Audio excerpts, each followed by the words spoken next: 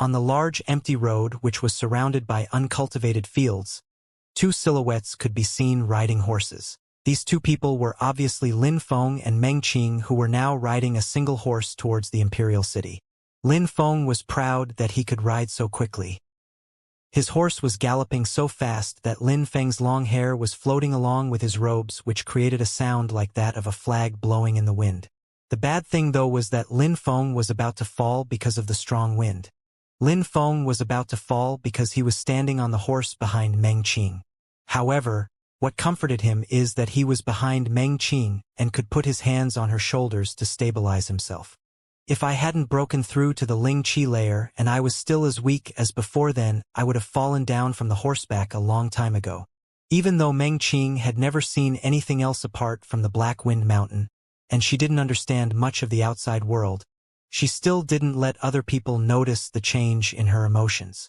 She was extremely smart and also had amazing perception abilities.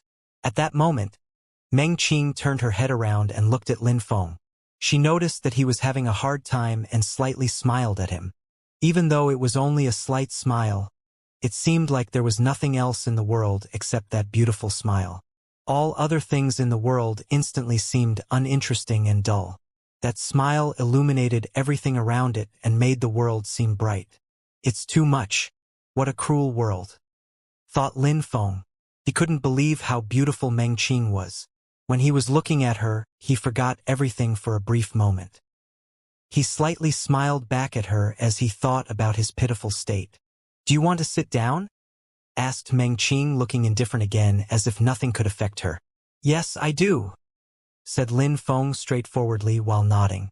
Lin Feng was an honest and straightforward young man. Unfortunately, the world was full of people with evil intentions. It was important not to be naive and not to show other people potential weaknesses, for example by being too honest. But Lin Feng was simple and honest, which is why he was often disappointed by cruel and heartless people. "Explain to me how the outside world works. If you manage to make my heart beat and shake up my feelings, I might consider the matter," said Meng Qing with expectant eyes, which stupefied Lin Feng. He was puzzled and couldn't help but smile. The outside world? Even though Lin Feng knew a lot about how cruel that world was, he was puzzled. After all, he had also been in that world for a short time. Moving Meng Qing was easier said than done. But at that moment, Lin Feng had a flash and said to Meng Qing while smiling, "Let me tell you about the story of my family." "All right," said Meng Qing while faintly nodding. "In my family, there is a ferocious beast which is 1,000 years old. It has magic powers and is extremely strong. Its name is Bai Suzhen." Lin Feng's voice was faintly audible. He remembered the classic scriptures he had read in his previous life. He remembered the story of the lovers, Liang Shanbua and Zhu Yingtai. During life they had fallen in love, but due to certain circumstances they had been driven apart. When death had separated the lovers, they transformed their spirits into butterflies so that they would never be separated from each other again. He was trying to take elements from such stories to make his own story even more touching and moving. Meng Qing was so captivated by Lin Feng's words that she didn't pay attention to the fact that Lin Feng sat down behind her and wrapped his arms around her waist. Their two bodies, from the distance, seemed to be joined as one. "All right," said Lin Feng, who had finished telling his story, and then pulled on the reins to stop the horse. At that moment, Meng Qing turned her head around. There was less than a centimeter between Lin Feng and Meng Qing's face. When Lin Feng saw Meng Qing's face that near, his heart started pounding. At this moment all he wanted to do was to kiss her. She was really a captivating and enchanting young woman. "It seems like my heart is still weak. Haha," thought Lin Feng. So close to Meng Qing, he was unable to remain cold-blooded. His heart felt like the ice which was gathering had begun to melt. Lin Feng was an extremely motivated cultivator and set high goals for himself. In this world, people like Meng Qing were rare. She could remain cold-blooded no matter what the situation. Only a wise cultivator could achieve such a high level of self-control, but Lin Feng was incapable of such a thing. He was not on the same level as Meng Qing. Meng Qing looked surprised and immediately asked Lin Feng, "Did you finish your story?" "Yes," said Lin Feng while nodding. "If you finished your story, Why are you still like this? I didn't give you my permission, said Meng Qing, sounding unsympathetic but with teasing look in her eyes. Eh? Lin Feng was surprised and then added, all right, I'll continue telling you stories. Meng Qing hummed and turned around without adding anything. Lin Feng's mouth was open but he was speechless. How evil was this woman? If he didn't tell her stories, he couldn't sit like that. Well then, how could he possibly stop telling her stories? Boom, vroom, vroom. At that moment, the ground was shaking with the sound of horses. Lin Feng gazed into the distance and saw a cloud of dust. This was the sound of horses galloping, and its noise was getting louder and louder. Not long after, a few armored horses appeared in front of them, surrounded by a cloud of dust. Meng Qing urged the horse to move and tried to make him move to a location to hide. At that moment, the armored horses were about to pass them. The leader of these people glanced at Lin Feng for a second and then continued galloping. Horse-mounted bandits? Lin Feng was astonished. These people looked extremely well-trained. Even though they were galloping on a road, they were in formation and there wasn't the least bit of chaos in their movements. They were galloping in a perfectly synchronous formation. Strong auras were emanating from their bodies. Lin Feng could sense the aura they had and how incredibly strong these people must have been. However, their clothes and their hairstyles looked terribly messy, just like the thieves Lin Feng had previously killed. How is it possible that these people look so similar to the thieves that you killed? Meng Qing was also surprised and asked Lin Feng that question, sounding cold and indifferent as always. She just turned around for a second and saw that Lin Feng looked as confused as her. A short while after, Lin Feng seemed like he had understood something. They are the same. Lin Feng looked ice cold and said, Meng Qing, let's go back, quickly. All right. Without hesitating, they turned around and galloped at full speed in the direction they had just come from. Duan Feng's carriage was going at full speed, leaving a deep trail in the ground behind him. The imperial city was extremely far from Yunyang town, and they didn't want to spend too much time on the road. Ho-oh! At that moment, Uncle Wang stopped the carriage. Even though Uncle Wang was extremely weak, he was extremely respected by the Duan clan because he was close to Duan Feng's grandfather. After Duan Feng's father's death, Uncle Wang had been the one assigned to handle a certain number of things in the Duan clan. His status within the clan was extremely high. That is why Uncle Wang had dared to insist for Lin Feng to leave, even though Duan Feng was firmly opposed to that decision. However, except for Duan Feng and Jing Yun, all the others were happy to see Lin Feng leave. At that moment, Uncle Wang noticed a yellow windstorm of dust on the horizon and noticed that the ground was shaking. Everybody felt that the ground was shaking. They all anxiously started gazing into the distance at the source of the commotion.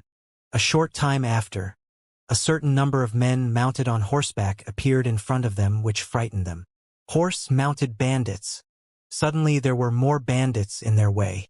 It seemed like they were really unlucky on this journey. Let's hope that these bandits are not as strong as the thieves we just encountered.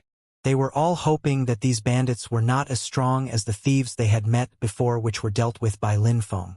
They were all extremely strong, and their leader had even reached the Ling Qi layer. If Lin Feng hadn't been there, they would have all been slaughtered.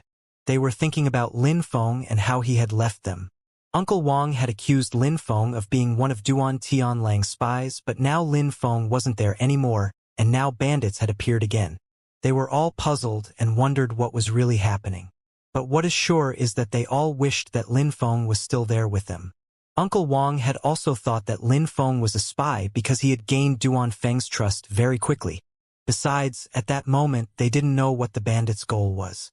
The chief of the bandits held a long dagger which had a dazzling light covering the surface of the dagger. "Kill them all, leave no survivors," said the chief of the bandits in a cold voice. The bandits' bodies were emitting very strong qi. Boom! The ground was violently shaking. All of the bandits' daggers emitted an extremely strong and deadly qi which moved straight towards to the carriage and started to oppress them. "Protect the young master," shouted Uncle Wang. The guards moved in front of him and released their spirits. "Die!" shouted one of the bandits as he swung his long dagger through the air. Suddenly, Blood sprayed everywhere and a head flew into the air. The darker elements of this world in general liked to behead people and always aimed at the throat of their enemies. Wherever they went, blood usually flowed in huge quantities. They enjoyed the fear that would be caused by the scene when others found it. That violent scene seemed like it had stopped time around them. Suddenly, time seemed to pass very slowly and the landscape had become completely silent. Blood was dripping from the tip of the dagger. A guard had been beheaded. There were still a few dozen bandits who were observing them with ferocious eyes. The ones who were left were terrified and shaking from head to toe in terror. Some of the guards were even in a state of panic and their heart was beating out of their chest. They could hardly breathe under the intense pressure of the bandits. These bandits were much stronger than the thieves they had just met. Seemed like it was the end for them. They were all going to die. Could it be that they were going to die in the same conditions and end up beheaded and left here to rot? Lin Feng, where are you?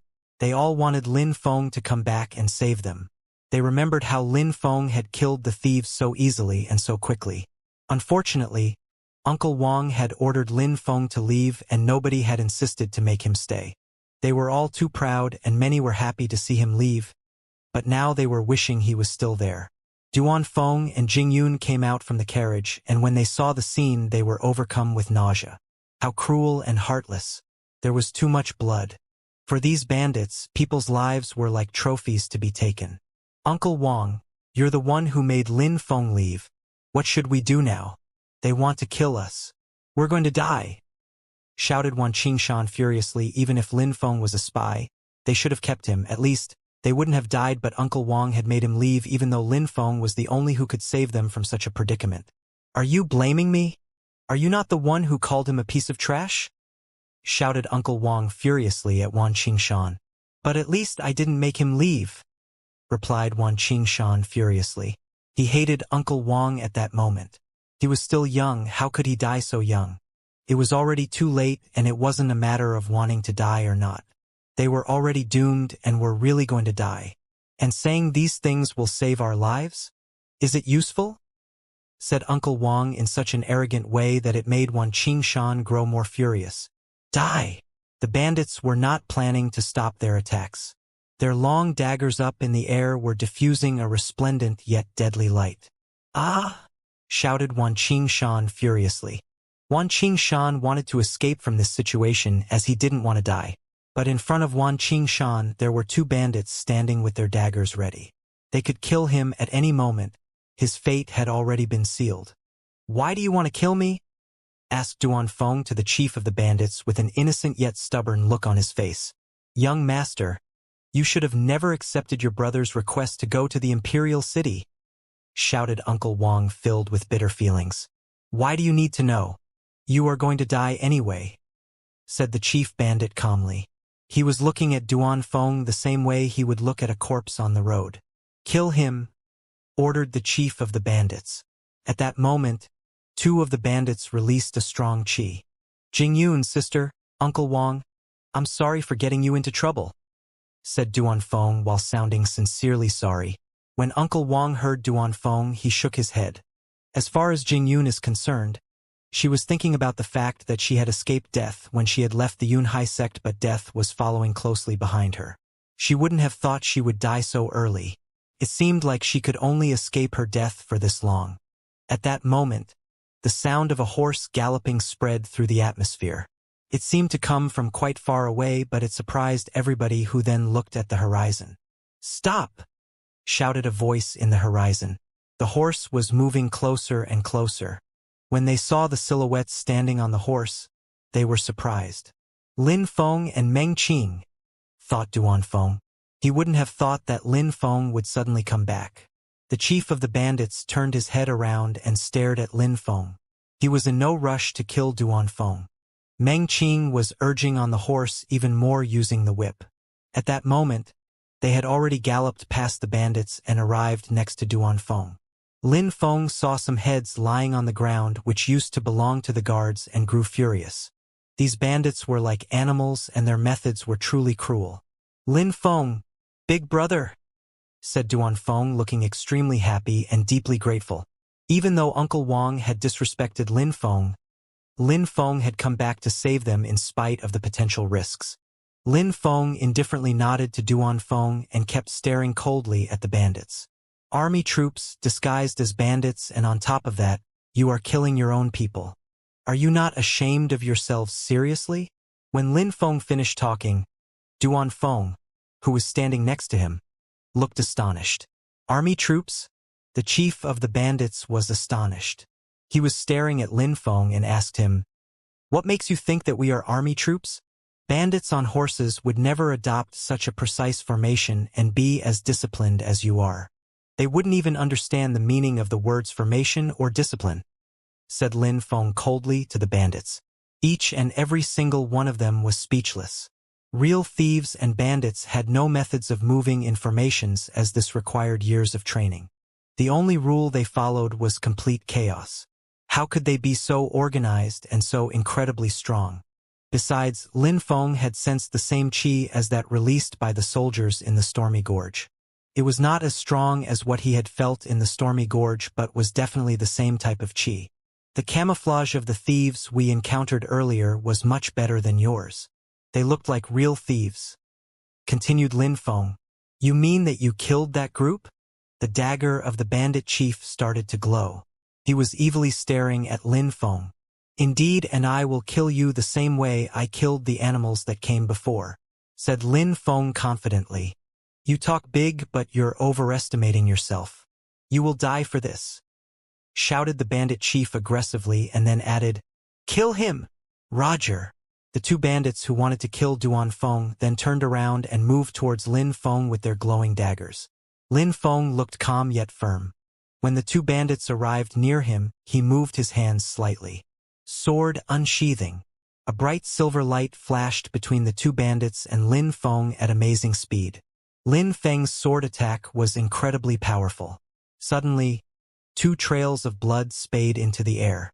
There were even some drops of blood which had landed on Lin Feng's horse. Ling Qi layer, said the bandit chief while looking surprised, and then added in an indifferent tone. No wonder that he acts so arrogant and had the power to kill the other group. While looking at Lin Feng, he added, Even if you are not weak, boy, let me tell you, your strength doesn't justify your arrogance, and I will show you how ignorant of the world you truly are. At that moment, a strong and oppressive force rushed towards Lin Feng. You see, I have broken through to the third Ling Qi layer, so you, who are only at the first Ling Qi layer, could never compete with me. You will regret your provocations. Besides, almost all of my comrades here are of the second Ling Qi layer. Almost every person remaining here can easily kill you. Only a few are at your level. Today I will be magnanimous, though. Normally, you should be killed for your provocations, but today, I will give you an offer out of the kindness of my heart. If you join my troops and serve under my command, you will be excused from your previous crimes. The chief of the bandits was trying to make it appear as a favor for Lin Feng, but in his heart, he really hoped that he would be able to recruit Lin Feng. Even if he didn't admit it, Lin Feng, for such a young man, was extremely gifted. People of his age rarely broke through to the Ling Qi layer. Lin Feng's future would definitely be bright, and the bandit therefore hoped Lin Feng could bring him good fortune in the future by serving under him. You are not strong enough yet, but I can teach you many things.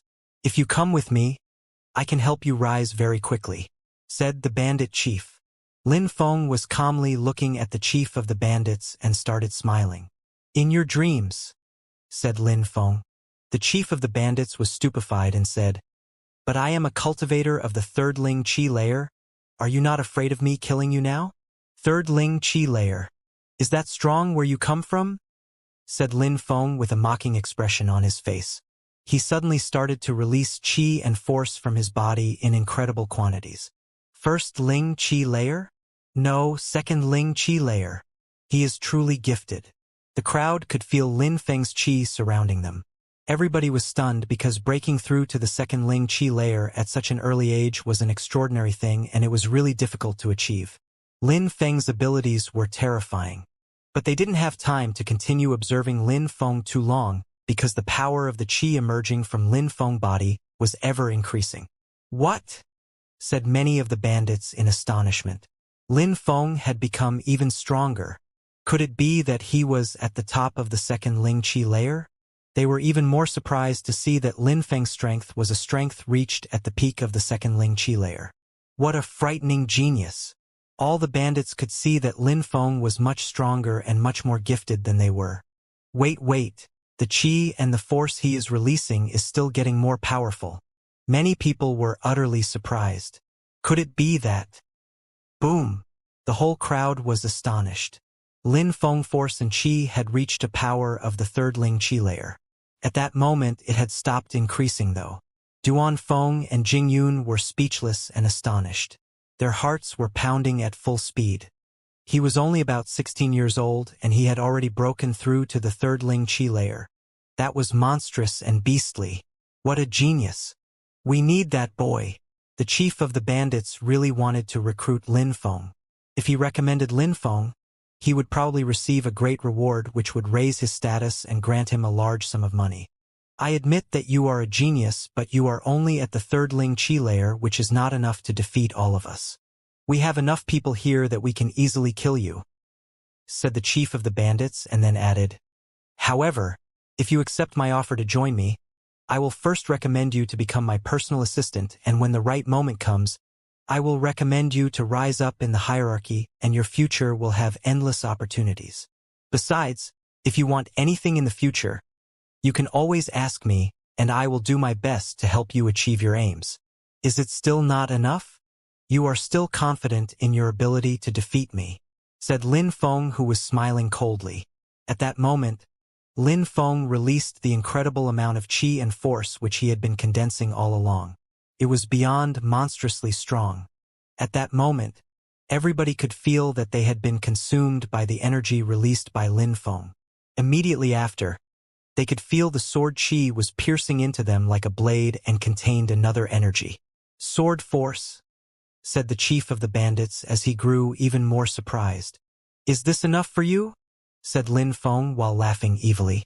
Lin Feng made another step and released even more sword force. This time, however, it was even more powerful than a moment before. Lin Feng's strength is terrifying. If I was in the middle of that sword qi, I would die in the blink of an eye. Duan Feng whispered that to Jing Yun, who was standing on his side. Jing Yun didn't know that Lin Feng had become so strong. He was much stronger than the last time she had seen him. Uncle Wang was also staring at Lin Feng and his thoughts were flowing at full speed. He didn't know what to think or believe anymore. When the chief of the bandits heard Lin Feng's words, a hideous expression appeared on his face. Lin Feng was a sword master who could use sword force and sword qi with such mastery. Besides, his power was ever increasing each time he released more of his energy. The chief of the bandits was even more worried because the energy that Lin Feng was releasing was a threat to his life. Lin Feng was most likely stronger than even him. He then remembered everything that he told Lin Feng a moment before and thought that his words had been ridiculous. Such a pity, a genius like you has to die so early, said the chief of the bandits while looking at Lin Feng and shaking his head. Lin Feng was very young, and even if he could already use sword force, he could not be as strong as the combined power of this many experts, even if he was stronger than them individually. They were already condensing a huge amount of qi and preparing for their attack. They all wanted to kill Lin Feng. Don't worry, I can't die from something like this, said Lin Feng, sounding extremely confident. He was a bit worried a moment before. He had thought that they might have a multitude of people who have reached the third Ling Qi layer, but in the end, the bandit chief revealed that they were much weaker than Lin Feng initially thought. When Lin Feng had broken through to the second Ling Qi layer, he could already compete with Duan Han of the fourth Ling Qi layer. Lin Feng had actually greatly increased his strength since then, so he didn't really worry about defeating the group even if they attacked together. You seem overconfident, but I will tell you that you are just being stupid, said the chief of the bandits, sounding extremely calm. He brandished his long dagger in the air, and at that moment, all of the bandits did the same. Then suddenly an extremely strong qi invaded the atmosphere. At that moment, Lin Feng was surrounded and enveloped by the combined attack from the bandits' qi. He had the feeling his bones were going to crack from the pressure. These bandits were many times stronger than the thieves that he had defeated before. Die! Shouted all the bandits at the same time. The qi of their daggers pierced through the atmosphere directly towards Lin Feng, who was still surrounded by his sword force. Their fear of Lin Feng was overtaken by their desire to kill him. Their long daggers glowed from all directions, and the qi they released was directed at oppressing Lin Feng. "Since you're attacking me, you should just die," said Lin Feng, and then closed his eyes. He released his celestial spirit and entered the world of darkness. His brain also started processing all the data at full speed. He instantly understood the position of every incoming attack around him. Every single dagger, every single movement the bandits made, Lin Feng could see and feel everything clearly. He was holding his soft sword, out of which a grayish-black qi was emerging and filled in the atmosphere. PSSHHH. Almost all of the bandits had arrived next to Lin Feng at the same time, and their daggers were all glowing. They all had expectant smiles on their faces. Lin Feng's sword force invaded the entire atmosphere, but Lin Feng remained motionless. "Deadly sword," whispered Lin Feng. Suddenly, he moved his body at shocking speed. His long sword made a perfect curve through the air. The grayish-black qi as well as the sword force had annihilated everything in its path. His attack was extremely powerful. The daggers had stopped glowing, and the bandits who had attacked Lin Feng were all sent flying backwards. On their bodies was a mark left by Lin Feng's deadly sword. The horses had gone crazy and were unceasingly neighing. The chief of the bandits was staring blankly at Lin Feng. He was gasping in astonishment and shaking from head to toe in complete terror. This was completely unheard of. All the members of his troop, without exception, had been blown away and then miserably fell onto the ground. There hadn't been the slightest noise, but with a single sword strike, Lin Feng had killed them all. The chief of the bandits had a shiver run down his spine. He was astonished. He was looking at Lin Feng and could only feel Lin Feng's dreadful qi wrapping around his body. "It's your turn," said Lin Feng. The chief of the bandits saw that Lin Feng had finally opened his eyes and had started moving towards him. A cold qi was moving towards him at full speed. Lin Feng's dark eyes looked lifeless and evil. A moment before, Lin Feng looked calm and serene, even though his eyes still revealed some indignation and anger. But at that moment, Lin Feng's facial expression had undergone a drastic change. His expression was ice-cold and emotionless. His two eyes had become pitch black and gave the impression that they would consume anyone who looked directly into them. How could the chief of the bandits still want to fight against Lin Feng? Fear was petrifying him, and he could not even move a muscle other than to escape. The chief's horse started turning around to escape. The chief of the bandits wanted to escape from that deadly sword at all costs. He wasn't able to counter a single attack from Lin Feng. "You want to leave?" said Lin Feng with a cold smile on his face. He used his moonlight feather agility technique and jumped 100 meters towards the bandit chief. The energy released by his deadly sword was creating vortexes as it passed through the air. Lin Feng's sword energy immediately crashed into the chief's body and pierced a hole directly through his chest. If he had tried to block the attack, maybe he could have resisted for a few more strikes, but it looked like he had given up all hope and knew that he was going to die under that sword. This was the end for the bandit, and his body heavily crashed onto the ground. Lin Feng recalled his spirit back into his body. His eyes became normal again. He turned around and walked towards Duan Feng and the others. "Lin Feng, big brother." Duan Feng's eyes were filled with gratitude and admiration. Lin Feng was way too strong. Besides, even if he was as strong as Lin Feng, he probably wouldn't take the same risks. At that moment, Uncle Wan started to talk as well. He had a big smile on his face and said, "Lin Feng, young man, I made a mistake. I am sorry." Lin Feng looked at the old man. He looked incredibly cold. How long are you going to pretend?" Lin Feng spat the words out in anger. At that moment, Uncle Wang was stupefied. Duan Feng and Jing Yun were also surprised. They didn't understand what Lin Feng meant. "Lin Feng, young man, please explain what you mean," said Uncle Wang, looking careless yet staring fixedly at Lin Feng. "These bandits were all army troops, right?" said Lin Feng. "Indeed. They must be army troops," replied old Wang. Duan Feng nodded and asked, "What does that have to do with Uncle Wang?" "Duan Feng, Do you remember that Uncle Wang said that the first thieves I killed were actually calmly speaking with me? I remember, said Duan Feng while nodding. If Uncle Wang is as weak as you think, then how could he hear and observe these things better than all of you? Replied Lin Feng. I have been loyal and devoted to the Duan clan for so many years. I am in charge of controlling that the young master is safe at all times.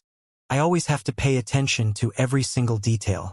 I know that you, young man, bear a grudge against me, but there is no need to try and damage my reputation like this, said old Wang. Damage your reputation? Said Lin Feng coldly. I am not that kind of person. What the chief of the thieves told me has nothing to do with this affair. I think that all these thieves and bandits came straight for Duan Feng to kill him, and all of you would have let him die, said Lin Feng in disdain. Maybe, nodded Uncle Wang. Who knows? Well, since that is the case, I find a bit strange. I killed all of the thieves in the first group. Not a single one of them was left to send a message to the second group. But how could the second group know that Duan Feng hadn't died? Why did they still come? How did the bandit chief know that the first group had been killed when he asked me if it was me who killed them?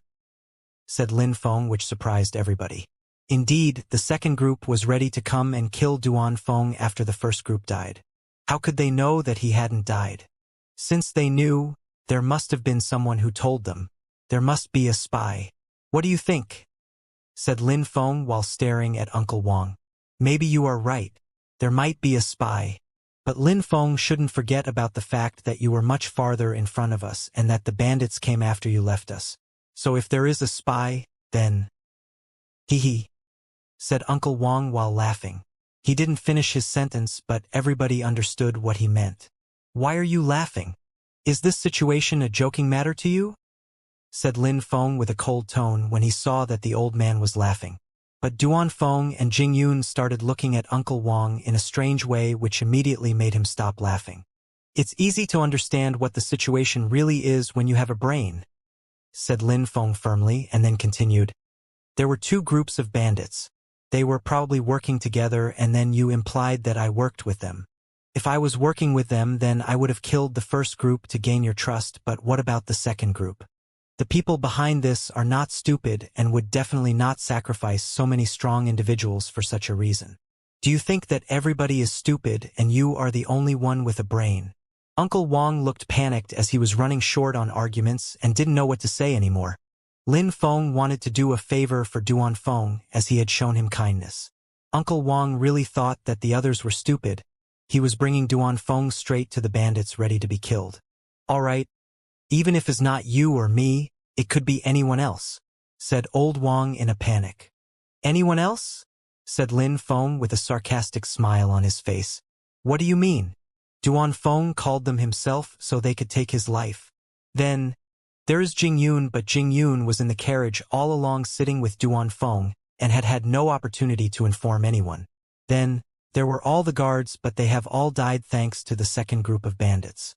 You are the only left to suspect, Uncle Wang. Still alive and completely unharmed. Not even a single attack was aimed in your direction.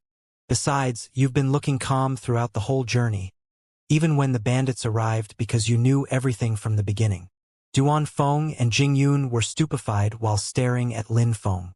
Lin Feng, big brother, Uncle Wang has been working for the Duan clan for many years. He's always cared for me since my childhood. He would never hurt me. This is probably a misunderstanding or a coincidence. Duan Feng refused to believe that theory. Uncle Wang was a friend of his grandfather and had always been there for him. Duan Feng, what kind of temperament does Uncle Wang have? Replied Lin Feng. Gentle, philanthropic, and charitable. Replied Duan Feng. Gentle, philanthropic, and charitable? Duan Feng, if this was really the case, then why has he been opposed to our friendship from the moment he learned of my strength? Didn't his personality drastically change when he saw me kill the thieves? He was the one who forced me to leave using the most absurd reasons. Don't you think that all of this is completely out of character? Said Lin Feng coldly, which made Duan Feng look surprised. Actually, Uncle Wang's behavior had been really strange. You have absolutely no proof of what you are saying. I have been working for the Duan clan for so many years. If the young master believes you, then I should just accept my death. You could kill me easily at any time, but instead you try to tarnish my reputation. It would be as easy as lifting your hand, so there is no need to continue talking. Please kill me, said Uncle Wang coldly. He closed his eyes as a sign that he was begging to be killed, which made Duanfeng feel extremely awkward. What a disgusting old man, said Lin Feng while staring at Uncle Wang. He was speechless. The old man's method to make Duanfeng feel guilty was horrible. Lin Feng, young man, why are you not killing me? Take my life. You are so strong. Nobody will ever say that you unfairly killed someone. Nobody would ever dare, said Uncle Wang in a weak voice. Uncle Wang sounded like he had been extremely hurt by Lin Feng. It sounded like Lin Feng's purpose had been to kill the old man all the way. Lin Feng, big brother, the situation was horrible for Duanfeng. He respected Lin Feng a lot and thought that he was strong and powerful. Besides, he had saved him twice already, and Uncle Wang had always been taking care of him since his childhood. He was like a member of his family, an elder of his family. I have no way to prove everything that I said. If you don't believe me, then there is nothing else that I can do. Whether he is important for you or not is not my problem, and it has nothing to do with me. I just wanted to warn you, that's all. Jing Yun, do you want to continue the journey with us, or are you going to stay here? Lin Feng didn't feel like arguing anymore. After all, he had only known Duanfeng for a day. Even if he thought that Duanfeng was a remarkably kind young boy, if he didn't believe him, then it wasn't necessary to keep trying convincing him. As far as Jing Yun is concerned, Lin Feng always considered her as a great friend and didn't want to put her aside or to make her feel abandoned. Lin Feng, I've had respect for you all the way, but now you are really just humiliating everybody. First, you humiliate me, an old man, and now you are humiliating Jing Yun, putting her in an awkward situation. You are going too far. Uncle Wang said these words on a very cold and aggressive tone, as if he had been provoked by Lin Feng. Shut the hell up, shouted Lin Feng extremely loudly while glancing at Uncle Wang, which stunned the latter. All right, Lin Feng, I see that you only know how to rely on your strength to bully others. Are you done talking? At that moment, a cold and indifferent voice spread in the air. It was Meng Qing. Everybody was surprised. She had surprisingly said something even though she was quite uncommunicative most of the time. Meng Qing was staring at Uncle Wang and she looked disgusted. She then said, You really are an impudent old man. You initially thought that you were going to leave alone at the beginning after everybody would have been killed by the bandits, but your plan failed and now you are trying to humiliate and bully Lin Feng. Do you have no shame? Lin Feng was astonished. He wouldn't have thought that Meng Qing would suddenly join in. Uncle Wang was astonished as well and shouted furiously, You two are working together. However, there is no need to make slanderous accusations. You two are extremely strong. If you want to kill me, just kill me. There is no need to make up reasons. So you want to die that much? Said Lin Feng calmly but filled with indignation because of that shameless old man. What other choice do I have? You are treating an old man like me in such a horrible way, replied the old man. Don't worry. There are enough reasons for you to die, said Lin Feng. Meng Qing started talking and said, Lin Feng, search him. You might find an item which could be used as evidence. For example, something which would enable several people to communicate even if a long distance separates them. Ha! Lin Feng was stupefied and glanced at Meng Qing. Immediately after, he looked at Uncle Wang again. If Meng Qing was right and Uncle Wang possessed such an item, it would be very clear that he was at the origin of everything that had happened on the journey. Uncle Wang's face drastically changed. Hee, I really need to search him, thought Lin Feng while staring at Uncle Wang and smiling coldly. Stop harassing me with your crazy and unfounded ravings. If you want to kill me, just kill me. There is no need to humiliate me like this. I am a weak old man, but I don't deserve to be humiliated like this, said Uncle Wang. You don't need to try and make everyone think you are a victim. That only makes you even more disgusting. If Lin Feng finds nothing, I will die, said Meng Qing. She was calm, but her words were incredibly sharp. Lin Feng looked at Meng Qing.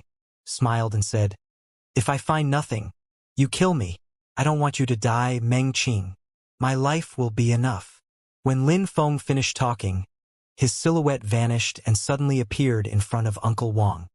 He then started holding him tightly and moved quickly so that the old man wouldn't have time to speak. Lin Feng's hand moved all over the old man's body and a short instant after took out a small black pouch. Lin Feng untied it and took a little sealed bottle out of it. "What do you have to say now?" said Lin Feng while looking at the old man who was shaking. Lin Feng had a teasing expression in his eyes. Duan Feng and Jing Yun were astonished.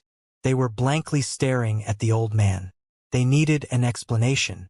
"Young master, I have always been close to the members of your family. I used to be close to your grandfather, then I was close to your father, and now I am close to you. I have been caring for you since your childhood. Do you remember the love and affection that I showed you?" Uncle Wang was looking at Duan Feng with an affectionate and tender expression in his eyes. "I, of course, remember, but why?" Duan Feng hoped that Uncle Wang would give valid arguments, but unfortunately he didn't. "Since you remember, I have nothing to add. If young master wants me to live, I will live. If you want me to die, I will die." When Duan Feng heard Uncle Wang, his heart was pounding. He was moved and touched by the old man's words. But it wasn't the same for Lin Feng, who felt his heart grow colder and colder. How could the old man be so shameless and that impudent? "Meng Qing guessed right, and we found evidence that you are the traitor. Do you think that a few emotional phrases will be enough to forget everything?" said Lin Feng, which made the old man shiver. "Lin Feng, young man, this affair has nothing to do with you. You don't need to act like this," said Uncle Wang. "Nothing to do with me?" said Lin Feng while taking his long sword out, which made Uncle Wang look at him in shock. Lin Feng then added, "Didn't you say that you wanted to die a moment ago? Now that we have irrefutable facts that you are a traitor, why do you no longer say that you want to die? Do you think that we will let you play as many tricks as you want?" Uncle Wang could already feel the deadly qi from Lin Feng's sword pressed against his body. He was shaking from head to toe with fear. The pressure alone sent shivers down his spine. "Young master," said Uncle Wang while looking at Duan Feng, who was his last hope at life. "No need to beg him. Even if he tells me to let you off, I won't. I will kill you no matter what to avenge all those who have died because of you, especially all these young guards. They will be able to rest in peace when you die. Who cares if you die?" When Lin Feng finished talking, his long sword stuck down on the old man. Blood splashed through the air and filled it with the scent of death. That old man was an impudent and a shameless liar. How was it possible to let him continue living? Phew! Duan Feng took a deep breath. He looked very sad at the betrayal and death of old Wang. He turned around and said, "Lin Feng, big brother, I'm sorry for everything. It's all right. You were just misled by him, that's all," said Lin Feng. Lin Feng didn't blame Duan Feng at all. Duan Feng was still young, only about 14 years old, and Uncle Wang was the closest person to him. Therefore, trusting Uncle Wang was a normal thing for Duan Feng. "Thank you, Lin Feng. I hope that you will not refuse to continue traveling with me to the Imperial City," said Duan Feng, as if he had already forgotten the events that just occurred, but his eyes still revealed his sadness. They were about to head for the Imperial City together. Only Duan Feng, Jing Yun, Lin Feng, and Meng Qing were left. It was the first time that Duan Feng experienced the cruelty which people were capable of. What scared him the most is that the people who had tried to kill him were troops from the army and thus protectors of the Shuiyu country. No problem," said Lin Feng while nodding. He then asked to Duan Feng, "Do you still want to continue on your journey and go to the Imperial City? Since we already left, there is no need to escape to another place," said Duan Feng, whose eyes were started to look less heartbroken. Suddenly, his facial expression changed as if he had an epiphany and said, "Lin Feng, big brother, you don't need to travel with us though. The large road that leads to the Imperial City is filled with all kinds of people. We just need to find another road and we should be fine." Lin Feng knew what Duan Feng meant and shook his head. I have looked at the map, but I don't know how many roads lead to the Imperial City. Let me drive the carriage," said Jing Yun. Duanfeng was troubled because of all the things that had just happened, but still said worriedly, Jing Yun, sister, don't push yourself too hard. The four of them moved towards the carriage, and Jing Yun drove the carriage while the others sat inside the carriage. Lin Feng and Duanfeng were having a discussion inside the carriage. Duanfeng, there is one thing that I would like to ask you. Go ahead and ask me. Uncle Wang accused me of having betrayed the Yunhai sect and of being sent by Duan Tianlang to kill you. What does Duan Tianlang have to do with you? Why would he want to kill you? When Duanfeng heard Lin Feng's question, he made a wry smile. I'm sorry. I may be too inquisitive. You don't have to answer, added Lin Feng. If I am still alive, it is thanks to you. There is nothing too inquisitive when coming from you, said Duanfeng while shaking his head. He then said, it's just that it is a very complex matter. Family matters are always complicated, I guess. My family name is Duan, you already know that. What might be less clear to you is that it is the name which belongs to the imperial clan. I am also a member of that clan. But because my grandparents made mistakes, we ended up in the Yunyang. Nowadays, there is nothing that distinguishes me from the ordinary people in that small town. Duanfeng was speaking slowly as he told his story. Lin Feng was calmly listening to him. He was amazed because he would have never thought that Duanfeng was related to the imperial clan. Lin Feng, did you know that the Duan family are the imperial clan at the head of the Shuiyu country? Yes, they are extremely strong and respected by everyone within the Shuiyu country, replied Lin Feng. However, I don't know for how many years the Duan clan has been at the head of the country and how long they will be able to reign over the country in such a prosperous way, said Duanfeng. Lin Feng was surprised. He had never asked himself that question. Reigning over a country and keeping it prosperous was a difficult task, but the Duan clan had been in charge of the country for a long time. It wasn't possible for them to reign over the country indefinitely, but until now, they had always been the strongest clan at the head of the country. Spirit! Suddenly shouted Lin Feng.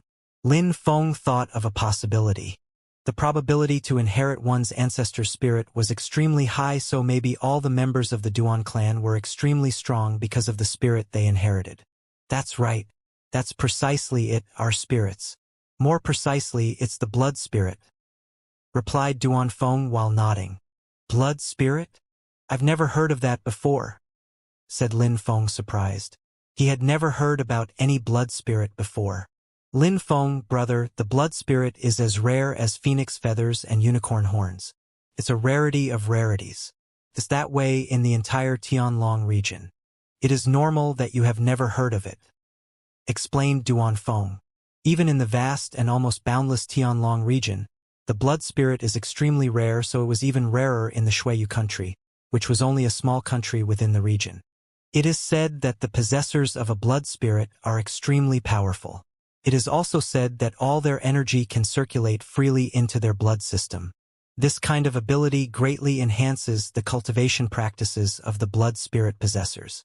Younger generations almost systematically inherit that spirit, but in some cases it becomes weaker through the generations. Systematically inherit a blood spirit. How terrifying, said Lin Feng. It is indeed terrifying. I don't understand all the benefits that come with a blood spirit though, said Duanfeng, making a wry smile. He was still too young. His strength was nothing in comparison with adult cultivators within the clan who possessed a blood spirit.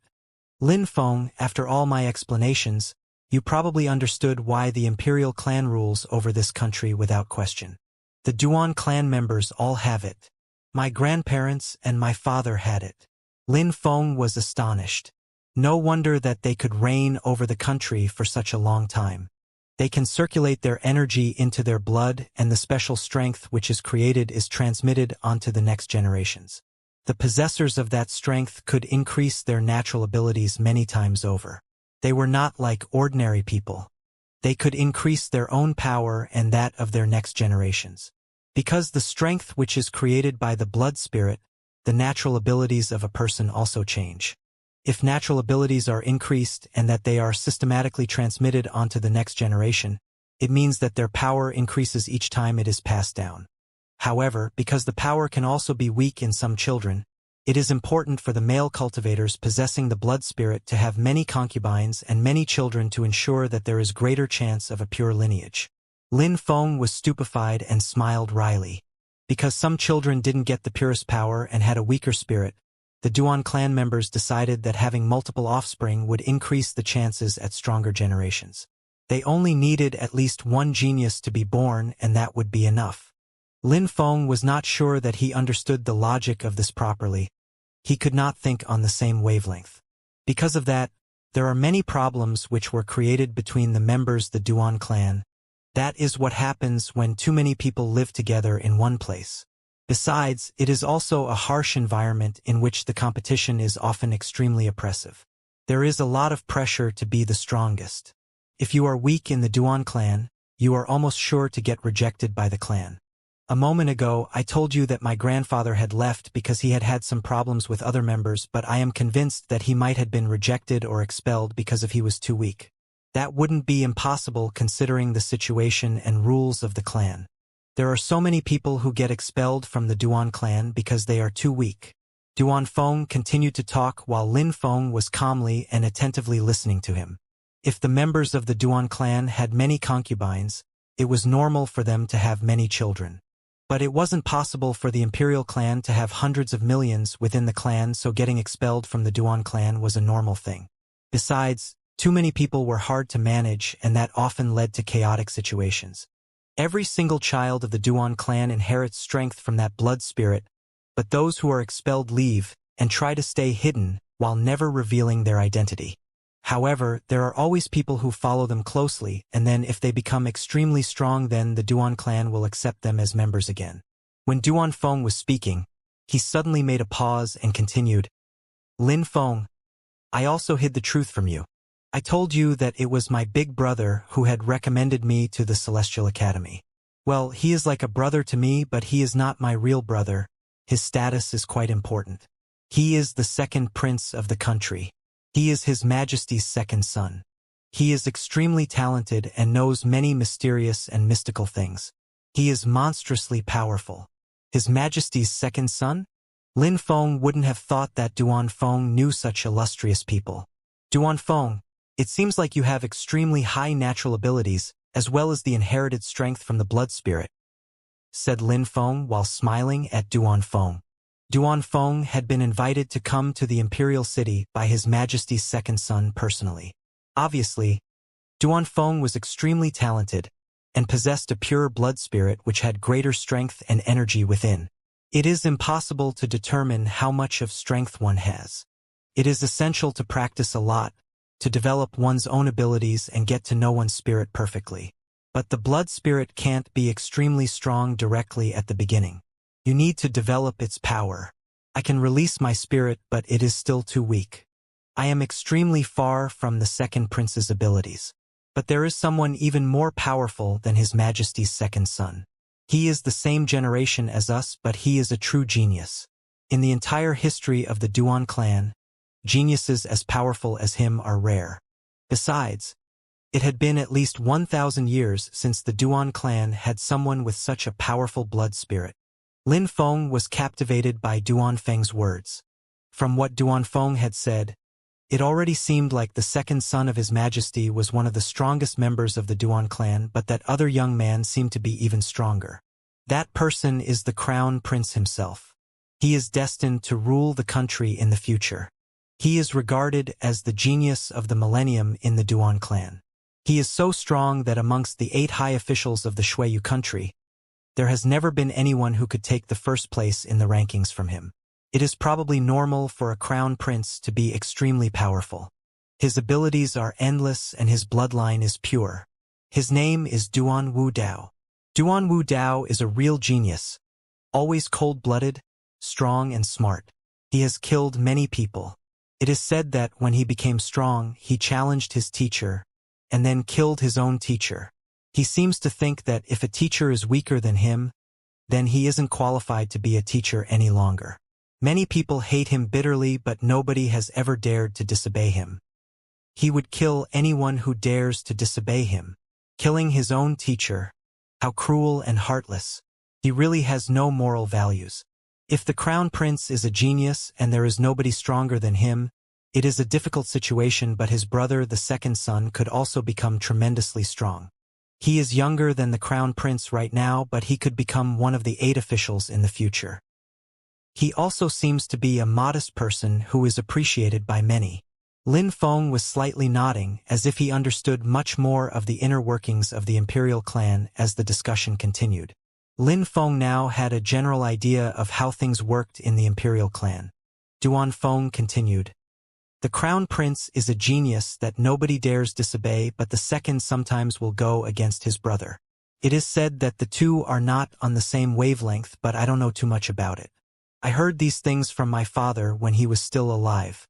You were talking about Duan Tianlang. He is very close to the crown prince. So that's how it is, said Lin Feng while nodding, and then added. So when Uncle Wang said that Duan Tianlang had sent me, it was because he was trying to destroy our new friendship, because if I was close to Duan Tianlang, I was indirectly on the side of the crown prince. Precisely. That must have been his reasoning, said Duan Feng while nodding. All this trouble had happened because the second prince had recommended Duan Feng to help him study at the Celestial Academy. Duan Feng had been in danger a few times, yet the second prince had never shown himself. The second prince seems to be very smart. Please be careful, warned Lin Feng. Hee. There is nobody who dares disobey the crown prince. Even if the second prince disobeys him, it doesn't mean that he can prevent him from doing things. Thus, the crown prince had most likely ordered people to kill me, and that is within his power. However, the second prince wouldn't try to help me, and that's normal. I'm too unworthy for him to fight with the crown prince. That could lead to a disastrous situation between them for nothing, said Duan Feng while smiling wryly. He looked sad. Maybe the second prince and the crown prince never go out. Their way of handling affairs is to delegate tasks to various people. This is their way of doing things, that's all. Lin Feng was still nodding. Lin Feng was really captivated by Duan Feng's words. Lin Feng was also impressed and astonished to hear such a young man talk with such eloquence. He was very smart for his age. He was right after all. The second prince and the crown prince were at the head of such a huge powerhouse filled with members ready to obey their orders at any given time. I have a question though. If all the members of the Duan clan have a blood spirit, how come Duan Tianlang and his son both use swords? This is what I meant when I told you about the fact that the blood spirit could weaken from generation to generation. This is also why the Duan clan members want to have so many children, because they need to be sure to have at least one with a strong blood spirit which is dominant. If the blood spirit weakens, then the cultivator would have another spirit which would normally be dominant. That dominant spirit will combine itself with the blood spirit in its weakened state. That is probably what happened in their case and why you noticed that they both use sword spirits. So, even if the strength of the blood spirit is weak, they will all have dual spirits. How terrifying, thought Lin Feng, who felt a shiver run down his spine. As far as the blood spirit and its special strength are concerned, there are some extremely gifted cultivators who inherit a pure and unadulterated blood spirit whose strength can increase infinitely, said Duan Feng. He looked strange at that moment and added, Lin Feng, brother, I inherited from a pure and unadulterated blood spirit, which is why I attracted the second prince's attention. Lin Feng slightly nodded. Lin Feng had already guessed that Duan Feng was a prodigy and probably has a blood spirit that was extremely powerful.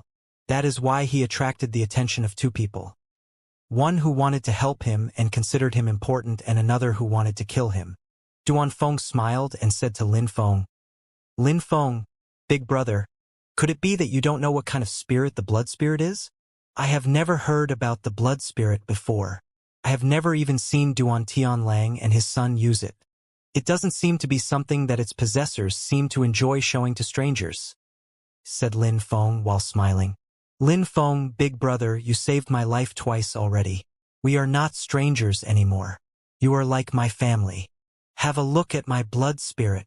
When Duan Feng finished talking, a strange qi enveloped his body, and then his spirit appeared behind his back. There were 3 black doors floating calmly above his body. They diffused an extremely ancient qi which felt like the qi of a long-dead era. These doors were open and they led into endless dark holes. It was impossible to see the end by looking at them. Lin Feng was blankly staring at these 3 doors. Then, a strangely familiar impression invaded him. Lin Feng, big brother, if you ever meet members of the Duan clan in the future, then you really have to be careful. Our spirit is called sealed doors. It can confine and seal other people's power and strength behind these doors and even seal their life. The more seals you have, the stronger and the more powerful your spirit and your strength becomes. The second prince personally has 5 seals. He is extremely powerful. It is said that one of our ancestors could seal the souls of 5,000 people in a single strike. When a cultivator uses this ability, a seal appears on the opponent's body as a personal mark of the one who carried out the attack. Then, either his strength or his spirit is sealed. Duan Feng was speaking slowly, and Lin Feng was shaking. Meng Qing and Duan Feng were suddenly astonished and were staring blankly at Lin Feng. That is the sealed door. Lin Feng was speechless. A strong qi was emanating from his body. Suddenly, he remembered where he had felt that qi. It was when he was a child and the victim had been his father, Lin Hai. The seal had appeared between his eyebrows. If Lin Hai had the mark of a sealed door between his eyebrows, it meant that Lin Feng's father had come into conflict with a member of the Duan clan. Before leaving Yangzhou City, Lin Hai had told Lin Feng that he was going to the Imperial City. Lin Feng's memories were a bit chaotic, but he remembered that his father hated the members of the Duan clan and vice versa. Lin Feng's father probably hadn't gone to the Imperial City for pleasure or for a short holiday. It was most likely he was going to settle a conflict. Did you run into danger for me, father? This time, I'm coming to the Imperial City and I will definitely find you. Lin Feng didn't know how his father had provoked the Duan clan. He also didn't know why there were tensions between them and his father. If he found his father, he would definitely try to understand what had occurred in the past between him and the Duan clan. Lin Feng had suddenly remembered that his father had never told him about his mother. Lin Feng found that it was very strange. Lin Feng. Meng Qing was looking at Lin Feng and thought that he was acting strangely, which is why she called out to him. Lin Feng was lost in thought, but at that moment came back into consciousness. Lin Feng's thoughts were agitated because of all the questions and possibilities. Lin Feng was surprised by Meng Qing and then said, I'm all right. Duan Feng, when will we arrive in the Imperial City? If we keep traveling at this speed and there are no problems on the road, then it should take another 5 or 6 days at a minimum. I'll drive the carriage later to let Jingyun have some rest. We'll make even quicker time that way, said Lin Feng. Even though Duan Feng didn't know what Lin Feng really meant, he still nodded. He was wondering why Lin Feng had been acting so strangely after he had seen the sealed doors. But Lin Feng didn't tell Duan Feng what was going through his head, and Duan Feng wasn't going to ask. Duan Feng was right. Even at full speed while traveling day and night, they would really need at least 5 or 6 days to arrive in the Imperial City. Because they had taken another road to the Imperial City, they had not come across any attackers. Maybe it was also because no one knew Duan Feng's location any longer due to them removing the spy. The Imperial City was vast, but roads leading to it weren't numerous. Actually, the entire city was surrounded by huge barriers and there was only one gate to enter it. The gate was gigantic and majestic. It was made of incredibly strong precious materials. The gate had a width and a height of several hundreds of meters. At the top of the gate, there were multiple guards with spears. The Imperial City was encircled by a huge moat filled with water, and the only gate was accessible only after crossing a large stone bridge. This was the only way to access the city. However, the entrance gate of the Imperial City was securely closed. It would only open during the day for a few hours. Pedestrians weren't bothered by that because outside of the Imperial City, there was another city which wasn't as big but still had millions of inhabitants. It was quite famous. At that moment, a carriage had arrived outside the Imperial City. Lin Feng was the one driving it. They were precisely in the city next to the Imperial City. There was a myriad of restaurants and shops. The city was incredibly lively. Lin Feng thought that it was much better of an atmosphere than when inside Yangzhou City. There are so many people, said Meng Qing, who had opened the curtain inside the carriage and was looking out of the window. "We are not in the Imperial City yet. This is the periphery, but we're still close to the Imperial City, so obviously there are many people," said Lin Feng while laughing from outside. Lin Feng was also convinced that there were so many people in the region at the moment because many of them hoped to be chosen to practice their cultivation at the holy courtyard of Xueyu. For the inhabitants of the Xueyu country, the creation of the holy courtyard of Xueyu was a unique moment in the history of the country. It was going to change the life and destiny of thousands of people. At that moment, nobody was paying attention to their carriage. Everybody was young and hoped to assist in the inauguration of the holy courtyard of Xueyu and eventually be taken to study there. "Meng Qing, you must be exhausted because of the long trip. Considering the gate isn't open yet, it would be best to have a break and eat something." Lin Feng stopped near a restaurant. Duan Feng and Jing Yun came out of the carriage as well. The four of them entered the restaurant.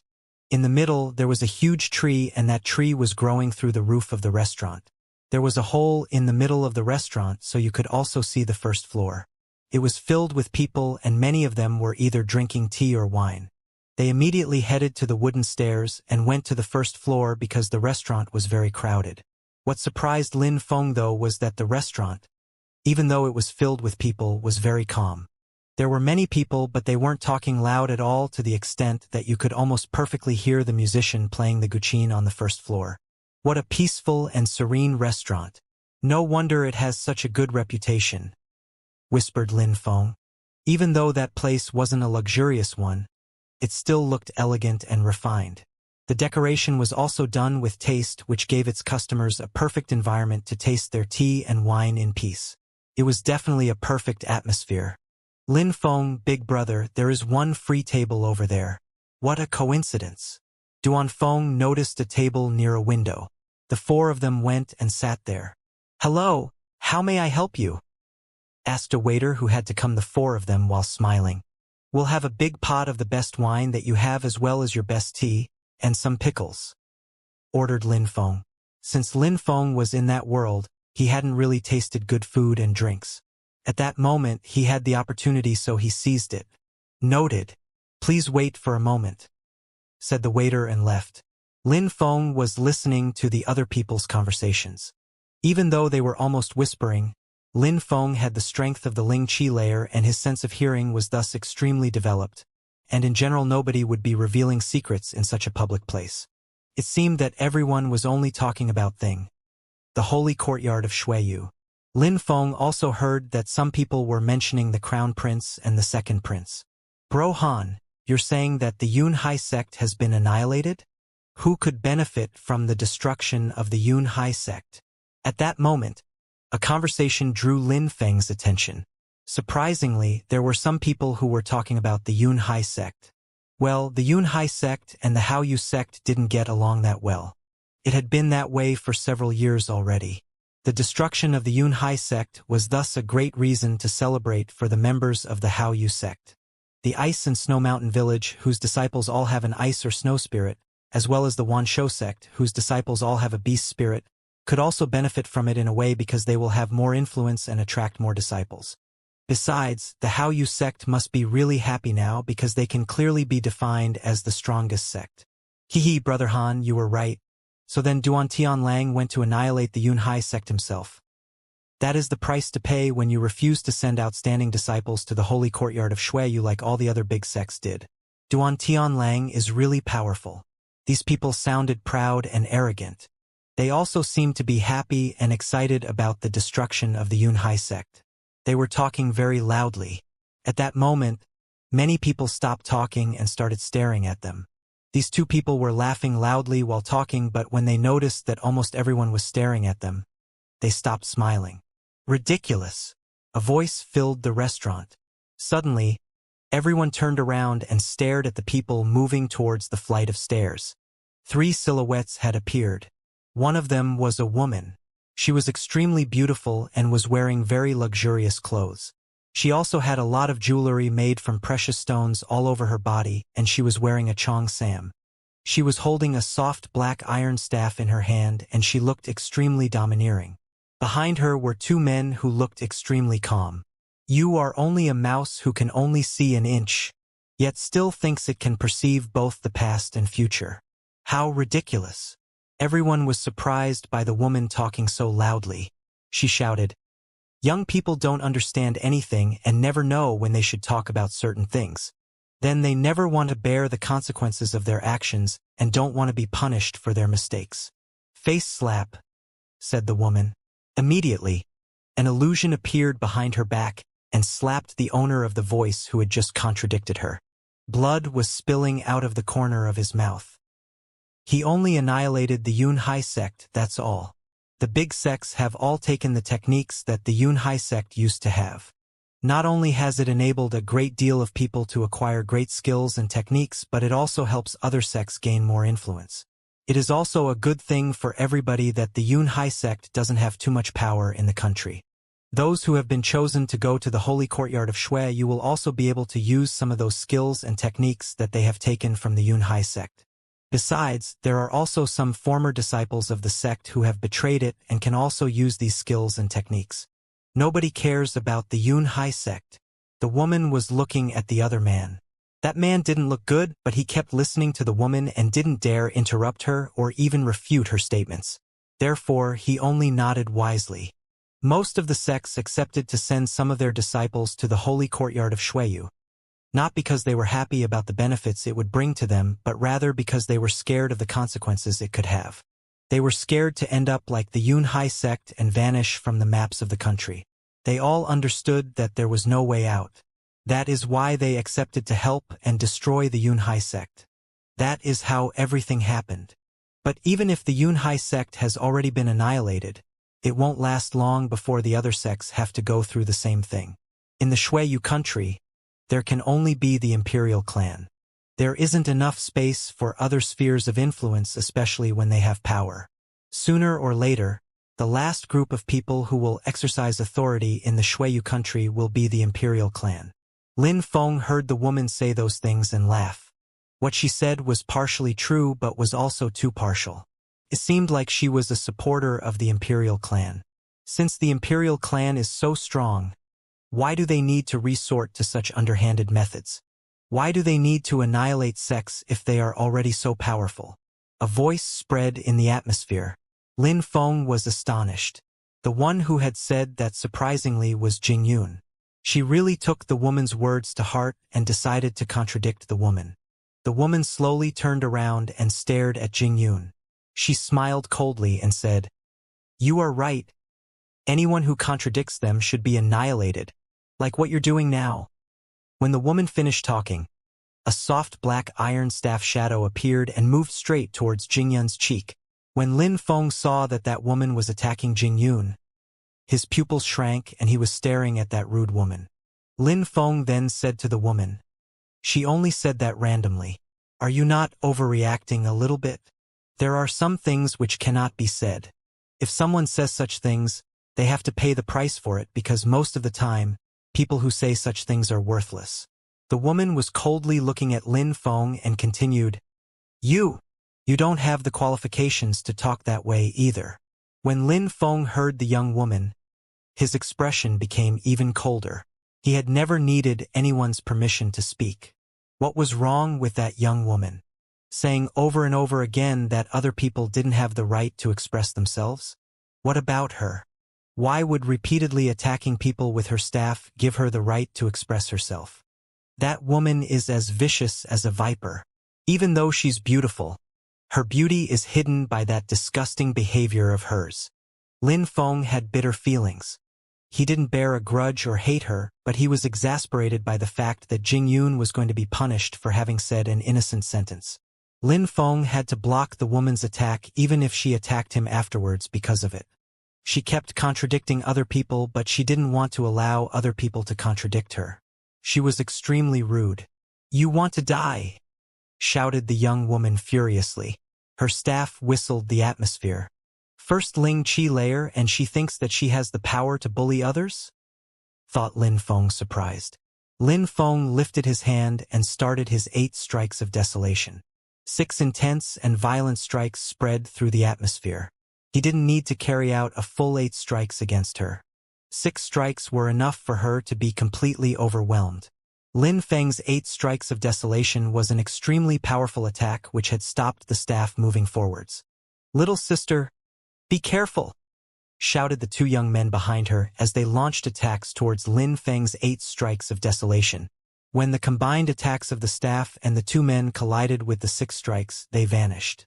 People in the restaurant were frightened by the exchange and started moving away.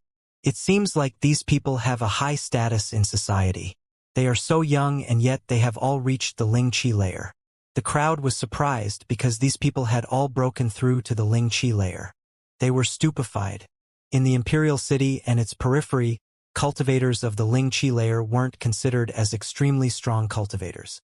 However, considering the age Lin Feng, the young woman and her 2 guards, it was a very high achievement. The young woman's 2 guards were about 20 years old. Lin Feng and the young woman were about 16 years old, yet they had all reached the Ling Qi layer. They were probably geniuses. "You surprisingly dare to attack me?" said the young woman who had been projected backwards by Lin Feng's attack. She looked furious and was fixedly staring at Lin Feng. Lin Feng groaned. He stood up and suddenly, an extremely oppressive qi started spreading through the restaurant. "You want to kill me and I'm not allowed to retaliate? Is that what you mean?" Lin Feng thought that it was ridiculous. In the world, there were some people who constantly humiliated and bullied other people, but they couldn't stand being provoked themselves. The young woman's 2 guards were vigilantly staring at Lin Feng. They could feel that Lin Feng was a dangerous existence. "If you want to live, slap yourself and get the hell out of here," shouted the young woman. The young woman's face looked evil. She had never been humiliated in the outer part of the Imperial City. "If I want to live? I don't know what you mean," said Lin Feng while smiling coldly and started walking forwards. At that moment, a strong qi pierced the atmosphere straight towards the young woman. "You say that I am not qualified to open my mouth, but I would like to ask you a question. What gives a useless piece of trash like you the right to humiliate other people? Constantly slapping other people and even slapping those who are close to you." When Lin Feng finished talking, he moved his hand and carried out another 8 strikes of desolation attack.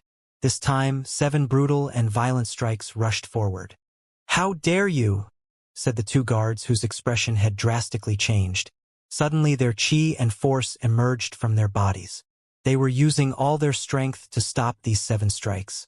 A vortex spread throughout the atmosphere and made rumbling sounds. Everybody was staring at them. That young man was extremely powerful. That young woman had provoked him without thinking about the consequences. "Get the hell out of here!" shouted Lin Feng. His 8 strikes of desolation attack was moving at full speed through the air. It looked nobody could resist such an attack. Boom, boom, boom. The atmosphere was filled with an extremely loud rumbling noise, as if there was an earthquake which had just been summoned forth. The young woman's 2 guards were blown into the air and then heavily fell down onto the floor. Everybody was astonished. Not only was that young boy only 16 years old, but he was also extremely powerful. Saying that he was a genius was definitely not an exaggeration. It seemed like the external part of the Imperial City was also home to some crouching tigers. The young woman was blankly staring at her 2 guards who had been sent flying by the attack. Her evil expression had disappeared from her face. "You?" said the young girl looking at Lin Feng who was walking towards her. She wanted to talk, but the words wouldn't come out of her mouth. "Answer my question. You say that I am not qualified to express my opinion. Well, what about you?" Lin Feng was walking towards her. He didn't like bully or threaten other people, but he could not stand seeing other people get bullied. Lin Feng knew what kind of person that young woman was. He was used to such people. If you gave her an inch, then she would take a mile, and besides, she would definitely bully other people even more. Could Lin Feng tolerate the fact that Jing Yun had been humiliated by such a person? Lin Feng had no choice but to get involved.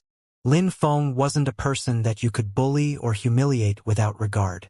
He had a strong personality and would resist anyone if they were unfair. "Don't you know who I am?" The young woman was terrified by Lin Feng's qi. She was slowly stepping back. She hated herself for not having brought along stronger guards. Of course, She also wouldn't have thought that anybody would surprisingly dare oppose her like Lin Feng. She thought that Lin Feng was probably a foreigner. "Who you are? What does that have to do with me?" said Lin Feng while smiling coldly, and then added, "Only a piece of trash relies on their social status to bully and attack other people. What you don't know though is that if you attempt to slap the wrong person, they might slap you back." "Slap me? That's a joke. Nobody has ever dared to slap me," said the young woman coldly. "Is that so?" said Lin Feng with a cold smile on the corner of his mouth, and then added, "What an honor. I will become the first to slap you." "You would dare to attack me?" said the young woman, looking angrier and angrier. She continued, "If you touch me, you will die such a tragic death that you will not even need a grave for burial. There are some things which cannot be said, otherwise one has to pay the price for it. You said that a moment ago, do you remember?" said Lin Feng with the same ice-cold expression on his face. He then made another step and added, "Besides, there are some things which you cannot do without regard for other people. Now you will have to bear the consequences of your actions and be punished for your mistakes. You want me to slap my own face? Well, then I will slap yours. Would you dare?" "Why wouldn't I?" said Lin Feng, who had finally arrived in front of the young woman. He then lifted his hand into the air. "Stop," said a sudden voice. The crowd then looked at who had spoken. It was a lithe and graceful woman. She was carrying a guqin. She was on the second floor and was heading to the flight of stairs. She looked so graceful and elegant that it seemed impossible to criticize her. Many people were looking at her. She was the owner of the place. Her name was Xianxia. She looked like such a pure and innocent person. However, she was also stunningly beautiful. Her restaurant definitely had a well-deserved reputation. That woman looked more mature than the arrogant young woman, which made her even more beautiful and glamorous. It seems like the battle is not going to happen. Many people were looking at the beautiful woman who was personally getting involved. The tensions had definitely been started because of that arrogant young woman. Nobody liked her, but considering her social status, it was hard to oppose her. At that moment, Lin Feng turned around and looked at that woman. She was about 20. He thought that the woman was particularly attractive. But Lin Feng's expression didn't change much. Even if that woman was very beautiful, Meng Qing was much more beautiful than her. Besides, Lin Feng had been spending so much time with Meng Qing and they got along really well. So Lin Feng was started to be immune to other women's beauty. "Is there a problem?" asked Lin Feng calmly, yet sounding cold and indifferent. Xianxia looked at Lin Feng. She looked angry. People who talked to her coldly and indifferently were rare. "You shouldn't touch her," said the woman in a soft and gentle tone which was hiding a certain authority. Lin Feng knew that that woman wouldn't accept any other answer than a positive and agreeing one. "Is it an order?" said Lin Feng on the same cold and detached tone while frowning. When she heard Lin Feng, Xianxia was surprised. Immediately, she started smiling and said, "No, it's not an order. Just don't make me lose face." "How does that sound?" "I understand," said Lin Feng while smiling indifferently. He then asked, "But do we know each other?" "Huh." Xianxia was looking at Lin Feng with the same gentle smile on her face and said, "Well, this is the first time we meet. But, all right, we don't know each other it seems," said Lin Feng while interrupting Xianxia, and then said, "If we don't know each other, why should I care about you losing face?" Lin Feng's words astonished everybody. That guy was so aggressive. How could he talk to Xianxia that way? Besides, she was so beautiful. Obviously, Lin Feng didn't know what everyone was thinking, and he then continued, "When she started provoking my friend, you didn't come out at that moment, right? When she was provoking and slapping other people, or when she ordered me to slap my own face, you also didn't come out, right? She's been acting arrogantly and setting herself above everyone else this whole time. She's been humiliating and bullying a whole bunch of people. She wanted me to slap my own face. So now, what are you doing? Why did you suddenly come out? What do you think you're doing?" continued Lin Feng. Xianxia was speechless. Lin Feng's words resonated through the entire restaurant. Everybody was speechless. They were all thinking about what Lin Feng had just said. Maybe that he was right. A moment before, they had thought that because Xianxia had come out, Lin Feng had to be quiet and respectful to her. However, at that moment, nobody thought that way anymore because everybody agreed with Lin Feng. Why had she suddenly come out? Why hadn't she come out earlier when that arrogant young woman was harassing the others? Xianxia had been slapped by Lin Feng, but it was an invisible one. Lin Feng's words had slapped her in the face. She hadn't respected Lin Feng by coming out at that moment. She had even attempted to humiliate Lin Feng. People need to show respect if they want to continue living in dignity, said Lin Feng with a resplendent smile on his face. Suddenly, he landed a thunderous slap against the young woman's cheek. Under the crowd's amazement, he slowly lowered his hand. This was a real slap with a shocking sound on impact. Xianxia's restaurant was suddenly invaded by a heavy silence. Everybody was staring at the young woman's cheek. Lin Feng's hand had left a big red mark on her cheek. One could even see each of his individual finger marks on her face. Nobody would have thought that Lin Feng would actually slap such a beauty. He had slapped without the least bit of hesitation and with a good amount of force. He hadn't only humiliated the young woman by doing this. He had also made Xianxia lose face. The crowd was blankly staring at the young woman. She slowly raised her hand and then touched her cheek. She had the feeling that her cheek was on fire. Her family name was Duan. She was a member of the imperial clan. Nobody had ever dared slap her, and at that moment, Lin Feng had slapped her. She had totally lost face. She looked so furious that her face had turned grotesque. "You shouldn't have done that," said Xianxia, breaking the heavy silence that had invaded the restaurant. She was still looking elegant and graceful. It seemed like she never lost her temper. "What you mean is that I should have let her humiliate everybody without doing anything?" said Lin Feng while staring at Xianxia. He sounded just as calm as her, but that was Lin Feng's temperament. He was actually boiling with fury inside. Even if she attacks you and humiliates you, you cannot fight back. Besides, it hadn't even gone that far yet, replied Xianxia. "Well, sorry for having disappointed you," said Lin Feng coldly and ironically. Lin Feng thought that Xianxia was a fake. She looked graceful, elegant, pure and innocent on the outside, but she was actually arrogant and unfair. Lin Feng didn't like her at all. "The problem is not about me being disappointed or not. It is actually close to what you said earlier. There are some things you cannot do unless you are ready to bear the responsibility for it and pay the price." "You are wrong," said Lin Feng while shaking his head, and then added, "Not only are you wrong, but you are also extremely stupid. In the eyes of people like you, you think ordinary people like me are worthless. You can humiliate, bully, and attack us while we are not allowed to strike back. Even if we don't do or say anything, the situation is always the same. You bully us ordinary people. Attacking or not attacking, it's all the same since the consequences are the same. The consequences are not that serious anyway. What should I have done then anyway? Escape after having been humiliated? Could it be that? Do you really think that you will be able to leave without paying the price for what you have done? The consequences, unlike what you're saying, will be serious.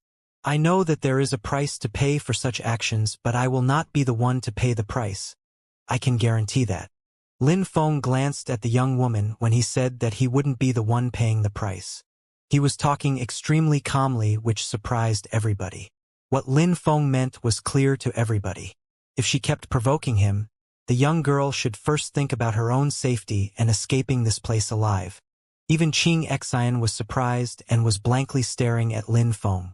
Was he really only a 16-year-old boy? He was so cold, so mature. "Are you threatening me?"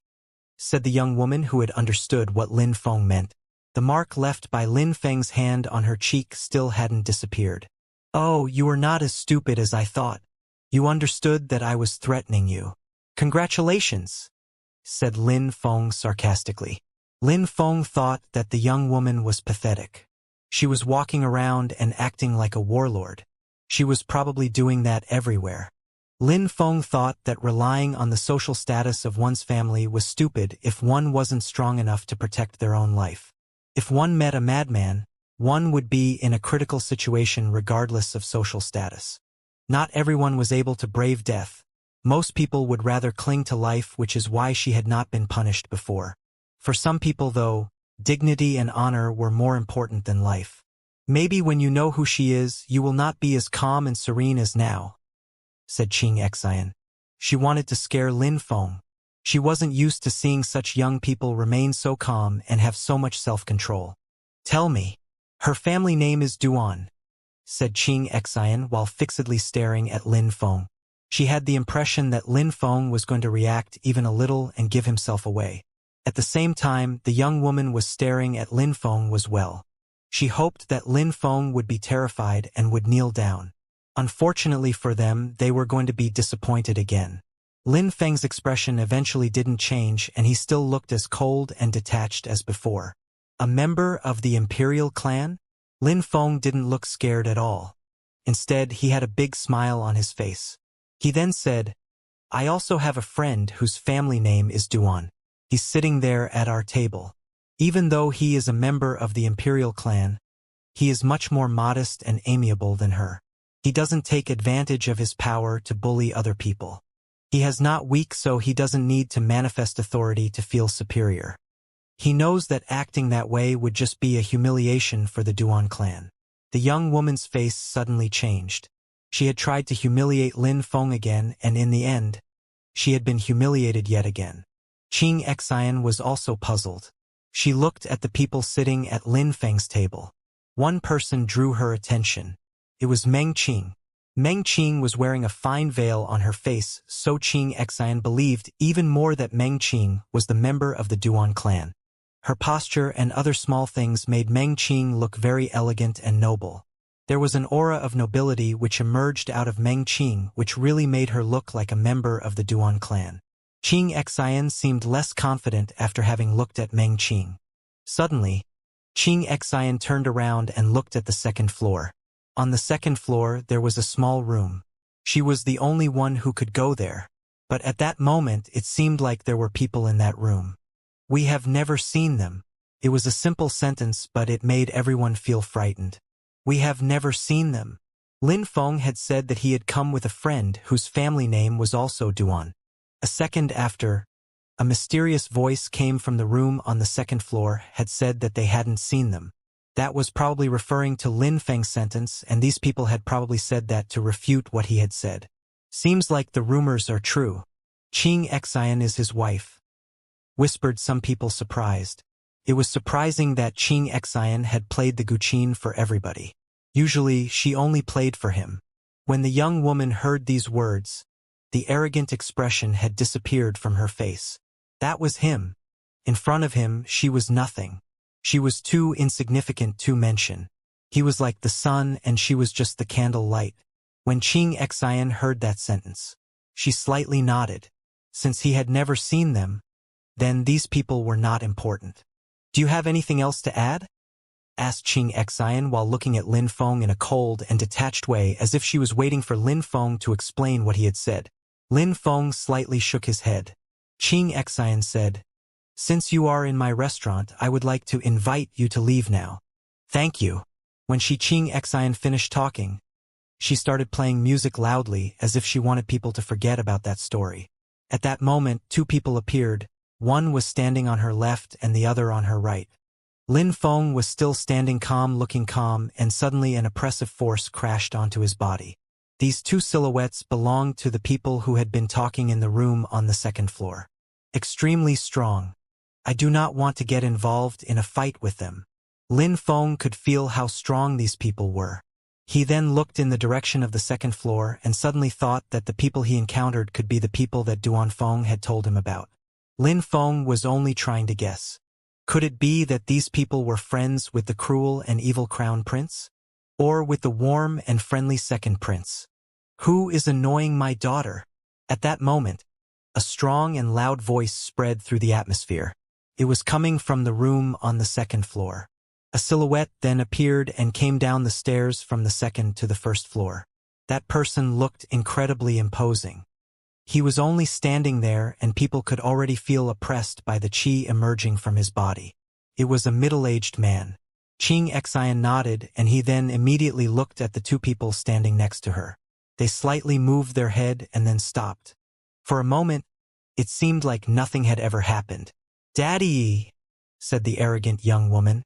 She wanted to walk towards him but realized that she couldn't. A strong and cold chi was enveloping her body and she couldn't move at all. It seemed like if she tried to resist, she could die at any moment. "How audacious," said the middle-aged man walking towards Lin Feng, while releasing some oppressive chi.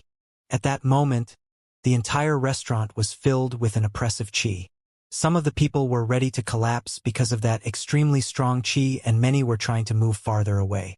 Lin Feng's body was being more and more oppressed with each passing second. He had the feeling his bones were going to crack. He had the feeling that he was carrying an object of several tons on his back. "Do you regret now?" said Xianxia cold and detached. She hoped to see Lin Feng express negative emotions and feelings such as fear or resentment. "There are some things, when you do them, you never regret them," said Lin Feng while smiling unperturbedly. He sometimes looked and sounded like a noble hero. Being drunk, singing, talking loudly, etc.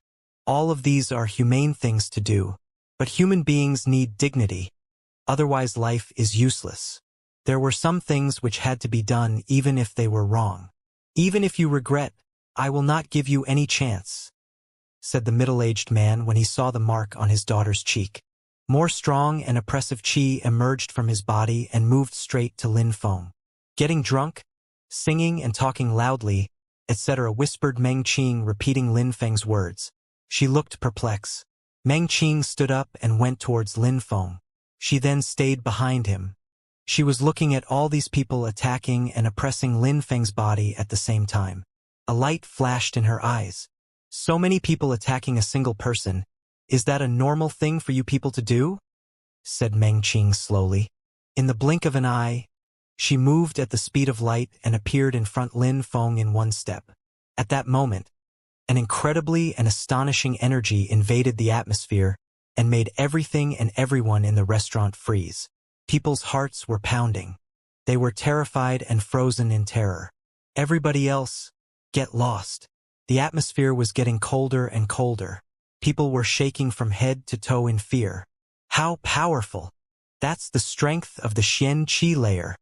The entire crowd had the feeling that they were literally frozen. Especially the arrogant young woman who stood close to Meng Qing. A layer of ice had appeared on her body, and it was slowly getting thicker with each passing second. This power could make an entire lake or river freeze solid. What a monstrously terrifying power! In the entire Shuiyu country, any cultivator of the Xianqi layer was considered as an amazing talent and an extremely powerful cultivator. They could easily become elders in the biggest sects of the country or in some sects, patriarchs. Even the fine veil that was covering Meng Qing's face was covered with ice.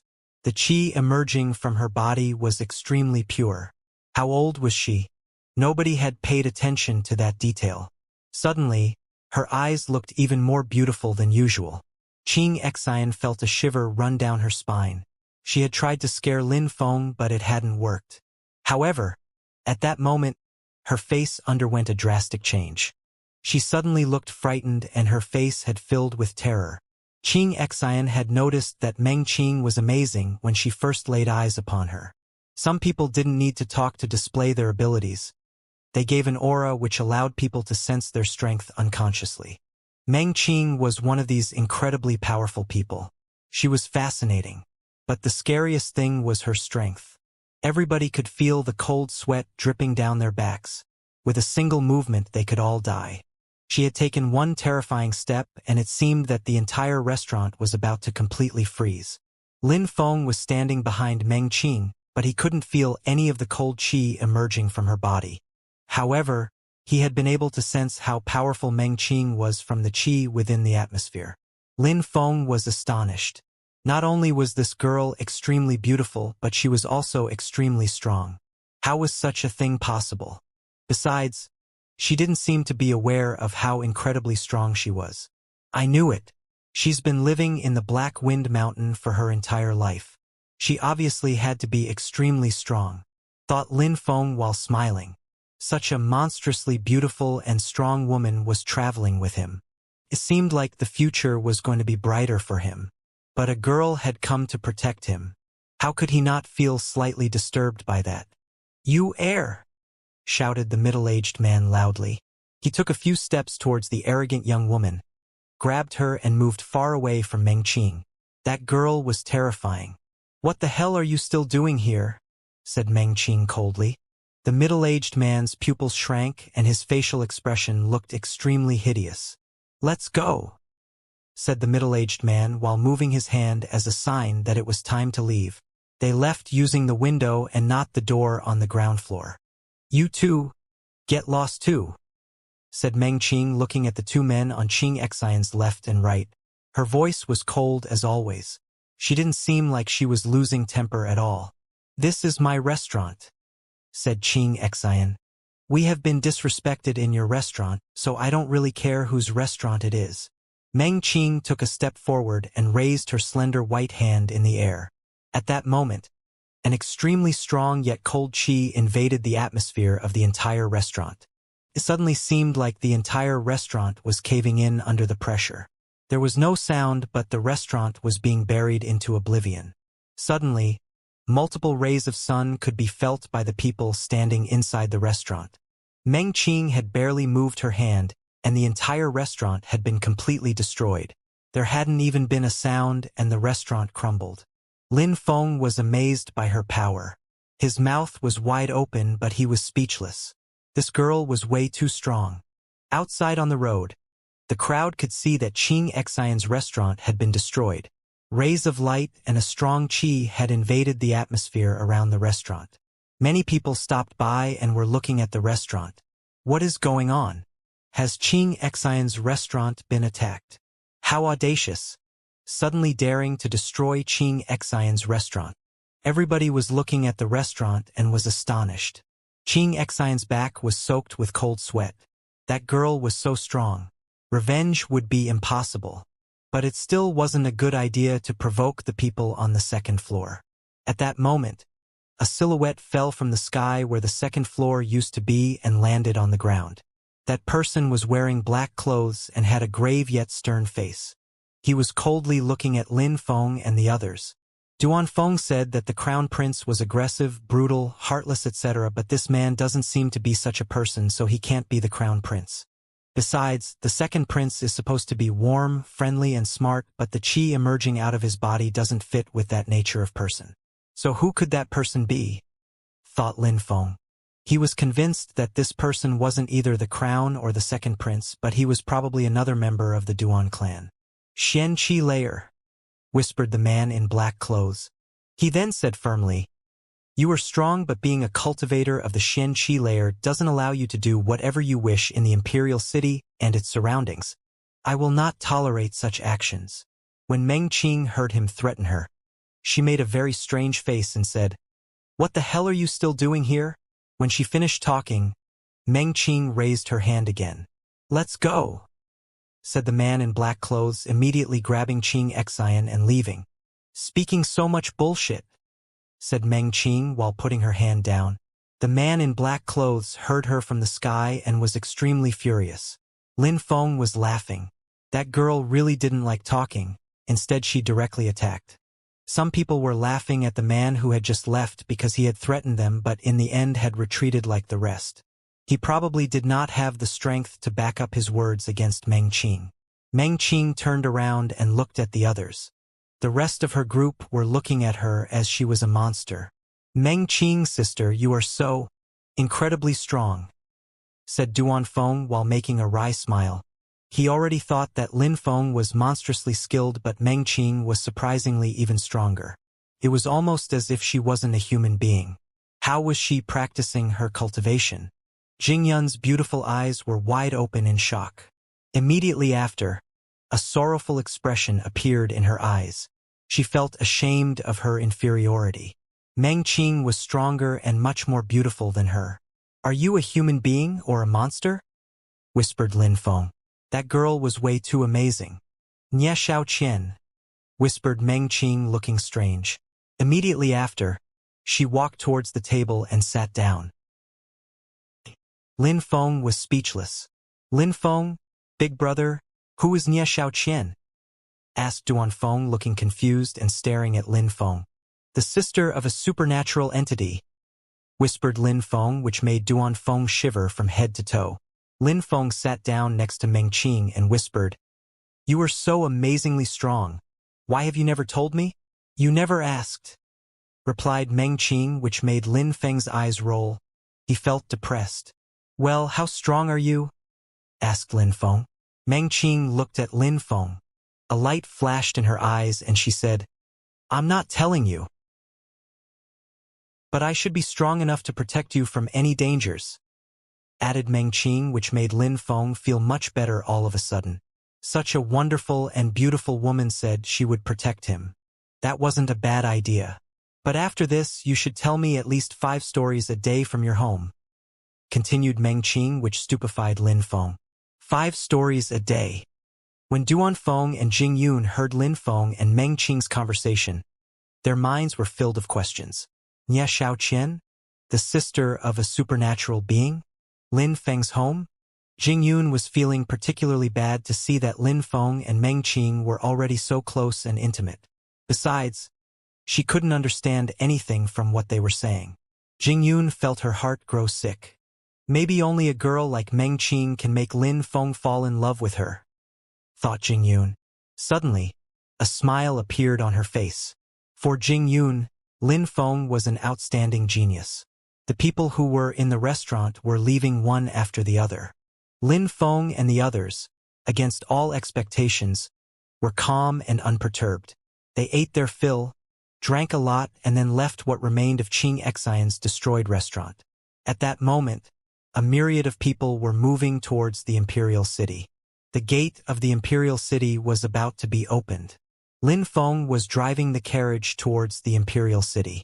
A short time after, they arrived in front of the magnificent and grandiose gate. "That gate and the gate of the Yunhai sect really have nothing in common," whispered Lin Feng. There was a huge queue on the stone bridge leading to the gate of the Imperial City. "Look, there are some people entering from the sky. How strong!" The entire crowd, who was queuing on the ground, could not help but stare at them with envious eyes. They had raised their head and could see people were entering the city from the sky. Lin Feng raised his head and saw gigantic black wings in the sky. They were creating whirlwinds in the air as they moved through the air. "It looks like a legendary rock? Could it be Chuzhanpeng?" thought Lin Feng, surprised. The person on the bird looked at the crowd on the ground and then entered the Imperial City at full speed. "Chuzhanpeng is really extraordinary. Looking down at the gate of the Imperial City like this and then directly entering into the Imperial City," thought many people. He was extremely strong. Wherever he was respected. Even the Imperial clan members respected him. He could even enter the Imperial City like this and nobody would prevent him from doing so. Those who were strong enough to fly had enough power to do as they wished. They could all enter the Imperial City without waiting.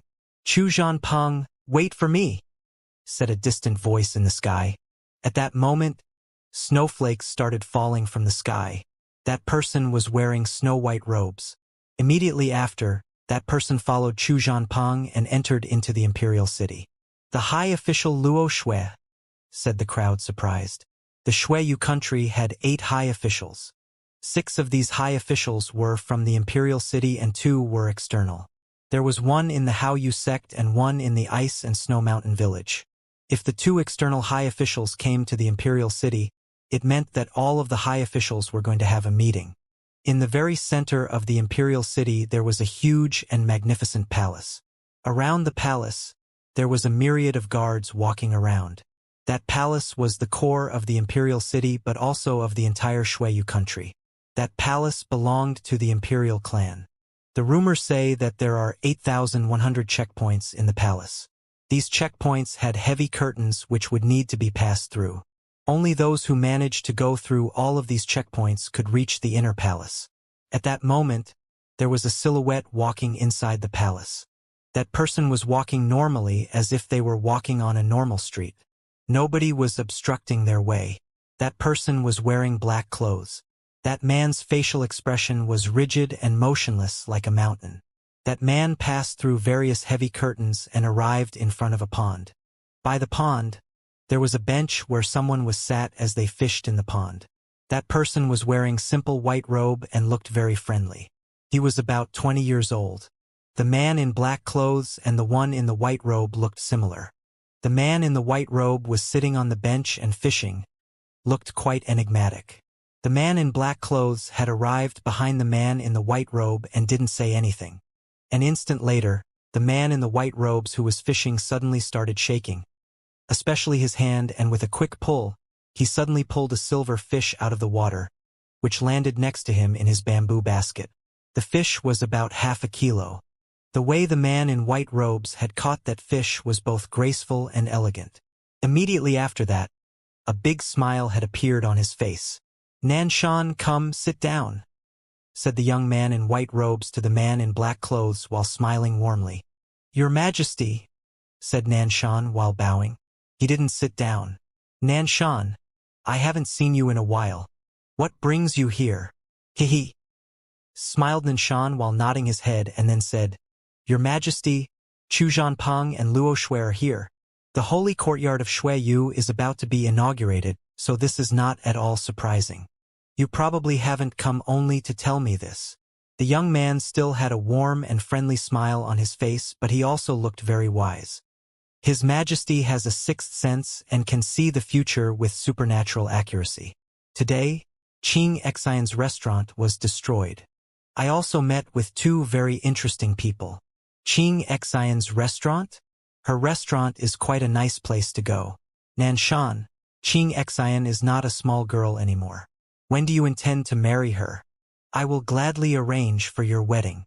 The young man didn't seem to be interested in what Nanshan was saying. He rather changed the subject and started talking about Nanshan's private life. The young man in black clothes looked grateful. His Majesty always unconsciously moved the hearts of other people. He was indeed a very kind man. Xianxia was the woman he liked, so if the young man approved their union, the woman's family had no choice but to accept it, no matter how illustrious they were. Therefore, the young man's sentence had been enough to make Nanshan's heart beat faster with joy. But Nanshan thought that it wasn't the right moment to talk about his wedding. "Your Majesty, today, Duan Yu went to Xianxia's restaurant. She acted childishly and made a scene, and when she came across a 16-year-old young man, he slapped her." "Ha!" The young man smiled and said, "Well, that is a funny and interesting story. People who would dare slap her outside of the imperial city are indeed rare. I am sure that Duan Lai helped her to deal with this situation. It is also unlikely that Xianxia watched with folded arms. Right? Your Majesty, you are right. Everybody got involved, but in the end, it wasn't enough and the restaurant ended up being destroyed. I also had to escape with Xianxia. There was a young teenager of the Xianxia layer." Nanshan smiled, which made the young man look even more interested in his story. The young man then said, "A teenager of the Xianxia layer? It's impossible.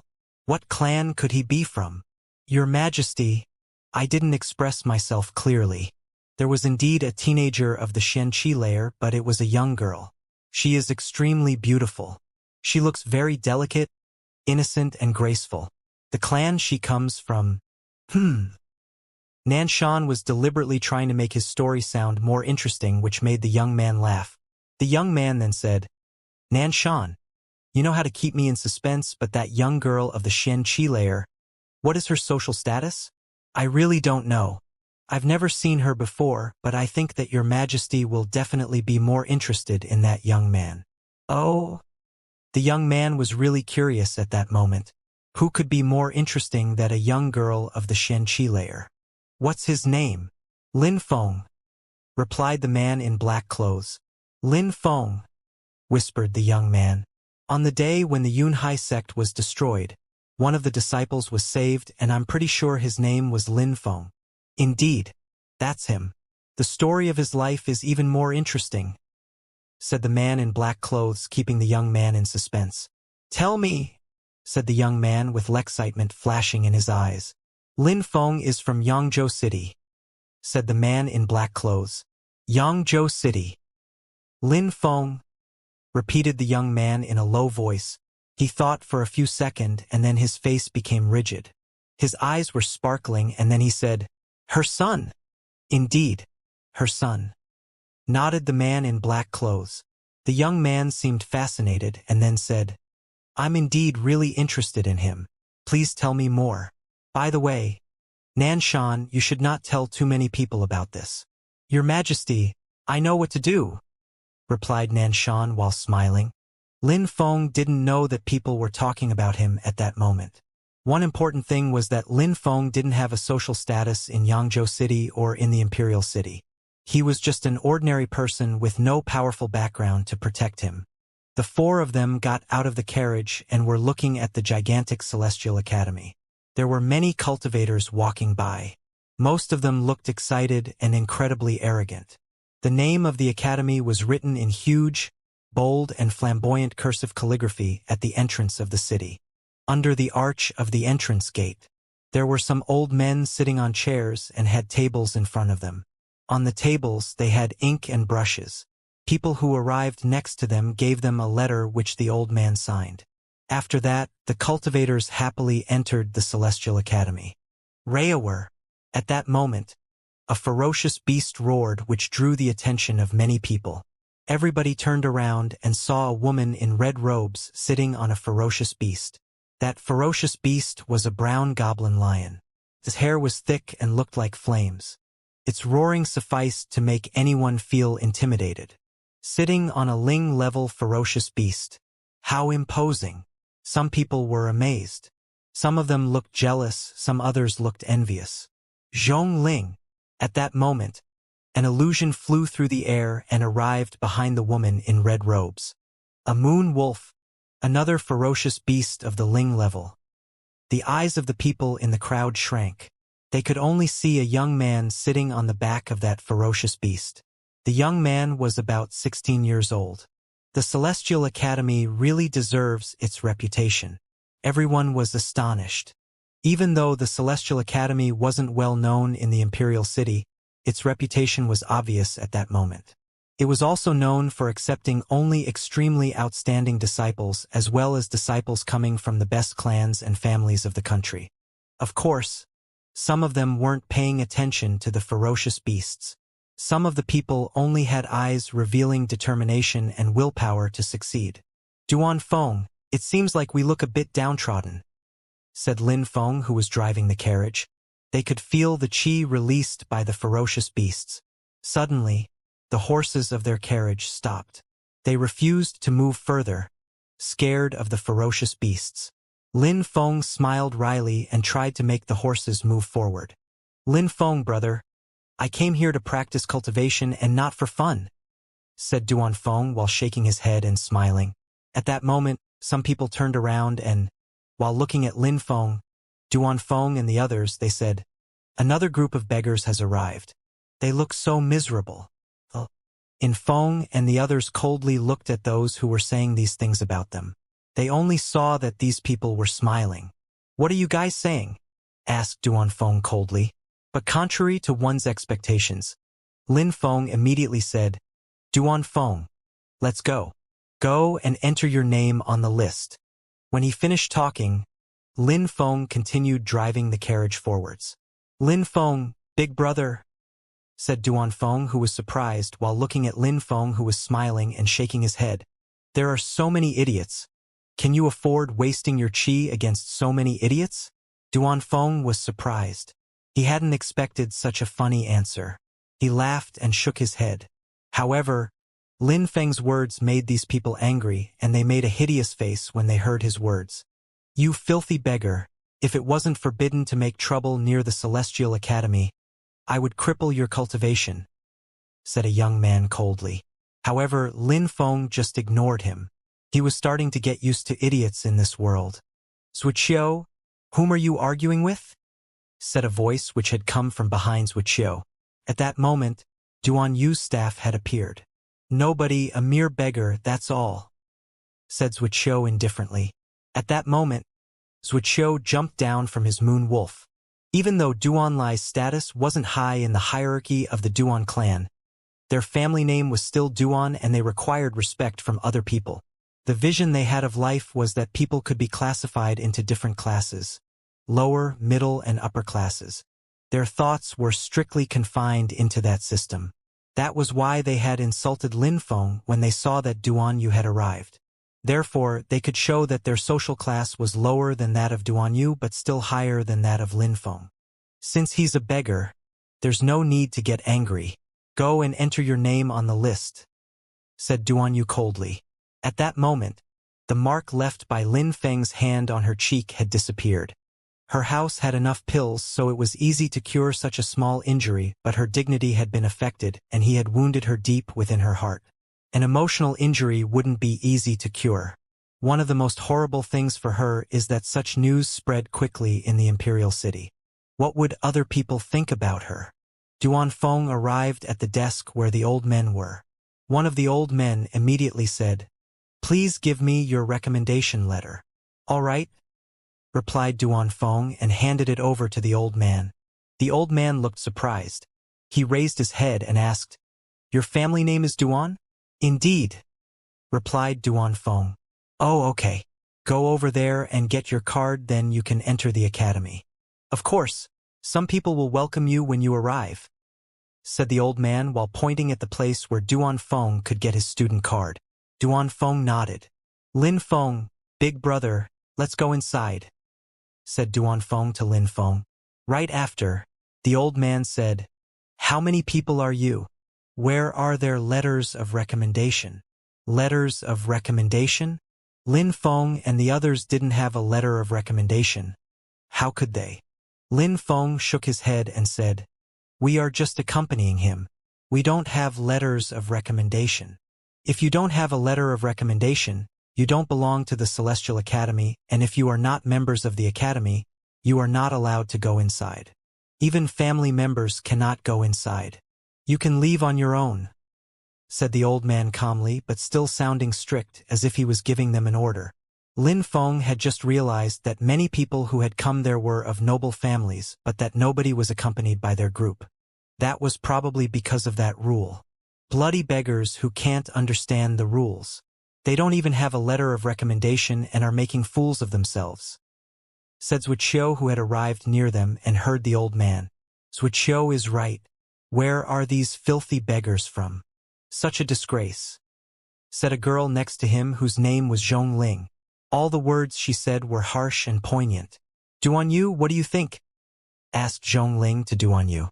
She knew that Duan Yu was the most arrogant of all of them. She also thought that Duan Yu wouldn't hesitate and slap these lowly beggars. But at that moment, Zhongling noticed that Duan Yu was staring at a certain young man's back. She was shivering in fear. She looked strange and was both angry and frightened at the same time. Lin Feng turned around and saw Duan Yu. Lin Feng smiled, which surprised Duan Yu. As expected from people who would be your friends. You and your friends are the same type of trash. Only bullshit comes out of their mouths just like it did from your mouth, said Lin Feng coldly, which made Zhongling and Zuoqiu furious. That beggar had suddenly dared to provoke them? Besides, he also dared to provoke Duan Yu. How audacious. But Zhongling and Zuoqiu looked at Duan Yu and saw that apart from looking embarrassed, she didn't look like she was planning to act. Duan Yu was usually so proud and easily lost her temper. But at that moment, she remained silent. Zhongling and Zuoqiu were very surprised and found the situation extremely strange. "Whose mouth are you talking about?" said Zhongling while staring at Lin Feng.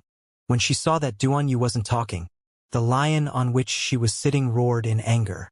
Ling ferocious beasts were extremely smart and could feel their master's emotions. No intelligence, stupid as hell. I really don't understand why the Celestial Academy would accept such trash, said Lin Feng while shaking his head. He had humiliated them twice already. Lin Feng could tolerate certain things, but these people really seemed insatiable. He couldn't bear their ignorance anymore. A beggar like you who doesn't even have a letter of recommendation dares call in question the decisions of the Celestial Academy. You are really shameless. Today, even though the Academy doesn't allow such things, I will slap you, said Zhongling coldly. Nobody had ever dared called her a trash. That's enough. Today is the registration day of the Celestial Academy. Get lost, said the old man who looked furious. Teacher, here is my letter of recommendation. Please, said Zhongling, who walked over to the old man. She was standing next to Lin Feng and gave her letter of recommendation to the old man. When the old man saw the signature on her letter of recommendation, he seemed surprised. He then immediately said, "You can go and get your card over there. Then you can enter the academy." "Don't be impatient," said Zhongling while looking at Lin Feng. At that moment, Wuxia also went to the old man to hand over his letter of recommendation. The old man looked at it careful and said, while nodding his head, "Not bad, not even 17 years old and already at the second Ling Qi layer. That's what clan has given birth to a good young man." "Thank you, honorable teacher," said Wuxia while smiling and looking proud. Wuxia. However, don't get too excited. There are many geniuses in the Celestial Academy, and next time, try and refrain from making the Zhua clan lose face. "Of course, I understand. I won't," said Wuxia while shaking his head. He then immediately glanced at Lin Feng and said coldly, "However, teacher, right now there is someone who deserves to be punished." A light flashed in the old man's eyes while glancing at Lin Feng. Even though today is the registration day of the Celestial Academy and it is forbidden to create a disturbance, fighting against the people who don't have letters of recommendation is indeed possible, said the old man, which surprised Lin Feng and the others. He then added, "The power and influence of the Celestial Academy is very wide. If I don't slap your filthy mouth, I don't deserve to be a member of the Celestial Academy," said Wuxia while smiling. After all, those people didn't even have a letter of recommendation and they were acting recklessly. They were asking for trouble. At that moment, more and more people were coming closer to see what was going on. They wouldn't have thought that some people would be causing trouble while next to the academy. "Beggars will be beggars. They should be punished for being shameless," said a young man in the crowd. He was wearing magnificent clothes and sounded extremely arrogant. These people thought that ordinary people should never be accepted to the Celestial Academy even if they were strong cultivators, because cultivators who belonged to rich and powerful clans had more resources and more money to invest in cultivation goods. Therefore, poor cultivators, even if they were strong, could never reach the level of rich cultivators. What a bunch of trash. Only taking advantage of their power to bully other people. Apart from being able to buy extremely expensive pills to increase one's cultivation power, what's the point of being that wealthy? Said a voice in the crowd who contradicted all that the others were saying.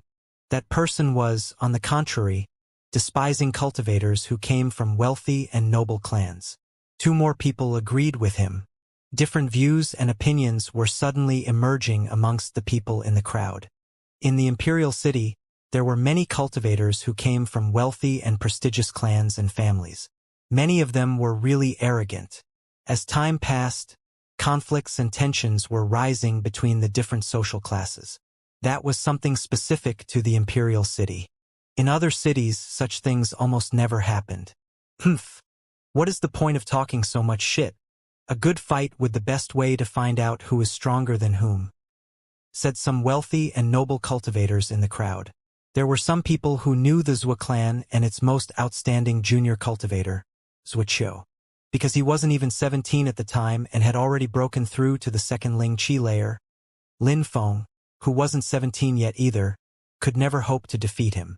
Humph, challenging him, who doesn't even have a letter of recommendation, is that really fair? People like us shouldn't challenge weaker people, said Wuxia. He felt secure in the knowledge that he had backing. If you don't dare, just say it and don't try to find excuses. Wuxia, just slap that guy a few times and show to the wealthy and noble cultivators that these beggars cannot compete with us, said a young man in the crowd who had already been talking for a while about how strong the noble cultivators were. The young man who was talking was wearing yellow clothes and looked unbelievably arrogant. He seemed to be about 18 years old.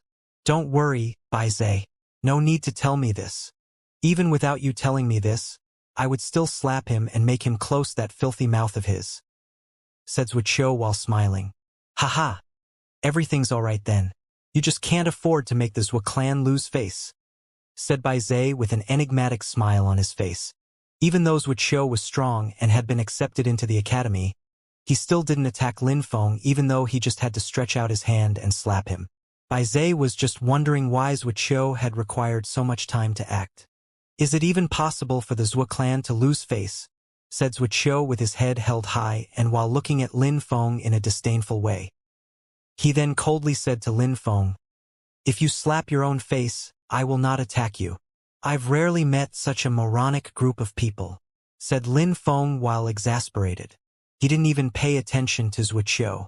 He was looking at Duan Yu who didn't even try to warn Wuxia of the danger. Instead, she was calmly watching the scene and was waiting for the show to start. Everybody was quickly going to learn about the fact that Lin Feng had slapped her, but if Lin Feng showed his strength then at that moment, she wouldn't lose as much face because everybody would see how strong he was and people wouldn't think that she had been slapped by a random nobody. Moronic. The crowd found Lin Feng intriguing and were getting more and more interested. Wuxia, the one you called a beggar has just called you a moron. Hee. Wuxia, seems like you're intimidated by this young man, said another voice. These brutal comments had made Wuxia look angrier. Not only I will slap your face, but I will slap their faces too. I will teach you and your friends a good lesson, said Wuxia looking at Meng Qing and Jing Yun. This had made Lin Feng furious. He didn't like provoking people, but people always decided to provoke him. Why did these nobles always look down on those they thought were weaker than themselves? Are you still not done talking utter nonsense? Said Lin Feng coldly, making Wuxia even more enraged. His body shivered. He raised his hand with the palm of his hand wide open. The qi emerging out of it created a whirlwind in the air. He swung his hand directly towards Lin Feng. Such a strong slap sufficed to send anyone flying on impact. A cold and indifferent smile appeared on Lin Feng's face. He raised his hand as fast as a lightning and stopped Wuxia's hand halfway. "Huh?" said Wuxia, surprised. That guy was not weak if he was able to stop his hand like that. "Do you think that using all your strength to block a slap is useful?" said Wuxia coldly. Suddenly, flames emerged from his body. Immediately, he opened his mouth and spat out fire. Suddenly, the flames began to rush straight towards Lin Feng. "What a strange skill," said the crowd, surprised. Lin Feng was definitely unlucky and it didn't look good for him if he took this surprise attack. But at that moment, Lin Feng used his other hand to carry out an attack. An incredibly strong qi emerged out of his palm and moved straight towards Wuxia's flames, extinguishing them and then continuing towards Wuxia. Immediately, Wuxia retrieved his other hand and then joined both his hands to release an incredibly powerful flame which moved straight towards Lin Feng's attack. The air was hot and heavy, but Wuxia's eyes were ice cold. He had greatly underestimated Lin Feng and had been forced to use his full power to protect himself. But Lin Feng's had attacked again. Even though Wuxia had blocked Lin Feng's first slap, his eyes were wide open and fixedly staring at a palm moving towards his face at full speed. "Retreat," thought Wuxia, surprised, but wasn't it too late? Clap! At that moment, a clear and loud clapping noise spread in the atmosphere.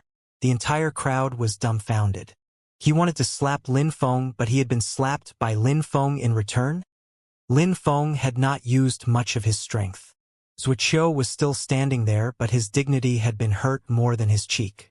His dignity had even been completely trampled over and he had completely lost face. "You dared to hit me?" said Wuxia, who didn't realize what had just happened. He touched his cheek. It was burning, and he had a large bruise on his face. "What gave you the first clue?" said Lin Feng in reply to his stupid question. "You have tested my patience enough today. I'm tired of your ignorance. Get lost," said Lin Feng while raising his hand and slapping Wuxia again. That time, Lin Feng didn't restrain himself from using his strength.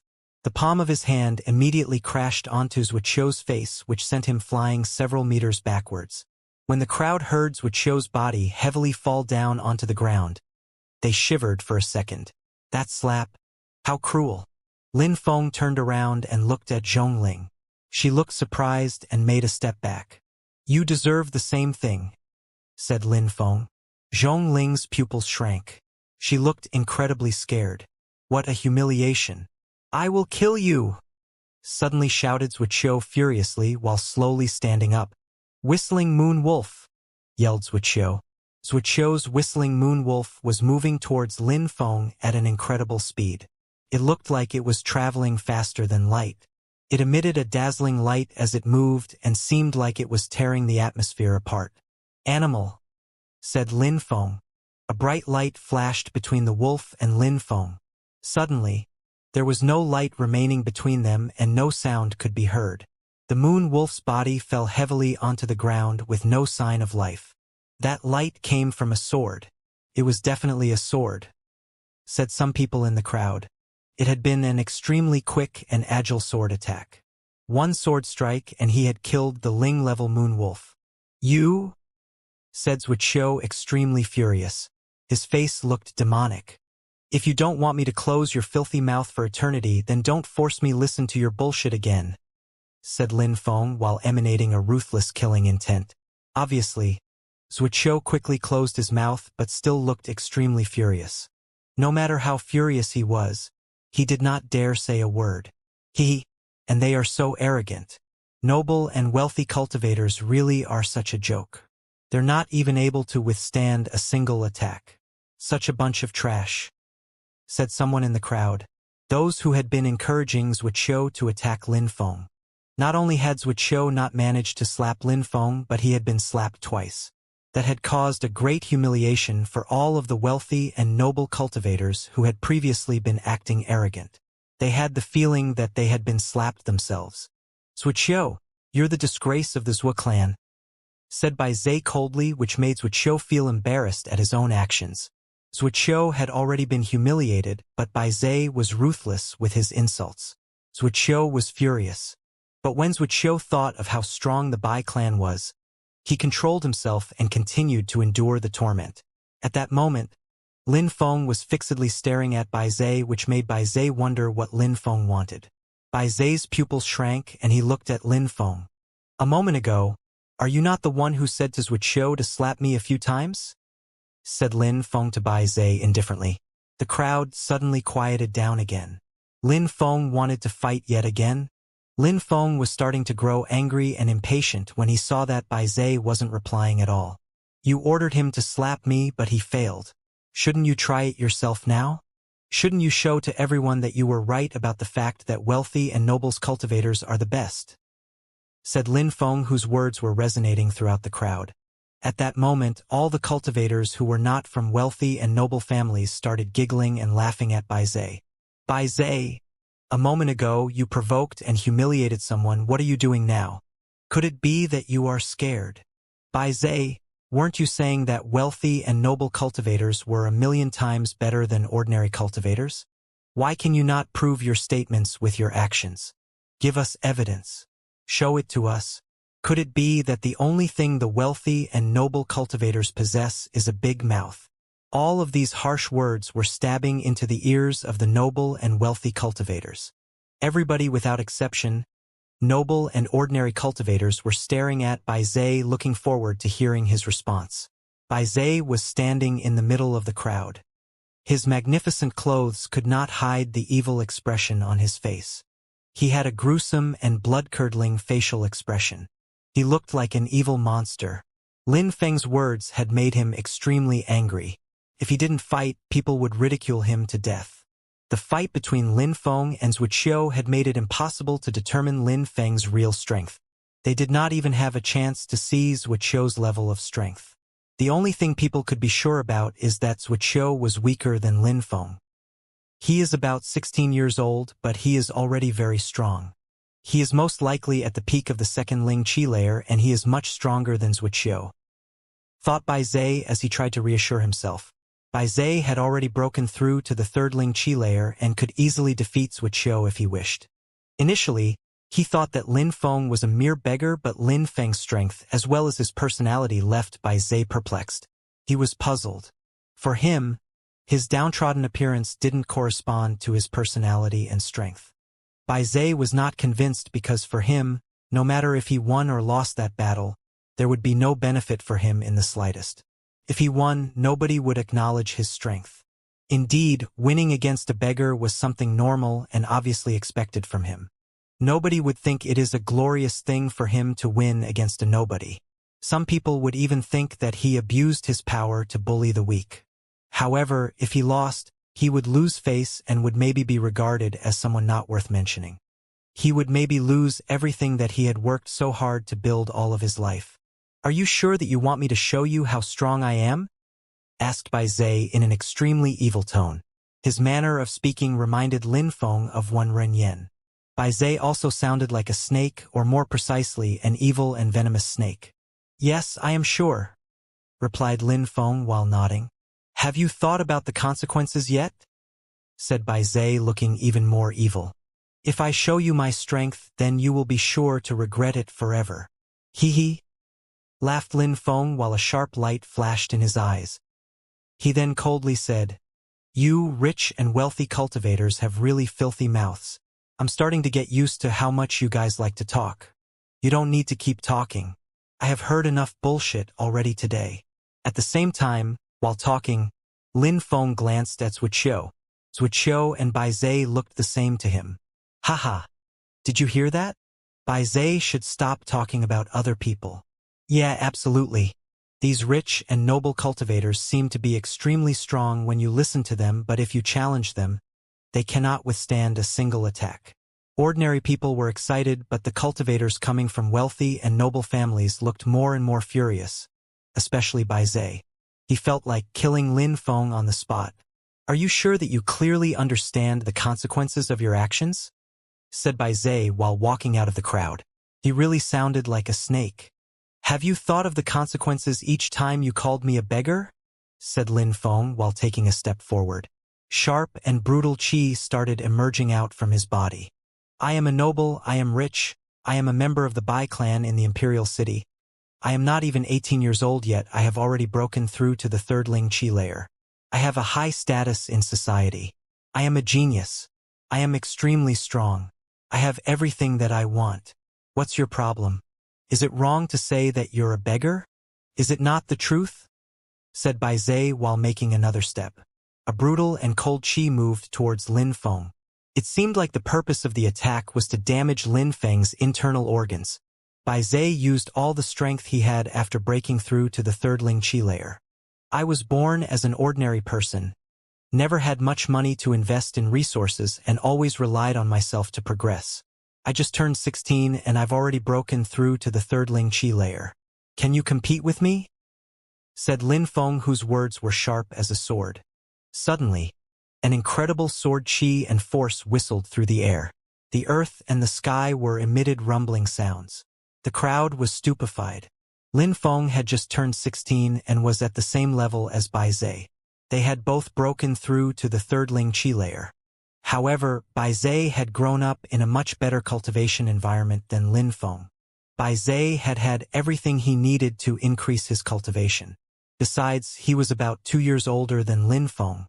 The difference was too big. Such an outstanding disciple doesn't have a letter of recommendation for the Celestial Academy?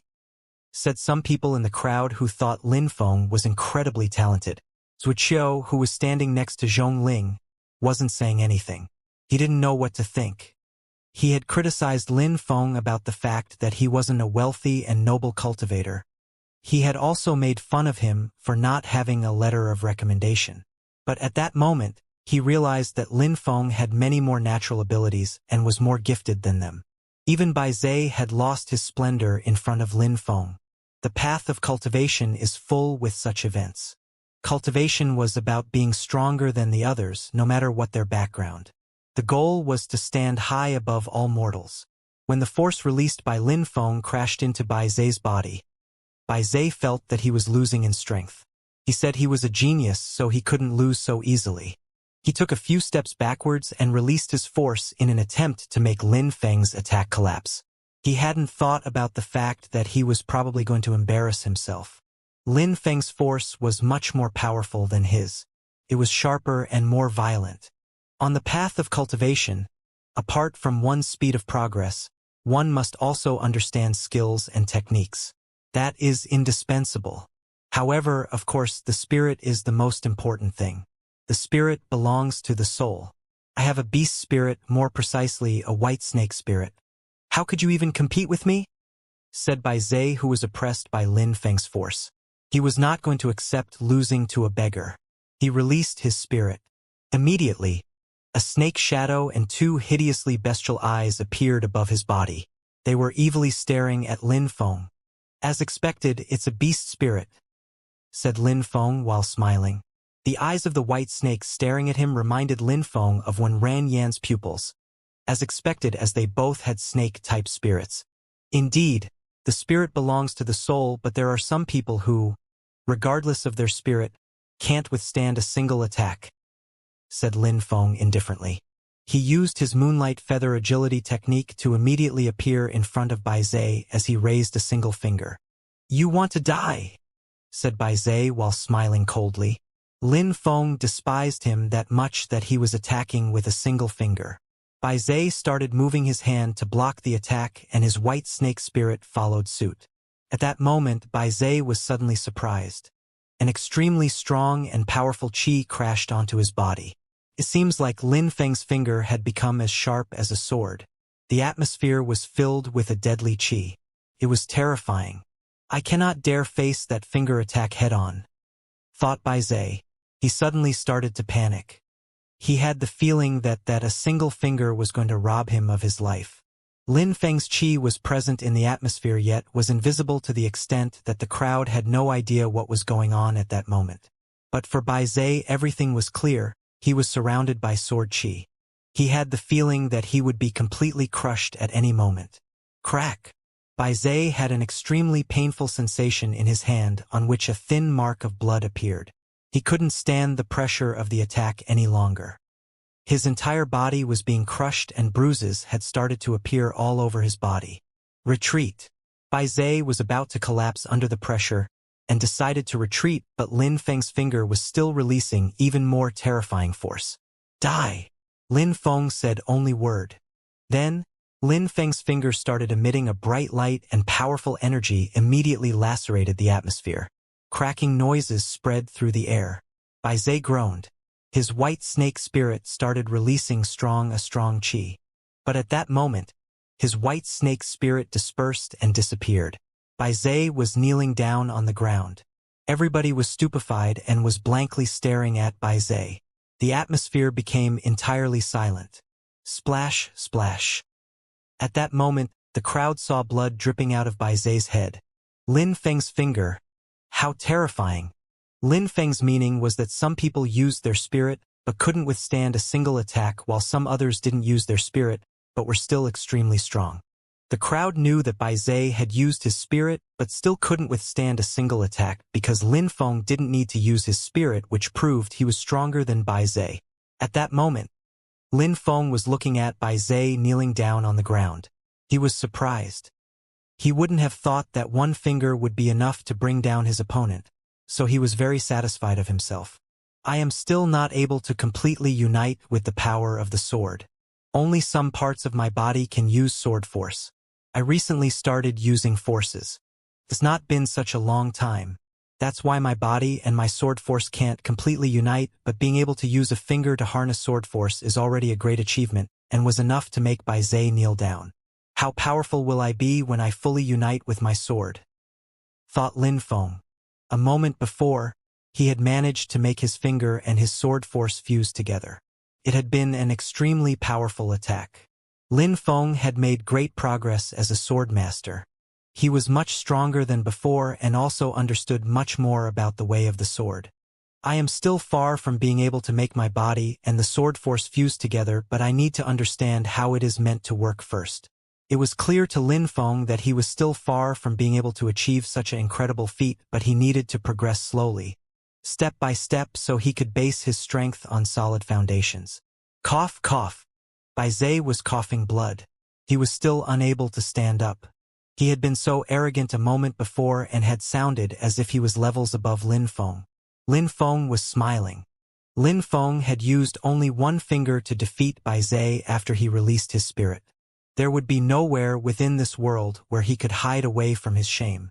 Lin Feng was cruelly looking at Bai Zhe. His eyes didn't express the least bit of compassion. Lin Feng suddenly said, "You say that you are a genius. You are extremely proud of coming from a wealthy and noble clan. You called me a beggar. Well, what do you intend to do now? Said Lin Feng indifferently. Lin Feng's words made Bai Zhe feel like he was being slapped.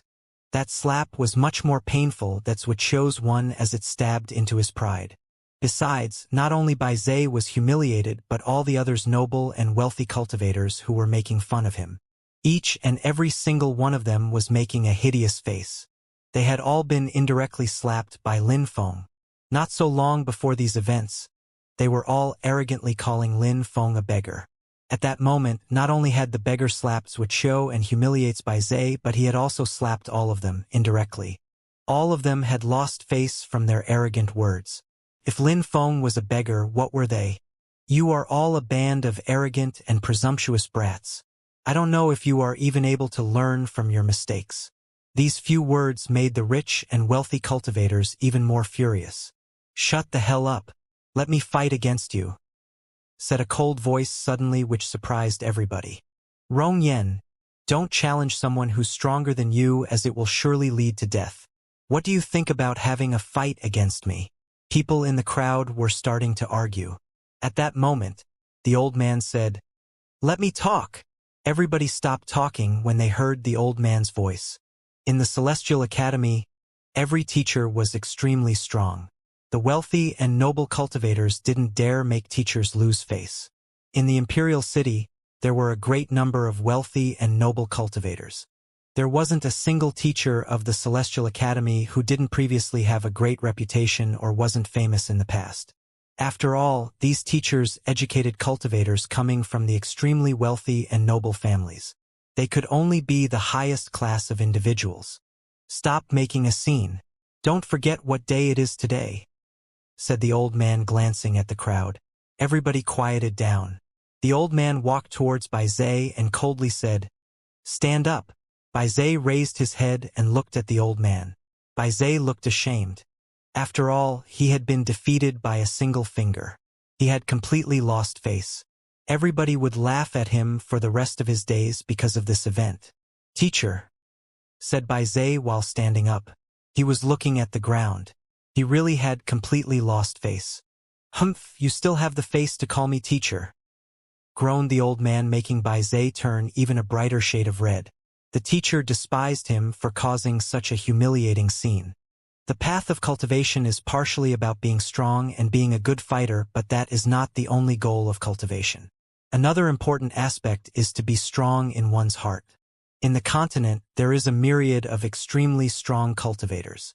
Nobody should ever consider themselves as the strongest cultivator in the world, no matter their natural abilities or how strong they are. There will always be someone stronger than you. The most important is to be strong in your own heart and true to yourself. Winning a battle isn't about glory, it's about one's personal goals and achievements. Losing isn't about being humiliated, it's about learning how to improve yourself. Even in case of defeat, one should remain determined and not give up.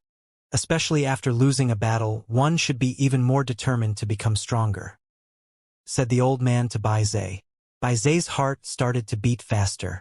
These words were resonating in his heart like the evening drum and the morning bell. Teacher, I understand, said Bai Zhe while bowing in front of the old man as a sign of respect and gratitude. If you understand, then that's good. Please go back for now and don't forget to search your soul. Introspection is essential, said the old man indifferently. Immediately after, the old man turned around and looked at Lin Feng. Lin Feng was also staring at the old man and was surprised. These teachers were extremely wise and would benefit the students greatly. He had only said very few sentences and he had easily made Bai Zhe change his state of mind. If he had not done so, then Bai Zhe may have struggled to advance on his path of cultivation. However, even though the old man was an amazing teacher, he was still working for the academy and Lin Feng wasn't a student here. Besides, he had humiliated students of the academy. During our registration day, you come here and cause trouble. I would like to ask you, what is your motive behind all of this? Said the old man while looking at Lin Feng. Lin Feng was surprised. Lin Feng had been causing trouble? He had been trying to ignore these evildoers from the beginning. Why do you come provoke and insult my students in front of the academy? asked the old man again on an extremely cold tone. The wealthy and noble cultivators had a smile on the corner of their mouth. The teachers of the academy were not only teachers, they were also normally members of wealthy and noble clans. Lin Feng was out of luck. He had made the teacher angry. The students who came from ordinary clans and families knew that the teacher was trying to turn things into a bad situation. They knew that he was trying to accuse Lin Feng of things he hadn't committed. However, nobody could say anything. After all, the old man was a teacher at the academy and he was much stronger than all of them. His social status was much higher as well. All they could do was observe how Lin Feng would be dealt with after reaching the end of his luck. Lin Feng looked exasperated. He thought that the old man was ridiculous. He looked at the old man and said, "I remember that when Wuxia said he was going to teach me a lesson, you said that it was possible because I didn't have a letter of recommendation. You didn't have any objection when he decided to attack me. And now you are saying that I came to cause trouble and that I humiliated the academy.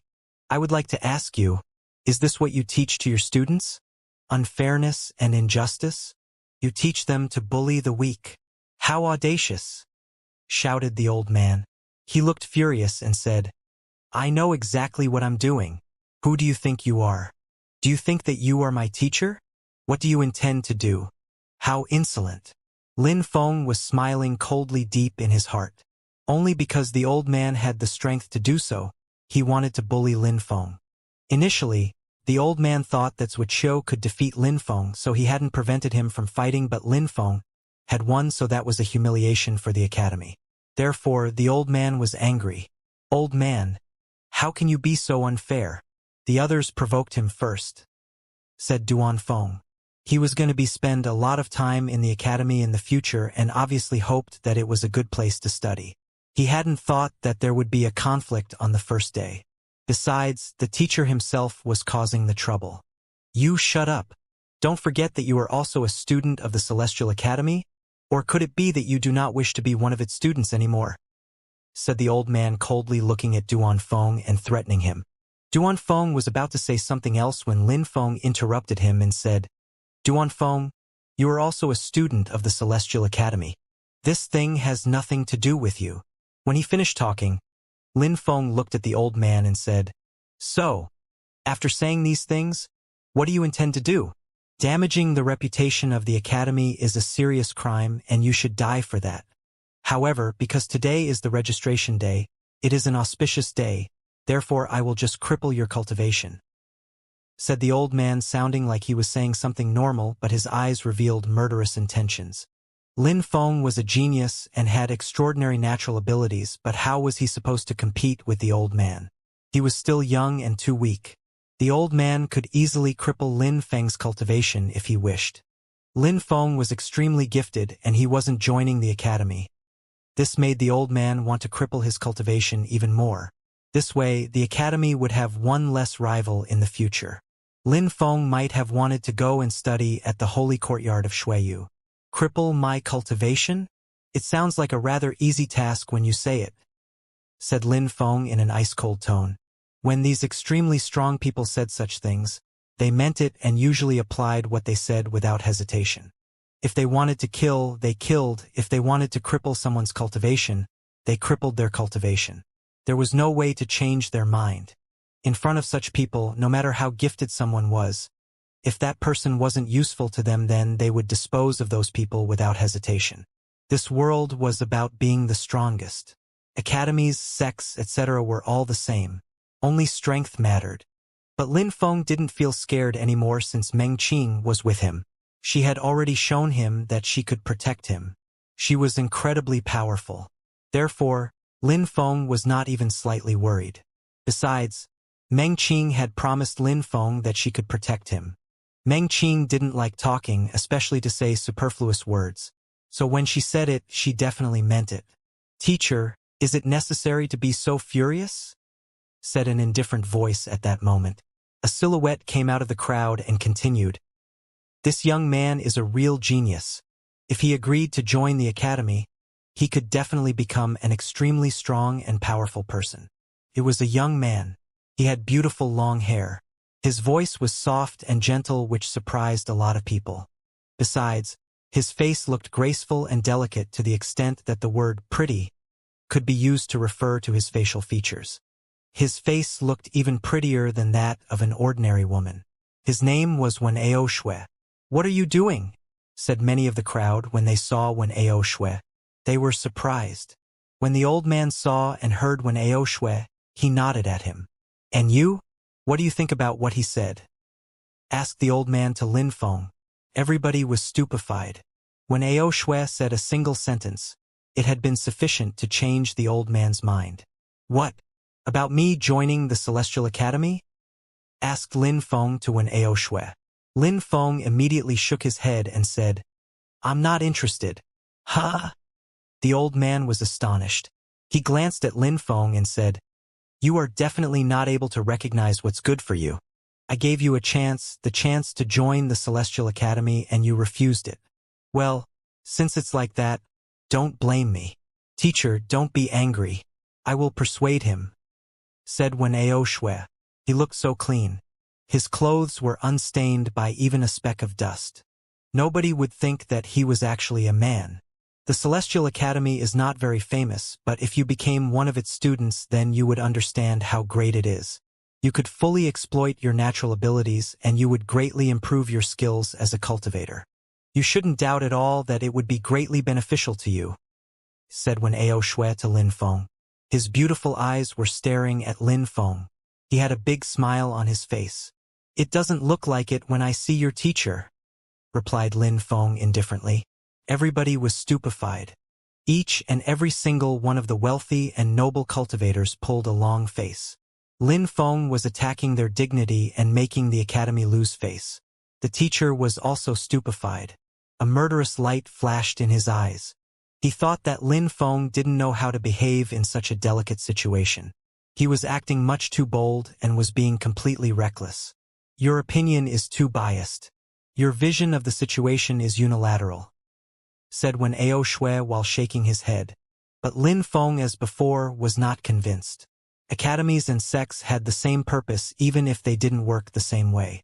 The entire Yunhai sect had been annihilated and everyone had sacrificed themselves for him, so his main mission was to rebuild the Yunhai sect and make sure it does not repeat any of its past mistakes.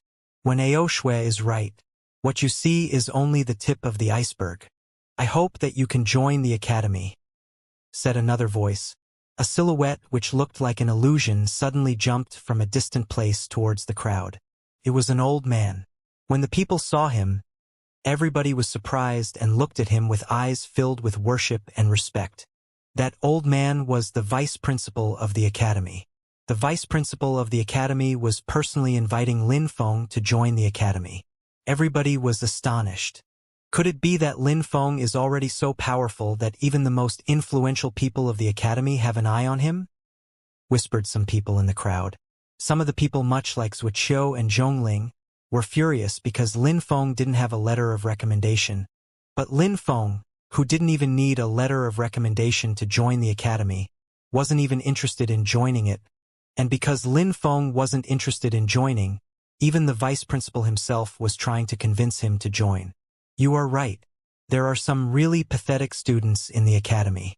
They are good-for-nothings, but you have already humiliated them, which was a fitting punishment. As far as the teacher is concerned, he is very narrow-minded. I will make him apologize to you for his actions," said the vice principal to Lin Feng. Immediately after, he looked at the old teacher with a look which made the crowd shiver. The vice principal was going to make the teacher apologize because of Lin Feng? Lin Feng was stupefied as well. He knew that he was a good cultivator, but the academy was full of outstanding students as well. Even if he had defeated Wuxia and Bai Zhe, it was only the tip of the iceberg. Why would the vice principal attach so much importance to him? "Vice principal," said the old man, stupefied. The vice principal frowned, which scared the old man. Then, the old man turned around, looked at Lin Feng and said, "Please accept my most sincere apologies. I acted without thinking." "Be kinder and more sincere," said the vice principal, who wasn't satisfied with the old man's apology. The entire crowd, and especially the old man, could not help but be surprised at such actions. Was Lin Feng so strong that the vice principal needed to be that kind to him? Did Lin Feng actually come from an incredible background? That was hard to imagine. All the teachers were personally invited by the academy. They were all famous and extremely strong. Surprisingly, the vice principal was forcing the teacher to apologize to Lin Feng, even though Lin Feng hadn't even made such a request. Everybody was trying to understand why. Why? The teacher that had just apologized pulled a long face.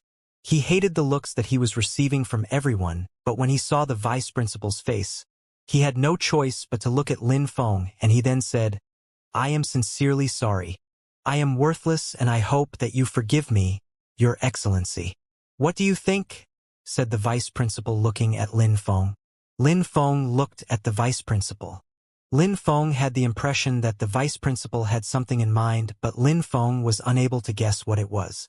Lin Feng wanted to say something, but then the vice principal interrupted him. "If you are not willing to join the Celestial Academy, I can propose something else for you. I can give you a special permit to enjoy all the advantages of a student without restrictions but also without the obligations. Nothing would bind you to the academy, but you could even have a personal teacher. You could benefit from all the resources of the academy for free. You could also leave whenever you want. You would have the same status as a student of the academy without restrictions. There would only be the advantages for you and absolutely no disadvantages." These words made the hearts of the people in the crowd start to pound. They were all astonished. Lin Feng could leave whenever he wanted. He could benefit from all the advantages of the academy. Besides, these words came from the vice principal himself. He had made a promise to Lin Feng, which meant there was no hidden intention, and it was not something that he could take back. Could it be that his family name is Duan? Maybe his family is you? Or you? Said some people in the crowd, but if his family name was Duan and he was this much of a genius, then everybody would have already heard about him. Besides, every single person in the Yu clan was way too arrogant and would never join the academy. They were as strong as a powerful sect and wouldn't study outside. The thoughts of the people in the crowd were moving at full speed in their brains. Even if Lin Feng was an outstanding genius and was extremely strong, that still wasn't enough for the vice principal to be this generous to him. The crowd was puzzled and really didn't understand how such a thing was possible. Lin Feng was even more confused than the people in the crowd. Lin Feng couldn't bear it anymore and had to ask, "How could I be so lucky? How is this possible? I really want to know why you would give me such an opportunity. Why? It is actually a strike of luck. You don't even have the possibility to refuse because everything will be decided by you," said the vice principal with a big smile on his face before adding, "I can only tell you that I had similar experiences in my life. I was also supported by others along the way." Supported by others? Thought the crowd, who still didn't understand. Lin Feng knew nobody in the Imperial City. Why would the vice principal be so good to him? Besides, Lin Feng couldn't refuse because there was no obligation when joining the academy. He could go there whenever he wished and leave whenever he wished as well. How could he refuse something that was only benefits and completely under his control?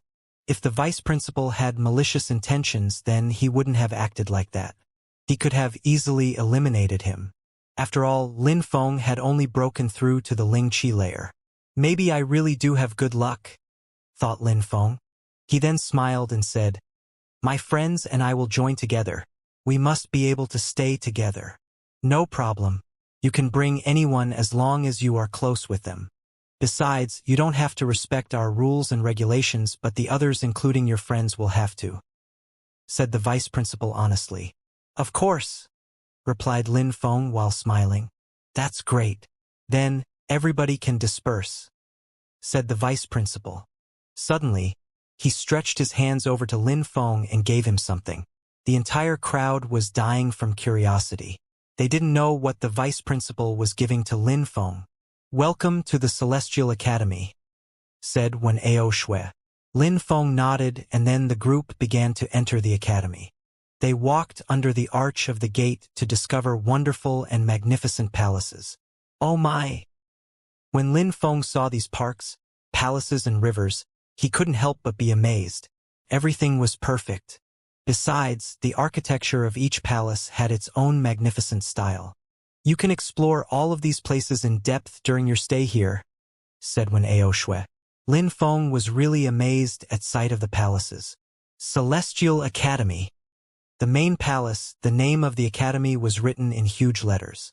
It looked like it was really a unique place within this world. Welcome to the academy. You will not regret it, said Wen Aoshui while smiling.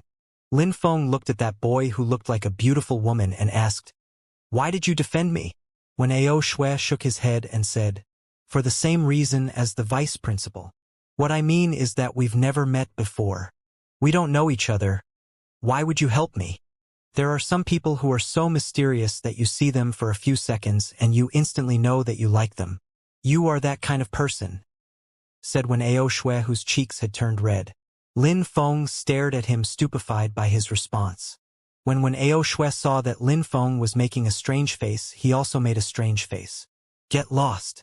I'm not one of them," said Wen Aoshui, which made Lin Feng laugh.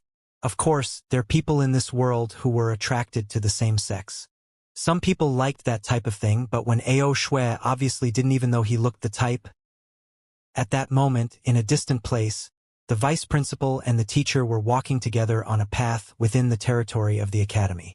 The vice principal saw that the teacher didn't look like he was feeling at ease. Who liked having to apologize to a junior cultivator in front of all the students?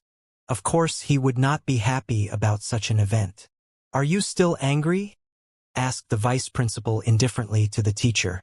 "I would never disobey your orders. You are the vice principal," said the old man. He had actually been invited by the vice president himself all those years ago. "Haha. No need to react that way. You should understand that I never do things for myself, but I understand your reaction," said the vice principal, and then added, "I did things this way for a reason. You remember that skill which you were telling me about? Go and take it. Just say that it's an order I gave you." The old man was surprised. Then, the sadness his face expressed was replaced with joy. He looked overjoyed. While walking within the academy, Lin Feng found out that some people were as friendly as him, while some of the people were not friendly in the slightest. For instance, Lin Feng had come across a girl who had a resplendent smile on her face which was lit with innocence, yet some of the other girls had similar smiles which were filled with evil intentions. He had come across another young man whose body released a sharp and cold qi.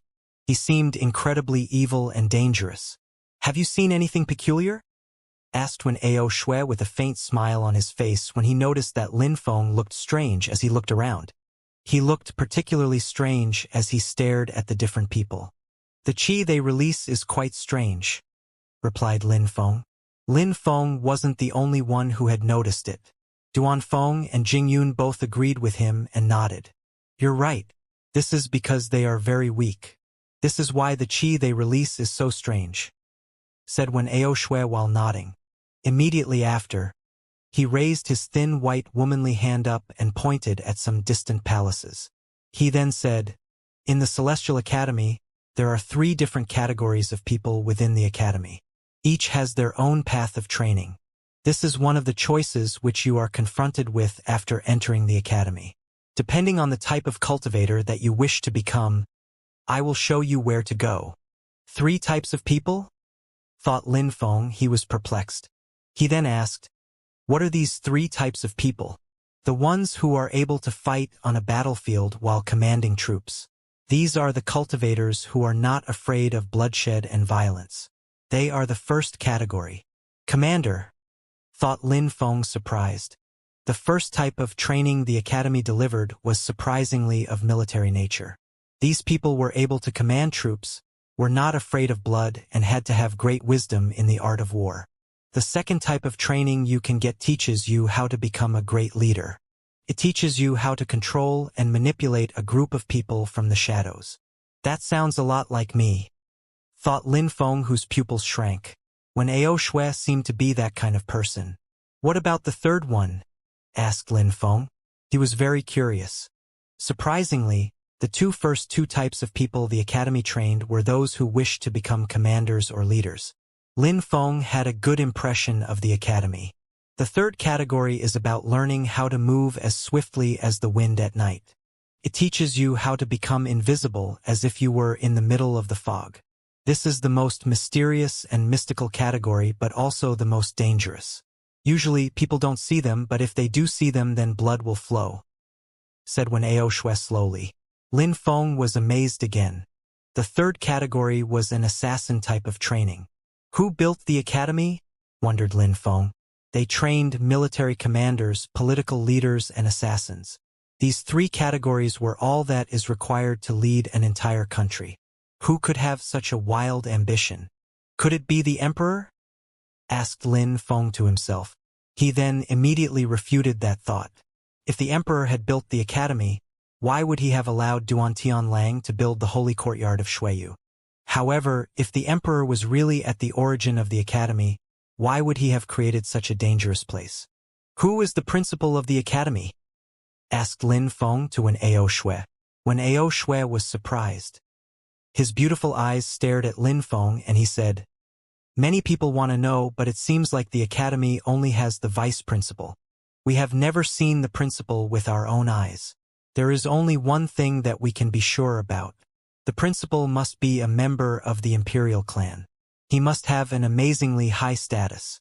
I think that you should clearly understand that." Lin Feng slightly nodded. If it had been built by a member of the imperial clan, then it was made to train people who would later serve the country. This is precisely why the academy prefers to remain discreet and doesn't accept people who don't have a letter of recommendation. It has many students who have a prestigious background. They all happily join the academy and to know the other students. They know that the academy is an extremely good learning environment. That is why I can assure you that you will have no regret for having joined the academy," said Wen Ao Shui while nodding. "Oh, by the way, you probably already know my name, but I don't know yours." "Lin Feng." "Lin Feng, that's a nice name," said Wen Ao Shui. He then said, "I just told you about the three categories of training which can be chosen in the academy. The academy has a lot of students who come from wealthy and noble families. Therefore, a great majority of them choose the second category because they want to do things similar to their parents. They want to have more responsibilities when they go back to their families. There are many ordinary people who try to learn these skills, but later on, when they want to occupy such functions, they often face a great deal of difficulties. The hot-blooded young men of both noble and ordinary families tend to choose the first category and become military commanders. The third category is the one which people choose the least. This is the most dangerous category. Nobody really knows what they do there, and it is shrouded in mystery." Lin Feng was carefully listening to what Wen Ao Shui was telling him. Ordinary people wanted to quickly rise up in the hierarchy. It was very difficult to rise up in the hierarchy for a cultivator who didn't already have a specific background. They required contacts and political influence to gain a higher position. As far as the third category was concerned, it was a difficult choice to make, considering that whenever an assassin came out, his life was at stake. Of course, there are other factors to take into consideration. The spirit as well as students' natural abilities play an important role in their decision. However, no matter what a student chooses, the most important thing is that he is definitely going to greatly improve his strength. If a cultivator is not strong, then everything else is useless, because strength and willpower are extremely important on the path of cultivation.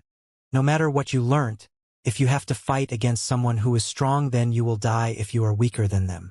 Wen Ao Shui looked at Lin Feng and said, "Lin Feng, now you have to think carefully. What cultivation category would you like to choose?"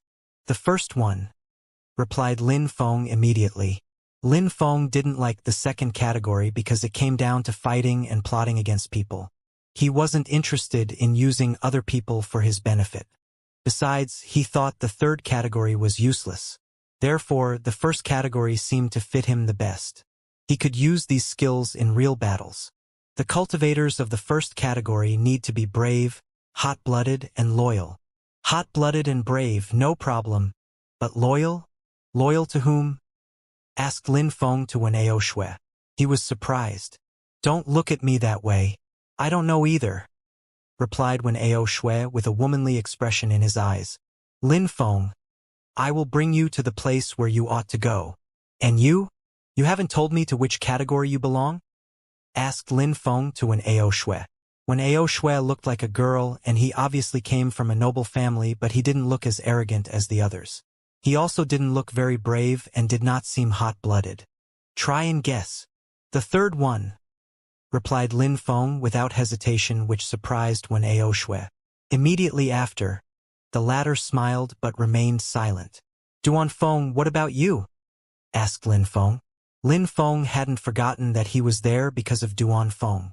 He would have never thought he would join the academy before that. Me? Said Duan Feng while smiling. I will choose the same one as you, Lin Feng, the first one. That's great. Let's go together then, said Lin Feng while smiling. A short time after, they arrived on a huge square. Many people were sitting upright. Some gyukins could be heard. If you want to become one of the first category, then you first need to pass a test. Only if you succeed you will be admitted as a student of the first category. Explained Wen Ao Shui while looking at Lin Feng. Lin Feng said, if the first category requires a test, what about the two other categories? Is it the same? The second category doesn't require any test, but the third one requires passing a test, and it is by far the most difficult one, said Wen Ao Shui while smiling. Lin Feng was surprised. Most people were absolutely not interested in the third category, but its exam was the most difficult. Lin Feng was puzzled. Besides, it seemed like the first category, in which a great majority was interested, was also the easiest one. On the square, there were many new students, but some old students as well. Some of the people who noticed when Ao Shui smiled at him. Lin Feng noticed that many people who passed by or saw when Ao Shui were avoiding him, as if they were terribly scared of his presence. Lin Feng found that very strange. It seems like they're scared of you, said Lin Feng to Wen Ao Shui. What was surprising was that a boy who was as beautiful as a girl scared other people to the point that they avoided him. Maybe they just hold me in awe and veneration, replied Wen Ao Shui while laughing. At that moment, Lin Feng and the others noticed that there were suddenly less people around them. The reason was obviously Wen Ao Shui. The exam is not so hard. It should be no problem for you to pass. Because the first category is the one in which most people are interested, it is also the category in which the students are the strongest. Every year during the registration and test week, we allow the older students to participate to see how much they have progressed, said Wen Ao Shui to Lin Feng in a low voice while looking at the crowd, which was getting bigger and bigger. Will the test be listening to music? Said Lin Feng while looking at a silhouette of an old man who was putting his hands on a zither. He was slightly closing their eyes. You're right, the test is to listen to the melody that he will play, replied Wen Ao Shui while laughing. What? The test consisted in listening to a song? Duan Feng and Jing Yun were astonished as well. Listen to a song? What kind of test was that? Only Meng Qing looked indifferent as ever, as if the entire story had nothing to do with her. You will understand quickly enough, said Wen Ao Shui, who noticed Lin Feng. Jing Yun and Duan Feng looked really strange and seemed to be thinking very deeply. In a short time, the number of people on the square rapidly increased to 200. Some of the people, when they saw Lin Feng and Wen Ao Shui, looked very strange and even stupefied. It's Lin Feng from the events that happened earlier. He must have surprisingly chosen the first category like us. He's quite strong and has solid natural abilities. He could even defeat the noble and wealthy students, but will he be able to pass the test? There should be no problem. You also saw how easy it was for him to defeat Bai Zhe and Wuxia.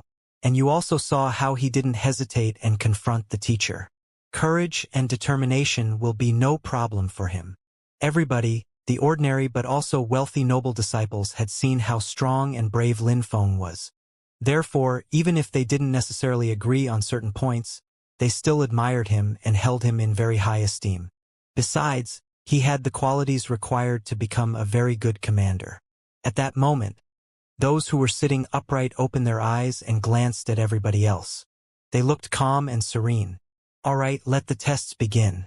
Those who fail or miss the test start can come again tomorrow to attempt it again, said the old man who was holding a zither. He was sitting and surrounded by students sitting as well. The crowd slightly nodded. There were some new students and some old students. Of course, everybody knew the rule and immediately sat down cross-legged. All right, Sit down properly and listen to the zither tune, said Wen Ao Shui to Lin Feng and the others with a smile on his face. All right, let's sit down then, said Lin Feng and the others. Immediately after, they all sat down cross-legged. All right, let's start, said the old man while starting to move his fingers over the strings of the zither. But Lin Feng's eyes stopped on the old man's hands. They looked as thin and delicate as Wen Ao Shui's hands. They actually looked very similar. Every single note emitted by the zither was harmonious and melodious. It seemed like the atmosphere had stopped. A short instant later, there was no other sound except that of the zither. Absolute calm reigned over the atmosphere. Progressively, more and more people were closing their eyes and were enjoying the music.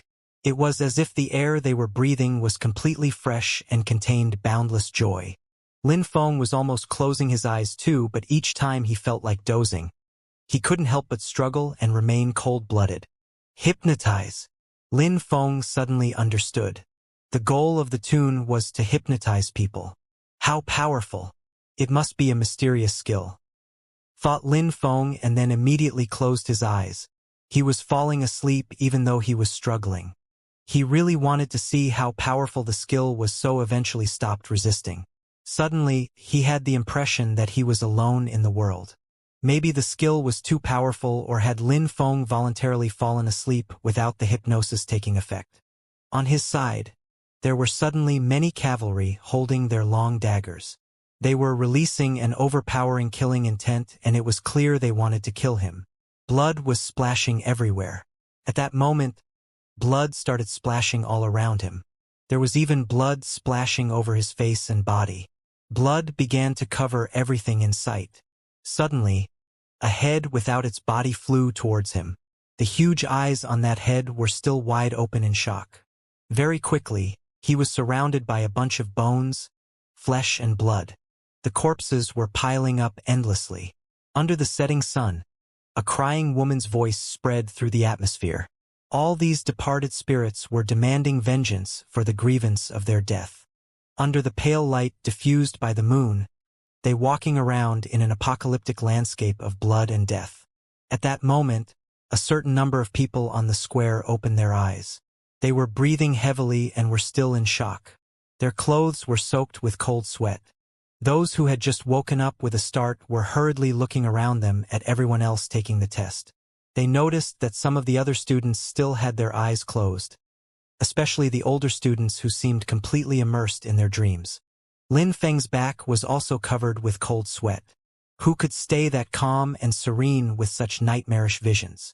Besides, the melody which emanated out of the zither strangely made the scene look especially real. A strong and intense feeling invaded Lin Feng's heart again. He had the feeling that his brain had been struck once again. He could feel the cold sweat flowing down his back. An illusion. That zither. What a great power. The melody of that zither could surprisingly make people fall asleep and have nightmarish visions out of which it was almost impossible to free oneself. How horrifying. If the one who was playing the zither intensified the strength of his melody, couldn't it be possible to make the sleeping victims go insane and collapse?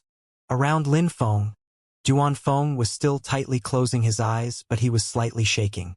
Regarding Jing Yun, she had already opened her eyes, and her heavy yet erratic breathing gave the impression that she was previously suffocating. Otherwise, many other people had already opened their eyes while some others were still closing them. However, the bodies all of those who had their eyes closed were already reacting to the music. That's an intense exam, thought Lin Feng. He had a strange smile on his face. A moment before, because he was immersed in the dream, he hadn't had the time to think too much, but at that moment, he understood the purpose of the exam. It seemed like by opening his eyes he had failed. A short time later, the melody of the zither stopped. Everybody started opening their eyes one after another. The musician looked at the crowd and said, "The purpose of the exam was to test your endurance and your determination. If that kind of environment is unbearable for you and that you hastily woke up, it means that it would be hard for you to be on a battlefield. Therefore, those who woke up a moment before, please leave. You cannot become commanders." So that's how it is, thought Lin Feng, making a wry smile. However, Lin Feng actually hadn't woken up because he couldn't bear being in that place. He had woken up because his spirit made him unable to become the prisoner of the illusions, and he had broken free. Many people seemed very disappointed and were leaving one after another. They clearly understood that staying was of no use. Besides, some of them already doubted that they could become commanders and thought that their choice wasn't the correct path for them. The musician looked around and saw Lin Feng. He then asked, "You? Why are you not leaving?" Those who knew Lin Feng were stupefied. Had Lin Feng failed the test? When Ao Shui was astonished. Could it be that Lin Feng couldn't stand bear seeing such a horrible scene? The exam wasn't easy, but it initially didn't seem impossible for someone like Lin Feng. After all, he had already demonstrated his strength. "Teacher, I wasn't woken up by the horrible visions," said Lin Feng, smiling wryly and shaking his head. When he finished talking, many people were looking at him, and he felt oppressed by all these eyes staring at him. The teacher was supposed to have an outstanding level. How come he hadn't noticed that Lin Feng hadn't been woken up by the horror of the vision?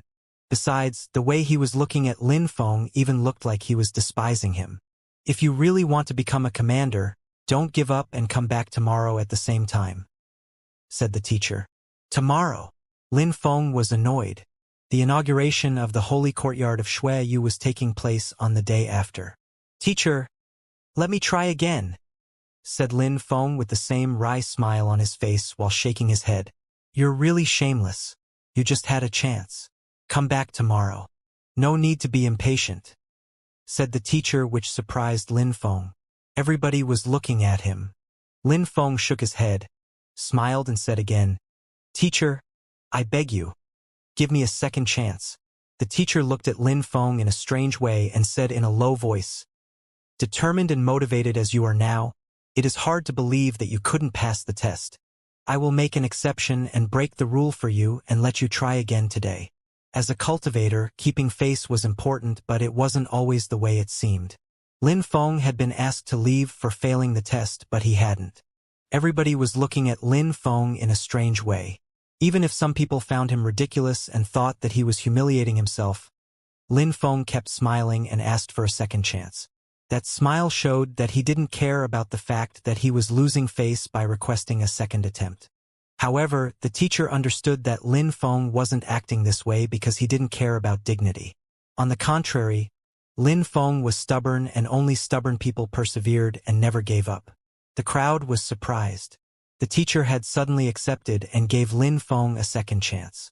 On top of that, the teacher's voice sounded like he really had faith in Lin Feng's future due to his stubborn beliefs. "Thank you very much, teacher," said Lin Feng while nodding his head. Lin Feng had a good impression of the teacher. He seemed friendly and easy to approach. Besides, he didn't look arrogant at all. "I'm going to start playing the zither again. This time you are the only one who is going to listen to it," said the teacher indifferently. Immediately, he started playing again. However, just as he said, the crowd couldn't hear the music at all. The teacher could surprisingly control the flow of his music to make it audible to only the people whom he selected. How strong, thought the crowd stupefied. The teacher had never displayed such a masterful control in front of them before. At that moment, Lin Feng had the feeling that the melody was a river flowing into his ears. He could already feel that his eyes were starting to feel heavy under the hypnosis. He focused his entire attention on the music and tried to abandon himself to the illusion. He could feel himself slowly drifting into the illusion with each passing moment. However, something strange was happening. How cruel! If my celestial spirit remains like this, then I will not be able to fall into the illusion, thought Lin Feng. A cold chi had invaded into Lin Feng's body, and he no longer was affected by illusion, and the music had no power over him. Everything around him was extremely clear and calm. His eyes were wide open. Even though the melody was the same as before, his eyes remained wide open and were staring at the teaching playing the zither. Huh? The teacher was astonished when he saw that Lin Feng was surprisingly not falling asleep and was not struggling to stay awake in the slightest. He suddenly started playing a completely different tune. This time the rhythm was faster and the power was much greater. However, Lin Feng's eyes were wide open as before. He had been staring at the teacher from the beginning. He still wasn't falling into the illusion. The teacher played another tune with an even faster rhythm, and its power was on another level compared to the original test. His fingers were moving at full speed above the strings of the instrument as they elegantly created the music. Lin Feng seemed completely unperturbed and unaffected. A short moment after, the teacher smiled as he started playing slower and finally stopped. He then looked at Lin Feng and asked, "What's your name?" "Lin Feng. It seems that you didn't fail the test originally. Congratulations on passing the test," said the teacher. The crowd was stunned. Lin Feng had passed the test? Why and how was that even possible? Why hadn't Lin Feng been hypnotized even though the teacher had played for him? What did that mean? "Thank you for having given me a second chance, teacher," replied Lin Feng with a big smile on his face. If the teacher hadn't given him a second chance, he would have had no other solution. "Teacher, what does that mean?" He woke up from the dream the first time. Why did he pass? Besides, he insolently asked for a second chance. "How could you let him pass after being so shameless?" asked a tall and robust guy walking towards the teacher. "The thing that you do not understand is that during the first test, he hadn't fully fallen into my illusion and could not be fully hypnotized. He had just closed his eyes and fallen into a very light sleep. At most it would have only given him a brief look into the illusion, and he was never under its control. The second time, he wasn't even affected by the melody and stayed awake the whole time even when I increased the strength of the melody.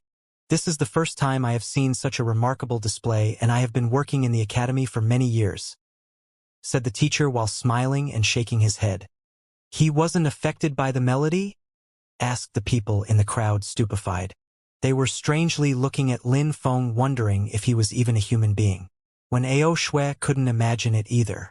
He was really puzzled at how Lin Feng had rejected the hypnosis.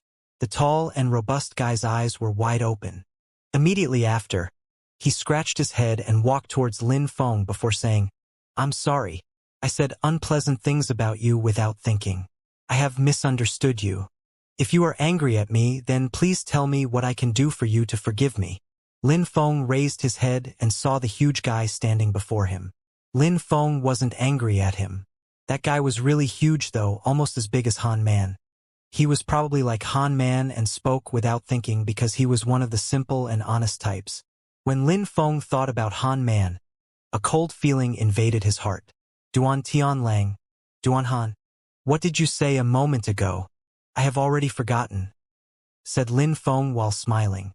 That tall and robust guy was surprised and then smiled. He stretched his big hands towards Lin Feng and said, "Yuan Shan." Lin Feng. Both of them shook hands and smiled at each other.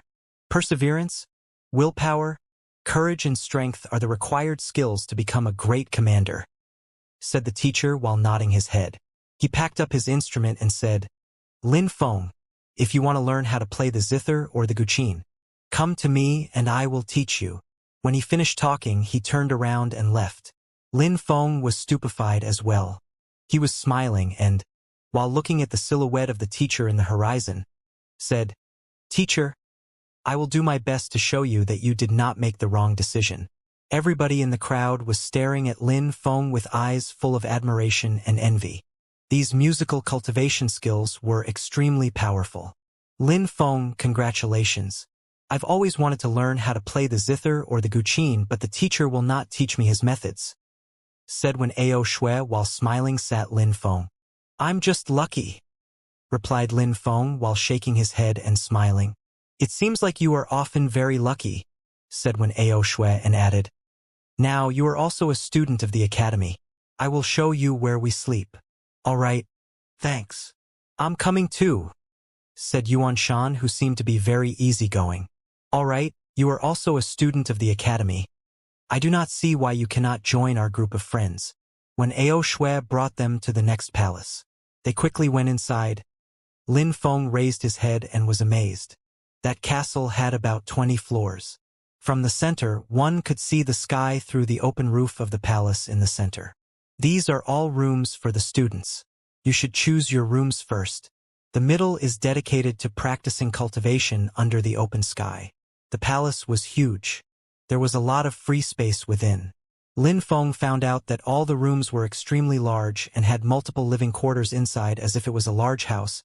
It even had a large living area which was shared by the multiple living quarters within that room. All the rooms are the same. If you want to choose a room where nobody else is occupying a living quarters, that is not a problem. Do as you wish inside the palace. There's only one thing that you should note. Men and women all live here, so please be respectful.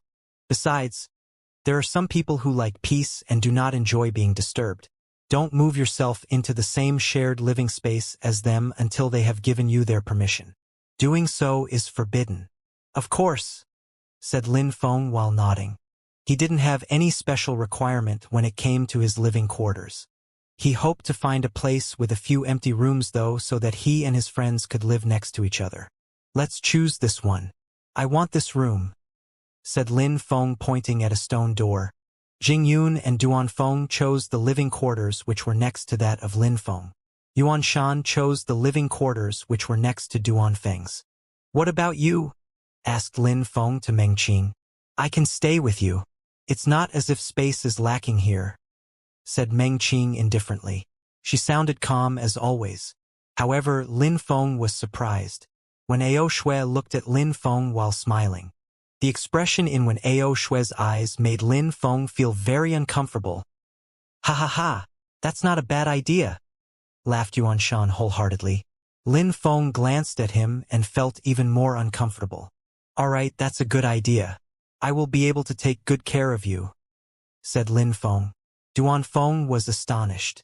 Lin Feng wanted to take care of Meng Qing. Lin Feng, big brother, you're truly great, thought Duanfeng, but the words didn't come out of his mouth. If we live together, you will be able to tell me at least 10 stories a day, whispered Meng Qing, which made Lin Feng's legs go weak to the point that he almost fell down. What a cruel girl. The next day during the morning at the Celestial Academy, people kept arriving one after another, but there were less people than the day before. In the Imperial City, there was a large public square where people were gathering. There was already a large group of people, but people continued to rush over. At the end of that public square, there was a huge gate which had a few words engraved. Shuiyu Holy Courtyard. That was precisely the day on which the inauguration of the Holy Courtyard of Shuiyu was occurring. After the news had spread, a myriad of people had rushed over to that place. Some of them were hoping to study at the Holy Courtyard, while some others had just come to watch the ceremony. The creation of the Holy Courtyard of Shuiyu was a grand event in the history of the country. It would possibly change the destiny of the Shuiyu country. This day was probably not going to be a tranquil one. It looks like the Holy Courtyard of Shuiyu attracts many more cultivators than the Celestial Academy. Lin Feng was standing in the middle of that sea of people. He was wearing his bronze mask to conceal his identity. Meng Qing and the others were all standing next to Lin Feng. When Ao Shui and Yuanshan had followed the group as well. They wanted to see how popular the Holy Courtyard of Shuiyu was with their own eyes. Jingyun was looking at Lin Feng's bronze mask. Her heart was frantically pounding. He probably had a good reason for wearing a bronze mask. It obviously meant that he didn't want other people to recognize him. It reminded her that she still didn't know what had happened to him during the destruction of the Yunhai sect. Sunlight passed through the clouds that were in the sky and shone down upon the crowd. It felt warm and comfortable. It was truly a good day for the ceremony. Look, they came out. How majestic, said a multitude of people in the crowd one after the other when they saw the valiant silhouettes passing under the huge gate of the Holy Courtyard of Shuiyu. They were all wearing magnificent white robes. 2 words were sewn into their robes: Holy Courtyard. The letters looked splendid and luxurious. Their robes gave the impression that they were ready to do battle at any given moment. There were hundreds of them who were all wearing the same robes. They were all extremely young cultivators. A short time later, they had all passed through the gate of the courtyard and walked towards the extremely vast public square. Within the public square, there was a huge stage which they would all climb up one after the other. They then looked at the crowd in a cold and detached manner. They all had extremely arrogant and domineering expressions on their faces. These were the first people chosen to study at the Holy Courtyard of Shuiyu. They came from each corner of the country to this location. At that moment, they were standing on the huge stage in front of millions of people. They couldn't help but feel extremely proud. Lin Feng looked at them through his bronze mask. His heart was growing colder and colder until it had become completely ice-cold. Amongst all these people, he already knew many of them. Ling Hu Hishan, Tu Fu, Wen Ren Yen. These people used to be extremely popular in the Yunhai sect. They were all considered as outstanding geniuses and were very important for the prosperity of the sect. When the Yunhai sect had been destroyed, they had betrayed it and sided with Duan Tianlang. And at that moment, they were standing with him on the stage and sharing his joy. Other than these three people, Lin Feng recognized other people from the Yunhai sect. They were all ranked disciples who had gratefully accepted Duan Tianlang's offer. There were not only disciples of the Yunhai sect. There were also disciples from other big sects as well. He noticed his cousin Lin Chen from the Haoyu sect as well as Lin Hong from the Ice and Snow Mountain village. Ha ha ha, Lin Rui. Look at Lin Chen and Lin Hong. They're already students of the Holy Courtyard of Shuiyu. Their future will be bright and wonderful. We will become the strongest clan in Yangzhou City and annihilate all the other small clans in no time. Lin Ba Dao, Lin Feng's uncle, was surprisingly there and was loudly speaking about such matter without regard for those around him. He was surrounded by members of the Lin clan. Lin Rui was there as well. Indeed, I think that Lin Chen and Lin Hong are definitely reliable. They will definitely become the most important pillars of our Lin clan in the future, replied Lin Rui while smiling. He was extremely polite to Lin Ba Dao. These days, Lin Ba Dao often relied on his two children to solidify his position. The higher they would rise, the greater his influence became. The problem is that Nalan Xiong, Nalan Feng was also accepted. That's not too good. Nalan Feng is currently studying at the Holy Courtyard of Shuiyu, said Lin Ba Dao while glancing at the crowd. He noticed many people from Yangzhou City, including the Nalan clan. No need to pay attention to them. Our Lin clan has two disciples who are now students at the Holy Courtyard of Shuiyu. Besides, Lin Chen is extremely strong and her spirit is incredibly powerful. Nalan Feng could never compete with her, said Lin Rui coldly.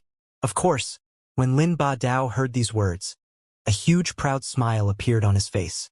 At that moment, Lin Feng was standing far behind the Lin clan and could see their silhouettes. It seemed like they had all rushed over from Yangzhou City to the Imperial City. The entire Lin clan thought that the Holy Courtyard of Shuiyu provided the students with an incredibly high social status. What they didn't know, though, is that someone whose family name was also Lin had refused to study at the Holy Courtyard of Shuiyu. They also didn't know that the entire Yunhai sect had sacrificed themselves to save him, and that was the person they had expelled from their clan. Haha! Today, so many people have come to see the inauguration of the Holy Courtyard of Shuiyu.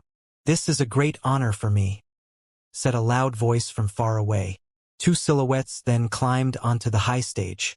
They were Duan Tianlang and Duan Han, who both still had faces filled with arrogance. It looks the rumors were not groundless. It is indeed Duan Tianlang who created the Holy Courtyard of Shuiyu, thought some people in the crowd. In the past, when people didn't know who intended to create such a place, some people thought that its creator was going to be either Duan Tianlang or Lu Zonglan. At that moment, everybody finally knew that it was Duan Tianlang who had created the Holy Courtyard. I, Duan Tianlang, would like to say a few words. You all have traveled over huge distances to come and assist to the inauguration ceremony of the Holy Courtyard of Shuiyu. Some of you, though, have come with the hope to be able to join us and become one of our students. If that's the case, please note that you should be young, outstanding, and should at least have broken through to the Ling Qi layer. If you meet our requirements, please write your names on the list. If you are chosen to study at the Holy Courtyard, we will provide you with the best skills and techniques. Many disciples will even have access to high-quality Xian-level skills. When Duan Tianlang finished talking, many people in the crowd were astonished. Xian-level skills were not easily obtained, especially high-quality ones. Unless a cultivator was the disciple of one of the biggest sects or was very rich, obtaining such skills was extremely hard. Even in the biggest sects, Disciples had to have reached a certain level before gaining access to such high-level skills. The crowd was extremely excited by Duan Tianlang's words. The only thing that annoyed some people was that one of the requirements was to have reached the Ling Qi layer. Besides, there is something that I would like to announce today. There are two people that everybody would like to see today at the holy courtyard of Xueyu, said Duan Tianlang with a weird smile on the corner of his mouth. The crowd was dying out of curiosity. Everybody wanted to see these two people? Who could they be? Considering the way Duan Tianlang had said these words, these two people were probably going to be extraordinary talents. You two, please come out, said Duan Tianlang. Everybody started shaking in anticipation. There was a person who was falling down from the sky like a snowflake. Slowly and softly. The high official Luo Shui, said the crowd stupefied. How incredibly strong and powerful. He was the strongest disciple ever in the Ice and Snow Mountain village. He was one of the 8 high officials. Why would he come to the holy courtyard of Xueyu though? At the same time, an extremely strong wind started blowing over the area. Snowflakes were fluttering in the air. Suddenly, the crowd noticed a shadow in the sky. It was a legendary rock that was flying through the air. Chu Zhanpeng. The eyes of the people in the crowd shrank.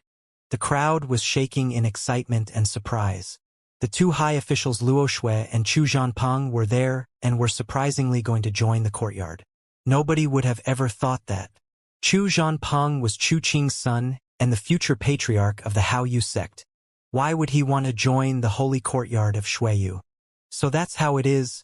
Luo Shui and Chu Zhanpeng came to join the holy courtyard of Xueyu. Thios is indeed a strange and wonderful event. Duan Tianlang is very famous and has a great deal of power. All sorts of comment were rising amongst the crowd. As expected, extremely famous people had come to join the holy courtyard. Luo Shui and Chu Zhanpeng were standing on Duan Tianlang's left and right. The imperial clan and the 2 external high officials were standing next to each other shoulder to shoulder. And now, let me announce the official opening of the holy courtyard of Xueyu. I, Duan Tianlang, am the first principal, said Duan Tianlang in such a loud voice that people could hear him for far away in the crowd. Duan Lai, congratulations, said voices amongst the crowd. Many people in the crowd then took out golden ceremony boxes. They were presents for the godlike celebrities who were present. Bai clan, congratulations. Zhong clan, congratulations. Gu clan, congratulations. People were unceasingly coming out of the crowd with golden boxes and rushed to hand over their gifts, as if they had been waiting patiently this whole time to offer their congratulations. Duan Tianlang had a big smile on his face. Thank you everybody. Those concerned, please go ahead and take your gifts. Those who were congratulating and offering presents were nobles of the imperial city. The crowd understood that those at the origin of the creation of the holy courtyard of Xueyu were the imperial clan. It is useless to mention that those who could join the holy courtyard of Xueyu were extremely powerful. Those who were offering the presents then slowly moved back towards the crowd. Duan Tianlang had a big smile on his face, expressing his satisfaction at the way things were turning out. Everybody knew that the next step was the recruitment of new disciples. But at that moment, a strong qi emerged from the atmosphere. Everybody had the sensation that the top of their head was suddenly under heavy pressure, which made them raise their heads towards the sky. Arrow! Suddenly, coming from the heavens like a meteor whose trajectory had the shape of a beautiful and perfect arch, was piercing through the air at full speed straight towards Duan Tianlang on the high stage. What's going on? Shouted people in the crowd, alarmed. Someone was surprisingly attacking Duan Tianlang with an arrow on the day of the inauguration of the holy courtyard. How heartless! Duan Tianlang was surprised. The smile on his face vanished and was replaced with a cold and evil expression. Break! A strong and powerful sword qi spread through the atmosphere and blocked the arrow and causing it to fall down onto the ground. At the same time, a strong rumbling noise invaded everybody's ears and the ground started shaking. Lu Zonglan offers his congratulations for the establishment of the holy courtyard of Xueyu, said a loud voice which stupefied the crowd. Lu Zonglan, also known as Divine Arrow Lu Zonglan. He had come and attacked Duan Tianlang. Xianxia cavalry troops offer our congratulations for the establishment of the holy courtyard of Shuiyu. The reason for the rumbling noises and the shaking ground soon revealed itself. Far away in the horizon, the chi of a multitude of Xianxia armored cavalry suddenly revealed itself in the air. The entire crowd could feel the chi growing nearer and nearer. "What's that? What's going on?" cried out the crowd in alarm. Their expressions were drastically changing. Suddenly, a storm of arrows filled the sky above the crowd. The scene was strangely beautiful. Everybody was stunned. They couldn't help but blankly stare at all the arrows which were blotting out the sun. The sky was filled with so many arrows that the sunlight was struggling to pierce through. Had Lu Zonglan really come to congratulate the establishment of the holy courtyard of Shuiyu? "How audacious!" furiously shouted Duan Tianlang, making an evil face. Duan Tianlang suddenly jumped in the air while holding his sword, which emitting a bright, resplendent light. At the same time, many people jumped in the air as well, releasing an extremely strong chi and attacking the arrows in the sky. Numerous arrows were falling down at that moment, and people in the crowd chaotically tried to avoid being caught in the crossfire. The Xianxia armored cavalry quickly arrived and dispersed crowd. A strong wind surrounded them. Their leader particularly attracted everybody's attention. He had long snow-white hair. He was very handsome and his clothes looked beautiful and clean. "It's Lu Zonglan. How come his hair has entirely turned white?" said some people in the crowd while looking at Lu Zonglan. Could it be that he had come to the ceremony of the holy courtyard to cause trouble? The Xianxia armored cavalry had stopped. There were about 200 of them. Each and every single one of them looked determined and majestic. They all looked like battle-hardened conquerors. "Lu Zonglan, do you know what you're doing?" said Duan Tianlang evilly while fixedly staring at Lu Zonglan, who was sat atop his Xianxia armored horse. "I have come in the name of justice," said Lu Zonglan, sounding calm and serene yet extremely determined. "Justice?" said Duan Tianlang while smiling coldly. "Today is the inauguration of the holy courtyard of Shuiyu. It's the biggest and most important celebration of the country, and you dare talk about justice, whatever that is supposed to mean. I have been serving our country for at least 20 years. I have fought on many battlefields and I have never complained about it, even once. Then, I even sent my own daughter to all the corners of the country to find outstanding disciples who could join the holy courtyard of Shuiyu and become pillars of our nation," said Lu Zonglan while raising his head towards the sky. His long white hair was floating in the wind. "I dedicated my life to the country. I am the commander of the army of Xianxia cavalry, and you, Duan Tianlang, asked me to lend you my army, which I naively did. You then united with other large sects and used my Xianxia cavalry to go and annihilate the Yunhai sect, the sect which made me into the man that I am today, the sect that trained me and cared for me. In one day, you exterminated all of them and left an unceasingly flowing river of blood behind you. And then, you dare say you don't know what I mean by justice," said Lu Zonglan, while slowly turning his head towards Duan Tianlang. Lu Zonglan's words were filled with a sharp coldness. When the crowd heard Lu Zonglan's words, they sighed with emotion. The imperial clan was indeed cruel. Lu Zonglan was an amazing person. He was a hero of the nation, and surprisingly, the imperial clan had ordered the destruction of his sect, the Yunhai sect. Nobody would have thought that Duan Tianlang was capable of such a thing. The Yunhai sect disobeyed the order of the imperial clan and refused to send some of its disciples to the holy courtyard of Shuiyu. This is what happens when one disobeys imperial orders. Therefore, the destruction of the Yunhai sect was a logical punishment for its defiance. Besides, today you dare enter the imperial city with the Xianxia armored cavalry and cause trouble at the inauguration ceremony of the holy courtyard of Shuiyu. This is a serious offense, said Duan Tianlang while glancing at Lu Zonglan coldly. He then added on the same ice-cold tone. Besides, making the Xianxia armored cavalry rebel against the imperial clan is another serious crime. Rebel against the imperial clan? The crowd was stupefied. Duan Tianlang was suddenly accusing Lu Zonglan of being a rebel. However, Duan Tianlang and the ones close to him looked calm and didn't seem too affected by the series of events. So, Asking for justice is a crime. I see. I, Lu Zonglan, have a clear conscience and have nothing to be ashamed of when it comes to the Imperial clan. However, I feel ashamed for my sect, for my brothers and sisters who died. With our general until death, shouted the cavalry on their Xianxia armored horses in unison. They had voluntarily followed their general. They were fearlessly defying death. When the crowd heard the voice of the troops filled with righteous ardor and expressing loyalty to their general, they were all moved. The scene was so tragic and touching. "What is the point in living such a life?" said Wen Ao Shui in the middle of the crowd. His eyes were filled with sorrow. He looked heartbroken. Lin Feng was standing next to Wen Ao Shui. Under his bronze mask, his eyes were sparkling. Lu Zonglan had come to the imperial city with his army of Xianxia armored cavalry. He had come to fight for justice, but it was also clear to him that he could die at any moment. Lu Zonglan took a deep and desolate breath and glanced at every single member of his army. "Since it's this way, today is going to be our last battle.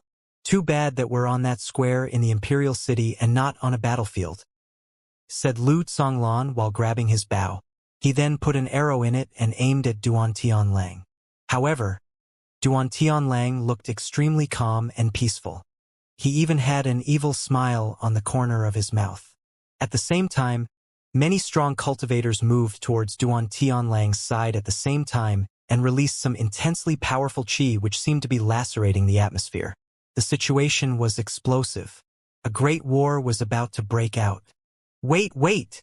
shouted someone in the crowd. Immediately after, a silhouette started walking out of the crowd. That person was wearing a bronze mask. It was impossible to see their expression. Lu Zonglan glanced at him and was about to attack him when he recognized the bronze mask. He was stupefied. He put his bow down. "That's him." Lin Feng had prevented Lu Zonglan from crippling his own cultivation in the Yunhai sect. Back then, he had understood that that person who was wearing a bronze mask had been Lin Feng. Therefore, at that moment, he was able to recognize him. The entire Yunhai sect had sacrificed themselves to protect and save Lin Feng's life. "This has nothing to do with you. Get lost," said Lu Zonglan coldly. As if Lin Feng hadn't heard Lu Zonghan, he calmly shook his head and said, "General, let bygones be bygones. We cannot bring them back now. Why bother and come to the imperial city?" "For justice," replied Lu Zonglan. He wouldn't have thought that Lin Feng would appear and start talking. Lu Zonglan was already starting to be puzzled by this dilemma. Justice? But what is justice for the general is in other people's eyes considered as suicide. You just looked like a general who wants to die. Nothing more. If justice is what you think it is, then it worthless," replied Lin Feng while shaking his head. He started moving towards Lu Zonglan. Lin Feng then stood next to him and glanced at Duan Tianlang. "Duan Tianlang, today is the inauguration of the holy courtyard of Shuiyu. May I ask some questions?" Duan Tianlang wouldn't have thought that Lin Feng would appear on that day. Considering that it was the inauguration day of the courtyard, he had to handle things cleanly and properly. Thus, he couldn't refuse and then said, "Go ahead." "The holy courtyard of Shuiyu? Why is it called the holy courtyard?" "Because we want it to be a pure and holy place, a place where morally elevated people come to become great cultivators. People who are chosen to study at the courtyard should also have pure souls," replied Duan Tianlang.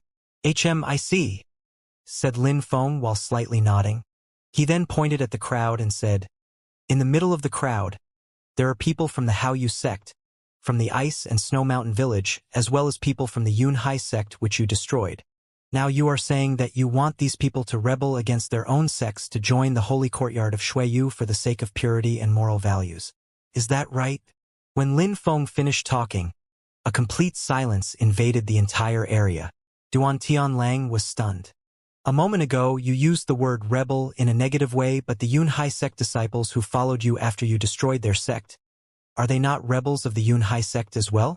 "But no, according to your logic, these rebels are considered as pure and holy because they joined the holy courtyard of Shuiyu. That's a weird contradiction," said Lin Feng to Duan Tianlang, who remained silent. Duan Tianlang opened his mouth, but no words came out. Lin Feng's poignant words made him speechless. Lin Feng didn't care about Duan Tianlang's facial expression and continued talking. Duan Tianlang, I really don't know if you were the one who chose the name Holy Courtyard of Shuiyu, or if it was someone else. Of course it is my idea, replied Duan Tianlang immediately. He wanted to kill Lin Feng. He was evilly staring at him. What a skillful manipulator, thought members of the crowd as they watched the scene unfold. Lin Feng had just said that the Holy Courtyard of Shui, you didn't deserve such a name as it was recruiting rebels. Duan Tianlang was unable to refute Lin Feng's words, which obviously made the crowd agree with Lin Feng. Lin Feng had just asked him whose idea it was to call it the Holy Courtyard of Shuiyu. He obviously knew that Duan Tianlang would reply that it was his. Saying anything else would have been making the ones above him bear the responsibility for that, and he didn't dare to accuse them. Besides, Duan Tianlang had been unable to deny the fact that the courtyard didn't deserve its name, which meant that he was recognizing that Lin Feng was correct in what he was saying. He had no argument remaining to defend himself. That's the way it is. You, Duan Tianlang, convinced the biggest sects to hand over their best disciples to you and destroyed the Yunhai sect, then finally created the Holy Courtyard of Shuiyu. How prestigious. But didn't you know that the Yunhai sect was General Lu Tsonglan's sect? Continued Lin Feng while Duan Tianlang remained uncommunicative. That was a very smart move from your part, Duan Tianlang, because Lu Tsonglan was a disciple of the Yunhai sect. Besides, everybody knows how kind and honest Lu Tsonglan is. You knew that he would never tolerate your actions of destroying his sect. He would definitely come to you seeking revenge. That way, he would be forced to abandon his official functions and would come to the imperial city to try and kill you. Then, you would be able to call him a rebel and damage his reputation and make him lose everything that he has built throughout the years. What a perfect plan. Your methods are absolutely perfect. But what was your agenda when you started to plot against one of the pillars supporting this country? Lin Feng was speaking uninterruptedly. Everybody was astonished by every single word that came from his mouth. That's right. What Lin Feng said was entirely true. That was a demonically perfect plan. However, at that moment, many people thought that Duan Tianlang probably wasn't the one at the origin of this plot. Everybody was shaking.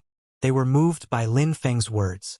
After everything that Lu Tsonglan had done for his country, who could have dared to plot against him? How tragic. Stop babbling nonsense. Shut up, shouted Duan Tianlang furiously. An ice-cold qi which smelt like death suddenly surrounded Lin Feng's body. Could it be that I am wrong? That you are not the author of all these horrors? Added Lin Feng, who seemed like hadn't noticed that Duan Tianlang wanted to kill him. Lin Feng's last remark shook up the crowd. Of course it was me who was the origin of all of these events. Are you done talking now? Said Duan Tianlang, unperturbedly admitting that he was the one who had undertaken all of this. But could it be that the people in the shadows were actually the ones who had come up with the ideas first? However, there weren't many people above Duan Tianlang in the hierarchy of the country, so if he wasn't the one who had undertaken these horrors, who else could it be? Of course. I see.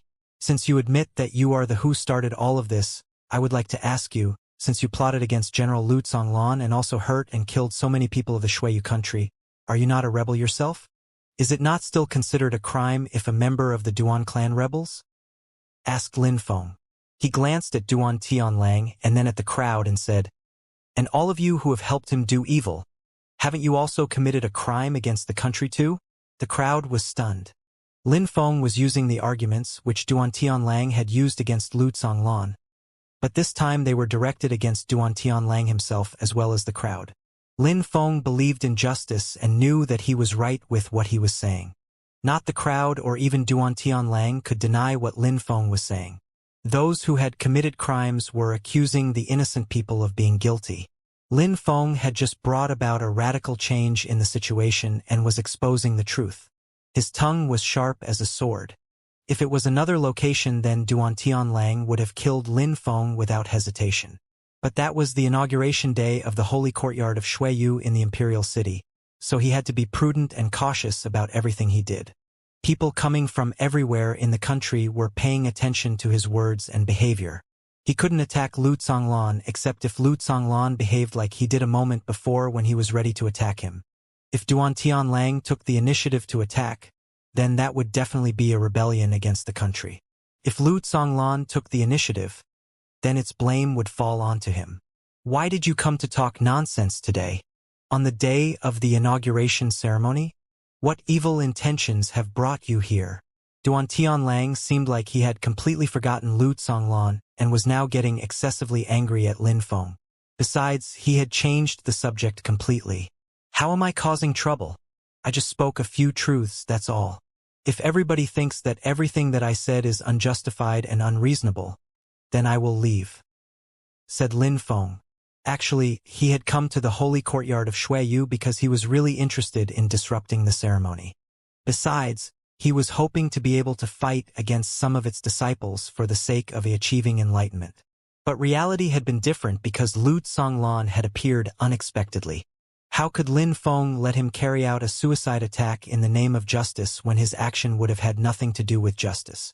Lin Feng found out that his words gave Duan Tianlang the impression that he was being slapped in the face. Lin Feng was quite satisfied even if he thought that it was not near enough punishment for him. General, in this world, justice can be protected if you are powerful, but for that you need to be alive. So please take care of yourself, and at the right moment, you will be able to fight for justice, said Lin Feng to Lu Zonglan, who was surprised. Remember to keep growing stronger. Take care of yourself. Only then you can fight for justice. Only those who could understand such things could be really free in the world. Lu Zonglan had come on that day to show that Duan Tianlang had unfairly destroyed the Yunhai sect. Because of his past in the Yunhai sect, he felt like he had to avenge it. He thought that it was the right thing to do. However, in Lin Feng's eyes, Lu Zonglan's behavior was just blind devotion and nothing more. If Lu Zonglan acted recklessly and caused his own death, then wouldn't that make the enemy happy? How could that avenge those who unfairly died at their hands? He was just acting like a desperate man with no other course of action. General, just leave, said Lin Feng. At that moment, Lu Zonglan slightly nodded. Would you like to come with me for a walk? Asked Lu Zonglan to Lin Feng. Lin Feng was surprised and then said, All right.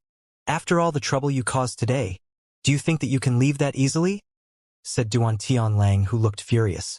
They had humiliated him and the holy courtyard of Shuiyu. I'm taking him for a walk. Who will dare and oppose me? Said Lu Zonglan while glancing at Duan Tianlang. At that moment, Lu Zonglan looked like the real divine arrow Lu Zonglan. At the beginning, Lu Zonglan wanted to fight, but hadn't yet initiated a full-blown conflict.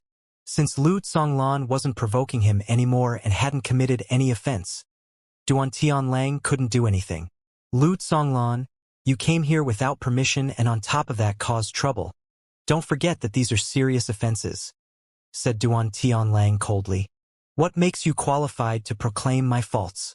If His Majesty said that I had committed crimes and wanted to dismiss me, then I would accept his decision. You, however, are not qualified to speak against me, said Lu Zonglan indifferently. Duan Tianlang pulled a long face. Dismiss him? Lu Zonglan was a very famous general with a great history on the battlefield. He had accomplished many wonderful things for the country. Give him a Qi Shui horse, said Lu Zonglan to one of his troops to his side. Immediately after, a soldier jumped down from his horse and climbed onto the same horse as one of the other soldiers while Lin Feng took his horse. Let's go, said Lu Zonglan to Lin Feng. Lin Feng was sitting on the Xianxia armored horse.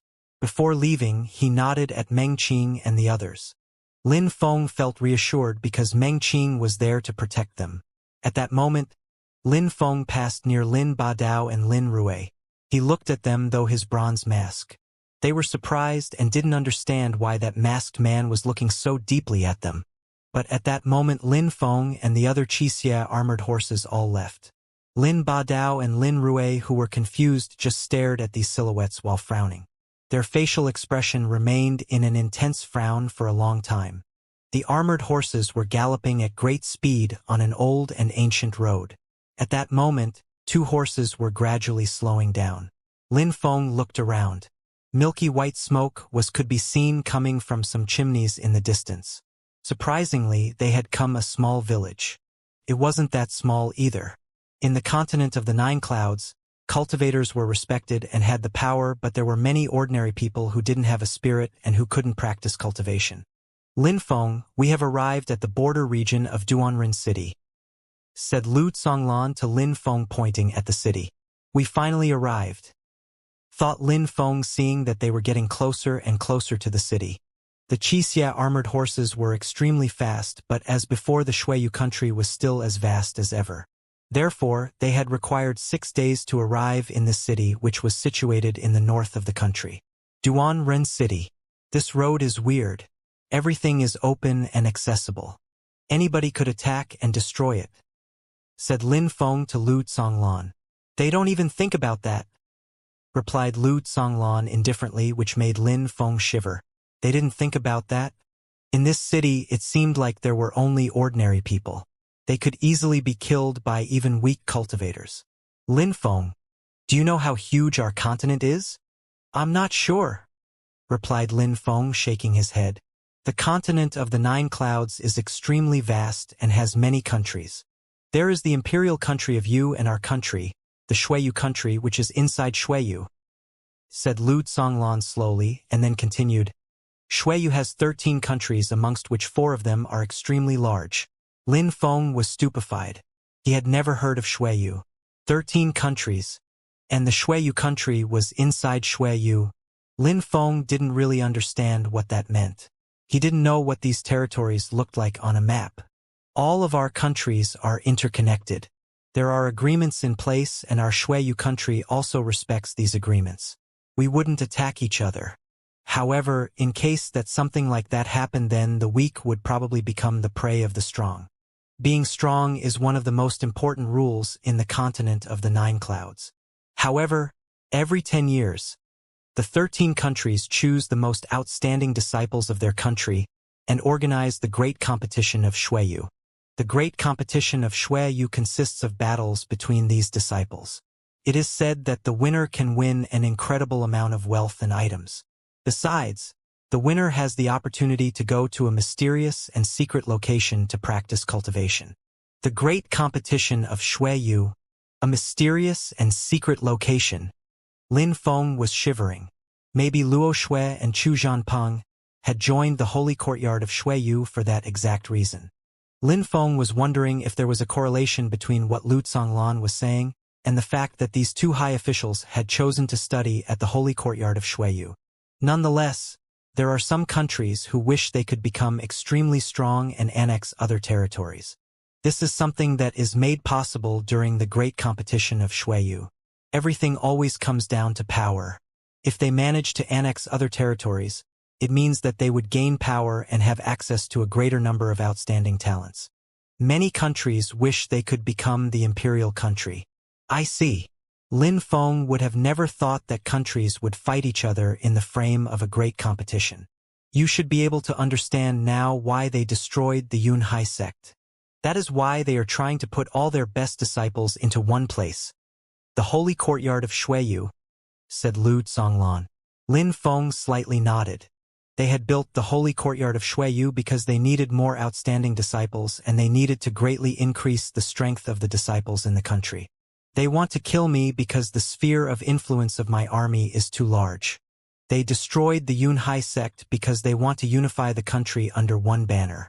The other sects have been magnanimous, but at some point, the imperial clan will probably start paying more attention to them, and their fate will be the same as that of the Yunhai sect, said Lu Zonglan while sighing. Linfeng was feeling angrier and angrier. They definitely had their prey in sight. General, get down from your horses and come drink some water. At that moment, there were 2 people who had come from the village, and one of them was a woman. She was the one who had shouted these words to Lu Zonglan. General, your hair. No time.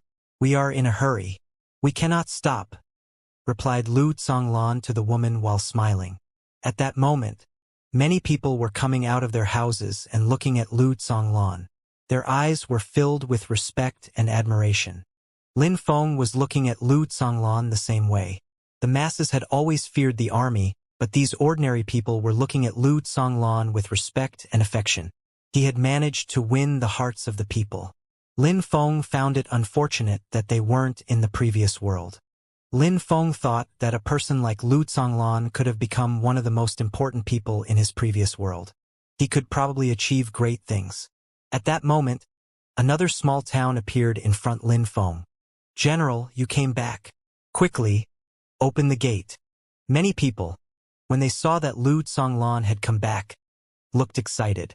A short moment after, a multitude of people came to the gate. "General!" shouted the crowd loudly. They all knew that the Yunhai sect had been destroyed and that their general had left to the imperial city because of those events. They were terrified by the idea that their general would maybe never come back. They were thus very happy to see him return safely.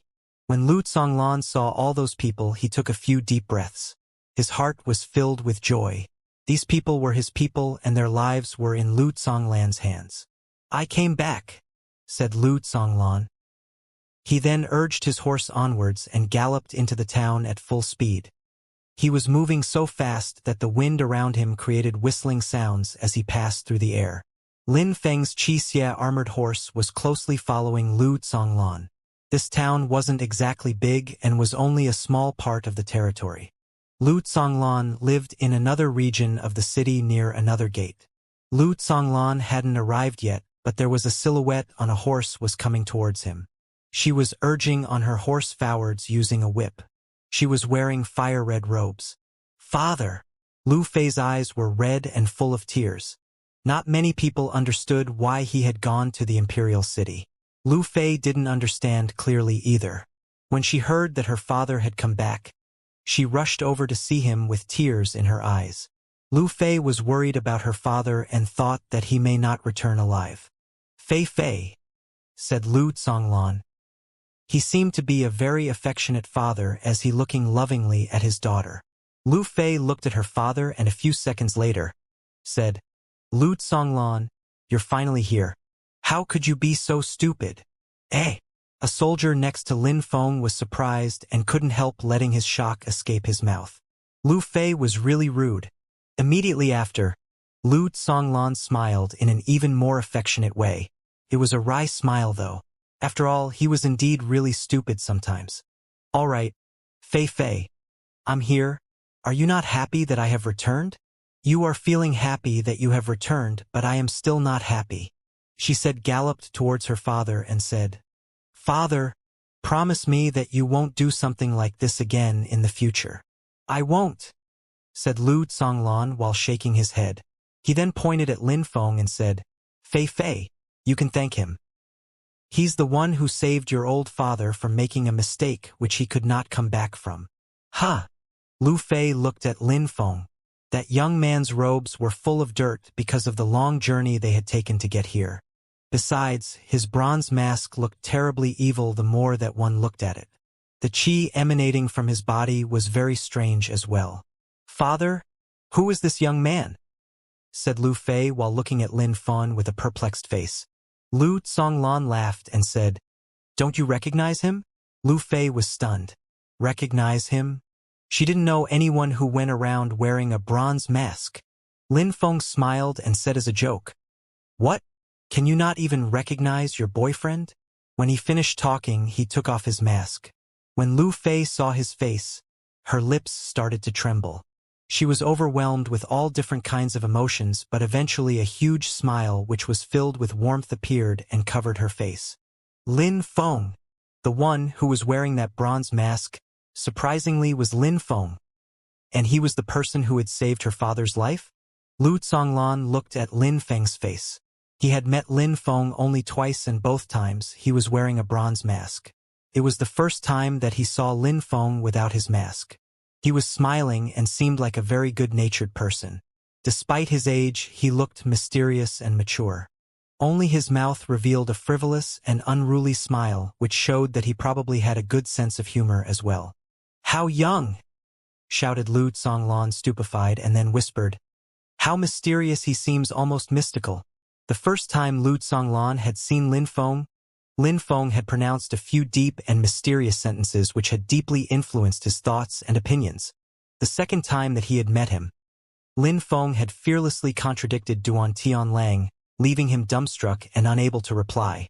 He had also damaged the reputation of the holy courtyard of Shuiyu. The one who had taken such brave actions inside the imperial city was this smiling young man. These things didn't only require intelligence. They also required a person to be courageous, fearless, and quite audacious to dare make Duan Tianlang lose face in front of so many people.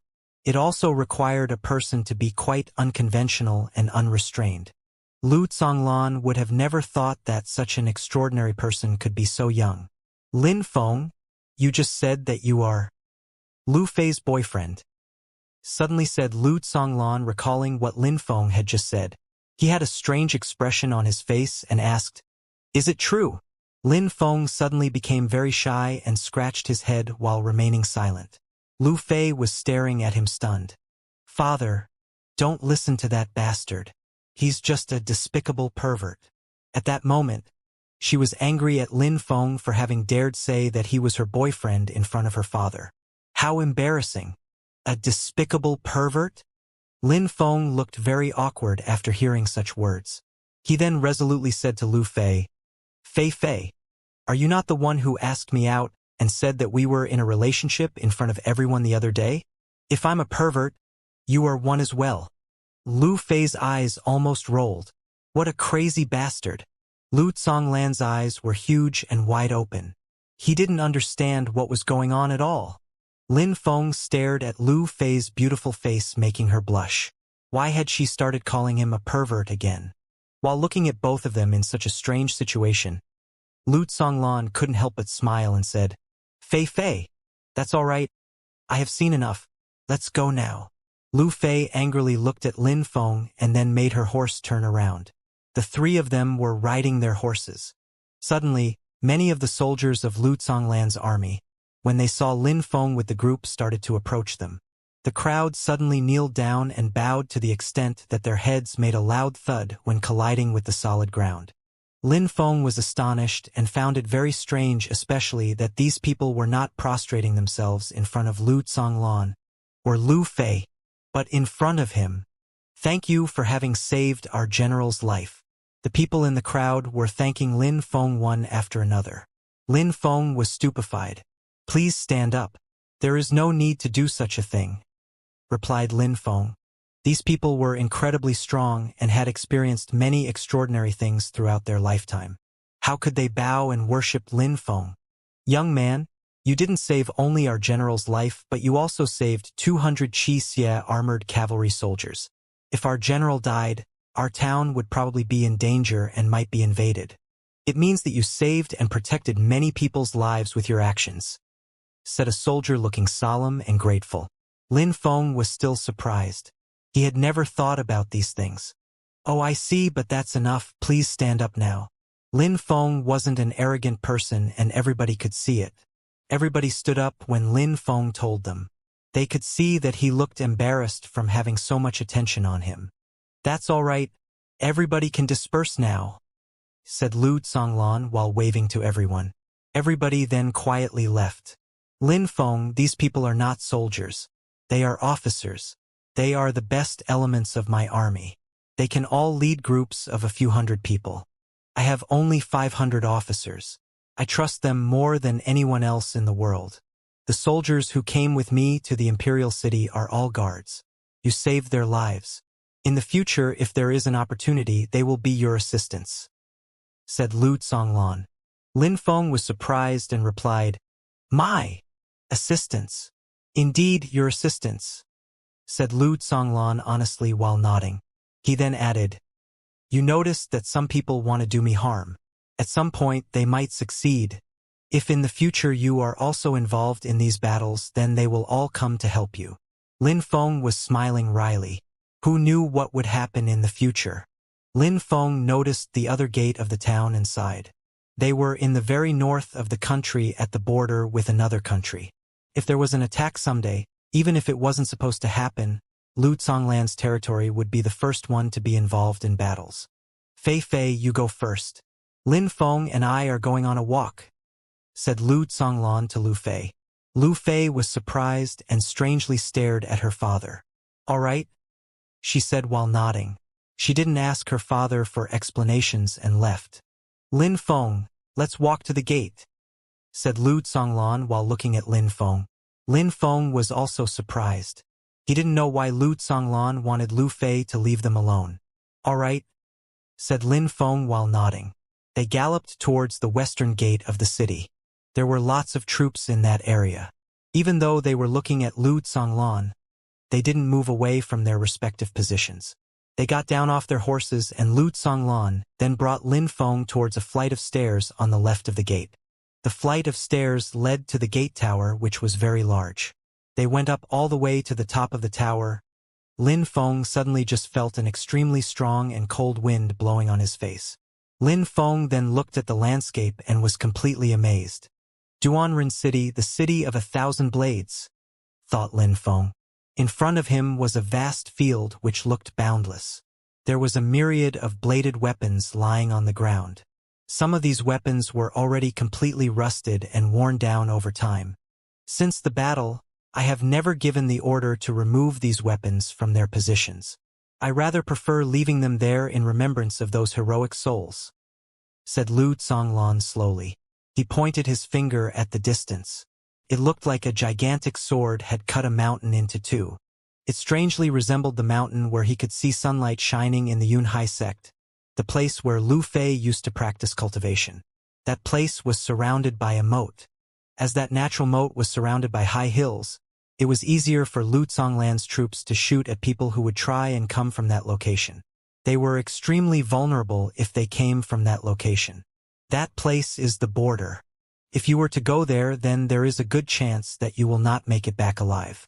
It's called Duanren Border. Duanren Border. Logical, whispered Lin Feng. This is the border with the MOU country. The MOU country and our Shuiyu country are very different. In the MOU country, they don't have sex and they are completely united. Therefore, they are much stronger than us as they have a combined power. They have a huge army which is under a single banner. If they weren't scared of my army in Duanren City, they probably would have attacked a long time ago, said Lu Zonglan. That is why Lu Zonglan, a long time ago, had spared no effort and had fearlessly led his army into great battles. He had emerged victorious and created a legend which brought fear to his enemies. Lin Feng, you saw how dangerous the situation is for me. Someday, I will probably have my life taken from me, and I'm not speaking carelessly when I say this. Lin Feng understood why Lu Zonglan had abandoned the Yunhai sect in the past. He had left everything behind to protect his country from invaders. In the Shuiyu country, there were internal and external threats. The situation was extremely complex. Lin Feng, there is something that I would like to ask you. Lin Feng was stupefied. He was staring at Lu Zonglan. What could Lu Zonglan have to ask from him? Lu Zonglan slowly said, Please take good care of Fei Fei. Take care of Lu Fei? Lin Feng first blankly stared at Lu Zonglan and then smiled wryly. It wasn't that easy to take care of Lu Fei. If only Lu Fei was similar to Meng Qing. But at that moment, Lin Feng was living with Meng Qing. What about Lu Fei? That was a difficult situation for Lin Feng. He didn't know what to do. Besides, Meng Qing wanted to take care of him and wanted for him to tell her stories all the time. Uncle Lu Zonglan, why do you trust me?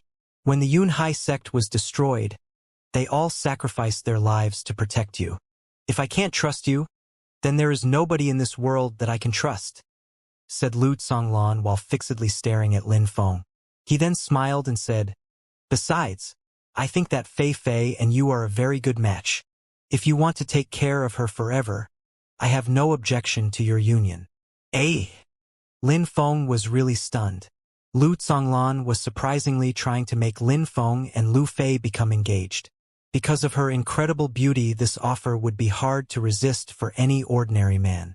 Of course, Lin Feng wasn't an ordinary man. Uncle Lu Zonglan, I am not that kind of person, but I have listened to what you have to say, and I can promise you that I will do my best to take good care of her, replied Lin Feng in a low voice.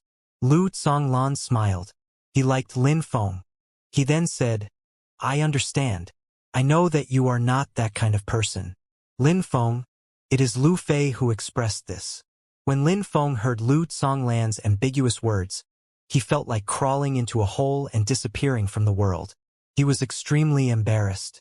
Maybe Lu Songlan thought that what Lin Feng had meant when he said he was not that kind of person was that he wasn't talented enough when it came to women, but Lu Songlan found it strange. But did Lin Feng have a choice? If he refused Lu Songlan's offer, it would be too suspicious. When Lu Fei had heard her father tell her that he wanted to spend some time alone with Lin Feng, she felt incredibly furious in her heart. At that moment, Lin Feng and Lu Fei were in her house. Lu Fei angrily looked at Lin Feng and said, "What did you tell my father?" She remembered that Lin Feng had said that he was her boyfriend in front of her father. It was very possible that her father had misunderstood Lin Feng. At that moment, Lu Songlan had asked Lu Fei to leave with Lin Feng without asking for her opinion and gave her no chance to respond. Poor Lin Feng. He didn't want to argue. He was just smiling wryly. "Father, I'm not leaving," said Lu Fei while shaking her head and looking at her father. "Don't make trouble, Fei Fei. I have made this decision and I will not change my mind. I told Lin Feng to stay in Duanren City for 3 days. 3 days from now you will both leave together," said Lu Songlan strictly. He was extremely firm and strict with his words. "Father!" shouted Lu Fei, who wanted to say something else but was interrupted by Lu Songlan. "No, you have nothing to add. I am your father and you will listen to me." Lu Fei was shaking while staring at her father, which made Lu Songlan want to take back his words and give her a choice, but he was convinced that Lu Fei had to leave, so he did not take back his words and stayed silent. "I'm sorry. I will not disobey." Lu Fei didn't say anything else and ran towards her room with a bright red face. When Lu Songlan saw Lu Fei run like this, he felt powerless. Lin Feng felt powerless as well. Because of all the problems Lu Songlan had, he would constantly be worried to death if Lu Fei stayed.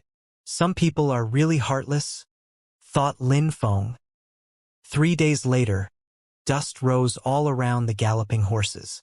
Several hundreds of Xianxia armored horses were galloping on that ancient road. "Uncle Lu Songlan, you can accompany us to here. We should be fine from this point on," said Lin Feng to Lu Songlan.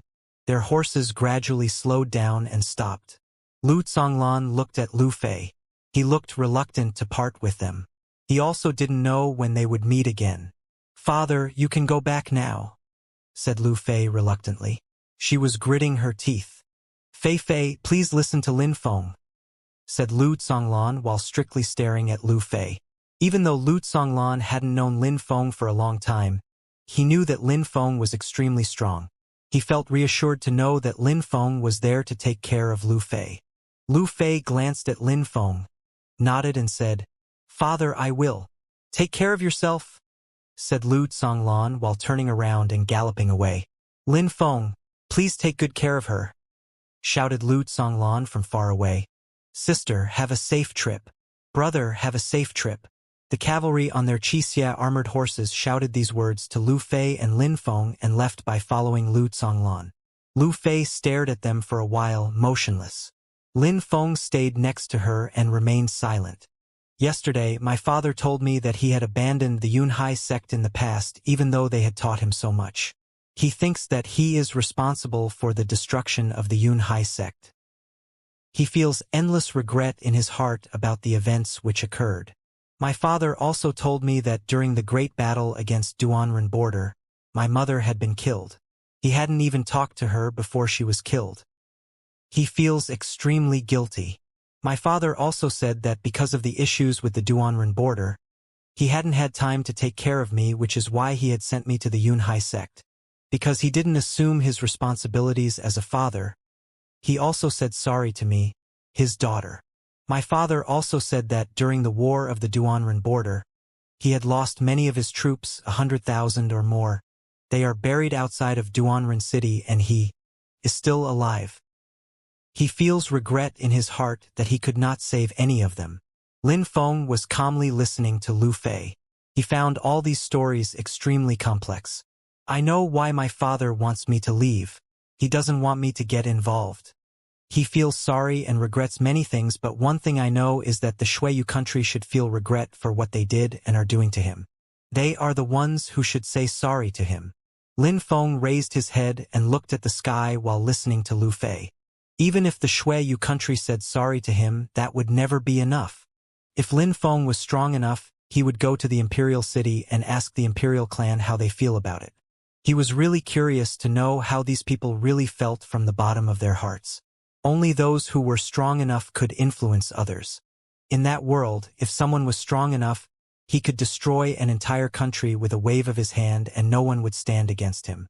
Lin Feng would never understand why strength was so important in this land. If you want to cry, then you can go ahead.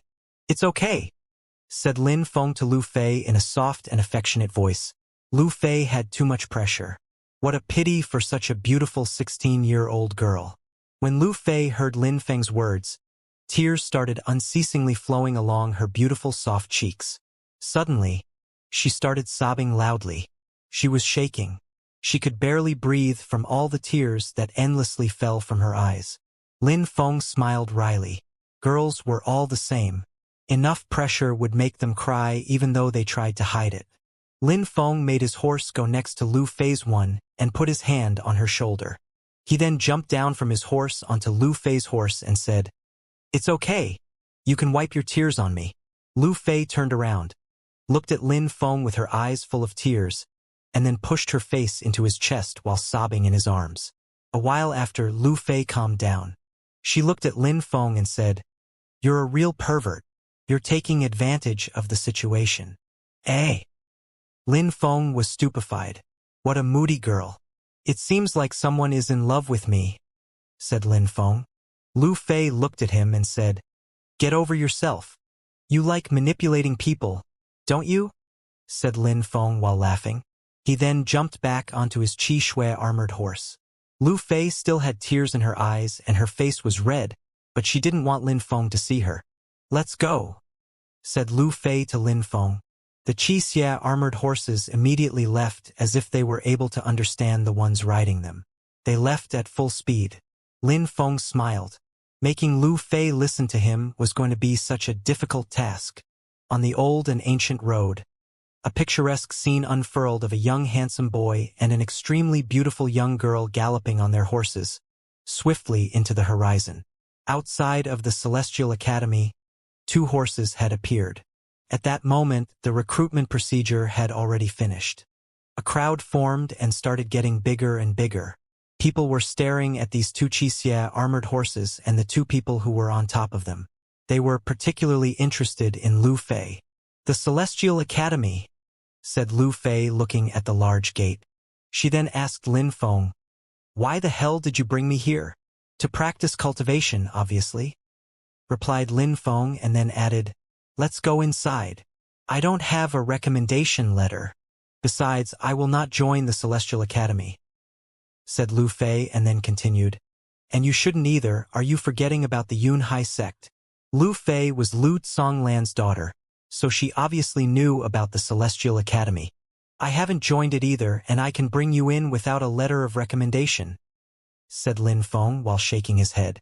He knew what Lu Fei meant.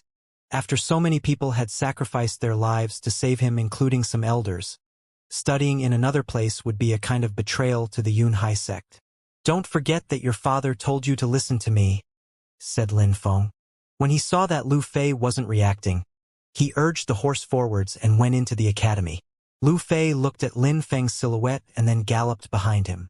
She was shocked by the fact that nobody prevented her from entering in the academy.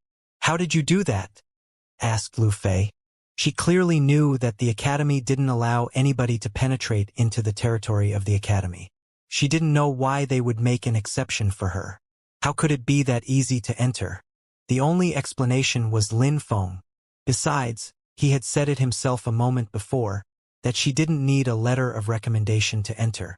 "Well, it's nothing extraordinary considering who my girlfriend is," Lin Feng said with a smile. Lu Fei angrily stared at him. "What are you looking like that for? I didn't say that you're my girlfriend."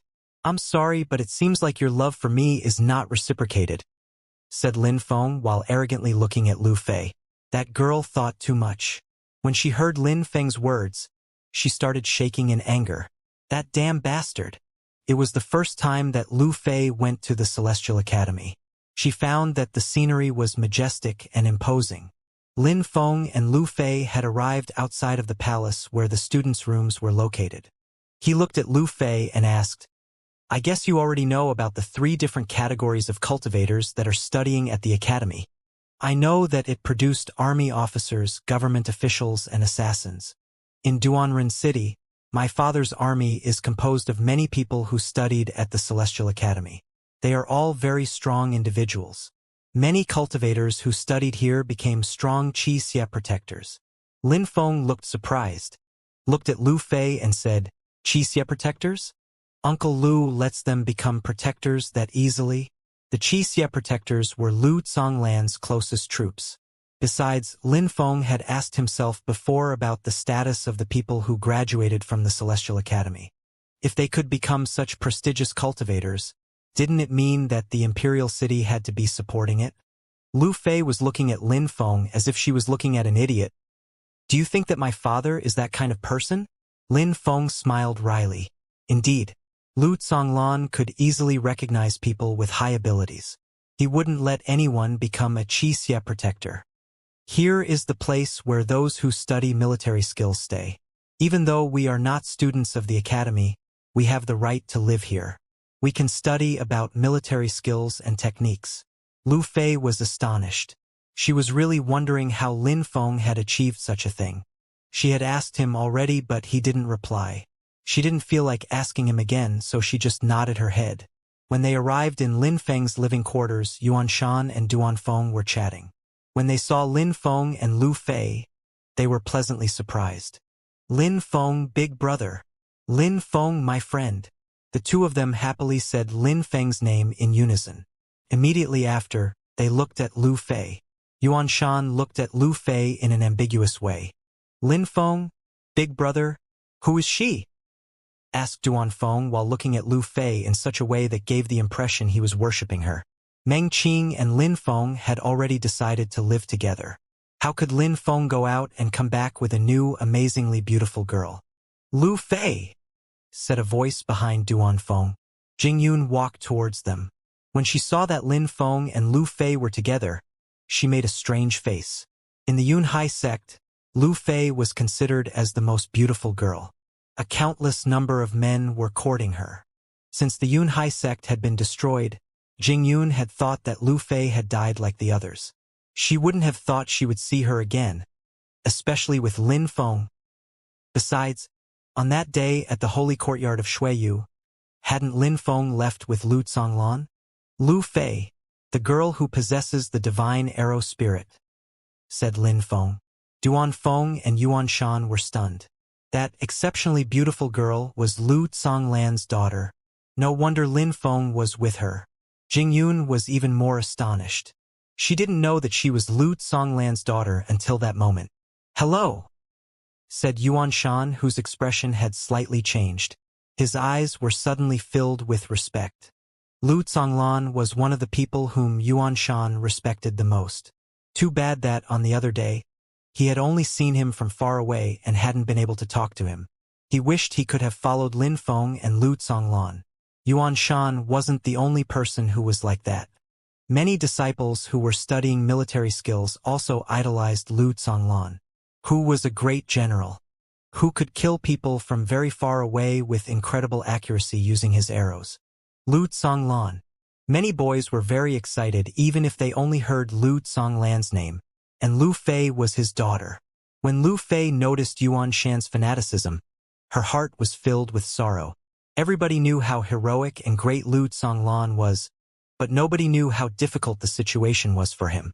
Nobody knew that some people in the country wanted to eliminate him and take all of the power for themselves. "Lin Feng, I would like to rest," said Lu Fei calmly. Lin Feng sighed. He noticed that Lu Fei hadn't completely recovered. "Here, or do you want to choose your own place? There are many free apartments. Choose one for yourself," said Lin Feng. "No need. I'm going to rest in your room," said Lu Fei calmly.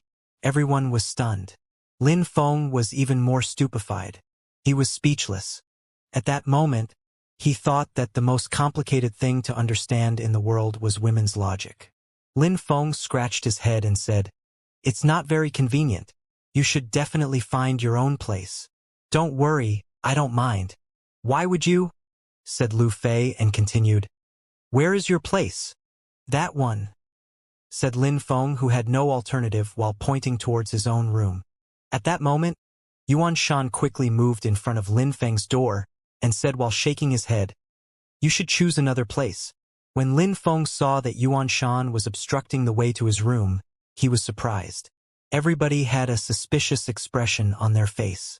Then, Duan Feng and Jing Yun nodded their heads, indicating that they didn't approve Lu Fei staying in Lin Feng's room either. Nothing worked, though. They hadn't managed to convince Lu Fei. "No need. I'll rest here." Lu Fei moved closer to Yuan Shan. Yuan Shan then said, "Lin Feng, my friend, you should get in there first." "All right," nodded Lin Feng. He moved towards the big stone door, opened it and entered his room. Lu Fei followed him. "Who's that? What a terrifying strength," thought Lin Feng. At that moment, an extremely strong qi came out and crashed onto Lin Feng's body. He almost fell down. At that moment, Lin Feng understood why Yuan Shan had told him to enter first. "How kind." "It's me," shouted Lin Feng. Suddenly, the qi disappeared. Lu Fei was standing behind Lin Feng and shaking from head to toe. That oppressive qi a moment ago had almost made her collapse. What a powerful strength. Yuan Shan was outside of the room and had a wry smile on his face. Fortunately, he had asked Lin Feng to enter first. That rumbling sound emitted by the release of that strong qi had resonated in the entire palace. His heart was still fluttering with fear. That girl was terrifyingly strong. "How come you didn't come back earlier?" asked Meng Qing coldly from the back of the room. Meng Qing was still wearing a fine veil on her face as well as her beautiful white robes. She looked so divine, as if she was above the material things of this world. She still looked extremely beautiful. When Lu Fei saw Meng Qing, it seemed her eyes were about to pop from their sockets. At the same time, when Meng Qing saw Lu Fei, her eyes shook for a second and suddenly her eyebrows seemed to indicate that she was extremely unhappy. But very quickly, Meng Qing stopped looking at Lu Fei and calmly looked at Lin Feng. Right after that, she went into a small room of the living quarters and closed the door. Meng Qing's reaction made Lin Feng smile wryly. From Meng Qing's cold and detached reaction, Lin Feng couldn't guess what she was thinking. He had no idea what she was feeling in her heart. "Lin Feng, you're a real bastard." Lu Fei was biting on her lips and looked at Lin Feng with her eyes filled with sadness. She then immediately left the living quarters. Lin Feng was puzzled. Millions of questions passed through his mind. Wasn't she a bit moody? How could she look at him with such eyes? She looked completely heartbroken. Could it be that she really liked him? Lin Feng was lost and didn't understand anything anymore, so he was just smiling wryly. Women's hearts were really incomprehensible for him. Of course, Lin Feng didn't understand Lu Fei's inner thoughts. When Lu Zonglan had asked Lin Feng to take of Lu Fei, his purpose was to make them more intimate by spending longer periods of time with each other. Lu Zonglan didn't know how long he would be able to stay alive. He was in great danger after all. The only person Lu Fei could rely on if he died was Lin Feng. Even though they didn't like each other at the beginning because of a few misunderstandings, afterwards Lin Feng had shown that he was the kind of person that she could believe in. He had displayed outstanding physical abilities and was very enlightened on spiritual matters. While getting to know Lin Feng, Lu Fei had gradually forgotten about all of the bad things she thought about Lin Feng originally. Especially when he left the Yunhai sect on the day of the bloodbath, she had only thought positive things about Lin Feng. Lu Fei already had feelings for Lin Feng, which is why she had accepted to listen to her father and follow Lin Feng. Besides, deep in her heart, she was starting to get used to being together with Lin Feng. Therefore, she found it very normal to live alone with Lin Feng. But when Lu Fei opened the door of Lin Feng's living quarters, the first thing, she was a girl, and on top of that, an incredibly beautiful girl. She felt like her heart was broken, which is why she had rushed out of the living quarters. She couldn't stand it any longer. "Lin Feng, whom are you going to comfort first? The one inside? Or are you going to chase the other one outside?" asked Yuan Shan, who was standing outside. Lin Feng frowned after hearing his words. I should go and talk to Lu Fei first, thought Lin Feng. Lu Fei was still particularly vulnerable because of all the things that had happened, including those with her father. Lin Feng was really worried about her. Lin Feng went out, jumped through the air and tried to catch up with Lu Fei. She was heading towards the exit. She seemed like she was really angry and wasn't even saying a word. Lin Feng followed her and finally caught up with her. At that moment, they were already outside of the ancient palace. Why are you doing this to me? Asked Lu Fei to Lin Feng. She looked at him with an ice-cold glare. Lin Feng clearly noticed that she was jealous. Lin Feng was feeling weird deep in his heart. He had never felt in love during his lifetime, so he didn't know what it felt like, but at that moment, delicate and subtle emotions filled his heart. Lin Feng remained speechless and was just fixedly staring at Lu Fei while walking with her. I asked you a question, said Lu Fei, glaring at Lin Feng. Lin Feng was still staring at her. Lu Fei was stupefied. What the hell was he looking at? Do you like me? Said Lin Feng in a small and weak voice while scratching his head.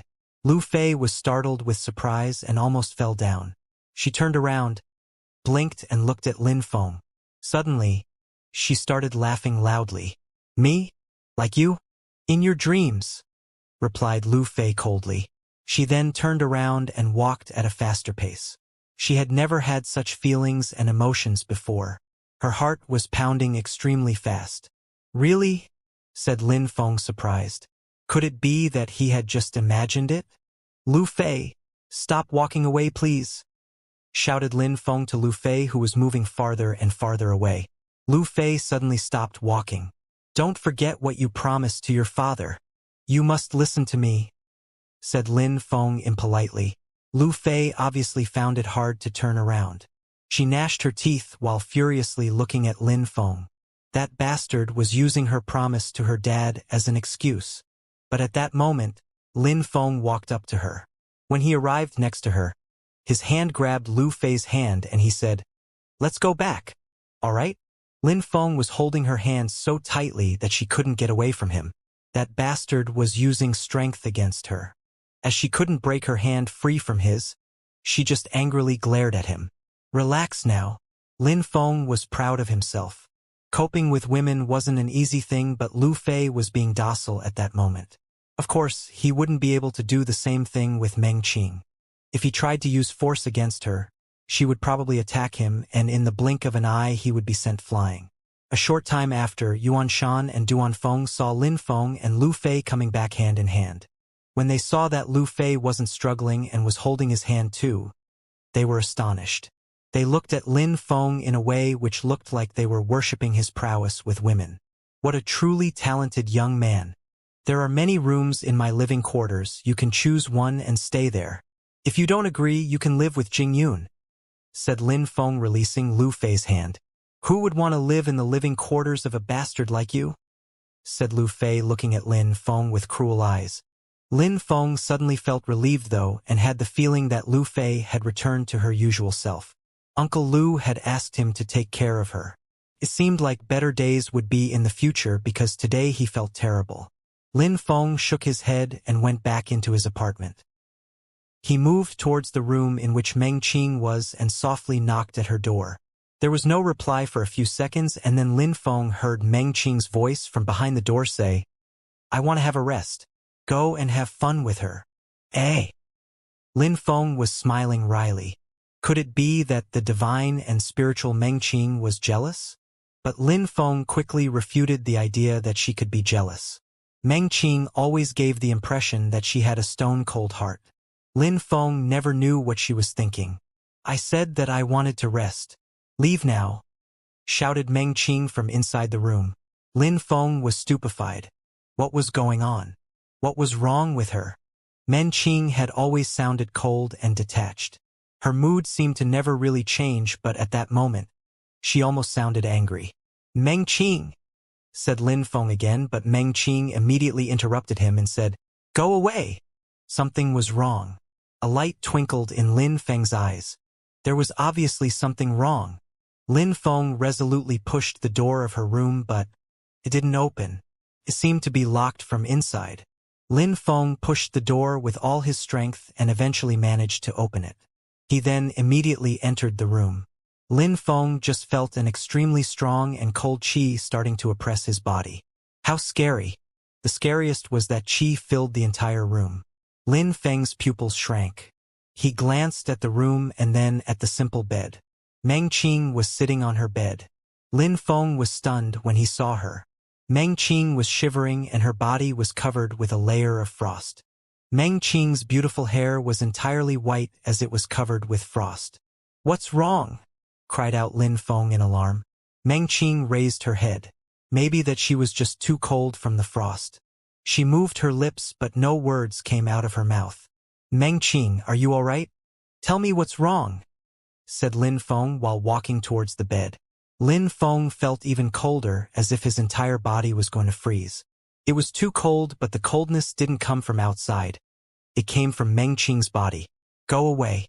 Don't come here," said Meng Qing with a shaking voice. Lin Feng sensed a strong pain in her words. He recalled the strong and cold qi that had fallen onto his body a moment before when he had entered the room. At that moment, Meng Qing's body was releasing some ice-cold qi, but as always, she was trying to act as if nothing had happened. Meng Qing didn't want to tell Lin Feng what was going on. Lin Feng took a few steps towards her bed and finally reached the edge of it. Suddenly, frost started spreading from his hands and started to cover his whole body. In the blink of an eye, he looked exactly like Meng Qing, covered with frost. He had also started to shiver. But he looked determined as ever. Lin Feng was getting closer and closer to Meng Qing.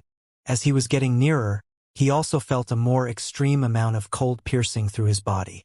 At some point, he wanted to touch her shoulder with his hand and realized that his fingers were completely frozen. He couldn't move them anymore. "Leave," said Meng Qing with a hoarse voice. After a short time, her body stopped releasing a cold qi. She couldn't stand seeing Lin Feng like that. It made her feel sad deep in her heart. "You silly girl. Every time, you're the one who protects me. I lose face each time," said Lin Feng while smiling. His eyebrows were completely white. At that moment, a pure qi landed on his body and suddenly, he didn't feel so cold anymore. The frost also instantly vanished. Lin Feng then moved closer to Meng Qing. Meng Qing saw that Lin Feng had a smile on his face even when he was starting to freeze over from head to toe. That smile remained on his face and he continued to smile warmly at her. "I hope you won't blame me," said Lin Feng while smiling. He then stretched his arms towards Meng Qing and tried to hug her. Suddenly, he felt a piercing coldness invade his body, and in the blink of an eye, he was completely frozen once again. Meng Qing's body looked it was frozen solid in ice. This type of cold could make people suffocate from the piercing sting on the lungs. It was incredibly hard to breathe. Suddenly, a stone appeared around Lin Feng's body. In that stone, there were all the things that were contained within the temple of the Yunhai sect. Lin Feng's eyes were closed. He released his spirit and suddenly, the world which appeared around him wasn't dark as it used to be. It was entirely white covered with snow, and it was also extremely cold. Swallow. Lin Feng, after releasing his celestial spirit, started absorbing and swallowing the pure qi of the purity stone. He was both exhaling and inhaling the pure qi at the same time, which was one of the abilities his celestial spirit provided. Meng Qing blinked and attentively looked at Lin Feng's delicate and beautiful face. She wasn't moving anymore either. She was just staring at Lin Feng's closed eyes while still releasing cold qi, which was immediately crashing onto Lin Feng's body. It seemed like time had stopped. The ice on Lin Feng's body was getting thicker and thicker. Half of his body was already completely rigid because of the ice. His breath was also slower and slower. Besides, more than half of the pure qi of his purity stone had already been consumed. Even in that situation, Lin Feng was aware that his body was becoming colder and colder and that the ice covering his body was getting thicker and thicker. He was also aware of the fact that the pure qi of the purity stone wasn't sufficient to help him break through. He suddenly couldn't do anything anymore and just let the ice invade his body. At that moment, Meng Qing stopped releasing cold qi. Her entire body snuggled against Lin Feng. At that moment, she didn't look like an ice-cold divine goddess anymore. She looked like a pitiful young girl who was consumed with sadness. How cold! At that moment, Lin Feng felt like he couldn't resist the coldness anymore. It seemed like the ice was about to freeze his muscles and blood. He was frozen stiff from the cold qi which had pierced his entire body. I cannot give up. I have to persevere. But willpower and determination weren't enough. Lin Feng was frozen stiff and unable to move, no matter how hard he tried. He was shivering from head to toe and his teeth were chattering from the cold. The coldness was starting to penetrate into Lin Feng's blood, but at that moment, his soul started vibrating. He was suddenly filled with a very familiar sensation. That's my spirit. My snake spirit. Lin Feng's heart was pounding.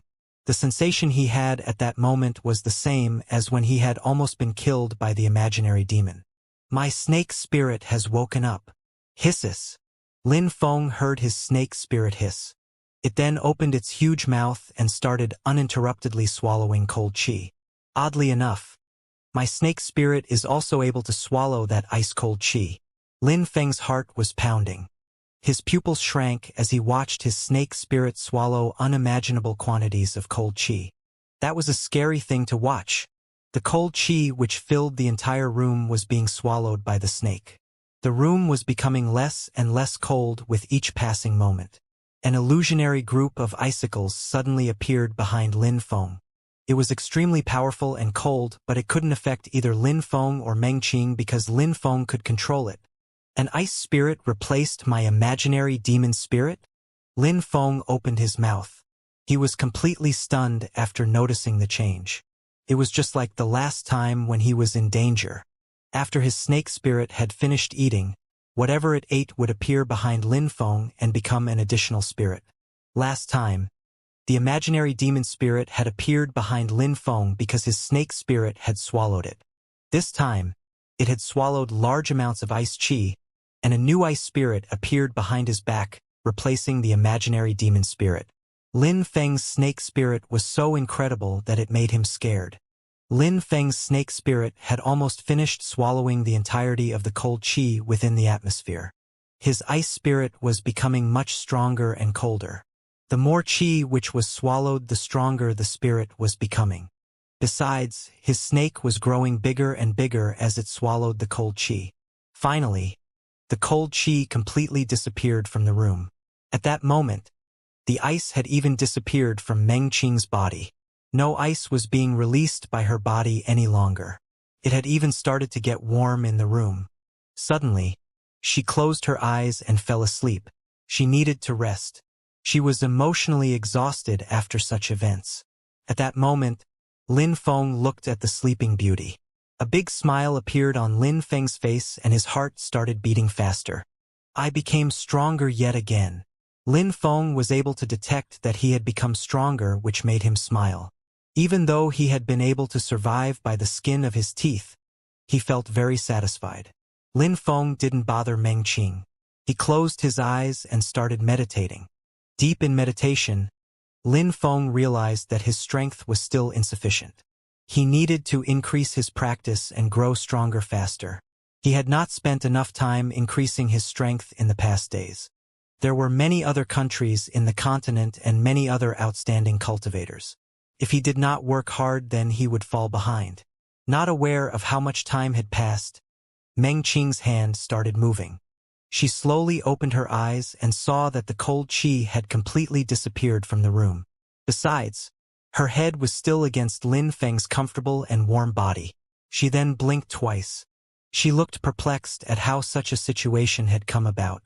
She immediately sat up and saw that Lin Feng's eyes were closed and that he was meditating. She was surprised. Lin Feng had felt something change within the room. He stopped meditating and opened his eyes. He looked at Meng Qing in a tender way and smiled. You have finally woken up. Yes, nodded Meng Qing. She looked at Lin Feng and asked, looking dumbstruck, how did you do that? I had a beautiful girl against me, so I forgot about the coldness. Then I ended up like this, said Lin Feng while smiling. She looked at Lin Feng but wasn't sure how to interpret what he meant. These easily said words still made her feel slightly better though. Even if she hadn't used all her strength when releasing that terrifyingly cold qi, Lin Feng was able to resist to such an attack. It was impossible, but he had still done it. So how was that possible? Even though Lin Feng didn't tell her, she quickly stopped asking herself that question and said to Lin Feng, "What do you think you are doing still sitting here?" "Eh?" said Lin Feng while blinking. Was every woman like this? Aggressive to the ones that they care about? "I am worried about you, so I want to be here in case you needed me," replied Lin Feng in a low voice. "Now there is no ice on my body anymore. How long do you plan to continue hugging me?" asked Meng Qing, fixedly staring at Lin Feng. Her voice sounded cold and indifferent again. Lin Feng frowned. He then immediately stood up and left her room. That girl was way too smart. What Lin Feng didn't see because he had left her room already is that Meng Qing was blushing. At that moment, anyone who would have seen her would have been astonished to see her face was bright red. In the middle of the ancient palace where the students lived, there was a very high tower. It was a place dedicated to the practicing of cultivation. Students could clearly see the sky when standing in that tower. The tower was a good place to practice cultivation because the natural energy that pulsated through it, the chi of heaven and earth, were perfectly interconnected at this location.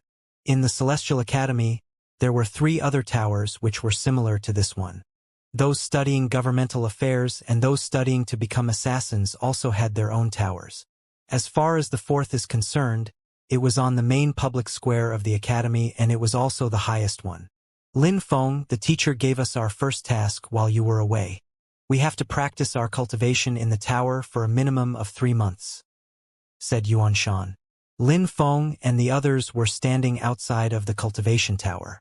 They were all staring at the tower and Yuan Shan said, "In simple words, that tower is a perfect place to practice because of its abundance of pure qi coming from heaven and earth to that location. The pure qi of heaven and earth is flowing in what forms an endless stream of energy to that location. This energy is the same as those which flow in the veins of the earth. The inside of the tower is perfect for cultivation because the qi is much denser and flows freely into the tower. Managing to build 4 towers in which there is such a perfect stream of pure qi is really masterful work," said Lin Feng, who could already feel some of pure qi coming from the ground all around the outside of tower. Besides, if we don't count the palace where the imperial clan lives, the academy is the place where there is the most pure qi.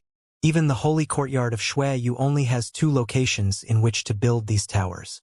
It is also very difficult to find places where there is pure qi which circulates into the flow. Even the biggest sects usually don't even have any. Actually, this is one of the reasons why the imperial clan is so strong, because they possess an incredible quantity of pure qi. Lin Feng nodded. Pure qi was a thing cultivators longed for day and night.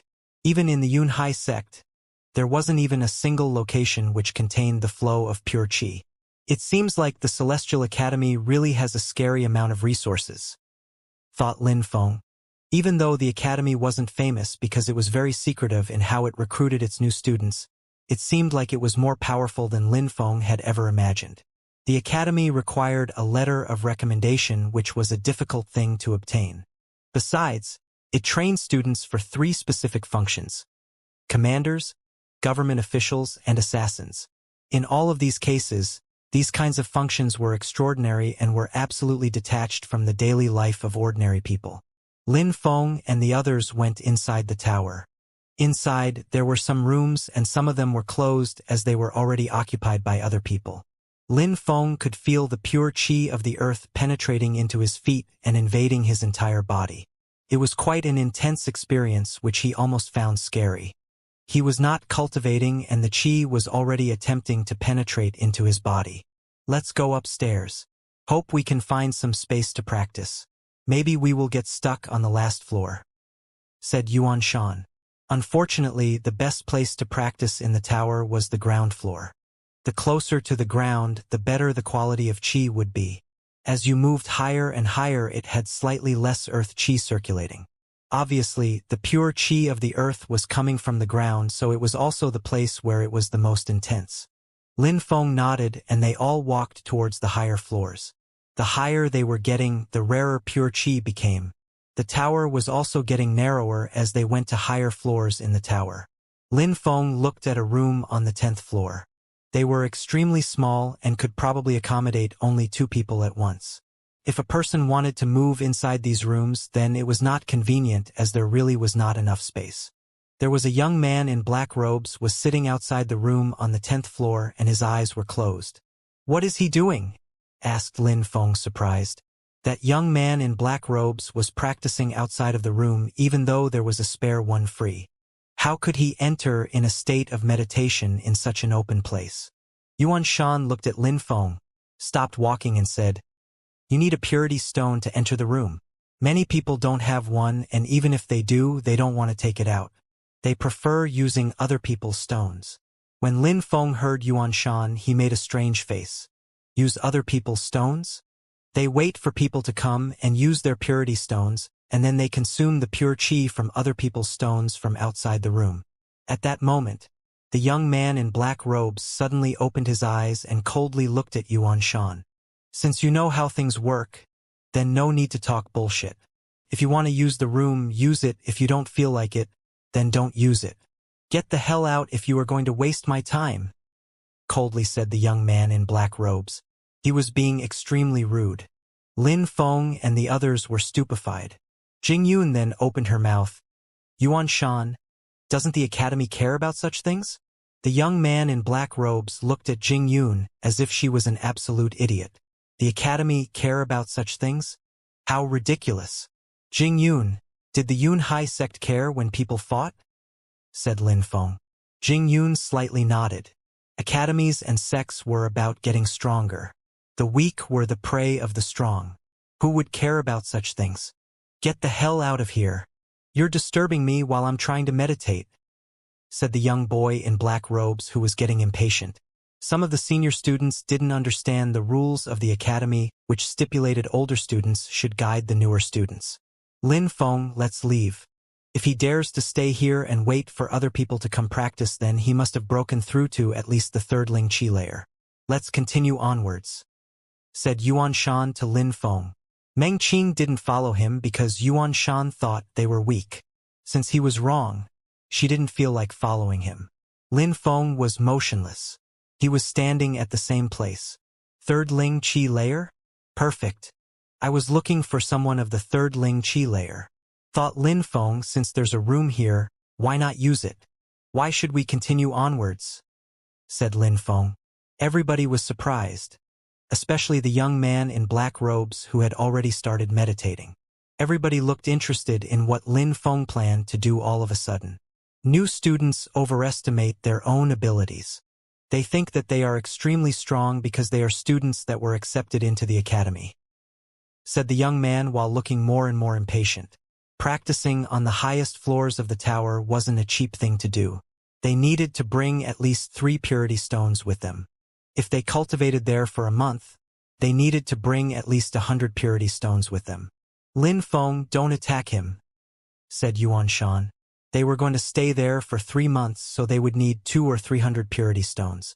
That was a huge number and they didn't have that many. The best they could do was find a room with a smaller cultivation requirement.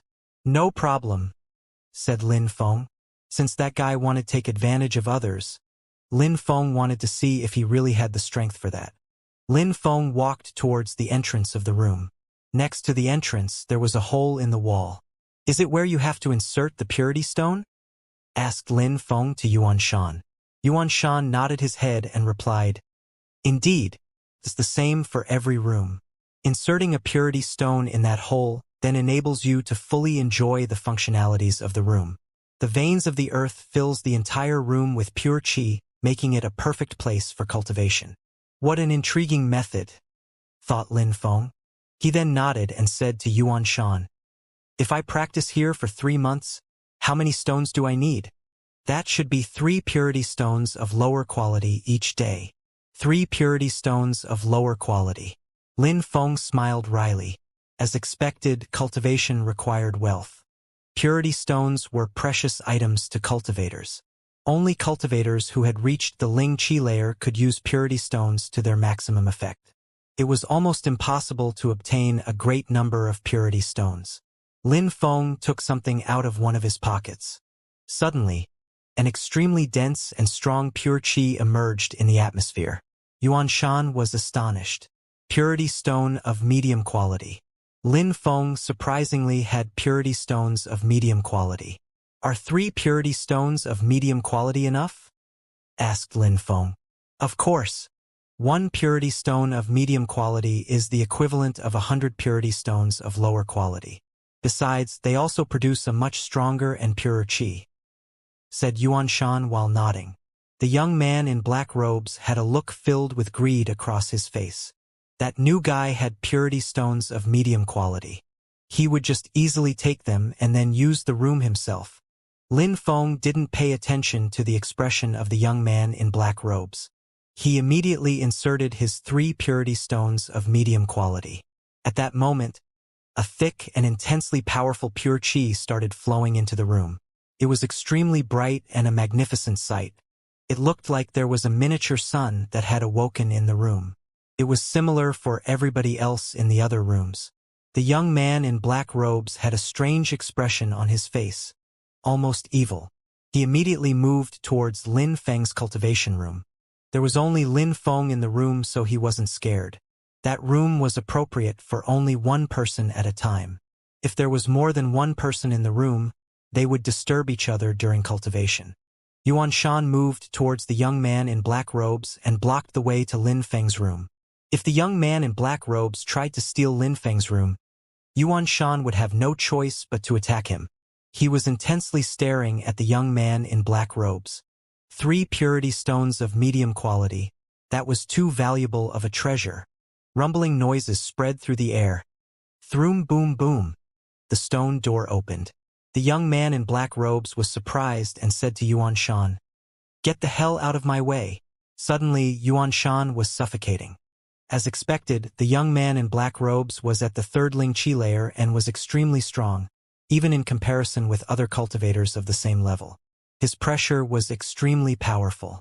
Yuan Shan knew that he wouldn't be able to compete with him if he was to fight. It was taking everything that he had to stay standing. "Get back," said a voice. At that moment, the temperature outside of Lin Feng's room suddenly dropped. There was an icy cold pressure which filled the air.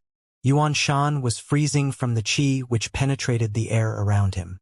Boom! Suddenly, the young man in black robes took a few steps backwards and Lin Feng had appeared next to Yuan Shan. Lin Feng, how powerful! Yuan Shan's pupils shrunk from shock. He wouldn't have thought that Lin Feng would be strong enough to make the young man in black robes retreat backwards. No wonder Lin Feng didn't care about the young man sitting there when he entered the room. The young man in black robes was stupefied as well. He looked at his own hand and saw that it had turned snow white. Frost was covering it and he could barely move it. His hand had been almost frozen solid from that initial encounter. The ice on his hand suddenly cracked and the pieces of ice fell onto the floor. He was fixedly staring at Lin Feng. Lin Feng didn't look very powerful, but he had surprisingly also broken through to the 3rd Ling Qi layer. "Now get the hell out of here," said Lin Feng. Lin Feng wasn't aggressive to other people unless they were aggressive to him. Picking his fights carefully would allow him to live a long life and avoid meaninglessly insulting someone. However, one needed strength in this world to be respected and could not back down from a fight. The young man in black robes was furious. Even though Lin Feng had also broken through to the 3rd Ling Qi layer, how could he possibly disrespect him in such a blatant way? Suddenly, huge flames appeared behind the young man and he released his spirit. What astonished everyone is that the flames were filled with a black color inside. "My spirit is a black flame fire spirit," said the young man in black robes coldly. At that moment, his eyes looked like they were on fire and burning brightly, however his gaze was completely cold and bloodthirsty. Black flame fire spirit. Yuan Shan was stupefied. He had never heard of such a fire spirit before. The black flame fire spirit was a fire spirit, but it was clearly a rare fire spirit. The rarer a spirit was, the greater its power would be.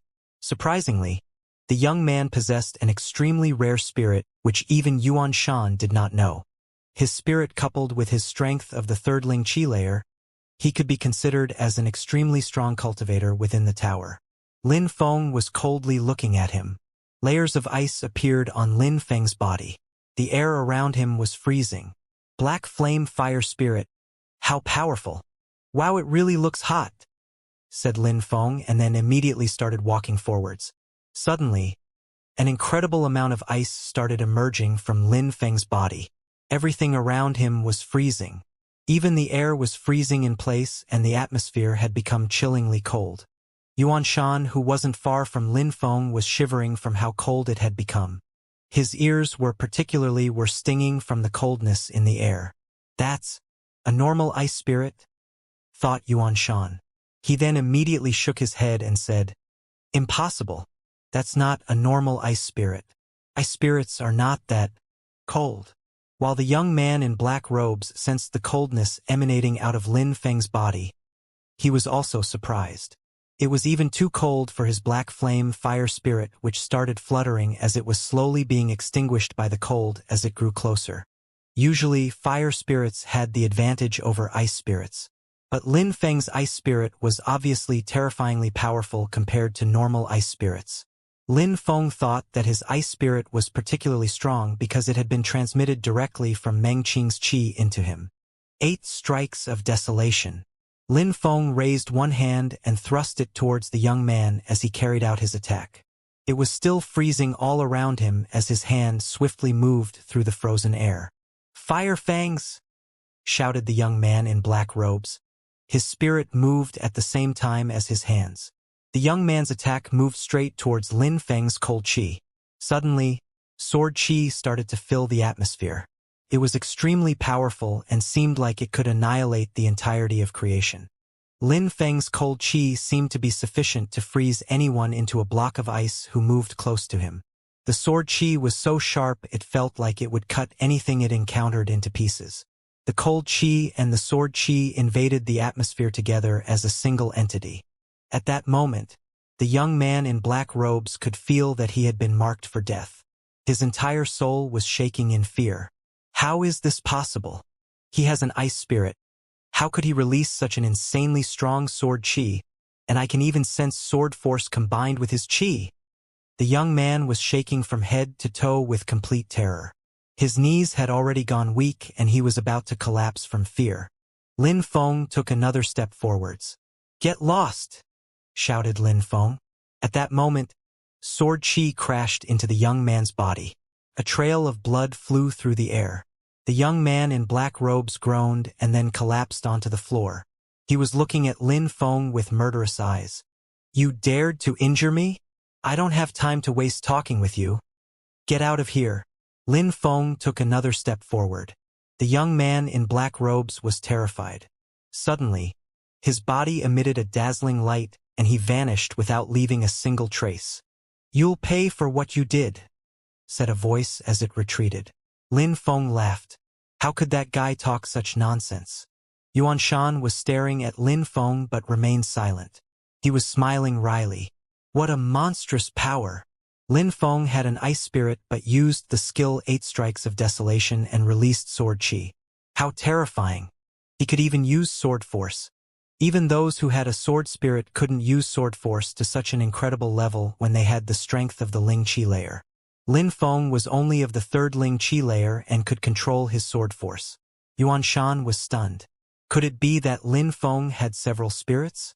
A sword spirit and an ice spirit must have been used at the same time. Otherwise, how could he have used sword force at the same time as his ice spirit? Yuan Shan had only guessed right about one thing. Lin Feng did possess several spirits. Jingyun wasn't too surprised. On the way to the imperial city, she had already witnessed Lin Feng's strength a few times already. Lu Fei wasn't too surprised either. Lin Feng had shown her many times already that he wasn't an ordinary person. His power and his natural abilities were way too terrifying. Lin Feng was about to recall his spirit into his body when suddenly one of the practice rooms opened by itself. An intensely cold air came from the room as the qi flooded to the outside. Damn it! Do you not understand the rules? Do you really want to die so badly? Said a voice coming from the room. A silhouette appeared, and that person was staring at Lin Feng with incredible killing intent. Lin Feng frowned. A strangely savage smile appeared on his face. He released a piercingly cold chi again as well as sword chi and force. It was oppressing the opponent's body completely. The facial expression of the opponent drastically changed. His heart was pounding, and he was truly scared of the combined energy which was oppressing his body. Let me practice in peace. Damn it. Get lost. Let me practice in peace. Damn it. Get lost. Said Lin Feng extremely coldly. At that moment, the atmosphere started to drop in temperature once again. The opponent didn't have the same arrogant expression he had when he arrived. He looked scared. Lin Feng was so strong. Damn. What the hell should I do now? Said the opponent as he was insulting himself for having come across someone as strong as Lin Feng. At that moment, many other people in other cultivation rooms had also lost their concentration and their cultivation had been forcefully interrupted. They could feel Lin Feng's piercingly cold chi in the atmosphere. It had invaded the entire tower and was incredibly oppressing. Of course, they were not going to go and see what was going on. They didn't want to invite trouble from someone who could produce such a terrifying chi. Will you get the hell out of here or not? Said Lin Feng extremely aggressively with eyes revealing murderous intentions. The enemy was shaking from head to toe. He glanced at Lin Feng evilly and then went to look for another room within the tower. His current room would have to be left with Lin Feng. The strong can use aggressiveness and strength to scare the weak away. That is the reality of the cultivation world. Thought Lin Feng while recalling his spirit back into his body. The young man in black clothes had wanted to steal Lin Feng's room until Lin Feng had shown his real power. He had thought that Lin Feng was weak. The second person had also wanted to seize Lin Feng's room for disturbing his practice, but considering the strength which Lin Feng displayed, the second person had been terrified and had immediately left. He didn't dare to act against someone so strong. That would have been acting recklessly. The path of cultivation was full of unkind people for whom the word compassion meant absolutely nothing. Someone weak and friendly would constantly get bullied. Someone strong and aggressive would be worshipped. The strong were respected and held in high esteem by everybody. Yuan Shan, you can use that room. You should also prepare some of your own purity stones. If the 3 stones I put it are not sufficient to practice for 3 months, then please use your own. Said Lin Feng to Yuan Shan. Yuan Shan nodded. He didn't even try to prevent Lin Feng from leaving the cultivation room to him. He was convinced that relying on his strength, Lin Feng would face no difficulty in finding another room within the tower. Duan Feng and Jing Yun are a bit too weak. If the pure qi is too dense and thick, it will be of no use for them. Lu Fei, go to that room. Said Lin Feng pointing at another room. Duan Feng and Jing Yun didn't say anything, but Lu Fei said, if I use that one, what about you? No need to worry about me. I will find another one better suited for myself. All right. See you in 3 months, said Lu Fei and then immediately entered in the cultivation room. Lin Feng then made Duan Feng and Jing Yun follow him so he could help them find a cultivation room. The 11th and the 12th floor were full, so they immediately went up to the 13th floor. He then found 2 rooms which were free for them to practice. From the 11th floor, all the rooms required less purity stones. They only required 1 purity stone of lower quality a day. One of Lin Feng's medium quality purity stones was enough to practice for 3 months. It made Lin Feng sigh with some regret.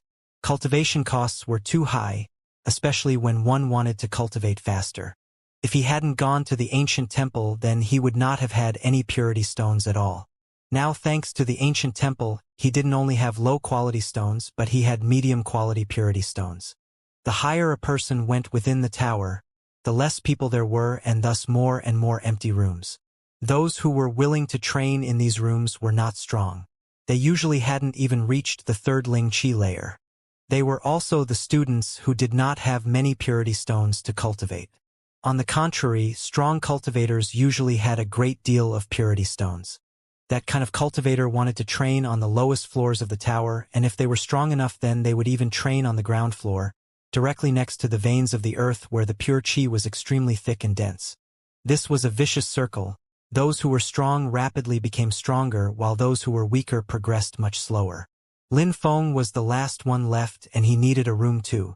He didn't want to stay at the top of the tower, so he immediately went back down the flight of stairs. He passed by the 10th floor, 9th, and arrived on the 6th floor. He suddenly stopped. There were 8 cultivation rooms on the 6th floor. If a room was occupied, the hole in which the users inserted purity stones would be slightly flashing. Lin Feng walked around and stopped in a corner between 2 occupied rooms. He then sat down and started meditating. A pleasant and refreshing pure qi enveloped his body. The 6th floor wasn't that far from the ground. Even if Lin Feng wasn't in a room, the pure qi which was outside of an occupied room on the 6th floor was still denser than the pure qi in a room on the 10th floor. On the 10th floor, you even had to pay 3 purity stones of lower quality a day to use the room. Not being in a room but sitting outside the occupied rooms on the 6th floor was thus more advantageous to his cultivation. If students could choose a floor as they wished, they would all go to the lowest floors, but it was clear to everyone that those who trained on the first floors were extremely strong.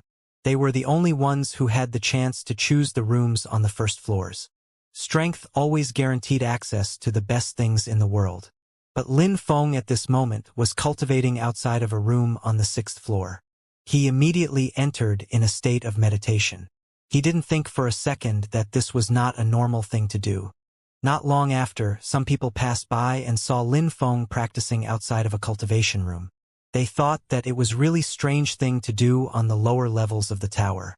They were all very surprised by his actions. What that? Surprisingly, there's a guy meditating outside of an occupied room on the lower floors. Isn't he scared to constantly be disturbed in his cultivation? Wondered one of the people who saw Lin Feng. Cultivation was about achieving peace and absolute serenity in one's heart.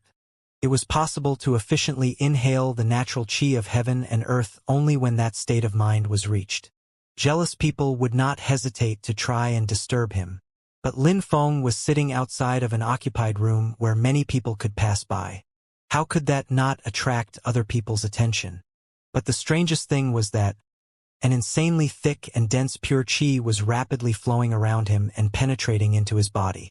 Surprisingly, there was nobody disturbing him. That guy, even if he doesn't have purity stones for his own room, he shouldn't practice there like that. What if someone disturbed him at the most crucial moment of his practice? That would be really horrible for him. That guy is so ignorant. If a malicious person attacked him by surprise, the consequences would be disastrous on his future cultivation. Many people were thinking the same thing when they passed by Lin Feng and saw him sat out in the open. Actually, it was forbidden to disturb other people once they were in a room and had already started practicing. The Celestial Academy didn't accept such behavior because they wanted to provide their students with the best cultivation environment. But Lin Feng wasn't inside of a cultivation room at all. Instead, he had decided to study outside of a room on the 6th floor. Doing so was extremely dangerous. However, Lin Feng was sitting next to a cultivation room. Suddenly, the pure qi in the room next to Lin Feng was becoming weaker and weaker. Some people noticed this and were watching on with dazed expressions. That probably meant that that person's time had elapsed. Somebody was probably going to come out and see Lin Feng sat there. At the same time, Lin Feng opened his eyes. The pure qi surrounding him had progressively stopped being absorbed into his body. He looked at the door of room next to him and stood up. The crowd was surprised. They had just understood why Lin Feng had been sitting outside of the occupied room. He was not planning to stay outside of a room for a longer period while cultivating. He was just waiting for a room to be free. But was Lin Feng going to get it? At that moment, many people started walking towards that room with determined looks on their faces. They understandably all wanted to have access to a room on the 6th floor of the tower. And the 6th floor, the pure qi within the cultivation rooms was already very thick and rich. Some people had seen Lin Feng cultivating outside of the room on the 6th floor. Initially, some of these people were actually only passing by and were heading towards higher floors, but because they had found the scene fascinating, they had stopped on the 6th floor and forgotten about their previous plans. Besides, Some of them were also attracted by the room which was being opened even though they didn't have the required strength to normally reserve such a room. If they managed to get that cultivation room, they would definitely be able to boost the speed of their cultivation. The light emitted by the pure qi finally dulled completely inside the room. The stone door made a rumbling noise as it started to open itself. Everybody started taking steps towards the door and was fixedly staring at it as it opened. Finally, the door opened itself and everybody stared at the silhouette coming from the room. It was a young man with a sword on his back. When he saw the crowd, a strange and enigmatic smile appeared on his face. "You all want this room?" said the young man with the long sword. He had an incredibly evil look on his face. Nobody replied in the crowd, but the expressions on their faces showed that they really wanted it. "Well, if you want it, then I will give it to you," said the young man with an evil smile on his face. He moved away from the entrance and stood by the side to allow them access to the room. At that moment, there was nobody in the room and the door was wide open. The crowd was looking at the room as if they were a bunch of starving people looking at a mountain of food. However, instead of rushing over to the room, no one was moving at all. They were all looking at each other and didn't move towards the room. Nobody was moving because they knew that the first to go towards the room would be attacked by everybody else. Even if it was their brother, they would attack him. Their greed was truly intense. Nobody was willing to be the first one to move towards the room. Of course, there were always exceptions. And Lin Feng fearlessly started moving towards the room. Lin Feng walked towards the room looking natural and at ease. While standing before the door, he turned around and looked at the crowd. "I was the first one waiting here. This room is mine. You should go and find another one." The people in the crowd were looking at him with a cold smile on their faces. The first one? What the hell does that mean to them? That means absolutely nothing to these people. In the world of cultivation, the only way to persuade people was strength.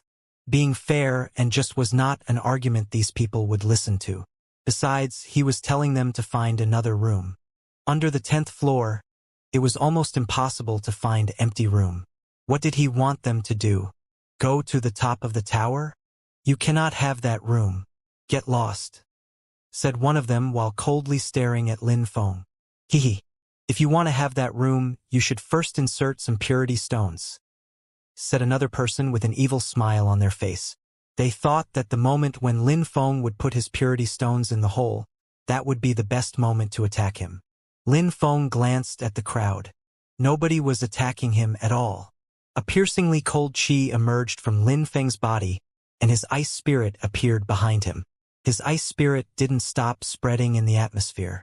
Everything was turning white with a layer of frost. That ice was way too cold and way too strong. But it didn't scare the crowd away.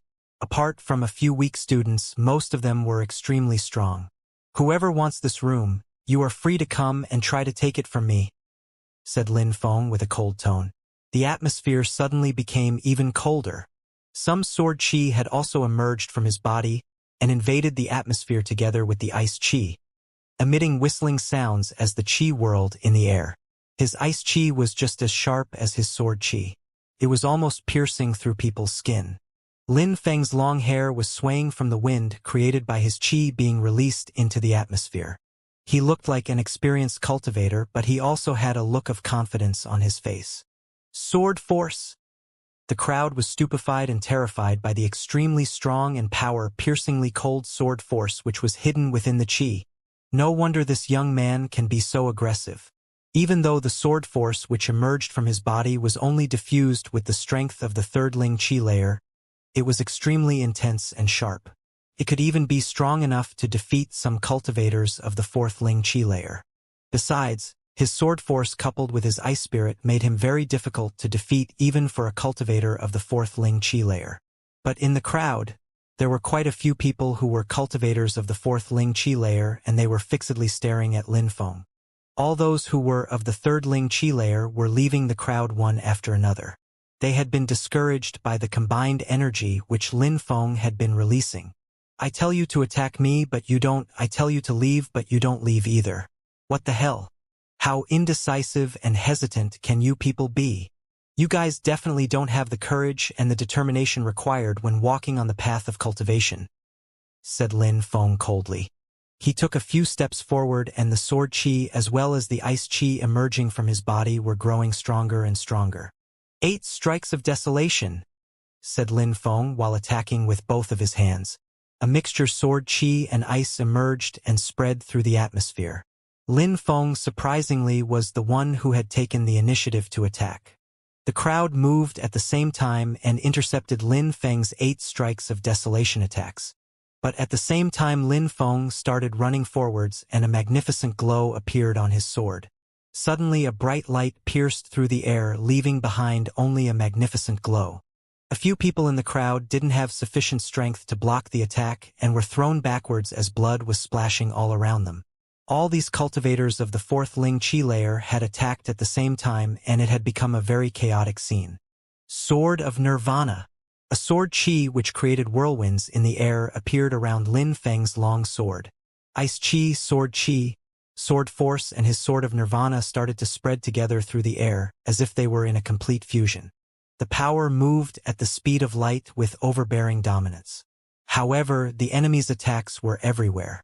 There were too many people and their attacks were sometimes canceling out other people's attacks even though their initial goal was to attack Lin Feng together. It had become complete chaos. Rumbling noises unceasingly spread throughout the atmosphere and progressively became lower and lower until silence invaded the air again. They were all surprised. There were so many people and they had all attacked Lin Feng at the same time but had been unable to defeat him. Without any structure to their attacks, they had been too chaotic. I will give you a second chance. Is there anybody else who still wants to try for this cultivation room? Said Lin Feng while coldly glancing at the crowd. The entire crowd was just fixedly staring at Lin Feng. Nobody dared move. It had been made completely clear that nobody wanted a one-on-one battle against Lin Feng. Since you don't dare to fight me any longer, then don't try to steal from me again or next time you will all die, said Lin Feng, who still emitted a strong cold chi into the air. Nobody in the crowd would dare to doubt Lin Feng's words. If they tried to steal his room, he would really kill them. Lin Feng turned around and didn't look at the crowd again. He took out 3 purity stones of medium quality and inserted them in the hole in the wall. At that moment, a brilliant and radiant pure chi appeared. There was an incredible quantity of pure chi in the room. The entire crowd looked on with envious stares. These people looked like they wanted to attack Lin Feng again out of pure greed. However, when they recalled the previous scene, they quickly calmed down. They were all very strong cultivators. They had all broken through to the 4th Ling Chi layer and Lin Feng of the 3rd Ling Chi layer had surprisingly managed to scare them to death to the extent that none of them dared attack him again. If that news spread, they would all lose face. Nobody would ever believe that they lost because Lin Feng of was too strong. They would rather assume that those few students of the 4th Ling Chi layer were just too weak. Lin Feng was about to enter in the cultivation room when a cold and detached voice said something. Wait! Wait! Lin Feng slowly turned around and looked at the person who was talking. It was the young man with the long sword who had initially left the room. You seem to be forgetting somebody, said the young man with a strange and evil smile on his face, which made Lin Feng have a strange smile too, as if he was disgusted. If you have something to say it quickly instead of making me waste my cultivation time, said Lin Feng aggressively. The young man with the long sword made an evil smile and said, I initially intended to tell you that I would give you the room only if you gave me 3 purity stones of medium quality, but now I'll ask you for 6 instead. Otherwise, you'll have to give me back my room. Lin Feng's pupils shrank. Give him back the room? He was demanding 6 purity stones of medium quality? How ridiculous. On top of that, when Lin Feng was putting the 3 purity stones into the hole, that guy hadn't said a single word. He had only been waiting for the moment when Lin Feng was finished so he could attack him and steal his room. This guy had calculated everything. No wonder he had been standing there the whole time. How shameless. The crowd was also exasperated. That guy was really shameless. They were thinking about how horrible it would have been if they had been Lin Feng. What? Is there a problem? Said the young man when he saw that Lin Feng wasn't replying. The young man had an evil smile on his face. Lin Feng looked at him for a second and then said, Now, I will advise you to run away and go as far as possible from my sight. Now, I will advise you to run away and go as far as possible from my sight. A strong and intense cold chi had accompanied Lin Feng's words. The young man's smile vanished. His facial expression became as sharp as his sword. I will give you one last chance. Give me 12 purity stones of medium quality, said the young man with the long sword in a cold tone. An incredible amount of sword chi emerged from his body and started moving towards Lin Feng. A fight between sword masters, exclaimed people in the crowd. They noticed that the sword chi released by the young man and by Lin Feng were the same. They probably both had a sword spirit, otherwise their sword chi wouldn't be that powerful. Lin Feng had also released sword force into the atmosphere. Do you think that such a small amount of sword force is enough to beat me? Especially when used by someone like you, said the young man with an evil look on his face. When the young man stopped talking, he released a gigantic amount of sword force which created whirlwinds in the air as it consumed the atmosphere. Whistling sounds spread throughout the entire atmosphere. The power of his sword chi and sword force had enveloped everyone on the 6th floor of the tower. The sword force was everywhere in the atmosphere. It looked like it would destroy anything in its path. The young man had a higher cultivation level than Lin Feng. He had already broken through to the 4th Ling Chi layer. Just like Lin Feng, he could use forces in an extremely large scale. No wonder that he had been so arrogant and aggressive. He was confident that he would be able to take over the room from anyone within the crowd once they put their purity stones inside. And even if Lin Feng didn't agree to hand the room over, the young man with the sword just had to attack Lin Feng and make him leave. It's a good thing that none of us got the room after that battle, said the people in the crowd, happy that Lin Feng had scared them away. Otherwise, they would have had to fight against the young man who had just released such incredible amounts of sword force. He was at the 4th Ling Chi layer and knew how to use such huge amounts of sword force. They weren't strong enough to fight against him. It wasn't different for Lin Feng, even though he had showed some skill previously. He was undoubtedly going to lose that fight. What could he possibly do against such an overbearing power? You are correct. Do you think that such a small amount of sword force is enough to beat me? Lin Feng used the young man's own sentence against him. He took a step forwards and his deadly sword started moving through the air as he thrust it forward. Everybody was stupefied. In such a situation, Lin Feng didn't even consider the possibility of giving the young man his purity stones and did not even plan to hand the room over. Instead, he was being even more aggressive. The young man was stupefied as well. He hadn't managed to scare Lin Feng away with his display. Instead, he wanted a fight. You're following the path to your own doom. I will make it so that you are never able to pick up a sword again with your meager skills, said the young man while smiling arrogantly. A whistling sound spread through the atmosphere and a magnificent and radiant golden light filled the 6th floor. It looked like the rays of the morning sun. Lin Feng's deadly sword and the young man's sword collided, emitting an extremely loud metallic noise. Golden sword. His sword turned gold and releases another light which was as beautiful as the morning sun. Golden rain sword, shouted the young man. Suddenly, the dazzling light around his sword became even more dazzling and refracted through the atmosphere. There wasn't even a single corner not illuminated by the light from his sword. What a beautiful sword skill! I would have no chance to defeat such a masterful display, said some of the cultivators of the 4th Ling Chi layer in the crowd. The young man with the long sword could definitely afford to be arrogant with his level of skill. Lin Feng was going to die. The area was too small and it was impossible to escape the light of his sword. He had nowhere to go if he wanted to dodge the attack. There was nowhere left to escape.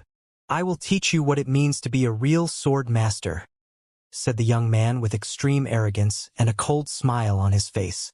The young man's golden rain sword skill made rays of light fall from the atmosphere as they were raindrops. Lin Feng, who was in the middle of the attack, didn't move back and looked calm as ever. Lin Feng's sword force had already vanished without leaving trace. Is he giving up? Said some of the people in the crowd when they saw that Lin Feng's sword force had disappeared. They were stupefied. The young man was extremely strong.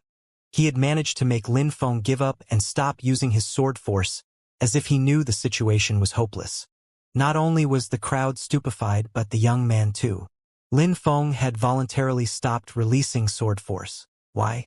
The young man's arrogant smile grew even wider when he saw the force disappear.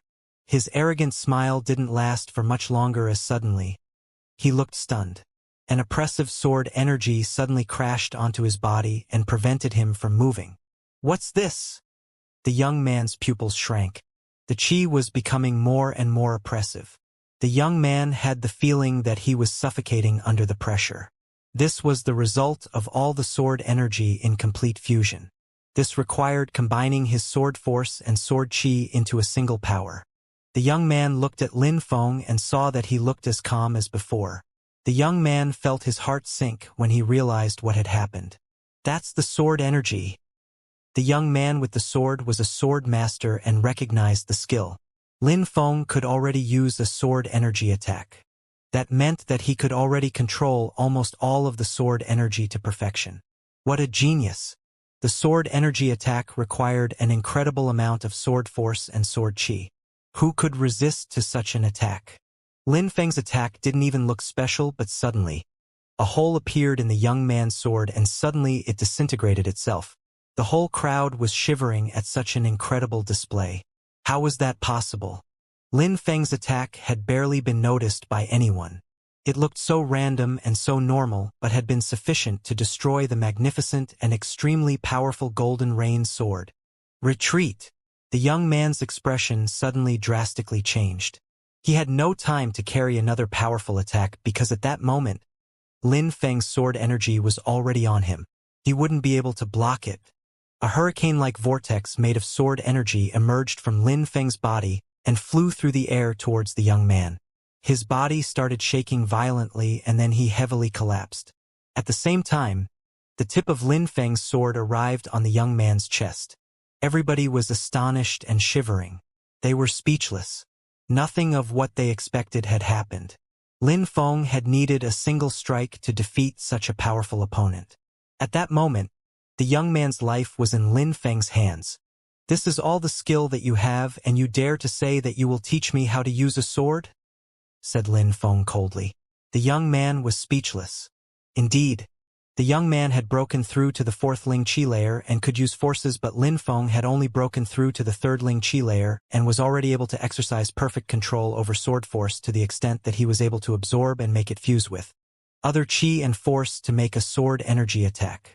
After having displaying his abilities in front of everyone, being arrogant would make him gain even more prestige within the academy. Your sword is not sharp.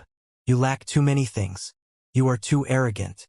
While trying to do beautiful and magnificent attacks, you stray from the true path of the sword. You must focus your sword to be sharp and precise. As far as swords are concerned, you definitely an amateur, said Lin Feng in a detached tone. As far as Lin Feng was concerned, sword skills were about having more refined skills, more power, more sharpness, more speed, and was not about how beautiful they looked. What do you intend to do with me? Said the young man as he completely ignored what Lin Feng had just said to him. He was just worried that Lin Feng would kill him. When Lin Feng saw him, he shook his head looking saddened and said, "A moment ago, when you were aggressive and threatening me, I thought that you were a real sword master and that you were seeking enlightenment on the path of cultivation, but you have disappointed me. You do not even take my advice on improving your sword skills. You are just a shameless guy who wants to stand above others using his sword. I think it would be best if you never held a sword again." When Lin Feng finished talking, his long sword glowed and he then immediately cut off the young man's sword hand. The young man gave a horrible shriek as he looked at the place where his hand used to be. "How bloodthirsty and ruthless," said people within the crowd. Fortunately, they had not made Lin Feng angry and attacked him a second time. He was terrifying. The young man's eyes were filled with wrath and hatred. He was staring at Lin Feng, but Lin Feng just replied coldly, "No need to look at me with such eyes. You said it yourself a moment ago. You said that you would make it so I could never hold a sword again. I simply returned what you intended back onto you. If there is one person that you should blame, it is definitely yourself." Immediately after, He turned around and entered in the cultivation room without even glancing back at the young man and the rest of the crowd. The entire crowd had a cold sweat running down their backs. That's right, if they had exchanged places with that young man, Lin Feng could have possibly removed one of their limbs. Lin Feng didn't like being cruel, but he didn't like being provoked either. Lin Feng entered in the cultivation room and suddenly, a rumbling noise emerged. It was the noise of the stone door closing itself. A thick and pure qi invaded the entire room. Lin Feng was feeling extremely comfortable with the dense qi surrounding him. When cultivating, being exposed to the pure qi of heaven and earth was extremely beneficial. The feeling was like sudden rain after a long drought. It helped cultivators consolidate the very foundations of their cultivation and strengthen their foundations as they advance. Lin Feng released his celestial spirit and entered into meditation. His celestial spirit would definitely help him receive a breakthrough at a much faster rate. He would be able to control every cell within his body in a much more precise way and would probably be able to break through to the next Ling Qi layer at an increased speed. Suddenly, pure qi started entering in Lin Feng's body, as if Lin Feng was a bottomless pit, swallowing all of the energy available. Lin Feng's strength was at the third Ling Qi layer, so he had absolutely no problem to inhale all the pure qi which filled the cultivation room. It seemed like the amount of qi he could absorb was almost endless. The pure qi that Lin Feng had already absorbed was circulating within his body and becoming even purer. The qi once purified within his body had started penetrating into Lin Feng's flesh, muscles, and blood, making them purify.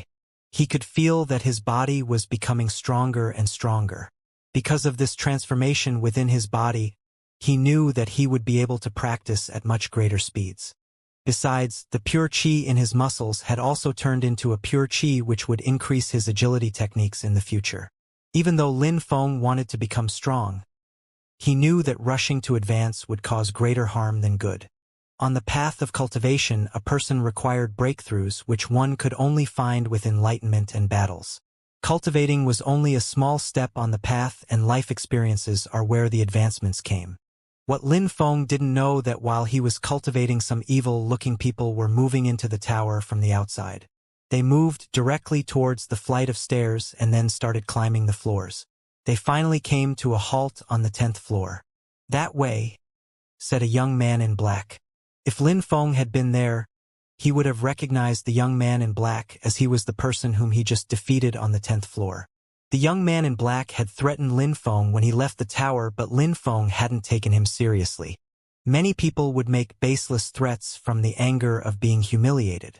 In the end, it was actually Lu Fei who was practicing in that room. "Here," said the young man in black while pointing at the room. The one who was accompanying the young man was about 20 years old. He looked extremely cold and evil. "Chui Ting, open the door," said the evil young man. Another person moved forwards. Despite the rules of the Celestial Academy, he didn't hesitate and started running towards the door at full speed and thrust his fist directly towards the door. He then collided heavily with the stone door. The door remained closed, but it was strongly shaking from the impact. Lu Fei was in a deep state of mediation behind the door. She wouldn't have thought that she would get disturbed during this period, especially by people directly attacking her door. The noises immediately woke her from her meditation. There was a small trail of blood on the corner of her mouth because of the shock she received while in meditation. "Get the hell out here," said an extremely loud voice from outside. Lu Fei was furious. She wiped off the blood from the corner of her mouth. "How impudent!" Lu Fei stood up. She wanted to rush outside and crush them. One of the worst things to do in the world of cultivators was to disturb someone while they were meditating. Besides, they had woke her up in such a violent way that she had been injured in the process. Being woken up during meditation was such a shock that a cultivator could get injured if it was not done correctly. Disturbing a meditating cultivator was such an offense that the academy didn't forbid fights between students, but forbade them to disturb others while they were already meditating in cultivation rooms. But the opponents had clearly violated the rules of the academy. "Shit, I can't do that. I can't attack them." Lu Fei, who had stood up to go outside and crush them, suddenly stopped. Maybe the person hadn't come for the room but had come to fight against Lin Feng. It must be him. Lu Fei remembered the young man in black. When leaving, he had threatened Lin Feng. He hadn't lied, he had come back. If I went out now, that would probably cause trouble for Lin Feng, Lu Fei thought. Besides, she didn't know who would win if they fought. In this world, only strength mattered, nothing else. When she thought about the current situation, she sat down again and tried to meditate, but obviously, it was very hard for her to continue her cultivation. Boom! Rumbling noises spread in the cultivation room. Lu Fei's eardrums were hurting from the constant loud bangs. "You who's inside, come out immediately!" shouted a loud voice from outside. Lu Fei was angry but ignored it. She kept sitting. At worst, he would keep shouting until he was too tired or until someone intervened. The door of the cultivation room would never crack open. It was impossible for the people outside to manage to do such a thing. They were far from being strong enough. When the enemies saw that nobody was reacting inside, they were speechless. The young man in black moved towards the door and furiously shouted, "Were you not being very aggressive and arrogant before? Are you too scared to come outside now? Coward! Weakling! Coward! Weakling!" When Lu Fei heard what the young man had called Lin Feng, she was surprised and found him ridiculous.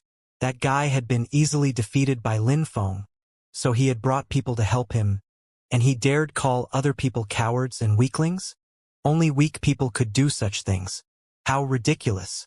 What would Lin Feng do if he was there? The door was unceasingly rumbling. Lu Fei didn't react, but she was very upset. In such a small and narrow room, anybody would go crazy if they were harassed this way by other people. After a while, the rumbling noises stopped. The young man in black calmed down again. He wouldn't have thought that nothing would work against Lin Feng, especially the insults. He felt powerless and had no strategy left to try.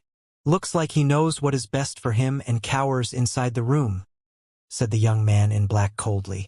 The evil-looking man then asked, "How many purity stones has he inserted?" The young man in black replied, "3 purity stones of medium quality, which is enough to practice for 3 months.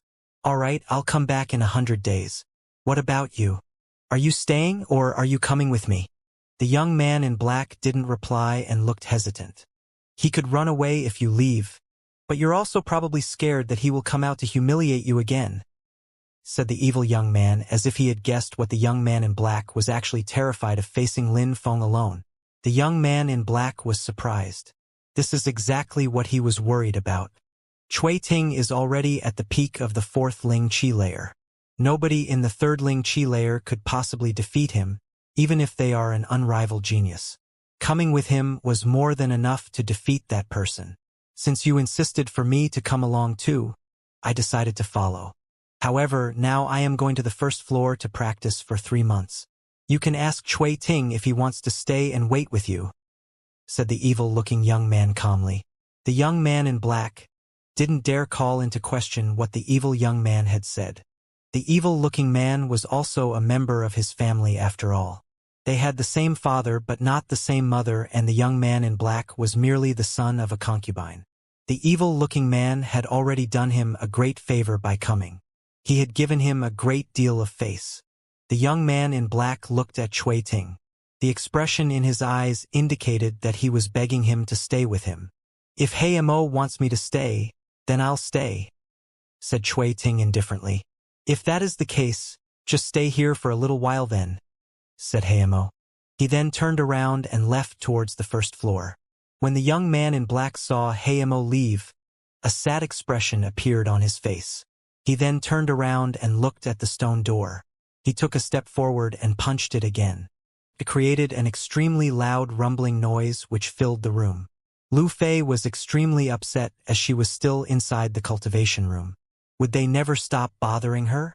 At that moment, Lu Fei's face turned deathly pale. If the young man in black kept harassing every day for 100 days, she would go crazy. Besides, Lin Feng had spent 3 purity stones of medium quality in this room. If she was harassed every day for 100 days, that would be the same as being kept in captivity and tortured for 100 days. This was a complete nightmare. She had never thought that such a thing could happen.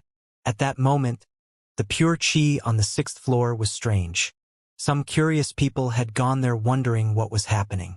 A silhouette was emerging from a room. It was a young man. He looked calm and serene, but that calm and serene facial expression made the entire crowd shiver. The young man's look was as sharp as a sword, and he looked extremely domineering. The young man who came out was Lin Feng. It goes so much faster when cultivating within a room on the 6th floor, thought Lin Feng.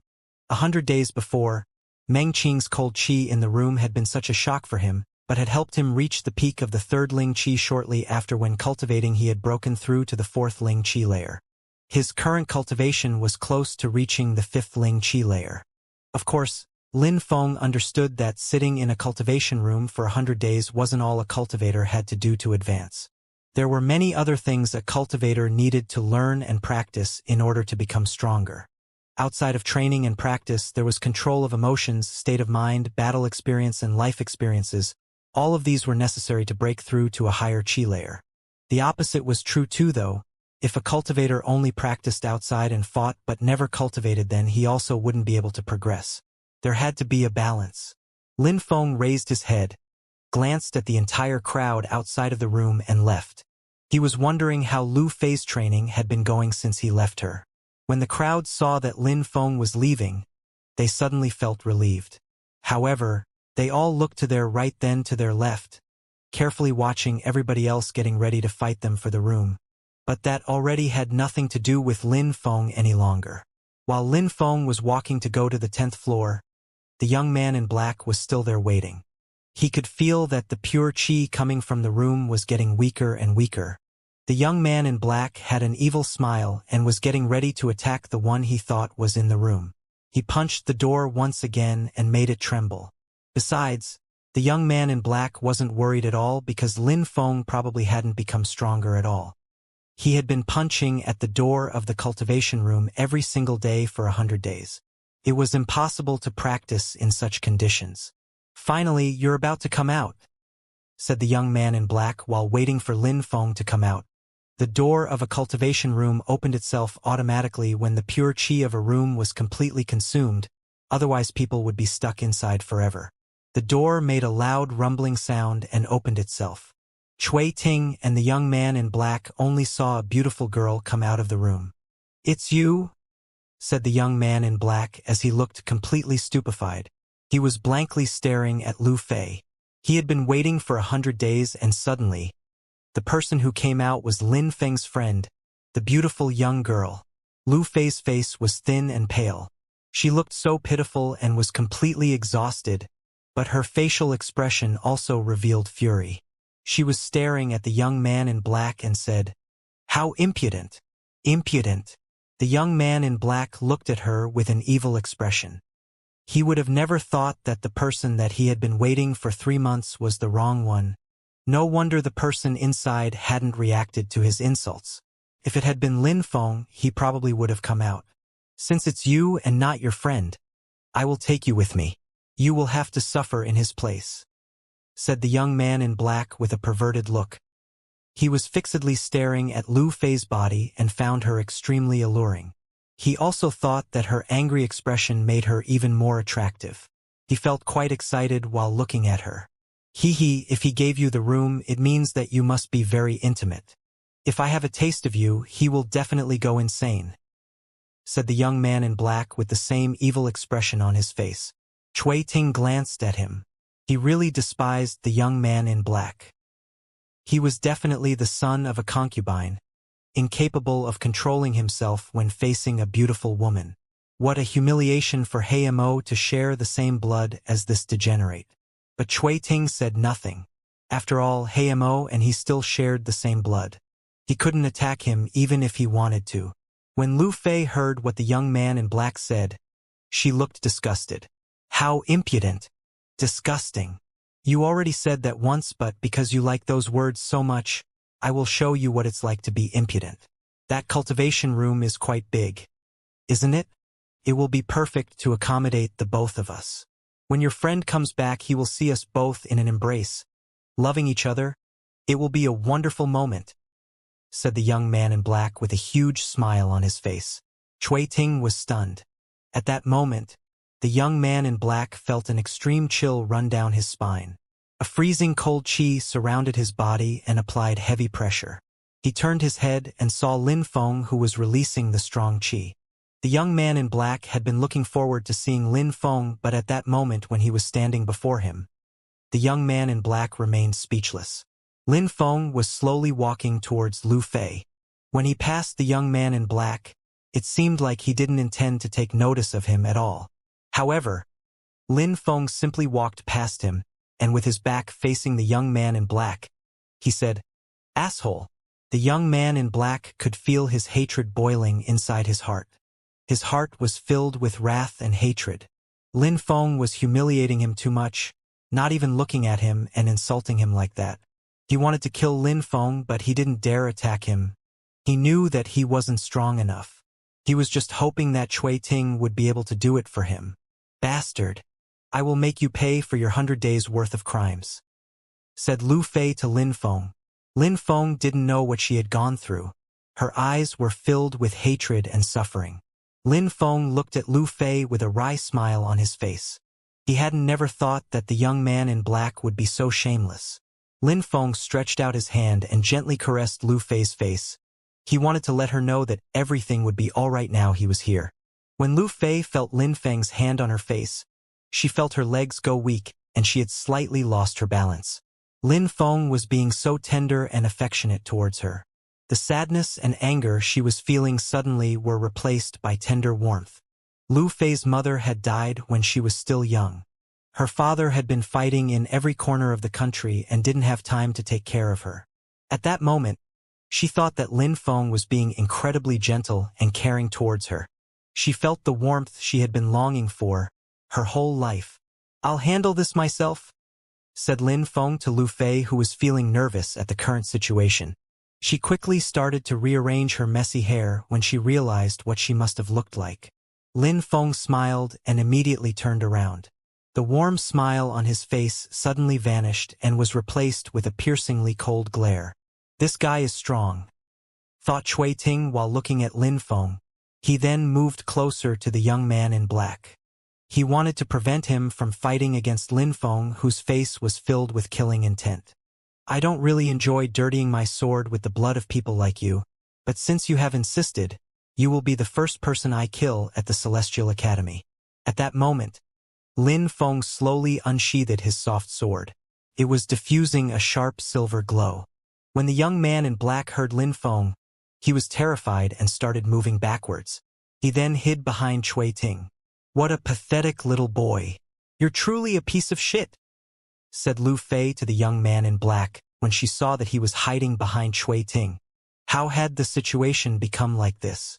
He had been harassing Lu Fei, thinking that it was Lin Feng for 3 months, and he tried to humiliate Lu Fei to make Lin Feng angry. But now that Lin Feng had arrived, he was scared to death. When he heard Lu Fei's words, he felt extremely humiliated but didn't reply. He hated his own actions as well. Why was he so scared when in front of Lin Feng? "You cannot kill him," said Cui Ting, who was standing in front of the young man with black. "He will die," said Lin Feng, taking a step forward. He released an incredible amount of sword force which created whirlwinds in the air, accompanied by whistling sounds as it pierced the atmosphere. The sword force was also filled with an extreme cold. Sword force. Cui Ting's pupils shrank. Not only was that guy using sword force, but the young man in black had been wrong. He had said that Lin Feng was of the 3rd Ling Chi layer, but it seemed like he was at least the 4th Ling Chi layer. "What a piece of trash," thought Cui Ting about the young man in black. He was still very confident in his abilities, as people who could defeat him were not numerous. But he knew that it didn't mean he was invincible. Cui Ting didn't feel like fighting against a cultivator of the 4th Ling Chi layer who could use sword force. He was sure that he had no chance of coming out alive if he was to fight against Lin Feng. The difference in power between a cultivator of the 4th Ling Chi layer who could use sword force and one who couldn't was too huge. "Get lost." Lin Feng, who was dragging the tip of his soft sword against the solid tower floor, which diffused a sharp metallic noise. He looked extremely murderous at this moment. Cui Ting could feel that the sword force was growing even more intense.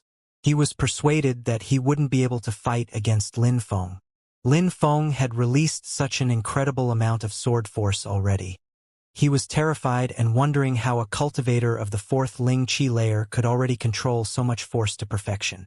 I am not as strong as you and I cannot protect him.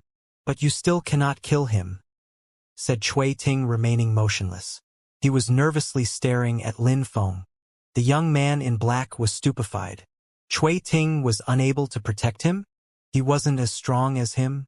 The young man in black was furious. Today, nobody can save him, said Lin Feng while a freezing qi emerged from his body. He stepped forward and thrust his sword through the air. Cui Ting. When he felt the power of the attack, he couldn't help but sigh. Cui Ting immediately moved aside. He knew that he would never be able to resist the power of that attack, so the only thing he could do was dodge. Even though Heimo wouldn't agree, Cui Ting also knew that Heimo wouldn't want both of them die together, especially if he knew what the situation was so dire. He probably wouldn't blame him for dodging such a powerful attack. Cui Ting moved aside, and the young man in black was at the mercy of Lin Feng's sword. The young man in black had the feeling that his death was growing closer. When the young man in black felt Lin Feng's cold qi moving towards him, he couldn't help but shiver. Cold sweat was flowing down his back. This is the Celestial Academy. Students can fight, but they cannot kill, said the young man in black. He felt like he was about to faint. He was scared to death. I know, said Lin Feng coldly. The young man in black felt some relief on hearing this. It gave him hope. But I also know that it is forbidden to disturb other people while they are in a cultivation room. And what have you been doing for the last 3 months? Said Lin Feng, which made the young man in black fall back into his panic state. I admit that I violated the rules, but the consequences are not important when compared with killing a student. Killing a student is completely different. Are you trying to scare me? Said Lin Feng. The young man in black was growing more terrified with each passing moment. His forehead was covered with sweat. Besides, the consequences are not important, said Lin Feng while glancing at the poor and exhausted Lu Fei. He then added, well, that's your opinion. As I see it, the consequences of you having harassed her for 3 months are much more serious than taking your pathetic life. You cannot kill him, repeated Cui Ting, which attracted Lin Feng's attention. Lin Feng slightly turned around and looked at him. You cannot kill him, otherwise you'll regret it, said Cui Ting. I'm sorry. I'll have to disappoint you. I never regret anything that I do. Lin Feng's hand continued to move and Cui Ting quickly shouted, Wait, wait, do you have anything else to add? Said Lin Feng. He is Heimo's little brother. If you kill him, Heimo will never let you off. Heimo, said some people who had come over to see what was happening. They were stupefied. He was surprisingly Heimo's brother. Yuan Shan was in the crowd as well and was stupefied like everybody else. He had also heard about Heimo Lin Feng. Heimo is one of the 10 best students of the Celestial Academy. He almost never practices here, and when he does, it's on the ground floor, warned Yuan Shan from the middle of the crowd. Indeed, Heimo wasn't someone one wanted to fight.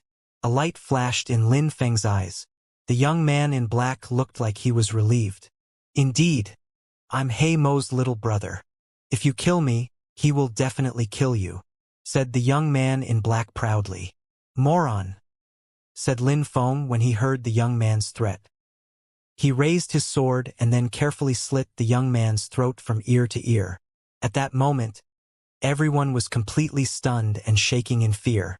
Nobody had thought that Lin Feng, after hearing that he was related to Heimo, would actually dare to kill his little brother without the slightest hesitation. The young man in black hadn't thought that his death would come so quickly. At the moment when Lin Feng's sword penetrated his throat, he was still hoping that Lin Feng would retreat on hearing his brother's name. His last thought was that he hated himself for acting so foolishly. He hated himself for having provoked Lin Feng. He didn't hate Lin Feng to such an extent, and Lin Feng didn't hate him. There was no great enmity between them until he had caused it. He had thought that dying for what had happened was too grave a punishment, and he truly felt that Lin Feng wouldn't do it. He had been stupid until the end. What a cruel and heartless person, sighed Cui Ting. He hadn't thought that Lin Feng would kill him after hearing about Heimo. Lin Feng took out a rag and wiped the blade of his sword. Then he put it back in its sheath and looked at Cui Ting. If he hadn't been Heimo's brother, he would have never dared to be that audacious and violate the rules of the academy. Am I right? Said Lin Feng coldly, pointing at the young man's corpse lying on the floor. Cui Ting was surprised and then nodded. Without Heimo's reputation, the young man in black would never have behaved in such a way. Therefore, the one who caused this is actually Heimo. So it was actually Heimo who broke the rules of the academy. Because of him, my friend was constantly harassed day and night for 100 days. But Heimo will not bear the responsibility for that, am I right? Said Lin Feng. Cui Ting suddenly came to a realization. He now understood why Lin Feng had actually killed the young man in black. It was not that Lin Feng hadn't thought about Heimo when killing his little brother. It was actually the exact opposite. Lin Feng just didn't think of Heimo as someone above the rules. He only thought that because of him, Lu Fei had been harassed for 100 days without rest. That's why he killed the young man in black. It was a warning. He wanted to tell everyone in the academy that anyone who assaulted him or his friends would pay with their life. Let's go, said Lin Feng to Lu Fei. Lu Fei, Yuan Shan, and Jing Yun all started leaving with Lin Feng. Cui Ting and the young man's dead body were just left behind as they walked away. What's your name? Asked Cui Ting. Lin Feng, replied Lin Feng as he walked away. Lin Feng, whispered Cui Ting. He would make sure to remember that name. The rest of the crowd also took note of his name. Who could forget the name of someone who had dared to provoke Heimo? After Lin Feng and the others left, the 10th floor was still filled with people. There were more and more people gathering at the location. There was a corpse on the 10th floor. Surprisingly, there was someone who had dared to kill someone in the cultivation tower. They didn't know who could be so audacious. At that moment, an evil-looking young man was walking towards the 10th floor. The evil-looking young man arrived on the 10th floor and looked at the corpse on the ground. His facial expression didn't change. He still looked incredibly calm as he looked at the scene. The crowd who was surrounding that evil-looking young man backed away from him and made sure to give him enough space. They were looking at him as if he was a deity walking amongst them. It was Heimo who had climbed the tower looking for his little brother. Who killed him? Asked Heimo with an indifferent tone. He even looked calm, which scared the crowd to death. Lin Feng, replied Cui Ting, and then added, He's much too strong for me to fight against. Heimo remained silent and looked at the corpse. He then said, Make him come to my clan, and double-check his name. Make sure you got the name correct. When Heimo finished talking, he turned around and slowly walked towards the flight of stairs. He then left the tower without another word. When Lin Feng and the others arrived in the palace where they lived, he let out a deep sigh and got ready to go back to his living quarters. Don't get too impatient to go and find the other one, said a quiet voice next to him. Lin Feng was surprised. What was said sounded incredibly strange. Lin Feng had a strange smile on his face as he looked at Lu Fei with a blank expression. Are you angry? Asked Lin Feng while smiling and gazing deeply into her eyes. Why would I be angry? Replied Lu Fei coldly while avoiding Lin Feng's eyes. Lin Feng had a smile on the corner of his mouth and said, Since you are not angry, why can I feel that there is bitterness in your voice? Maybe because you have dirty ears and can't hear properly, replied Lu Fei. What was that guy's problem staring at her like that? Is that so? Said Lin Feng while scratching his head. He then smiled and said, We just came back from training. Obviously we would go back to our respective living quarters, and you seem to think that it is because I was impatient to see Meng Qing? Could it be that you want me to come to your room? Stop dreaming, said Lu Fei while stamping her feet. That guy really had mental problems. She then immediately left and went straight to her room. Lin Feng looked at Lu Fei and smiled. Even though she was often in a bad mood, she was really adorable and cute when she hid her feelings like that. Lin Feng didn't rush back to his room within his living quarters and rather knocked at Meng Qing's door. Come in, said Meng Qing coldly. Lin Feng immediately entered. He saw Meng Qing, who was sitting on the bed. She said, Oh, you came back. Meng Qing hadn't covered her face with her fine veil. Her entire face was visible to Lin Feng, which made him sigh with exasperation. How could the creator of all things create such an unrivaled beauty? That was too cruel. In the previous world, even the richest man in the world would have given up his entire fortune for this beauty, thought Lin Feng. While in his presence, Meng Qing wasn't as cold as before. If he could make her smile once every day, then he would have a wonderful life. What happened on that day? Has it happened again? Asked Lin Feng calmly while walking towards Meng Qing's bed. Meng Qing looked at Lin Feng, slightly shook her hand and said softly, "Have I not told you about this? It happens every 6 months. Once every 6 months. Poor Meng Qing having to go through such hellish torture every 6 months. Why did she have to endure such horror? If it happens again in the future, you must tell me. I can help you. I don't want you to suffer like this, now that I am here," said Lin Feng to Meng Qing. His snake spirit could swallow all the cold qi. Besides, his snake would grow stronger the more qi it consumed. His snake spirit was so mysterious. Eating the qi of others was not something which normally occurred. "You haven't told me yet what really happened on that day," said Meng Qing while staring at Lin Feng.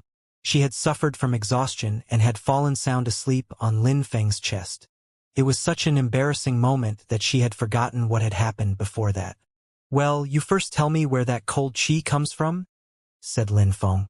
"I was born with it," replied Meng Qing, which surprised Lin Feng. She was born with it? Lin Feng had already heard that some people were sometimes born with diseases or natural abilities, but Meng Qing's one was horrible. "Now, you tell me," said Meng Qing. Lin Feng smiled. He then released his snake spirit appeared behind his back.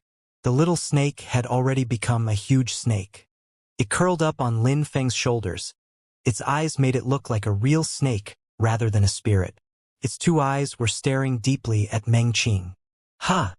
Meng Qing was stupefied when she saw the snake. She looked incredibly anxious. "It's my spirit. I still don't know what kind of snake it is. It swallowed all of the cold qi that you released last time and gave me the power of that qi," said Lin Feng. Meng Qing looked stunned and she was blankly staring at Lin Feng's snake spirit. But very quickly, she looked as cold and indifferent as always. Meng Qing then slightly nodded and said, "No wonder. It's an extremely strong spirit." Lin Feng slightly nodded while looking deep in thought and said, "It should be a snake spirit, but it is not clear to me yet what kind of snake it is." "You'll know at some point," replied Meng Qing. "I hope so," replied Lin Feng while nodding and said, "I am going to head back. If you need anything in the future, then come and get me right away." Meng Qing nodded. Lin Feng stood up and then put his hand on Meng Qing's head. He caressed her hair for a few seconds, which made her body slightly tremble. Lin Feng turned around and left. Meng Qing looked at Lin Feng's back and frowned.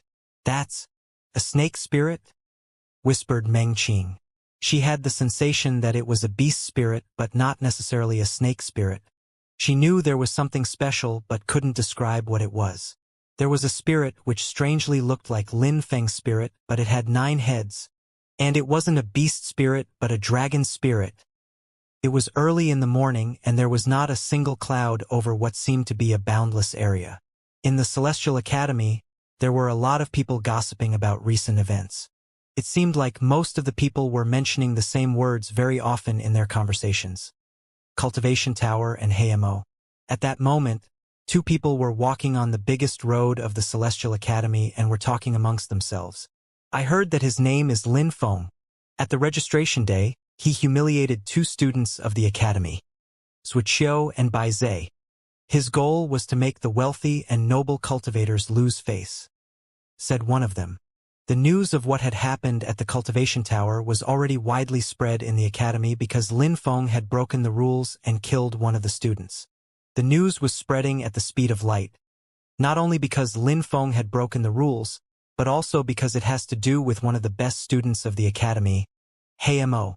Any rumor relating to the 10 best students of the academy spread quickly. Even though Hamo wasn't at the top in the ranking, he was still extremely powerful. "Who told you about what happened at the registration day?" He must be quite proud and arrogant if he humiliated the wealthy and noble students. But this time he has made a big mistake. I mean, Cui Ting had already warned him that he was He Mo's little brother. He surprisingly still dared to kill him. That's a humiliation for He Mo. Lin Feng will definitely regret what he did. He could never think of defeating He Mo. You're right. One of the 10 best students in the academy. Lin Feng has run out of luck, said the other person in the same tone as if they were proud of their analysis of the situation. At the same time, in a distant location, 2 silhouettes were drawing a crowd of people's attention. Suddenly, many people gathered and started following the silhouettes. These people were about 100 meters away from the 2 people discussing. When the 2 people who were discussing saw one of the silhouettes in the crowd, they couldn't help but be stupefied. He Mo. He Mo was surprisingly in the crowd. There are so many people, something must be going on, said the 2 people who were looking at them. He Mo wasn't walking fast, but he looked determined. Not so long after, they arrived near the palace where the first category students were living. At that moment, a silhouette was slowly coming out of the palace. Oh no! Lin Feng. That's the guy from the Cultivation Tower, said Yuan Shan when he saw the crowd coming towards them. Cui Ting was walking next to an evil-looking young man.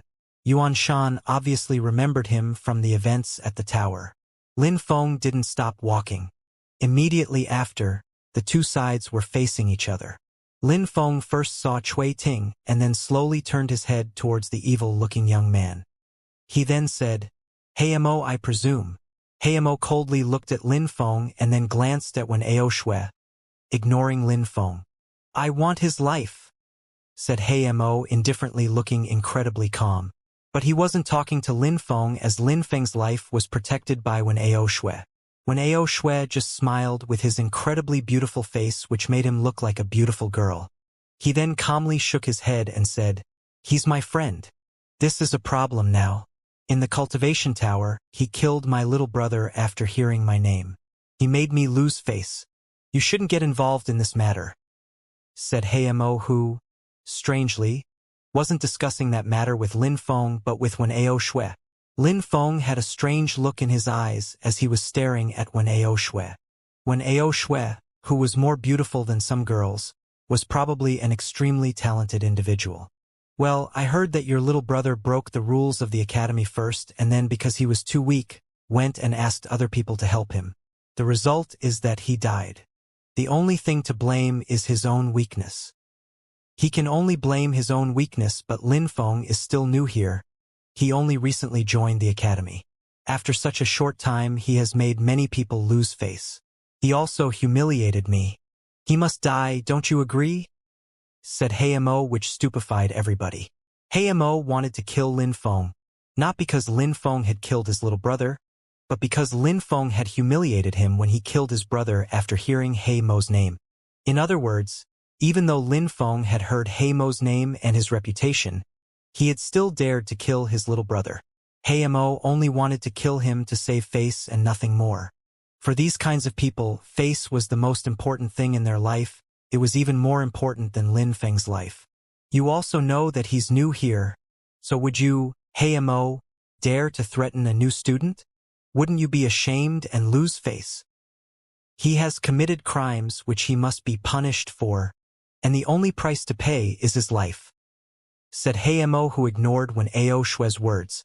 He then said coldly and indifferently, You can protect him now, but I don't think that you are going to stay with him forever. If you are not with him at some point, I will easily kill him. Who could stop me? When he finished talking, he stopped looking at Wen Ao Shui and looked at Lin Feng. You are indeed very smart, and you must be very happy about how things have played out. You're a smart little boy, but have you ever thought that your actions have led to your own death?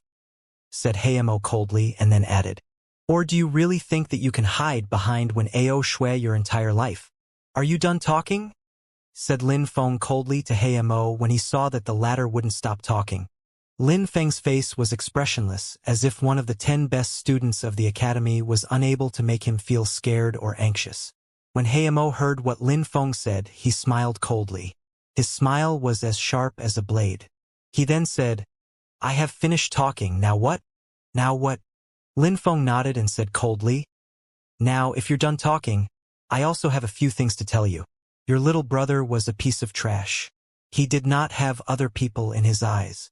He attempted to steal my cultivation room, so I had to make him leave, but because he was your little brother, he thought that he was invincible. He then broke the rule of the academy and harassed my friend every single day for 3 months with your help. He humiliated her and hindered her training. Was I wrong to kill him? Said Lin Feng while looking at Mo. You killed him? You were indeed in the right, but... said Mo, who wanted to keep talking but was interrupted by Lin Feng. You already said that you have finished talking, so please, shut up. Ha! The crowd was stupefied. That guy was really aggressive and suddenly dared to tell Mo to shut up. He only thought that he could behave like this because when Ao Shui was next to him, Mo was stupefied but immediately said, All right, continue. You also said it yourself, I was right to kill him. Your little brother broke the rules of the academy. It was obviously because you had allowed him to do so. So because you allowed your little brother to attempt to humiliate me, you have indirectly caused me to lose face. When he wanted to kill me, you were happy to provide your support. So first you have made me lose face and then you're getting angry because you lost face when things did not go as planned. Could it be that you are so stupid that you think I would willingly lose face to you because you are strong? Said Lin Feng with a strict tone, making the whole crowd stupefied yet again. That's right. These types of people could only see things from their perspective and couldn't understand other people's point of view. Even if what you say is true, then what? Said Mo with a detached tone. No, then what? I've met many people who thought they were above the rest of the world. I have always shown them how foolish and ridiculous they are, said Lin Feng coldly. He then continued. You must think that I am only saying this because when Ao Shui is here. However, whether when Ao Shui was here or not, you do not have the required power to kill me. Don't try and refute what I am saying. You are free to try and kill me at any time and you will see what happens when you make an attempt on my life. Just like you said, when someone commits a crime there must be punishment, and sometimes the price is your life. Said Lin Feng, who sounded incredibly threatening. Some people in the crowd frowned. Not only was Lin Feng saying that whether when Ao Shui was there or not, Mo couldn't kill him, but he was also saying that Mo might even die for attempting it. But Yuan Shan had no doubts concerning what Lin Feng had just said. He knew about the mysterious girl protecting Lin Feng. He had seen her power firsthand. Mo was stupefied and said coldly, You have a very high opinion about yourself. I have never had a high opinion about myself, and I have also never been arrogant or thought that I was above anyone else.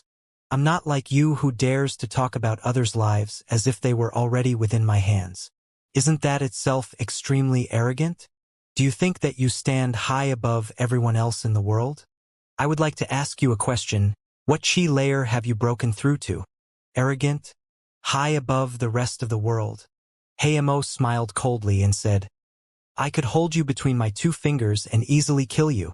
I have broken through to the 6th Ling Chi layer. And you dare be that arrogant. You are ridiculous. You must be joking. Interrupted Lin Feng while laughing loudly. He then said, You have only broken through to the 6th Ling Chi layer and you dare to speak about that as if you were one of the best cultivators in the world.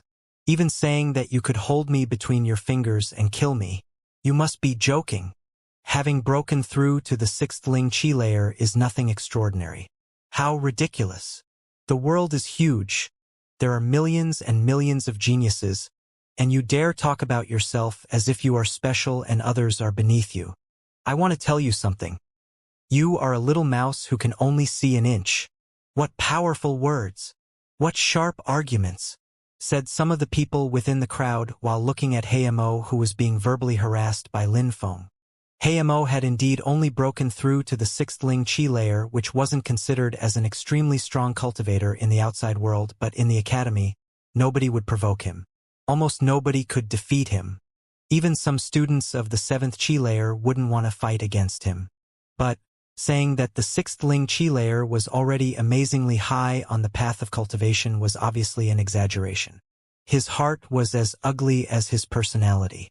Lin Feng stopped for a few seconds and continued, Of course, you probably think that you are amazing because you are amongst the 10 best students of the academy, but you are a tiny, insignificant person in the world of cultivation. So now I want to ask, in 3 months' time I want to challenge you to a life and death battle. Do you dare to accept? Said Lin Feng. The entire crowd was astonished. Lin Feng actually dared challenge one of the 10 best students of the academy, Mo. He even dared to challenge him to a life and death battle. Lin Feng had just joined the academy. He didn't know what he was doing. He definitely doesn't know how powerful Mo is. That little boy is bringing about his own destruction. He has gone insane. The crowd was making various comments about Lin Feng. Nobody believed that Lin Feng could win. They all thought that he was acting recklessly and had lost his sense of reason. Even Lin Feng's friends were astonished and didn't believe what he had just said. They knew that Lin Feng was strong, but he would definitely never be able to defeat Mo. That was insanity. When Ao Shui was looking at Lin Feng, it was obvious from his face that he didn't think Lin Feng could ever win the battle. Of course, Lin Feng was humiliating Mo by challenging him. A student who had just joined the academy had humiliated his brother, humiliated him a few times, and was then challenging him to a life and death battle. He had completely lost all face. Mo was sure that everything that was happening would eventually spread through the academy, and he knew that the other ranked students would soon hear about it. At that moment, Mo's evil face looked even more evil and sinister. He had burning flames in his eyes. He looked hideously terrifying. "Do you think that you have completely lost all face?" asked Lin Feng while smiling. He then said, "You are losing face again, but what about me? Especially since you have brought so many people with you. Have you never thought that I would lose face too? So you don't need to look at me that way. If you want to regain your reputation, I will see you in 3 months. Show everybody that you, Mo, can afford being arrogant because you truly are an amazing cultivator." Mo looked furious. He looked at Lin Feng and said, "In 3 months, you will understand how pitiful and pathetic you really are." When he finished talking, Mo turned around and left. The entire crowd was astonished. Mo had accepted the challenge.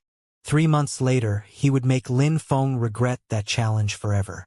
The crowd first looked at Mo's back in the distance and then looked at Lin Feng again.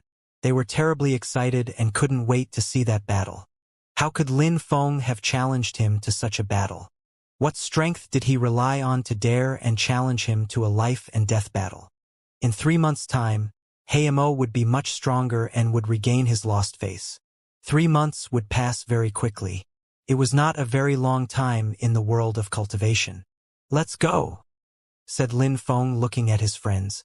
They then started walking towards the exit of the academy. When Ao Shui looked at Lin Feng and said, "Mo is at the peak of the 6th Ling Qi layer. Even some students of the 7th Ling Qi layer don't dare to challenge him to a battle. Almost nobody can defeat him in the academy. And what level are you? The 4th or the 5th Ling Qi layer? You could never defeat him. Besides, Mo is at the peak of the 6th Ling Qi layer and will soon break through. It will be extremely hard for you to defeat as he is now let alone when he advances." Lin Feng smiled. He obviously knew that it wouldn't be easy. He then said in a detached tone, "I needed to quickly become stronger than anyone else." When Ao Shui nodded, he didn't really understand what Lin Feng meant. What did that have to do with Mo? Lin Feng saw when Ao Shui's facial expression and said, "Strength often comes when you are in danger. You have to risk your life to quickly become stronger." When he heard Lin Feng, when Ao Shui was stunned. Risk one's life to become stronger? Lin Feng was an extremely scary individual. Everybody in the academy quickly learned that Lin Feng had challenged Mo to a life and death battle. The military students were not the only ones who had heard the news, but people who were studying political strategies as well as the assassin students had also heard about it. People were starting to pay attention to Lin Feng. Who exactly was he? He had appeared from nowhere and had been accepted in the academy with all the privileges but without the disadvantages. The vice principal personally went to invite him. Why? As people were trying to understand who Lin Feng really was, they were stupefied to see that the pieces of information they found about him were contradictory. It seemed like Lin Feng had a high status in society, but then again it seemed like he was of a low social class. and it was like that for all the information which could be found. There were many contradictions when it came to him, as if he had been artificially created, and as if someone was trying to make everybody confused to what his real identity was. If it was really the result of someone's external actions, that would be truly terrifying. That would be like delegating all the power to Lin Feng. But Lin Feng knew nothing about these things that were happening. Yuan Shan and Wen Aoshui were not at the academy.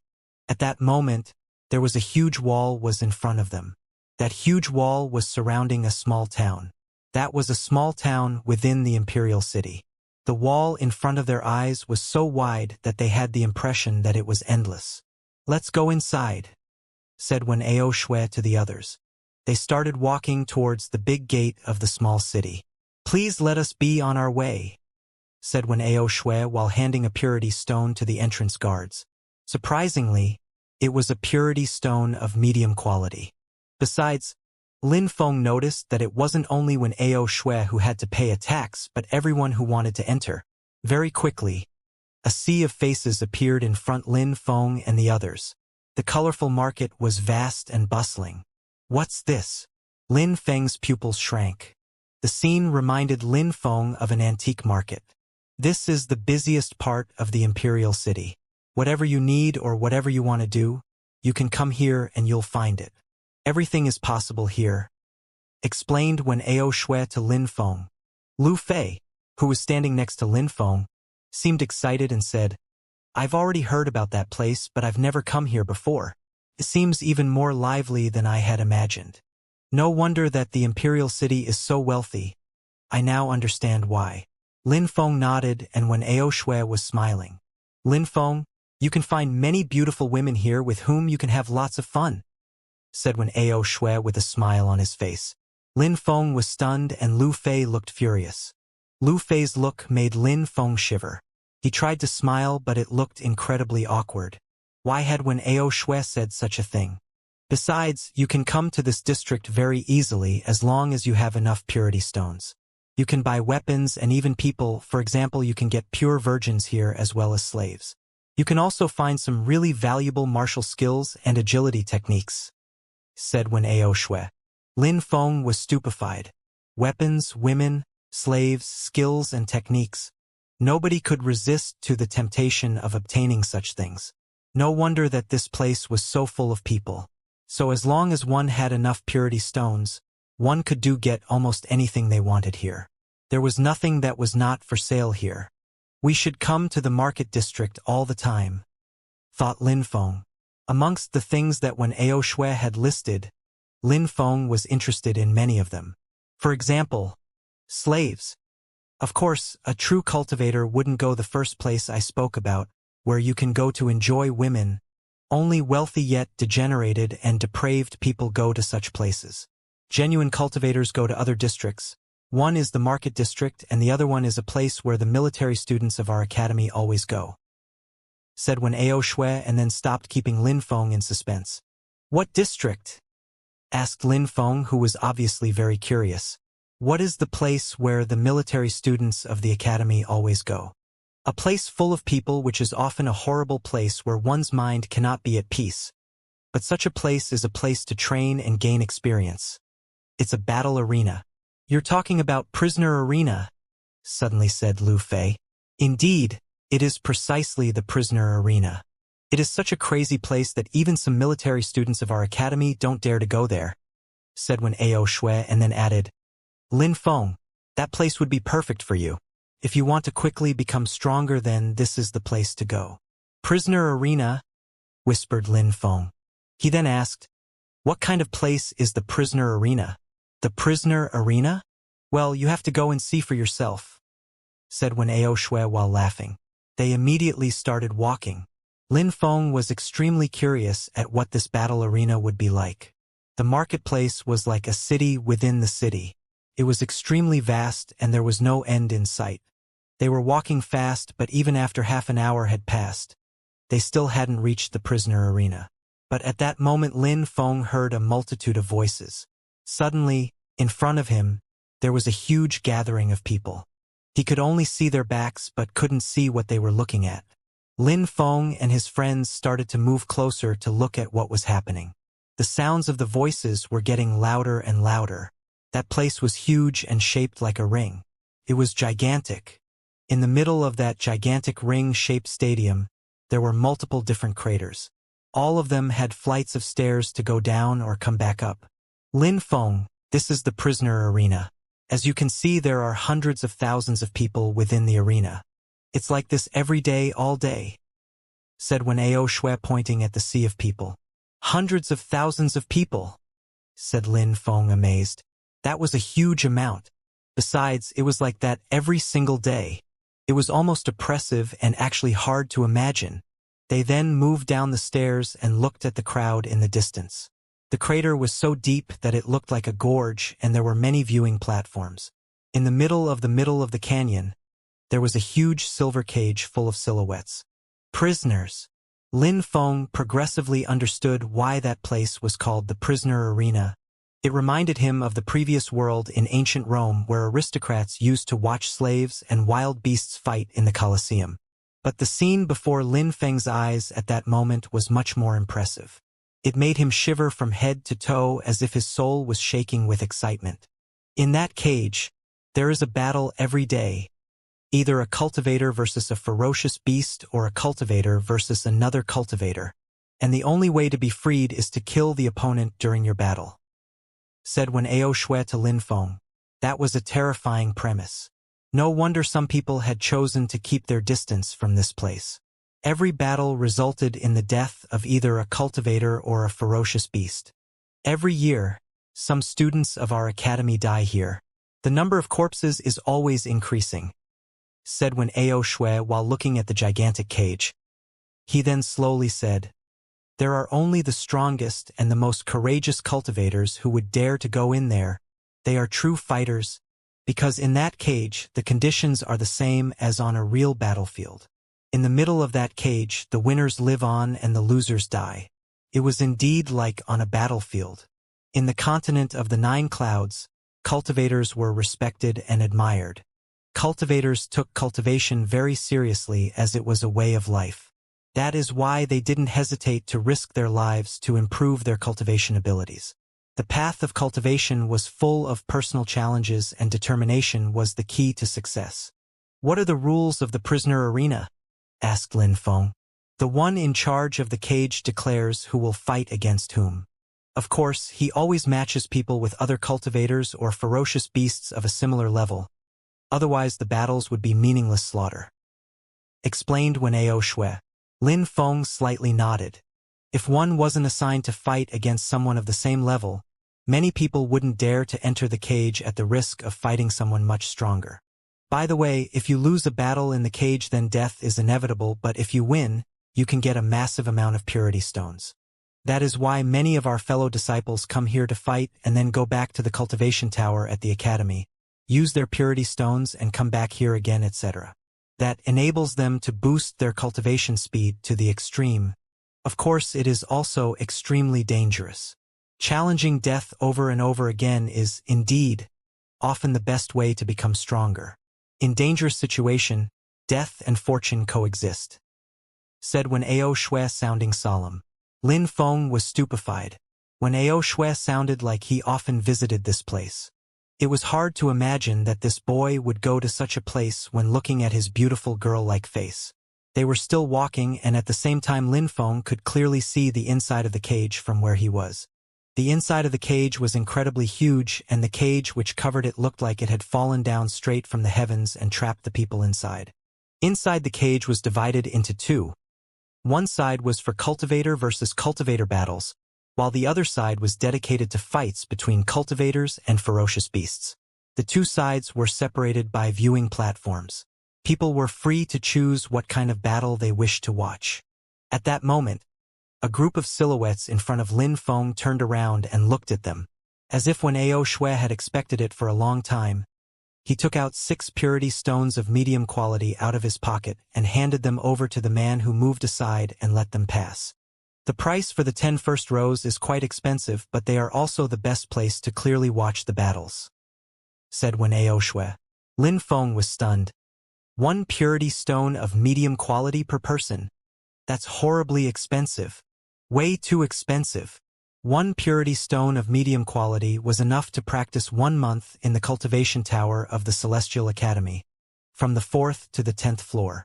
That wasn't a low price. No, it's not expensive at all. It's even cheap. Think for a while what kinds of people will come here and sit on the best rows on the viewing platforms, said Wen Aoshui while shaking his head.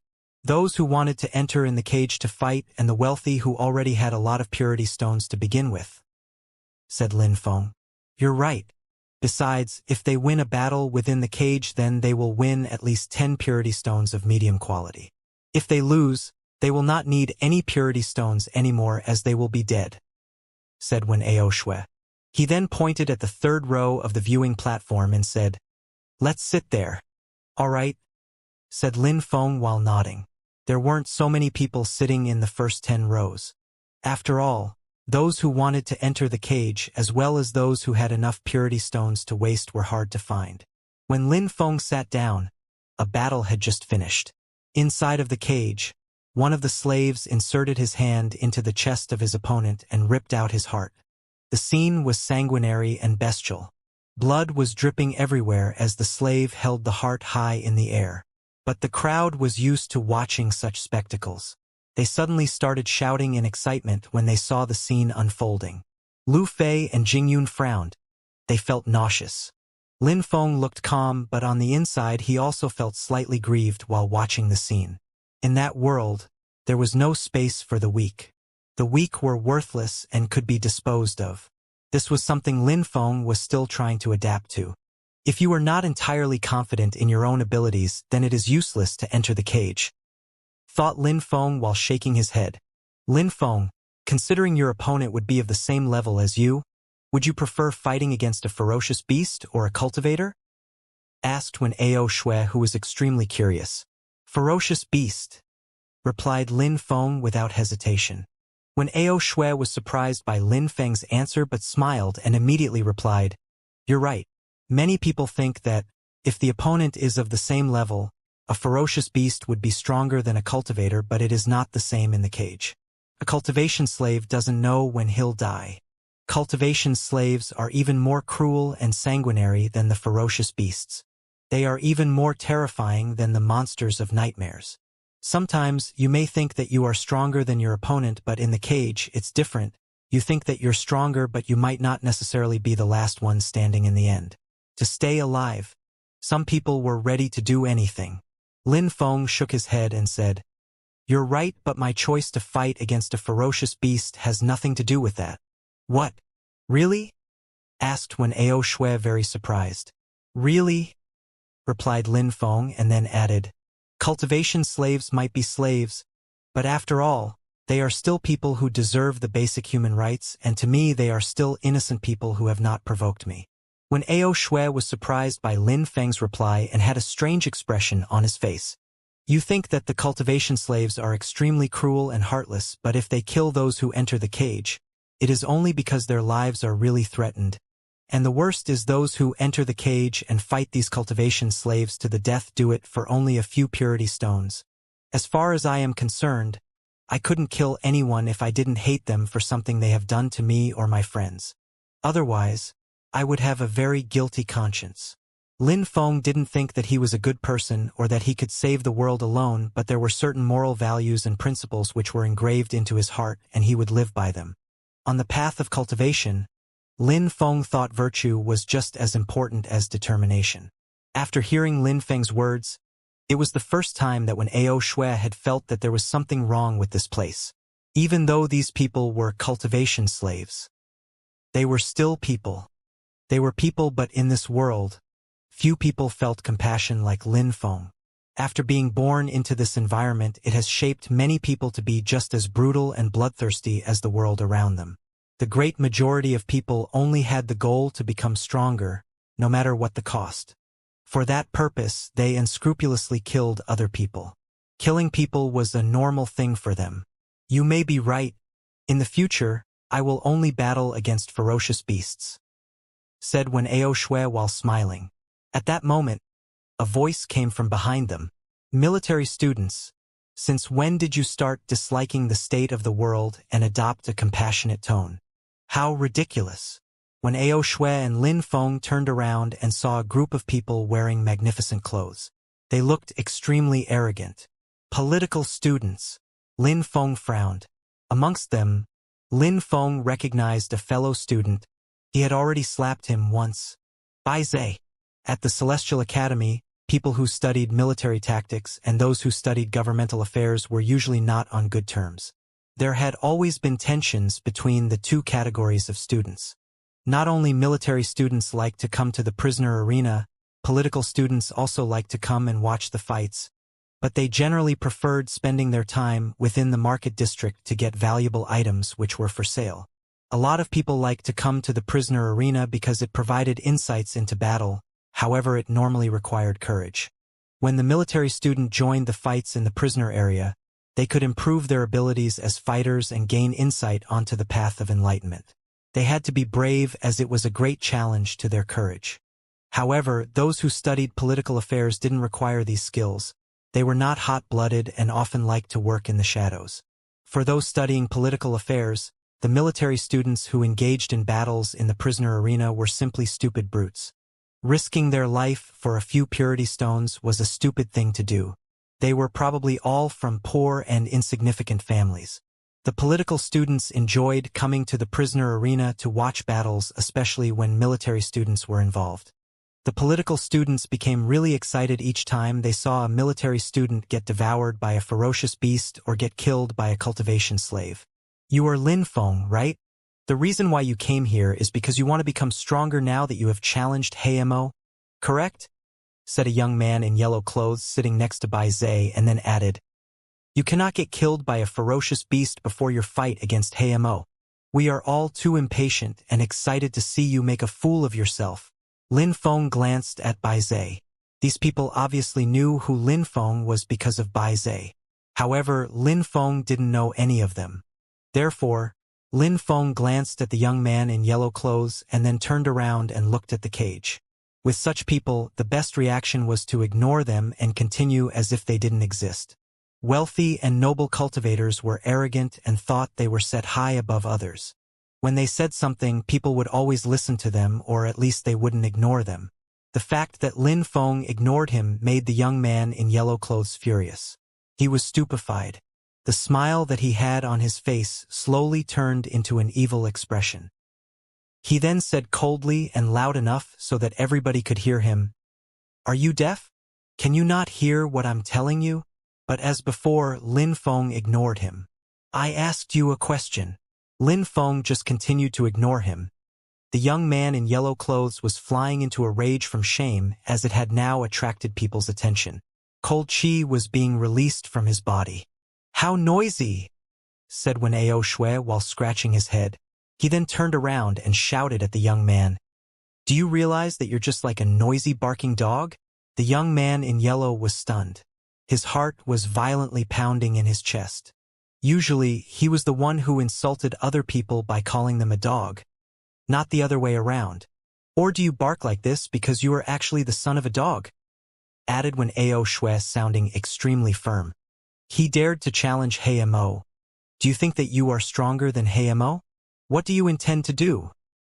Asked the young man in yellow clothes with an evil expression in his eyes. He was intensely staring at Wen Ao Shui with murderous intentions and said, A dog? Do you know who you are provoking now? Wen Ao Shui remained silent and turned around without looking at the young man. He then comfortably sat down on his chair and said in a cold tone, Don't think that because your family name is you can act arrogantly to whomever you wish. Even if your family is you are still a dog. And trying to make a show of your strength here would just be pathetic and ridiculous. Wen Ao Shui was calm when saying these words. The young man in yellow clothes was stupefied. How did Wen Ao Shui know his family name was Yu? Besides, he knew that his name was Yu and still didn't hesitate to humiliate him in public. When Lu Fei heard that his family name was Yu, she turned around and looked at him. Then, she immediately looked at Wen Ao Shui again. The Yu clan was extremely powerful within the imperial city and was worshipped by many people. Even though Wen Ao Shui knew his name, he still didn't care. It seemed like when Ao Shui was not easy to deal with. You, thought Lin Feng. Lin Feng had already heard that family name, and not only once. In the Shuiyu country, the strongest clans and sects were the Imperial clan, then the Yu clan, the Wanshou sect, the Haoyu sect, the Yunhai sect, the Ice and Snow Mountain village, and the Luoxia sect. These 8 groups of people were influential across the entire country and were known to be extremely strong. Since the Yunhai sect had been destroyed, there were only 7 left, amongst which 4 powers of influence were in the imperial city. Impressively, the young man in yellow clothes was probably a member of the Yu clan. But at that moment, the sound of roaring ferocious beasts woke Lin Feng up from his thoughts. Then an old man entered in the cage. Ferocious beast. Lizard. The crowd was very excited. The lizard had extremely strong defense but was also as agile as a tiger. It was extremely strong. I don't know who will dare to enter the cage now, but in any case, it will be another spectacular battle, thought the crowd. The crowd was wondering how many people that lizard had already killed before that battle. It was probably a huge amount. Those who own this place constantly have to fill it with slaves and ferocious beasts. Are they not losing money when they get killed? Besides, they also have to give purity stones to the winners, asked Lin Feng, who was perplexed at the idea of the prisoner arena. Surprisingly, the owners of the prisoner arena always had slaves and beasts to put inside. If some of them died every day, was their project economically viable? When these slaves and ferocious beasts arrive, they are not necessarily very strong. Even if they get killed, it is not such a big deal. They rely on the experience that the slaves and beasts gain with each battle. Ferocious beasts become stronger and long for more blood with each battle. The slaves also become strong and stronger as they fight to the death. Because they grow stronger with experience, they become more expensive. Then, the owners take them out and sell them for a high price. This is precisely their goal. We come here to become stronger and increase our cultivation abilities. Well, the owners do the same. We use them to become stronger, but they also use us to make their beasts and slaves become stronger. Lin Feng was surprised. He was far from even considering something like that. These ferocious beasts and slaves, if they won a great deal of deadly battles, then they could become extremely powerful, which was beneficial to their owners. Besides, they also became more valuable as they became stronger. As far as purity stones are concerned, we already have to pay an entrance tax every time we want to come inside to fight or watch. Even though it's not expensive, think about the number of people who come here every day. Besides, those who sit in the first rows of the viewing platforms have to pay more. Imagine the amount of money they make every day from admission to the viewing platforms. Explained when Ao Shui to Lin Feng. Lin Feng smiled and shook his head. Lin Feng had just drawn conclusions too quickly. He had neglected the fact that everybody had to pay something when they came into the arena. At that moment, the old man announced, "Lizard, beast of the 4th Ling level. 28 victories." Everybody sighed in amazement when they heard the old man. That lizard was terrifying. It had already killed so many people. That means 20 purity stones of medium quality for someone at or above the 4th Ling Qi layer, and 100 purity stones of medium quality for someone under the 4th Ling Qi layer. Continued the old man. 20 purity stones of medium quality. That's so many, thought Lin Feng. 20 purity stones of medium quality was the equivalent of 2,000 purity stones of lower quality. That was enough to practice on the 4th floor of the Cultivation Tower for 2 years. 2 years in the Cultivation Tower, what a terrifying power one could gain from 2 years inside the tower. But putting one's life at stake to become rich is also terrifying, thought Lin Feng. Lin Feng had realized that the Yunhai sect was actually quite poor. The owner of the prisoner arena owned so many purity stones that it was frightening. 20 purity stones of medium quality were enough to buy a strong slave, a very good martial skill, or an agility technique. When Lin Feng realized that, he stood up without hesitation and said indifferently, "I will participate in the next battle.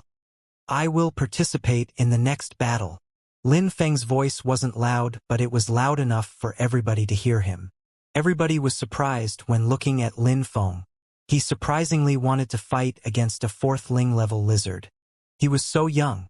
Those who dared to enter in the cage all considered themselves as very strong cultivators.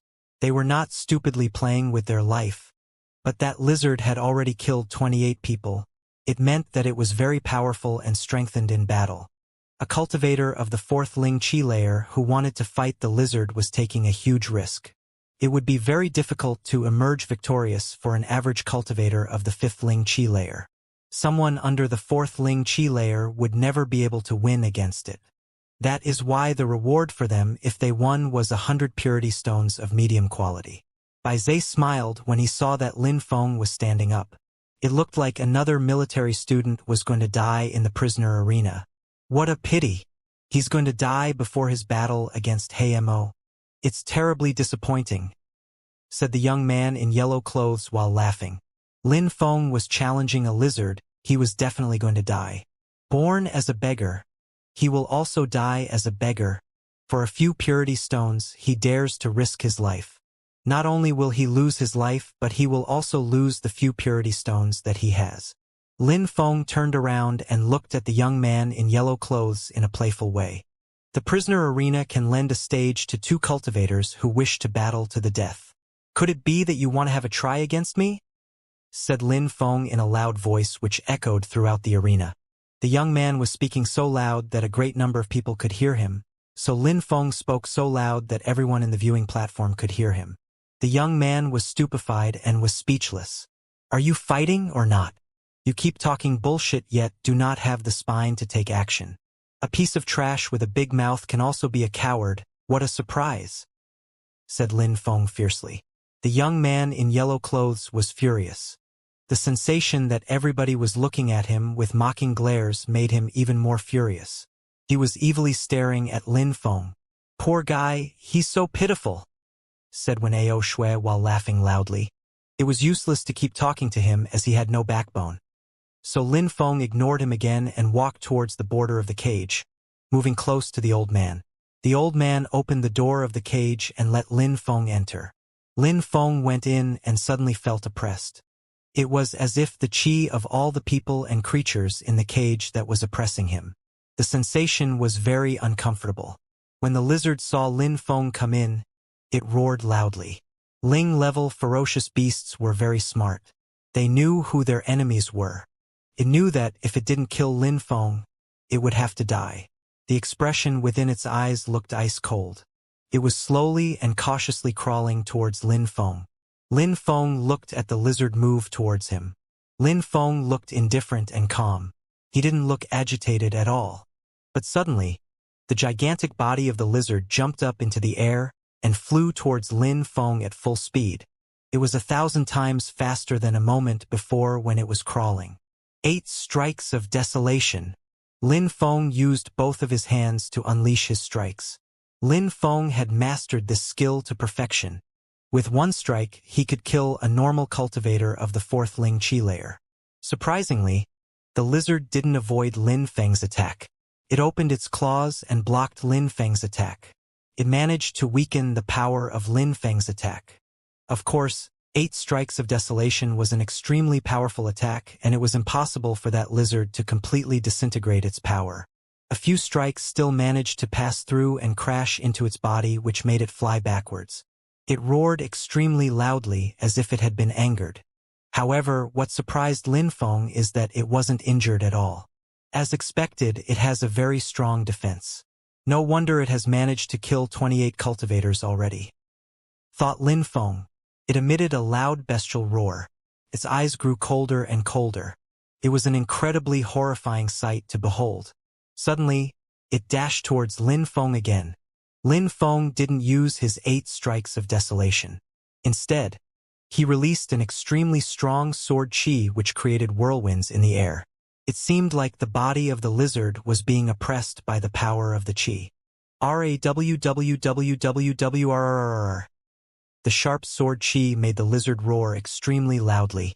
Its sharp claws were moving towards Lin Feng with deadly precision. If Lin Feng came into contact with these claws, then he would be cut into pieces. At that moment, Lin Feng jumped straight towards the lizard. He had moved into the range of the lizard's strikes.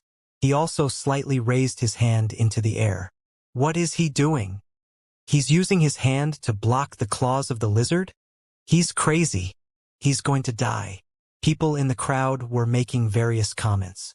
Most of them were stupefied. Many people got lacerated into pieces by the claws of the lizard after the first attack. His claws were even sharper than most swords. Lin Feng's hands finally reached the lizard's claws, and suddenly, a radiant white light filled the entire cage. The crowd was astonished. Lin Feng didn't seem to have been injured, but the lizard was screaming and howling in agony. How's that possible? How could his hand be sharper than the lizard's claws? The crowd was astonished. They all looked puzzled. Lin Feng continued moving nearer and nearer to the lizard. Surprisingly, he wanted a close combat battle against the lizard. They were both moving as fast as lightning. Crrrack. Suddenly a trail of brown blood splashed into the air. There was a huge wound on the lizard's body. What a terrifying attack! And he did that with only his hand. He concentrated sword chi into his hand, and it became even sharper than a sword, said a cultivator in the crowd. The crowd was astonished. That young man was really a monstrous genius. What many cultivators of the fourth Ling Chi layer had tried in vain before, Lin Feng had done it so easily with his bare hands. When they saw that, Bai Zhe and the young man in yellow clothes were both astonished and furious. They hadn't thought that Lin Feng was so strong. Obviously, he hid his strength on the entrance day. Bai Zhe felt ridiculous and laughable. He realized how strong Lin Feng was. On that day, he had called him a beggar each time he opened his mouth. At that moment, he realized that Lin Feng was a much stronger cultivator than him. He would never be able to defeat Lin Feng no matter how many resources his family provided him. Lin Feng didn't know what all these people were thinking at that moment though. He just wanted to achieve his victory over the lizard. At that moment, he could concentrate all sword energy into his hand. It wasn't as terrifying as his sword attacks, but it was still extremely strong. Each time Lin Feng's hand touched the lizard, blood was sent splashing around the arena. RRRRRAWWWWWWWRRRR. After a short time, the lizard had already lost a great deal of blood. It gave a horrible shriek. I'll stop playing with you now, thought Lin Feng. He went even closer to the lizard. Immediately, a gigantic sword chi emerged from his hand, and with a single strike he beheaded the lizard and put it out of its misery. The entire crowd was astonished. Wow! Sighed the crowd in amazement and thought, how strong! He just used his hand as a sword. You win. Here are 20 purity stones of medium quality, said the old man entering the cage while handing Lin Feng the purity stones. Lin Feng impolitely took the stones and left the cage without sparing a glance at the old man. Lin Feng glanced to the side where the cultivation slaves were fighting. This time, another cultivation slave had been killed. The two sides were separated by an iron gate. If it was opened, the slaves and the beasts would be together in a single area. When Lin Feng came out from inside of the cage, he felt much better as inside it was a very oppressing atmosphere. Lin Feng moved back towards his seat, glanced at the young man in yellow clothes with a mocking look and then sat down. On both sides of the cage, two old men were bringing in a new ferocious beast and a new slave. The slave's hair was so messy that his facial features were almost invisible. He had handcuffs on his hands and chains at his feet which made a loud metallic noise after each step he took. Suddenly, the slave raised his head and his face became visible. There was a word on his face. June. The word covered his entire face, which made it difficult to see his real facial features. His entire appearance made him look extremely savage and hideous. Besides, his two dark eyes made him look even more cruel. His expression was enough to make anyone shiver. How cold, said the crowd. They were all shivering. Cultivation slaves were fighting every day all day. They were extremely strong and battle-hardened warriors. Therefore, each time a cultivation slave came from the prisoner arena, there would always be fights between those who wanted to buy the slave. Lin Feng frowned. What a cruel method. He didn't know where these slaves came from, but marking their face was going too far. It completely violated their human rights and made them nothing more but animals. They would never be able to live in the real world. they were doomed to living in that hell forever. That slave is of the third Ling Qi layer. He has already won 16 battles. If somebody wins against him, he can receive 20 purity stones if he's above the third Ling Qi layer, 100 if he's of the third Ling Qi layer or lower," said the old man, leading him into the cage. The whole crowd was stupefied. He had won 12 battles less than the lizard but had won against all his challengers. He was incredibly terrifying of an opponent. "Bai Zai, third Ling Qi layer, he is the same level as you," said the young man in yellow clothes. Bai Zai was surprised. He immediately nodded and said, "I'm going." "All right," said the young man in yellow clothes while smiling. Bai Zai walked towards the edge of the cage near the old man who was inside. Bai Zai nodded to him. The old man looked at Bai Zai and frowned. He then said, "This slave is extremely strong. Are you sure that you want to go into the cage?" "I'm sure," said Bai Zai while nodding without hesitation. The old man thus let Bai Zai enter the cage. "Humph!" groaned Wen Ao Shui from on the bleachers to show his discontent. Lin Feng was also surprised. Surprisingly, they had warned Bai Zai that it was a dangerous battle.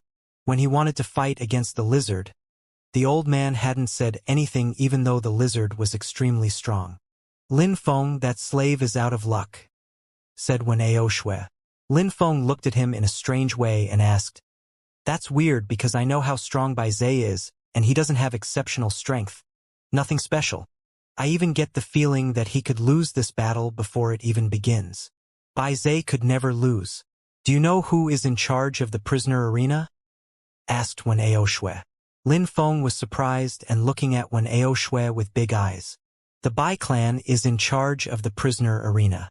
Everything here is controlled by his clan," said Wen Ao Shui indifferently. Lin Feng was stunned. No wonder that the old man was warning Bai Zai, because it was his clan that run the arena. What if Bai Zai loses? They only look at the process, not at the result, said Wen Ao Shui mysteriously, who seemed to understand what was going on in the background. At that moment, Bai Zai was facing the slave within the fighting stage of the cage. A strong and sharp qi emerged within the atmosphere. Bai Zai shivered when he saw the bestial expression in the slave's eyes. "Die!" shouted the cultivation slave. He then immediately threw himself at Bai Zai. Everybody who entered the cage wanted to kill him. If he did not kill the people who entered the cage, then they would try to kill him. The chains that he was wearing suddenly emitted a whistling sound in the air. The slave was jumping towards Bai Zai looking like a deadly spear. "Hurricane spirit?" whispered Lin Feng when saw that a hurricane spirit had appeared behind Bai Zai's body.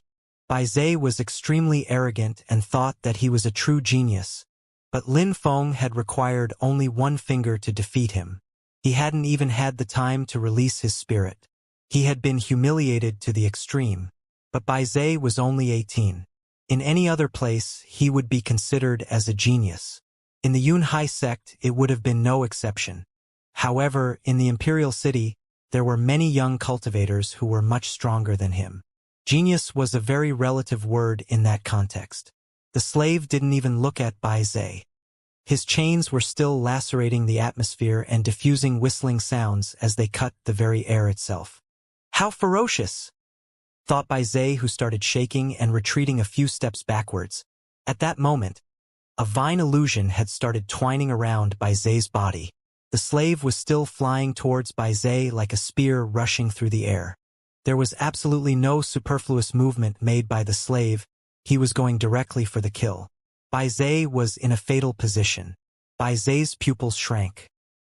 He struggled to move his hands, and suddenly a strong qi flowed from his body, which looked like a hurricane, and moved towards the slave's chains at full speed. Suddenly, Bai Zai was almost suffocating because the slave had put even more strength into his vine illusion, which was twining around Bai Zai's body. The slave, with the aid of his vine spirit, had managed to control his flight through the air, and his trajectory looked like a perfect arch within the air. He was moving straight towards Bai Zai. "How strong!" The crowd was amazed at the sight. The slave was extremely strong. Every single move he made was perfect. He was fast, agile, and experienced in battle. Lin Feng frowned. He remembered that he had already seen that kind of spirit. Han Man's friend, Pajun, had a vine spirit too. Pajun and Jun the slave. Lin Feng looked surprised. He was staring at that slave as if he had understood something terrifying. Was it a coincidence? How could they have the same name and use the same spirit? Boom!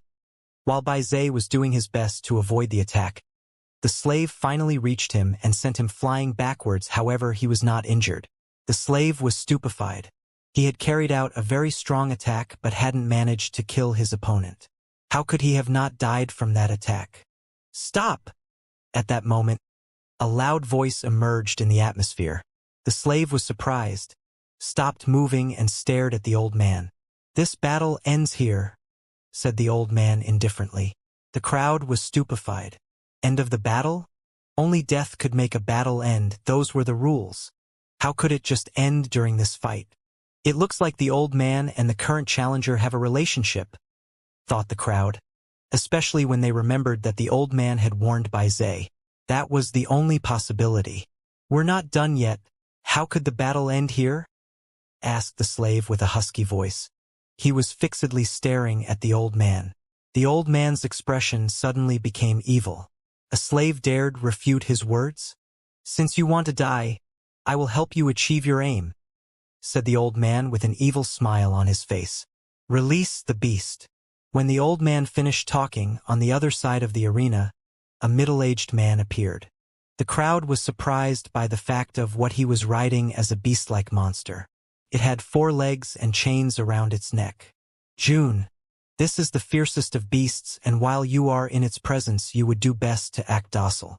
Today you will fight against it. If you win, you will live. If you lose, you will die, said the old man evilly. June was fixedly staring at him. Surprisingly, he wanted him to fight against it. That old man was an animal. When the beast heard these words, it raised its head and bestially looked at the old man.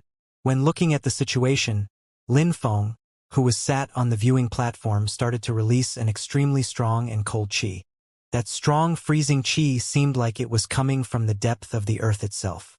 When Ao Shui, who was sitting next to Lin Feng, was extremely surprised. A strange expression appeared on his face and he looked at Lin Feng.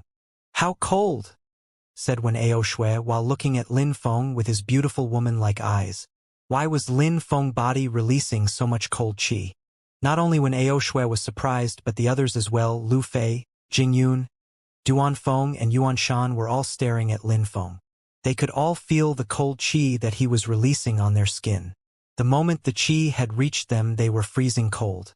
Only Jing Yun glanced at Lin Feng for a second and then looked at the monster again. She looked at the legs of the beast. Its legs were tied with chains, but it seemed like its forelegs were actually hands, human hands. Similarly to cultivation slaves, it had a mark on its face. Han was written across its face. Jing Yun got the feeling of déjà vu. She started to look closely at the beast and saw that it looked almost human. Han man, said Jing Yun. She couldn't believe her eyes. She didn't believe what she was seeing. That beast couldn't be Han man. But in view of the cold qi coming from Lin Feng's body, Jing Yun thought that she must have been right with her assumption. That couldn't possibly be anybody else. An expression full of hatred and wrath suddenly appeared on Jing Yun's face. That band of animals was suddenly treating Han man that way. Huh? Said Wen Ao Shui when he heard Jing Yun. He was surprised to see Jing Yun's facial expression. You and Lin Feng know that person? Asked Wen Ao Shui to Jing Yun. Jing Yun looked sure of herself and nodded. Yes, we do. He is our good friend.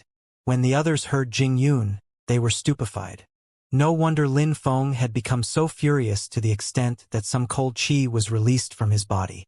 So that man that was made into a beast was actually Lin Feng's friend. Haha. Not only do they complain about the state of the world and show compassion for trash, but they also make friends with slaves. They are true to their names as beggars. Friends with slaves. Haha. The political students were making fun of Lin Feng and the others. They had heard what Jing Yun had said. Ha ha ha, their friend is treated as a beast and there is even a person riding him. Ha ha, said the young man in yellow clothes. Lin Feng slowly turned around and looked at him. Suddenly, the young man in yellow clothes turned deathly pale. He looked terrified. He looked so cold, so heartless, thought the young man in yellow. Lin Feng's eyes were expressionless and lifeless.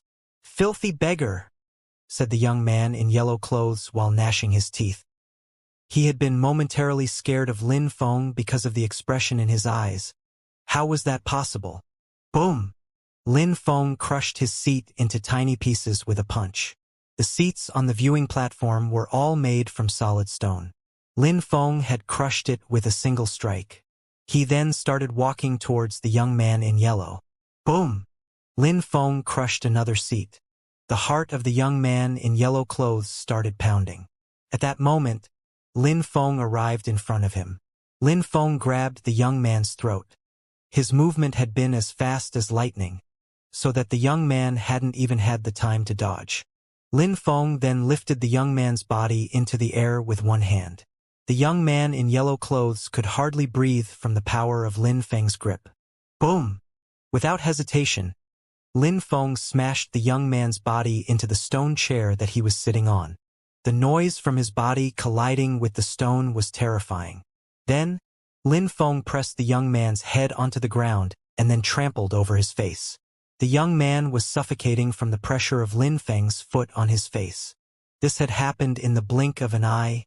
Everybody was astonished. All these political students were watching the scene speechless. They were astonished by Lin Feng's actions.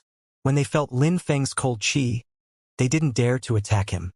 "If you say one more word, I will crush you under my foot like a bug," said Lin Feng in a low voice, fixedly staring at the young man in yellow clothes under his foot. His voice was extremely cold. At that moment, the young man in yellow clothes was bleeding so much that he was half-conscious and didn't really realize what was going on. His head was spinning and he was just staring blankly into the distance. "A supposed beggar has trampled all over your face. Now everybody will make fun of you just like you made fun of the slaves. The difference is that the slaves are worth much more than you," said Lin Feng coldly. He then removed his foot and ignored the young man in yellow clothes. He started walking towards the cage. With every step he took closer to the cage, the cold chi emerging from his body was getting colder and colder. Everybody was staring at Lin Feng, wondering what he was doing and why such a freezing cold chi was being released from his body. Those near Lin Feng were particularly stupefied. That young man was incredibly terrifying. What was wrong with him? Those in the cage could feel that the atmosphere was getting colder and colder. The old man was astonished when he felt the cold chi being released by Lin Feng, who was slowly walking towards the cage. Bai Zhe was also stunned, especially since he had also seen the scene a moment before with the young man in yellow. Lin Feng was definitely crazy, and it wasn't a good idea to provoke insane people. Bai Zhe's heart was pounding at full speed in his chest. When Pajun saw Lin Feng and how ferocious he looked, his heart also started pounding. Lin Feng. It was Lin Feng. He had thought he would never see people he knew again. As far as Han Man was concerned, when he saw Lin Feng, he blinked a few times as if he was seeing things. The bestial expression in his eyes disappeared and was replaced with a sorrowful expression. He had been forced to live like a ferocious beast. He was forced into life and death battle constantly and could have died at any time. He had never thought he would see Lin Feng again. Han Man hated Duan Tianlang, that animal, and he hated everybody at the prisoner arena. When all the events happened in the Yunhai sect, Han Man and Pajun had survived. But if Han Man had known that he would become a slave and be forced to live the way he had, he would have preferred to die back on that day. Many survivors had been taken as prisoners and then sold as slaves. That's how Han Man had been sold to the prisoner arena. During his time in the prisoner arena, Han Man had become lifeless. He was humiliated from morning to evening and beaten like a dog. He had even been forced to act as a ferocious wild beast. In the prisoner camp, he didn't stop killing his friends from the morning till the night.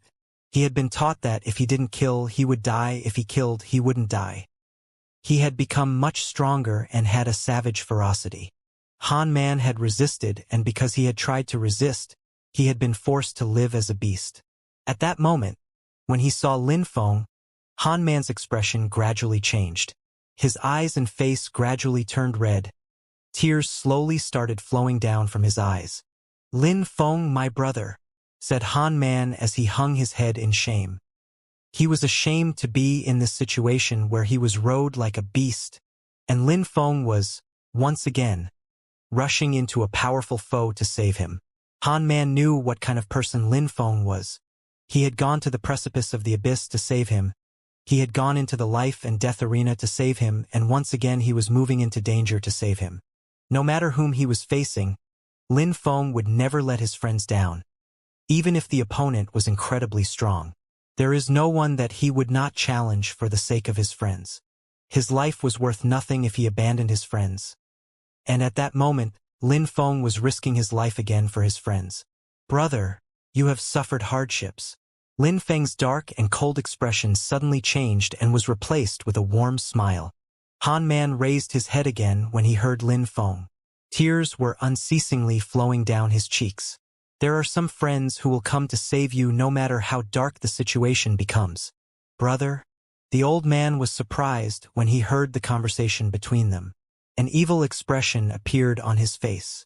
Lin Feng surprisingly knew that slave and was a good friend of his.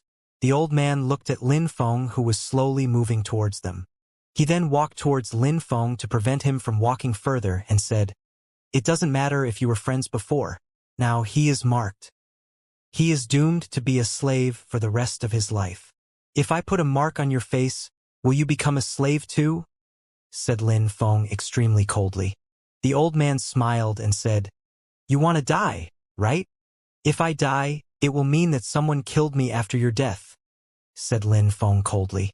Suddenly, the qi emerging from his body grew even colder and started moving towards the old man. "You are overestimating yourself," said the old man while smiling. Suddenly, his body pierced through the air looking like a hurricane and moved towards Lin Feng. Sword unsheathing. Lin Feng used his sword unsheathing skill. He had mastered it to perfection. He was extremely quick and agile since a single strike needed to be enough to kill an opponent. But the old man ignored Lin Feng's attack and managed to avoid it while moving closer to him. He then thrust out his fist and punched Lin Feng in the chest. Arg! Blood sprayed from Lin Feng's mouth as he was propelled backwards. Seventh Qi layer. The crowd was stupefied. The old man was incredibly strong. He had broken through to the seventh Qi layer, and compared to Lin Feng the difference was too big. Lin Feng wouldn't be able to withstand another attack. But Lin Feng raised his head again. He started moving towards the old man again. He looked as cold and determined as ever. The entire atmosphere around the cage was filled with a freezing cold qi. "You're very talented. You could have had a brilliant future, but because you're courting death, I have no other option but to help you find it," said the old man when he saw that Lin Feng continued to approach. He then laughed coldly and said, "You have only broken through to the fourth Ling Qi layer. You could never touch me, not even once. And killing me? Only in your dreams. No need to kill him. Put a mark on him. Make him a slave. Wouldn't it be much better that way?" said Bai Zhe. The old man was surprised by those words but then smiled and said, "Young master, you are extremely clever. Of course, that would be a much better solution. He's much stronger than that Han beast. It would probably be a great spectacle to see him fighting as a slave. Let's do it," said Bai Zhe while evilly staring at Lin Feng. Lin Feng had acted recklessly. There was no choice. Lin Feng didn't even give him a glance though. He kept walking. Each and every step he took was filled with determination and coldness. "Arrgh!" Han Man roared just like an animal. His body was shaking, but the middle-aged man was holding him down with chains. Han Man couldn't move freely. The old man hit Lin Feng again. Blood splashed once again from his mouth. Lin Feng's body was projected away and struck against the wall of the cage so hard that it made the cage vibrate. Just like the old man had said, Lin Feng was strong but had only broken through to the fourth Ling Qi layer. He could never compete with someone of the seventh Ling Qi layer. When Lu Fei and the others saw Lin Feng's body get blown away, they all stood up and walked towards the cage.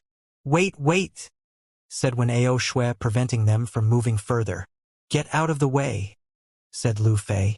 Wen Ao Shui only had a wry smile on his face. "Lin Feng cannot win this fight.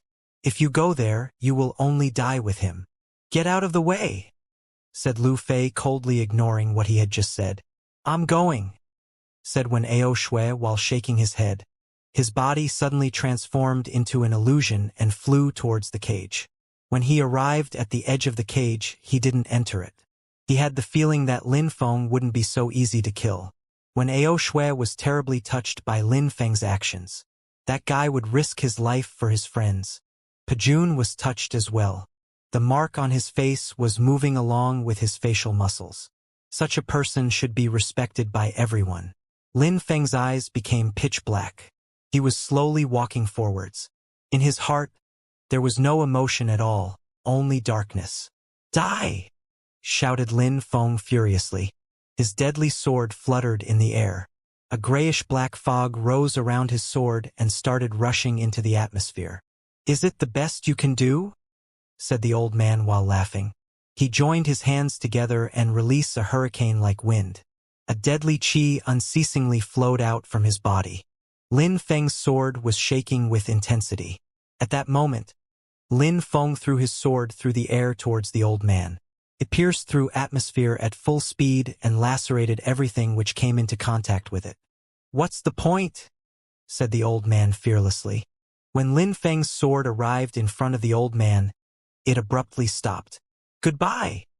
Yelled the old man, causing Lin Feng's long sword fly away into the distance. At that moment, Lin Feng had landed in front of the old man and thrust his hand forward with the sharpness and precision of a sword. Die! Said the old man with a cold smile on the corner of his mouth.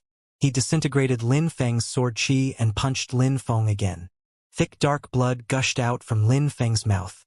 Lin Feng, however, had caught the old man's hand using both his hands. He surprisingly hadn't been pushed back. Everybody was stupefied. What is he doing? Lin Feng was probably going to die because of this. That action was a big mistake. It seemed like there was a large wound on Lin Feng's chest where the old man unceasingly punched. There was a huge blood stain. The scene was terrifying. But Lin Feng didn't release the old man's hand. He was firmly and tightly holding it between his two hands. Everybody was staring at Lin Feng. How fierce. These were probably his last moments, and he still didn't release the old man's hand. Had he renounced his will to live? Some of Lin Feng's blood even splashed on Han Man. His heart was pounding and he was breathing heavily. Dust rose under Han Man's body. Suddenly, the ground started shaking. The expression in his eyes was progressively changing. His red eyes slowly turned yellowish-brown and looked like that of a bloodthirsty wild beast. They were filled with intense wrath. Roar! A bestial roar came from Han Man's mouth. It seemed like the ground was going to cave in. The ground was shaking so much that it seemed like it could cave it at any time. More and more yellow dust was rising into the air. A thick layer of sand was covering Han Man's body. The middle-aged man who was on Han Man's back wondered what was happening. His heart started beating faster and faster. What's going on? When the middle-aged man saw all the dust flying around him, he was astonished. Suddenly, the chains on Han Man's body broke into 1,000 tiny pieces. When the old man and Lin Feng, who were fighting, saw that, they were stupefied too. Huh? The old man was surprised. He didn't understand what was happening. His pupils shrank. Celestial spirit. Suddenly, a dazzling light as bright as the sun burst from Lin Feng's expressionless and pitch-black eyes. Since Lin Feng's celestial spirit had awoken, he had not taken advantage of the abilities that his spirit provided him. This was the first time.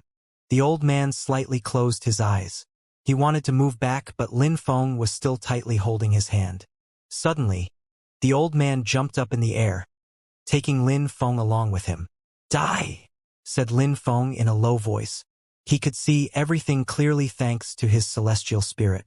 Every movement of the old man was very clear in Lin Feng's mind.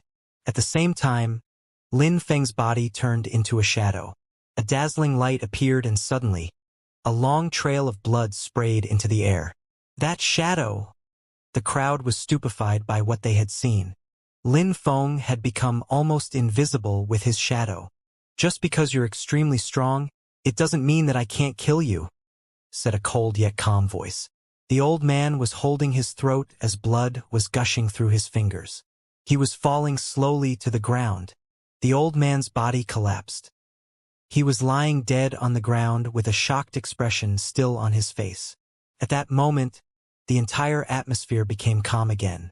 Lin Feng, who had only broken through to the 4th Ling Qi layer, had killed the old man who had broken through to the 7th Ling Qi layer. In that world, 1 Ling Qi layer was already a huge difference in battle. A cultivator who could defeat people with higher Qi layers than his own was a real genius. The whole crowd had the impression that they were in a dream. It had looked like it was the end for Lin Feng, but the final result was strangely the exact opposite of what everyone was thinking. The crowd was stunned. Lin Feng had been determined until the end and shocked the entire crowd. Quick, ruthless, agile, skillful and determined. The crowd admired Lin Feng as a cultivator. His strategy had been amazing. He had planned everything that happened from the beginning. At the start of the fight, he was not even using a fraction of his true speed. He wanted to hide how fast he really was, and then at the end, he had carried out an extremely quick and lethal attack. Lin Feng coughed loudly. Blood revealed itself with each cough. There was also a large amount of blood flowing out from the wound on his chest. He took out a jar of pills from his pocket. Lin Feng took 2 pills out and quickly swallowed them. Suddenly, he started feeling more and more relaxed. "This guy is insane," said Wen Ao Shui while looking at Lin Feng. He had a smile on his face. Lin Feng was hard to understand. What he had done seemed like a miracle. He had surprisingly managed to kill the old man. 7th Qi layer, thought Wen Ao Shui. Besides, where did that other sword come from? Lin Feng had gotten rid of his long sword during the battle, and nobody had noticed that he still had another sword. He had used that sword to slit the old man's throat. "Lin Feng, brother," said Han Man. At that moment, one of his pupils was a deep red and the other one was brown. It was extremely strange to see. One eyes looked like it had been bathed in blood, and the other looked like the depth of the earth. "Don't worry. I don't die so easily," said Lin Feng, whose cold expression turned into a warm and friendly smile when looking at Han Man. Han Man roared again while looking at the sky. The ground started shaking. Yellow sand started flying around Han Man's body. Suddenly, his entire body transformed into a sandstorm. "What's going on?" asked some people in the crowd. That was so strange. A moment ago, the crowd hadn't really paid attention to him because they were too fascinated by the fight between Lin Feng and the old man, but they had noticed that something abnormal was happening to him. They were all speechless. The sand flying around Han Man's body was getting thicker and thicker. As the sand grew denser, the light grew more dazzling and bright. At that moment, there was so much sand flying around Han Man that it had created a huge dome of sand. Han Man was surrounded by a gigantic sand sphere. Lin Feng frowned. He didn't understand what was happening to Han Man. Crack! A large crack appeared in the gigantic sphere surrounding Han Man's body. It was as large as a lotus flower. Han Man's body could be seen once again. Everybody's eyes shrank. They were all stupefied and looked incredibly perplexed.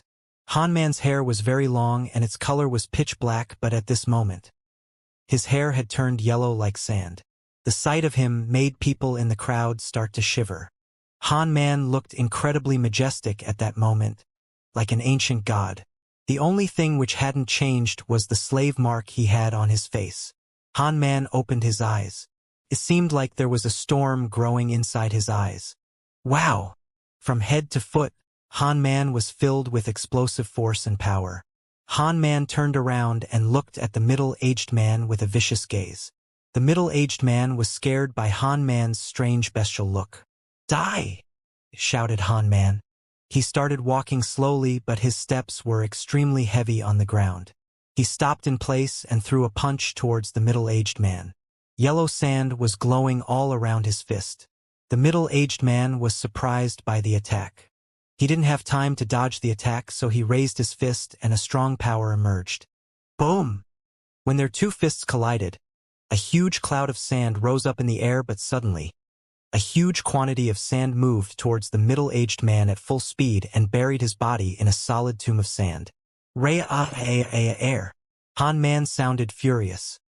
He punched the sand in which the middle-aged man was buried with such power that it cracked open. The body of the middle-aged man was crushed and his body had exploded at the point of impact. However, there was no blood to be seen, only sand surrounded the body. What? The whole crowd was gasping with astonishment. They were staring at Han Man. His attack was incredibly violent. Not only had he trapped the middle-aged man and buried him alive, but he then also stuck with such power that part of his body exploded. The crowd didn't have the slightest impression that Han Man was any weaker than Lin Feng. "His blood vessels have awoken," whispered Wen Ao Shui, blankly staring at Han Man through the cage. That's right. Han Man's blood vessels had awoken. Only when the blood circulation had reached a perfect rhythm, the blood vessels could awaken and grant the blood a special power.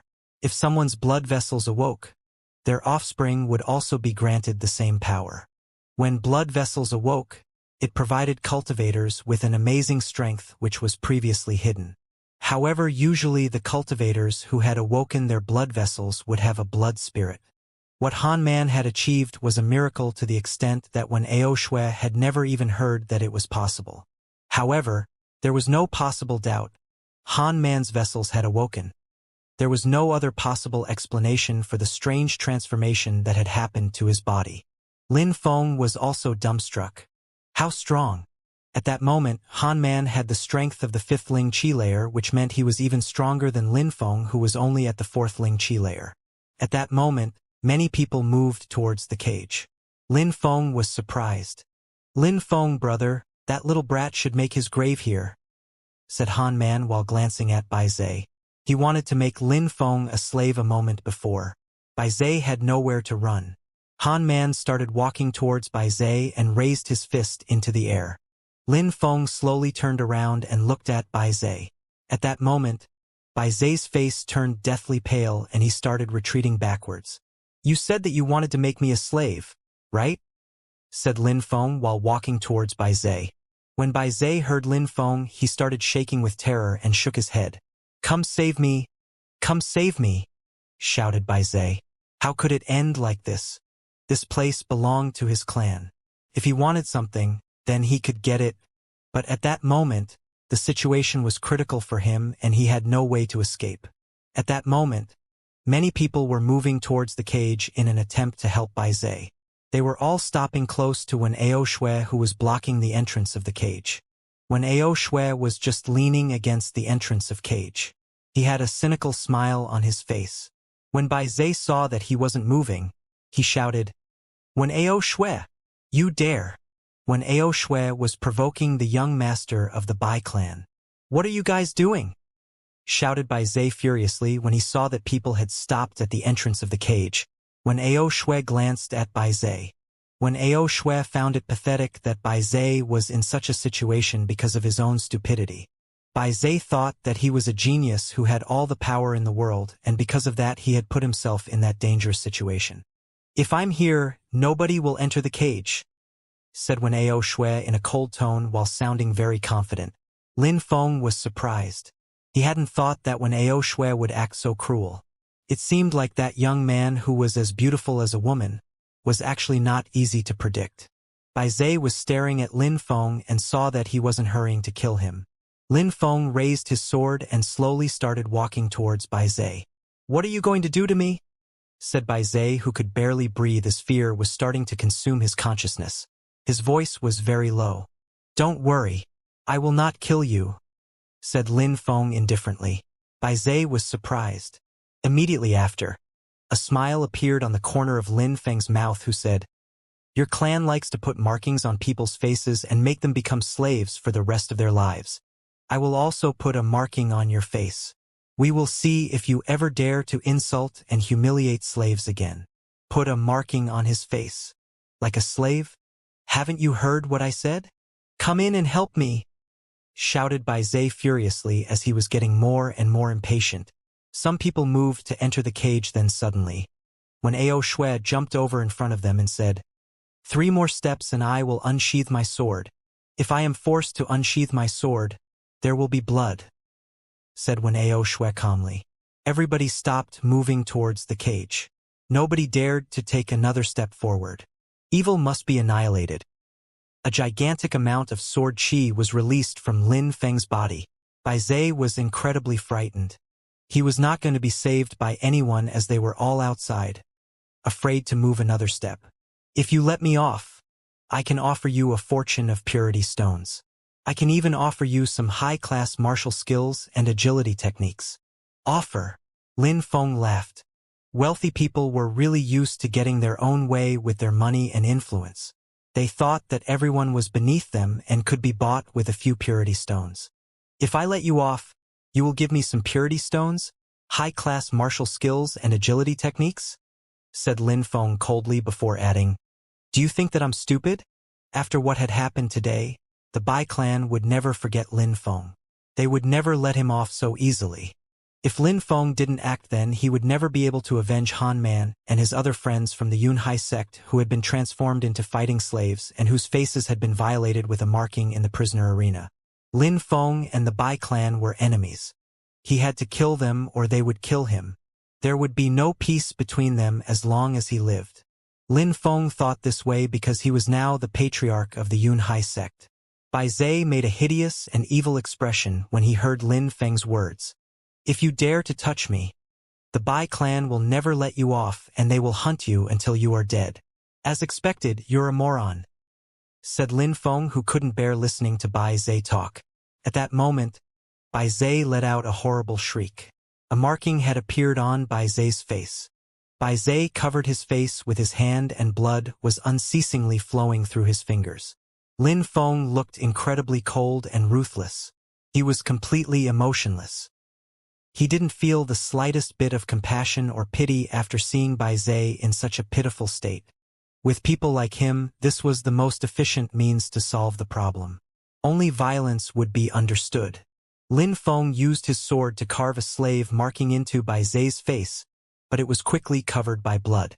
With another slash of his sword, he removed one of Bai Zhe's fingers. Bai Zhe was shaking with fear and pain, then suddenly, he collapsed. What a cruel yet determined young man, thought many people in the crowd. They remained silent and were fixedly staring at the people in the cage of the prisoner arena.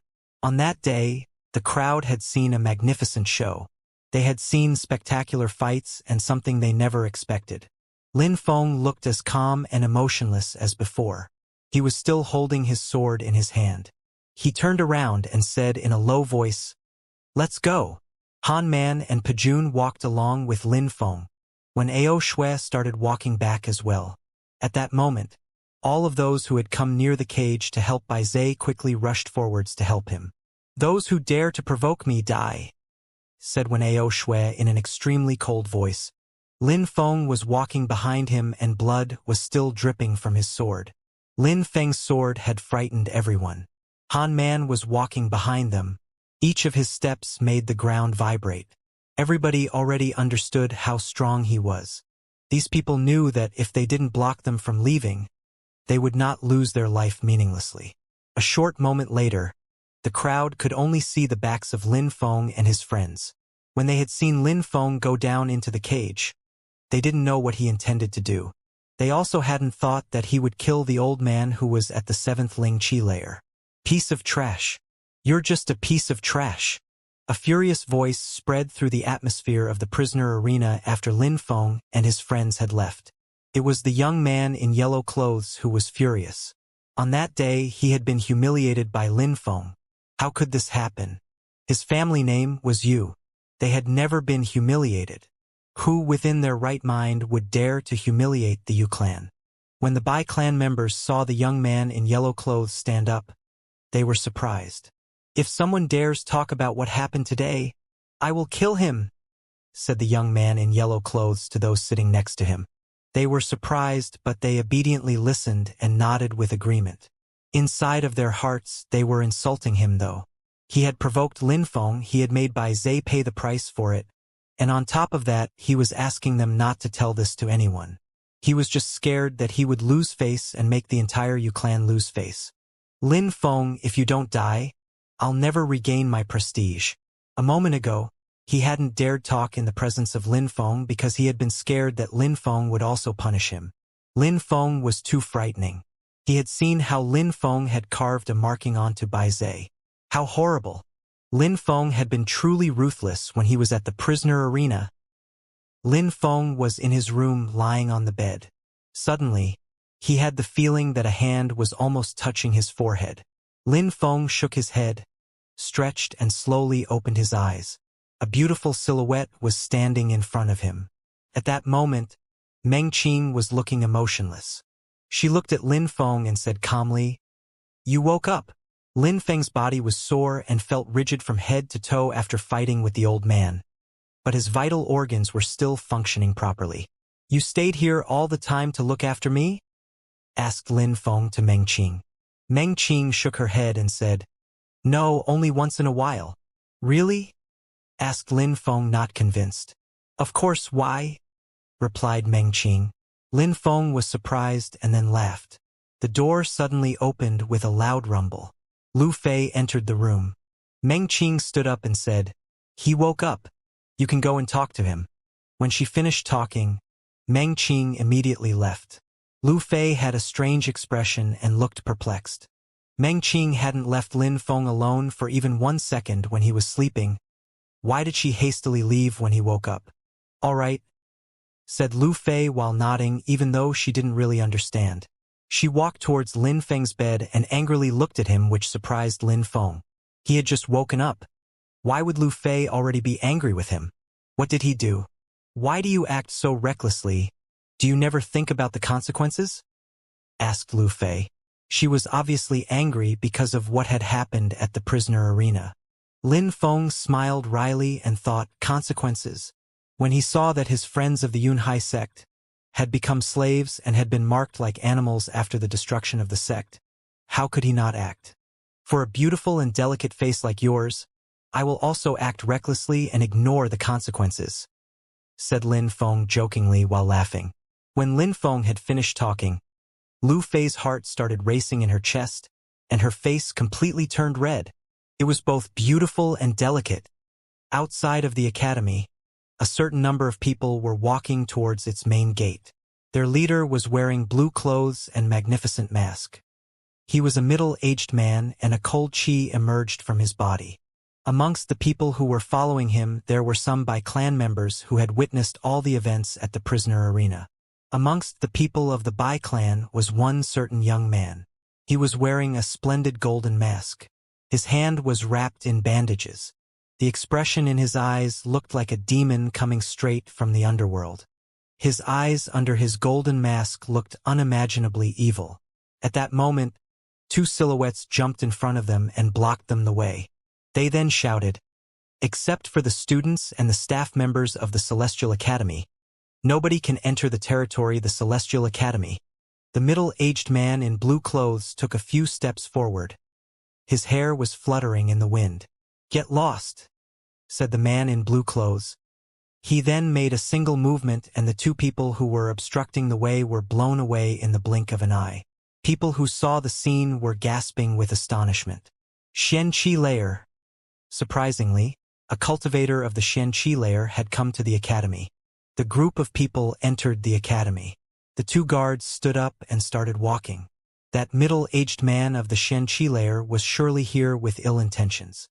The man in blue clothes and the large group of Bai clan members who were following him arrived in front of one of the palaces. This was the palace where the military students lived.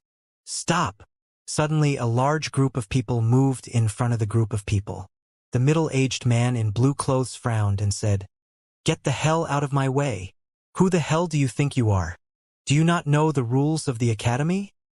coldly said one of the men blocking the way. The man in blue clothes glanced at him and said, "Please bring out someone who knows how to speak. What do you want? Why did you come to my academy?" coldly said a man in black robes at that moment. He was slowly walking towards the man in blue clothes. "I want you to hand over some people to us," said the man in blue clothes indifferently. "Hand over some people?" said the man in black robes with a cold smile on his face, and then added, "Not only did you break the rules of my academy, but you also dare come and ask me to hand over some of my students?" The man in blue clothes smiled coldly. He raised his hand, and at that moment, The palm of his hand started emitting a radiant light. When the man in black robes saw the light within the middle-aged man's palm, his expression drastically changed. You say that outsiders cannot come into the territory of the Celestial Academy, but then I would like to ask you something. How can you allow your members to visit my prisoner arena and then allow them to kill some of my staff members while kidnapping 2 of my slaves? Can you explain this to me? Said the man in blue clothes. His voice sounded extremely strict, and it was clear how powerful he was from his tone. Force was constantly emerging from his body. If you don't hand over those who caused the trouble as well as my 2 slaves, I will get very angry. The man in black robes looked terribly annoyed when he heard what the man had said. He was a teacher at the academy, which was an extremely high status, but he knew that he couldn't keep the man in blue clothes under control. Those who were with him would also be hard to defeat. Who caused the trouble? Asked the man wearing the black robes. Some of your military students, Lin Feng, when Ao Shui. When Ao Shui? The man in black robes was stupefied. The man in blue clothes added, the one mainly responsible for the whole thing is Lin Feng though. You don't need to hand over when Ao Shui. But Lin Feng and my 2 slaves, you must hand them over to me this instant, said the man in blue clothes in an extremely powerful voice while showing lenience towards Wen Ao Shui. The middle-aged man in blue clothes had a very high status, and he knew that he couldn't insist on punishing Wen Ao Shui. The academy would never hand him over. Go inside. Tell Lin Feng and the 2 slaves to come out here, said the man in black robes to 2 other people who were standing at his side. The man in blue clothes seemed satisfied. The one who was standing behind him wearing a golden mask had an incredibly evil light flash through his eyes. Lin Feng was meditating in his room, and suddenly, the door emitted a loud noise which made him open his eyes. Lin Feng, come out, shouted a voice. Lin Feng was surprised. That person was so rude. The academy had rules. Nobody was able to enter in the living quarters of a student without his permission. But at that moment, somebody opened his door and told him to come out. Not only was that a violation of the rules, but it was also a humiliation. Lin Feng stood up and stretched. He felt better, but he hadn't entirely recovered from his injuries. Lin Feng looked at the guy who had called him. He was also a student of the academy. So, you are Lin Feng? Said the one who had come inside with an indifferent tone. What's wrong? Asked Lin Feng while frowning. What a moron. He thinks that he can act recklessly because he is Wen Ao Shui's friend. He first provoked Hmo and then went to the prisoner arena and caused trouble, thought the students. The first time when Lin Feng had provoked Hmo, when Ao Shui was with him, he had then caused trouble at the prisoner arena with Wen Ao Shui. So they thought that Lin Feng acted this way only because he thought that Wen Ao Shui could indefinitely protect him. They thought that he was like a dog using his master's power to cause trouble. Now, bring the 2 slaves you kidnapped from the prisoner arena. Some people have come to see you, said the student. When he finished talking, he turned around and started leaving.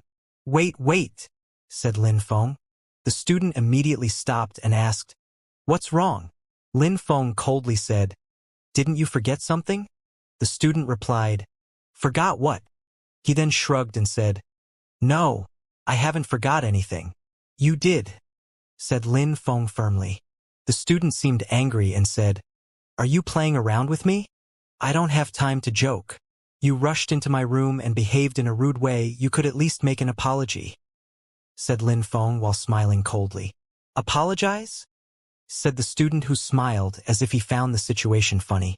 He then ignored Lin Feng, turned around and started leaving. At that moment, a freezing cold chi crashed into his body and oppressed him. He was surprised and stopped moving. He turned around and saw Lin Feng, who was slowly walking towards him. Lin Feng's body was releasing a piercingly cold chi. What are you doing? Said the student with a shocked expression. You're only this strong and act with such disrespect. I don't like that impolite behavior, said Lin Feng while continuing to walk forward. The chi released from his body was getting more and more intense. The student was stupefied and was getting more frightened. He couldn't compete with Lin Feng in terms of strength. I came in the name of the teacher. Just come with me, said the student. Of course I will come with you, but you violated the rules of the academy and acted rude to me while inside my home. If that's how you plan to convince me to come with you, then you have failed. Do you think disrespecting me will make me obediently come with you? Wouldn't all the others laugh at me for allowing you to act as you please in my home? When saying these words, an even colder chi was released from Lin Feng's body. Everything around him had started freezing. The student was frightened. He only saw Lin Feng raise his fist and saw a ball of frost appearing around it. He then punched towards the student. "OHH!" shouted the student. He immediately raised his fist and punched towards Lin Feng. The chi of his attack emitted a rumbling noise in the air as it crashed through the atmosphere. When his fist and Lin Feng's fist collided, the student suddenly felt an acute pain within his hand. "Get out now," said Lin Feng while kicking him with incredible force. At that moment, the student was sent tumbling outside and his body was covered by a layer of ice. "Piece of trash of the third Ling Chi layer. Acting so arrogant when in my living quarters," shouted Lin Feng. He then said, "Wait for me patiently outside. If you enter my living quarters again, then I'll cripple your cultivation." The student remained motionless. At that moment, he felt extremely ashamed, especially the people who were passing outside Lin Feng's living quarters at the time had seen him being humiliated. He had thought that he could behave rudely because the teacher had sent him, but in the end he was humiliated and forced to wait outside. Lin Feng already knew that the student had come because of the issue at the prisoner arena. Lin Feng knew that sooner or later, the people from the prisoner arena would come to look for him. Lin Feng went back into his room and put on his chongpao, and then he moved towards the door. The noise of a door being opened spread to Lin Feng's ears. Wait, said a cold and indifferent voice. It was Meng Qing who had opened the door. "What's wrong?" said Lin Feng while turning around. Meng Qing had already put on her fine veil which was covering her face. She was slowly walking towards him. "I should always be with you when you go outside," said Meng Qing, which made Lin Feng smile wryly, but he had a warmth fill his heart. "All right," said Lin Feng while nodding. She was worried about his safety, but she would never say it. They both left the living quarters and closed the door behind them. The student looked at Lin Feng and Meng Qing and said, "What about the two slaves? Bring us outside," said Lin Feng with such a strict tone that the student didn't dare say anything back. On the way, everybody was pointing at the student while laughing, which made him feel more and more ashamed. At that moment, there was a multitude of people who had gathered outside of the palace. The middle-aged man in blue clothes was standing before a group of people while looking majestic. He came. Lin Feng came. At that moment, the crowd saw Lin Feng slowly come out from inside the palace. Next to Lin Feng was a gorgeous young girl. Even though she looked graceful, delicate, and innocent, a strange chi was emerging from her beautiful body. However, two people were missing. The two slaves weren't there at all. The teacher in black robes looked at the student he had sent to look for Lin Feng and asked him, "What's going on?" The student scratched his head and didn't dare to reply. "Piece of trash. Not capable of doing a simple thing," said the teacher in black robes. He then looked at Lin Feng and asked, "Did you cause trouble at the prisoner arena and then kidnap two slaves and bring them into the academy?" "I did cause trouble at the prisoner arena, but I didn't kidnap two slaves. I only brought back my two friends," said Lin Feng while looking at the teacher in black robes. Only because he had said the word slave, Lin Feng felt disgusted. "Slaves are slaves, and they are your friends. How am I supposed to allow slaves to enter into the academy?" said the teacher in black clothes, coldly, not caring about Lin Feng's face. "Well then, teacher, I would like to ask you about what makes a person a slave. What does it mean to be a slave?"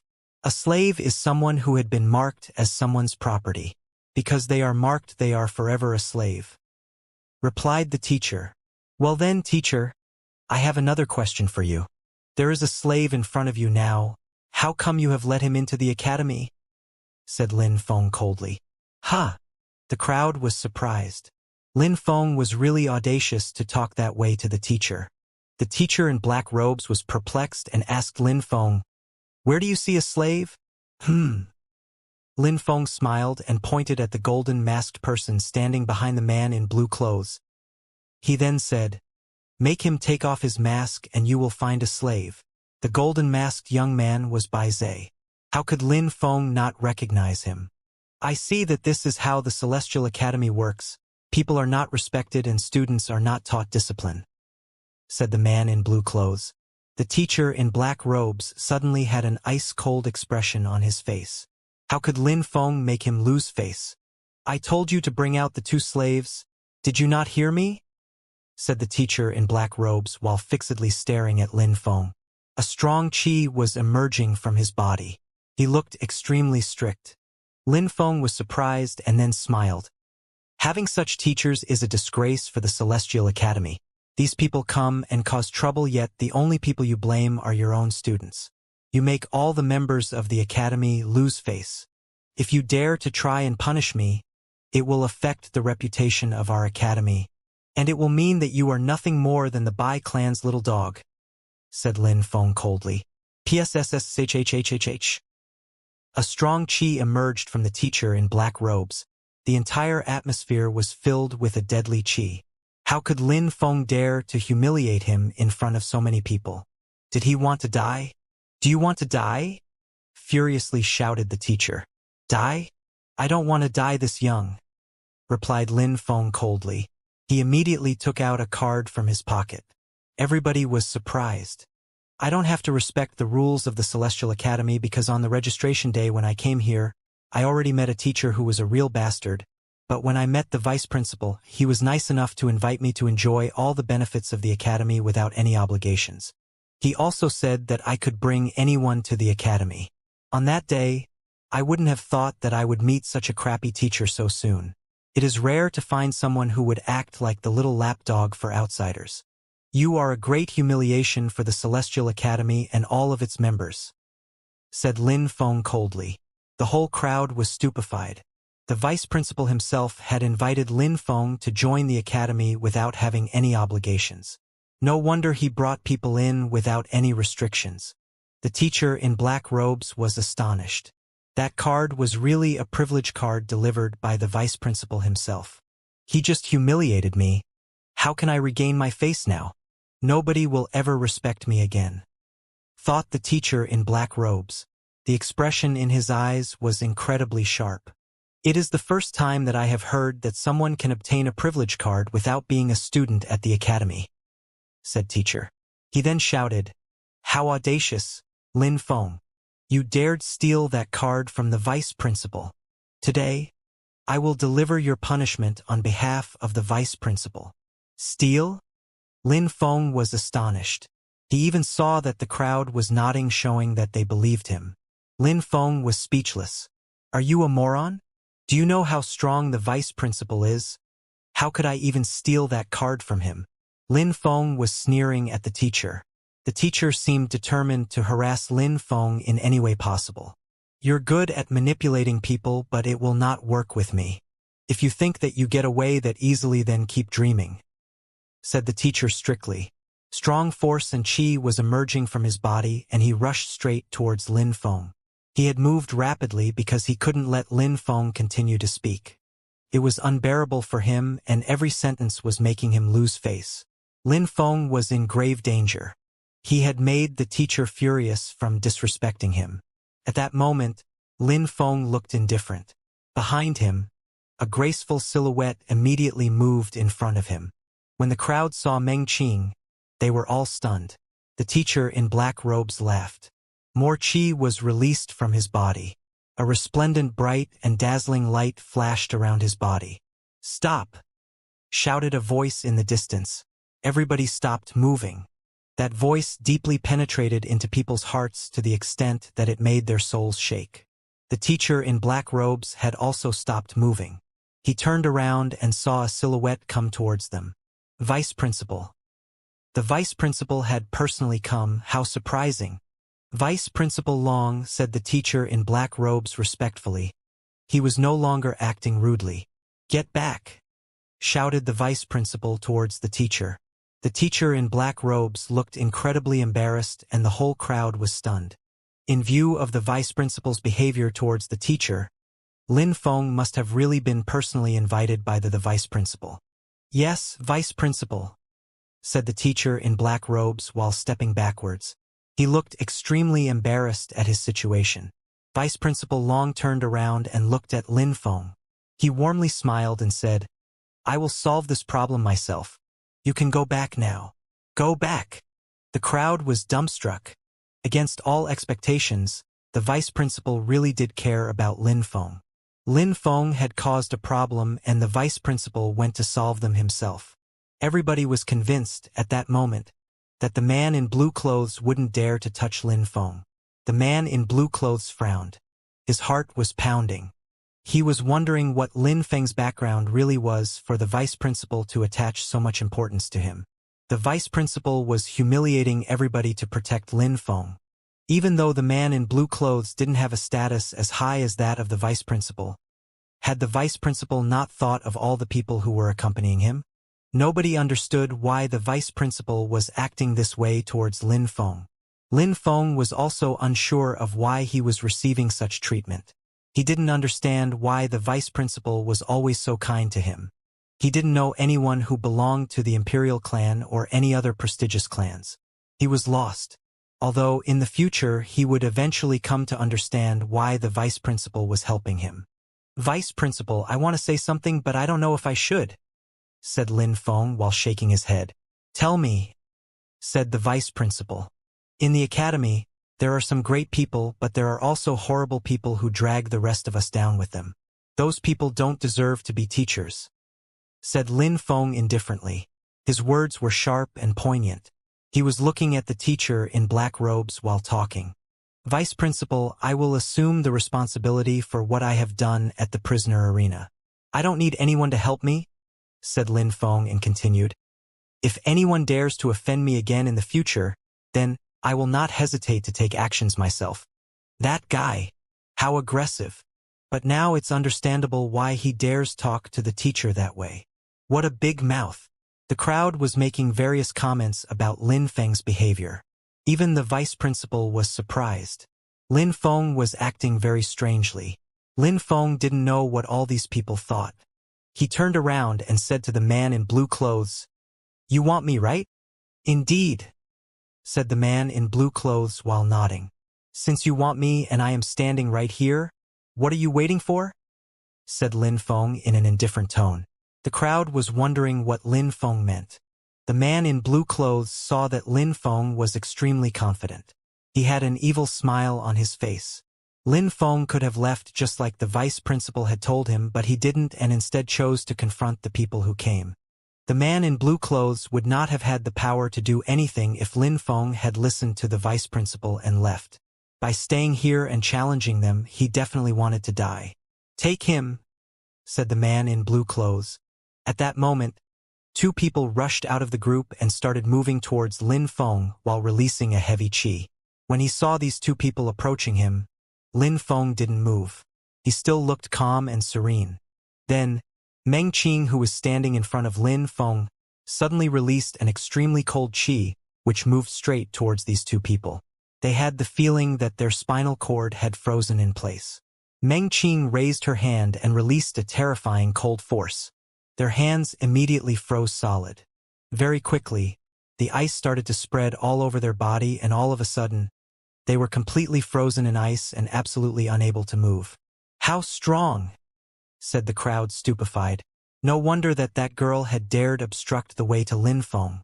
She was extremely powerful. Xianxia layer. The pupils of Vice Principal Long and the man in blue clothes shrank. Lin Feng had never talked about his friends, and an extremely beautiful girl who didn't look very strong was actually this amazing. What she had done a moment before was only possible for someone of the Xianxia layer. The teacher in the black robes was dumbstruck. What if he had been successful in attacking Lin Feng a moment before? No wonder Lin Feng was so aggressive. Someone of the Xianxia layer was there to protect him at all times. How scary. The crowd was trying to understand the situation. The vice principal probably liked Lin Feng for two reasons, because he was strong and because he had a high status. It was not a secret that Lin Feng was extremely talented and powerful. Otherwise, how could he have such beautiful female friends? From the day I spent at the prisoner arena, I swore to myself that if I ever saw a member of the Bai clan again, then they would die, said Lin Feng with an extremely cold tone. The Bai clan members were astonished. Meng Qing, however, had understood what Lin Feng meant. Her beautiful silhouette suddenly transformed into a white lotus flower, and she threw herself towards the crowd. The sky above as well as the ground below all seemed to completely freeze. All the members of the Bai clan felt extreme cold. They were all covered with layers of ice. Meng Qing slightly moved her hand and suddenly, every member of the Bai clan was pierced to the bone with the terrifying coldness. If these people had been at the Qi layer stage, that would have explained why they were so affected by Meng Qing's attack, but even some people of the Ling Qi layer were feeling the cold pierce into them. How was that possible? At that moment, the man in blue clothes couldn't stand it anymore and felt like he had to get involved. A hurricane-like attack emerged from his body and moved straight towards Meng Qing. Meng Qing, looking calm, and just raised her hand, which released ice that moved straight towards the blue-clothed man's attack. Boom! An extreme coldness spread throughout the atmosphere. Suddenly, two huge blocks of ice which looked like huge diamonds shot from Meng Qing's hand. At that moment, Lin Feng grabbed onto his sword, and in an instant, he arrived in front of all the Bai clan members who were frozen in place. Deadly sword.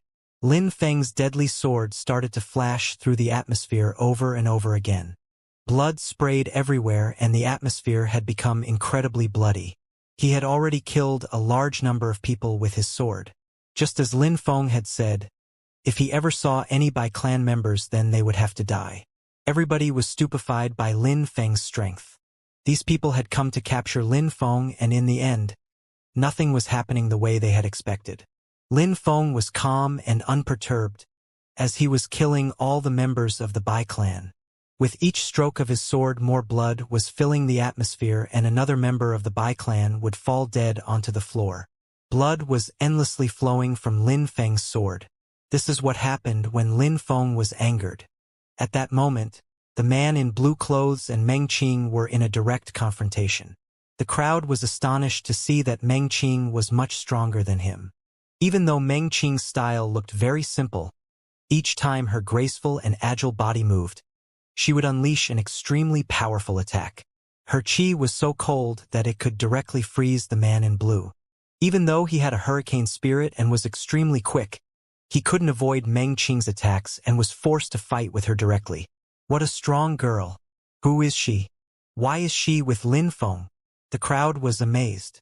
That beautiful girl was remarkably strong. The man in blue clothes didn't look so majestic anymore. He had a hideous and evil expression on his face. He was furious. "Hurricane Blade!" shouted the man in blue clothes. His entire body transformed into a hurricane that was actually like a sharp blade lacerating the air as it rushed towards Meng Qing. An incredibly strong and thick chi was emerging from the hurricane. What a powerful martial skill, thought the crowd. They were not near him but could still feel the chi within his hurricane attack. The large blade-like hurricane was rushing towards Lin Feng and Meng Qing at full speed. "Humph!" groaned Meng Qing. This was the first time she had made any noise. Her expression was ice-cold. Her body started to release an incredibly cold chi. Heart of ice, freezing both heaven and earth. "Ice reigns over the world," said Meng Qing while slowly walking towards the man in blue. Her body looked lithe and graceful. A layer of ice appeared around her body, and a sharp cold invaded the entire atmosphere. Everything started to instantly freeze around Meng Qing. The hurricane blade attack froze completely in mid-air. The body of the man in blue clothes was progressively freezing inside the hurricane. He was frozen into a huge block of ice. Every single thing within the atmosphere was frozen solid when suddenly, the block of ice started emitting small cracking noises. Krrrrrrrr. Psshhh. Suddenly, the man in blue clothes who was trapped inside the huge block of ice transformed into a hurricane, then smashed through the ice and flew into the distance at full speed. He was looking back at Meng Qing with a hideously evil expression in his eyes. His face was covered completely with frost. Meng Qing's attack had been much too powerful. He would have died if he had stayed inside that block of ice for much longer. The man in blue clothes would have never thought that such a beautiful young girl could also be so terrifyingly powerful. How frightening. But Meng Qing ignored him and immediately moved her hand again.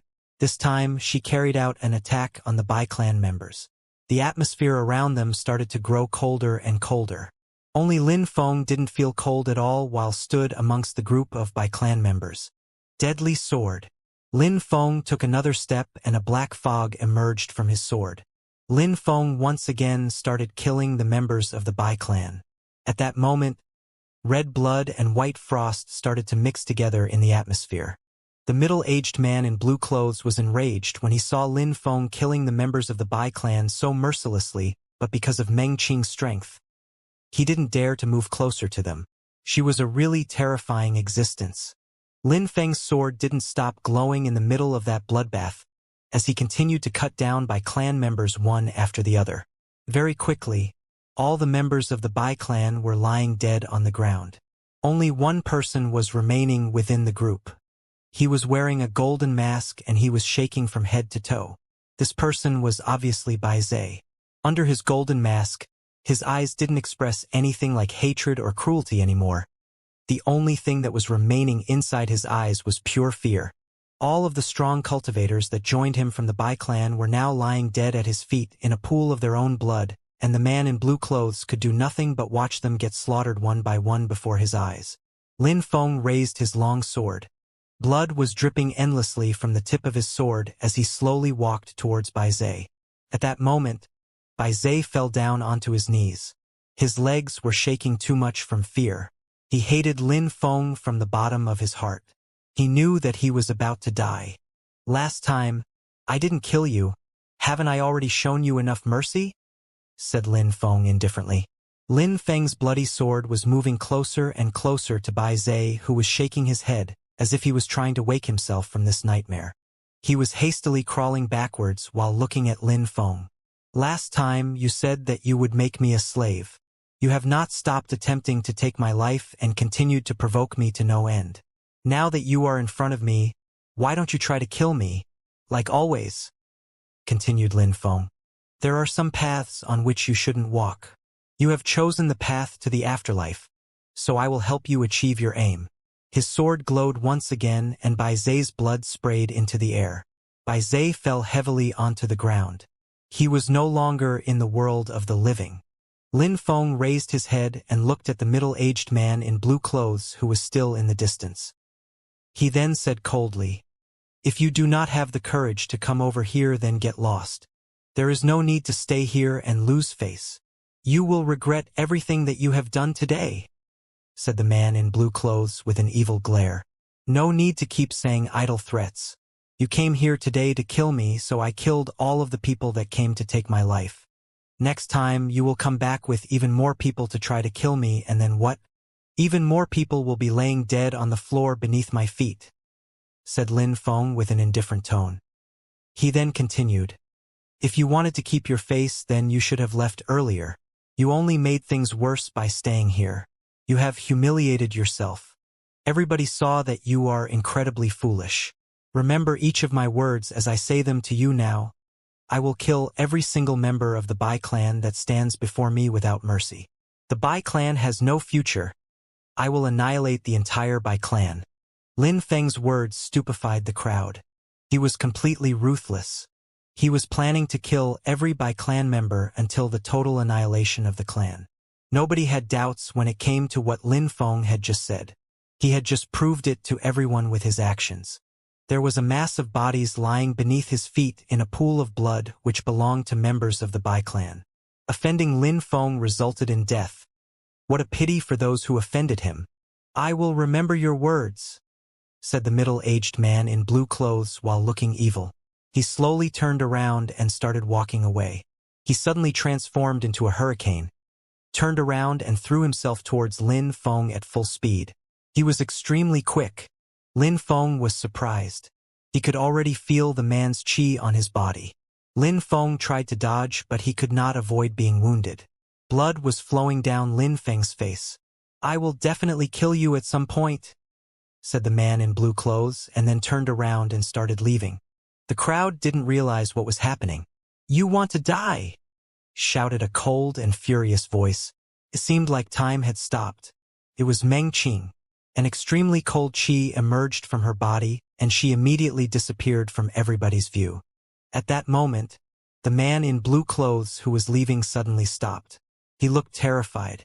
An extremely cold qi had suddenly appeared next to him. He then moved again at full speed in an attempt to escape. The only thing left in his mind was to run away. Heart of ice. White ice shot from Meng Qing's body and moved straight towards the man in blue clothes. He suddenly had the feeling his internal organs were starting to freeze. Cough! Blood started to flow from his mouth, but it was frozen solid. His internal organs had taken a large amount of damage. He couldn't defeat her, so all he could do was escape. He just wanted to escape with his life. This girl was much too powerful.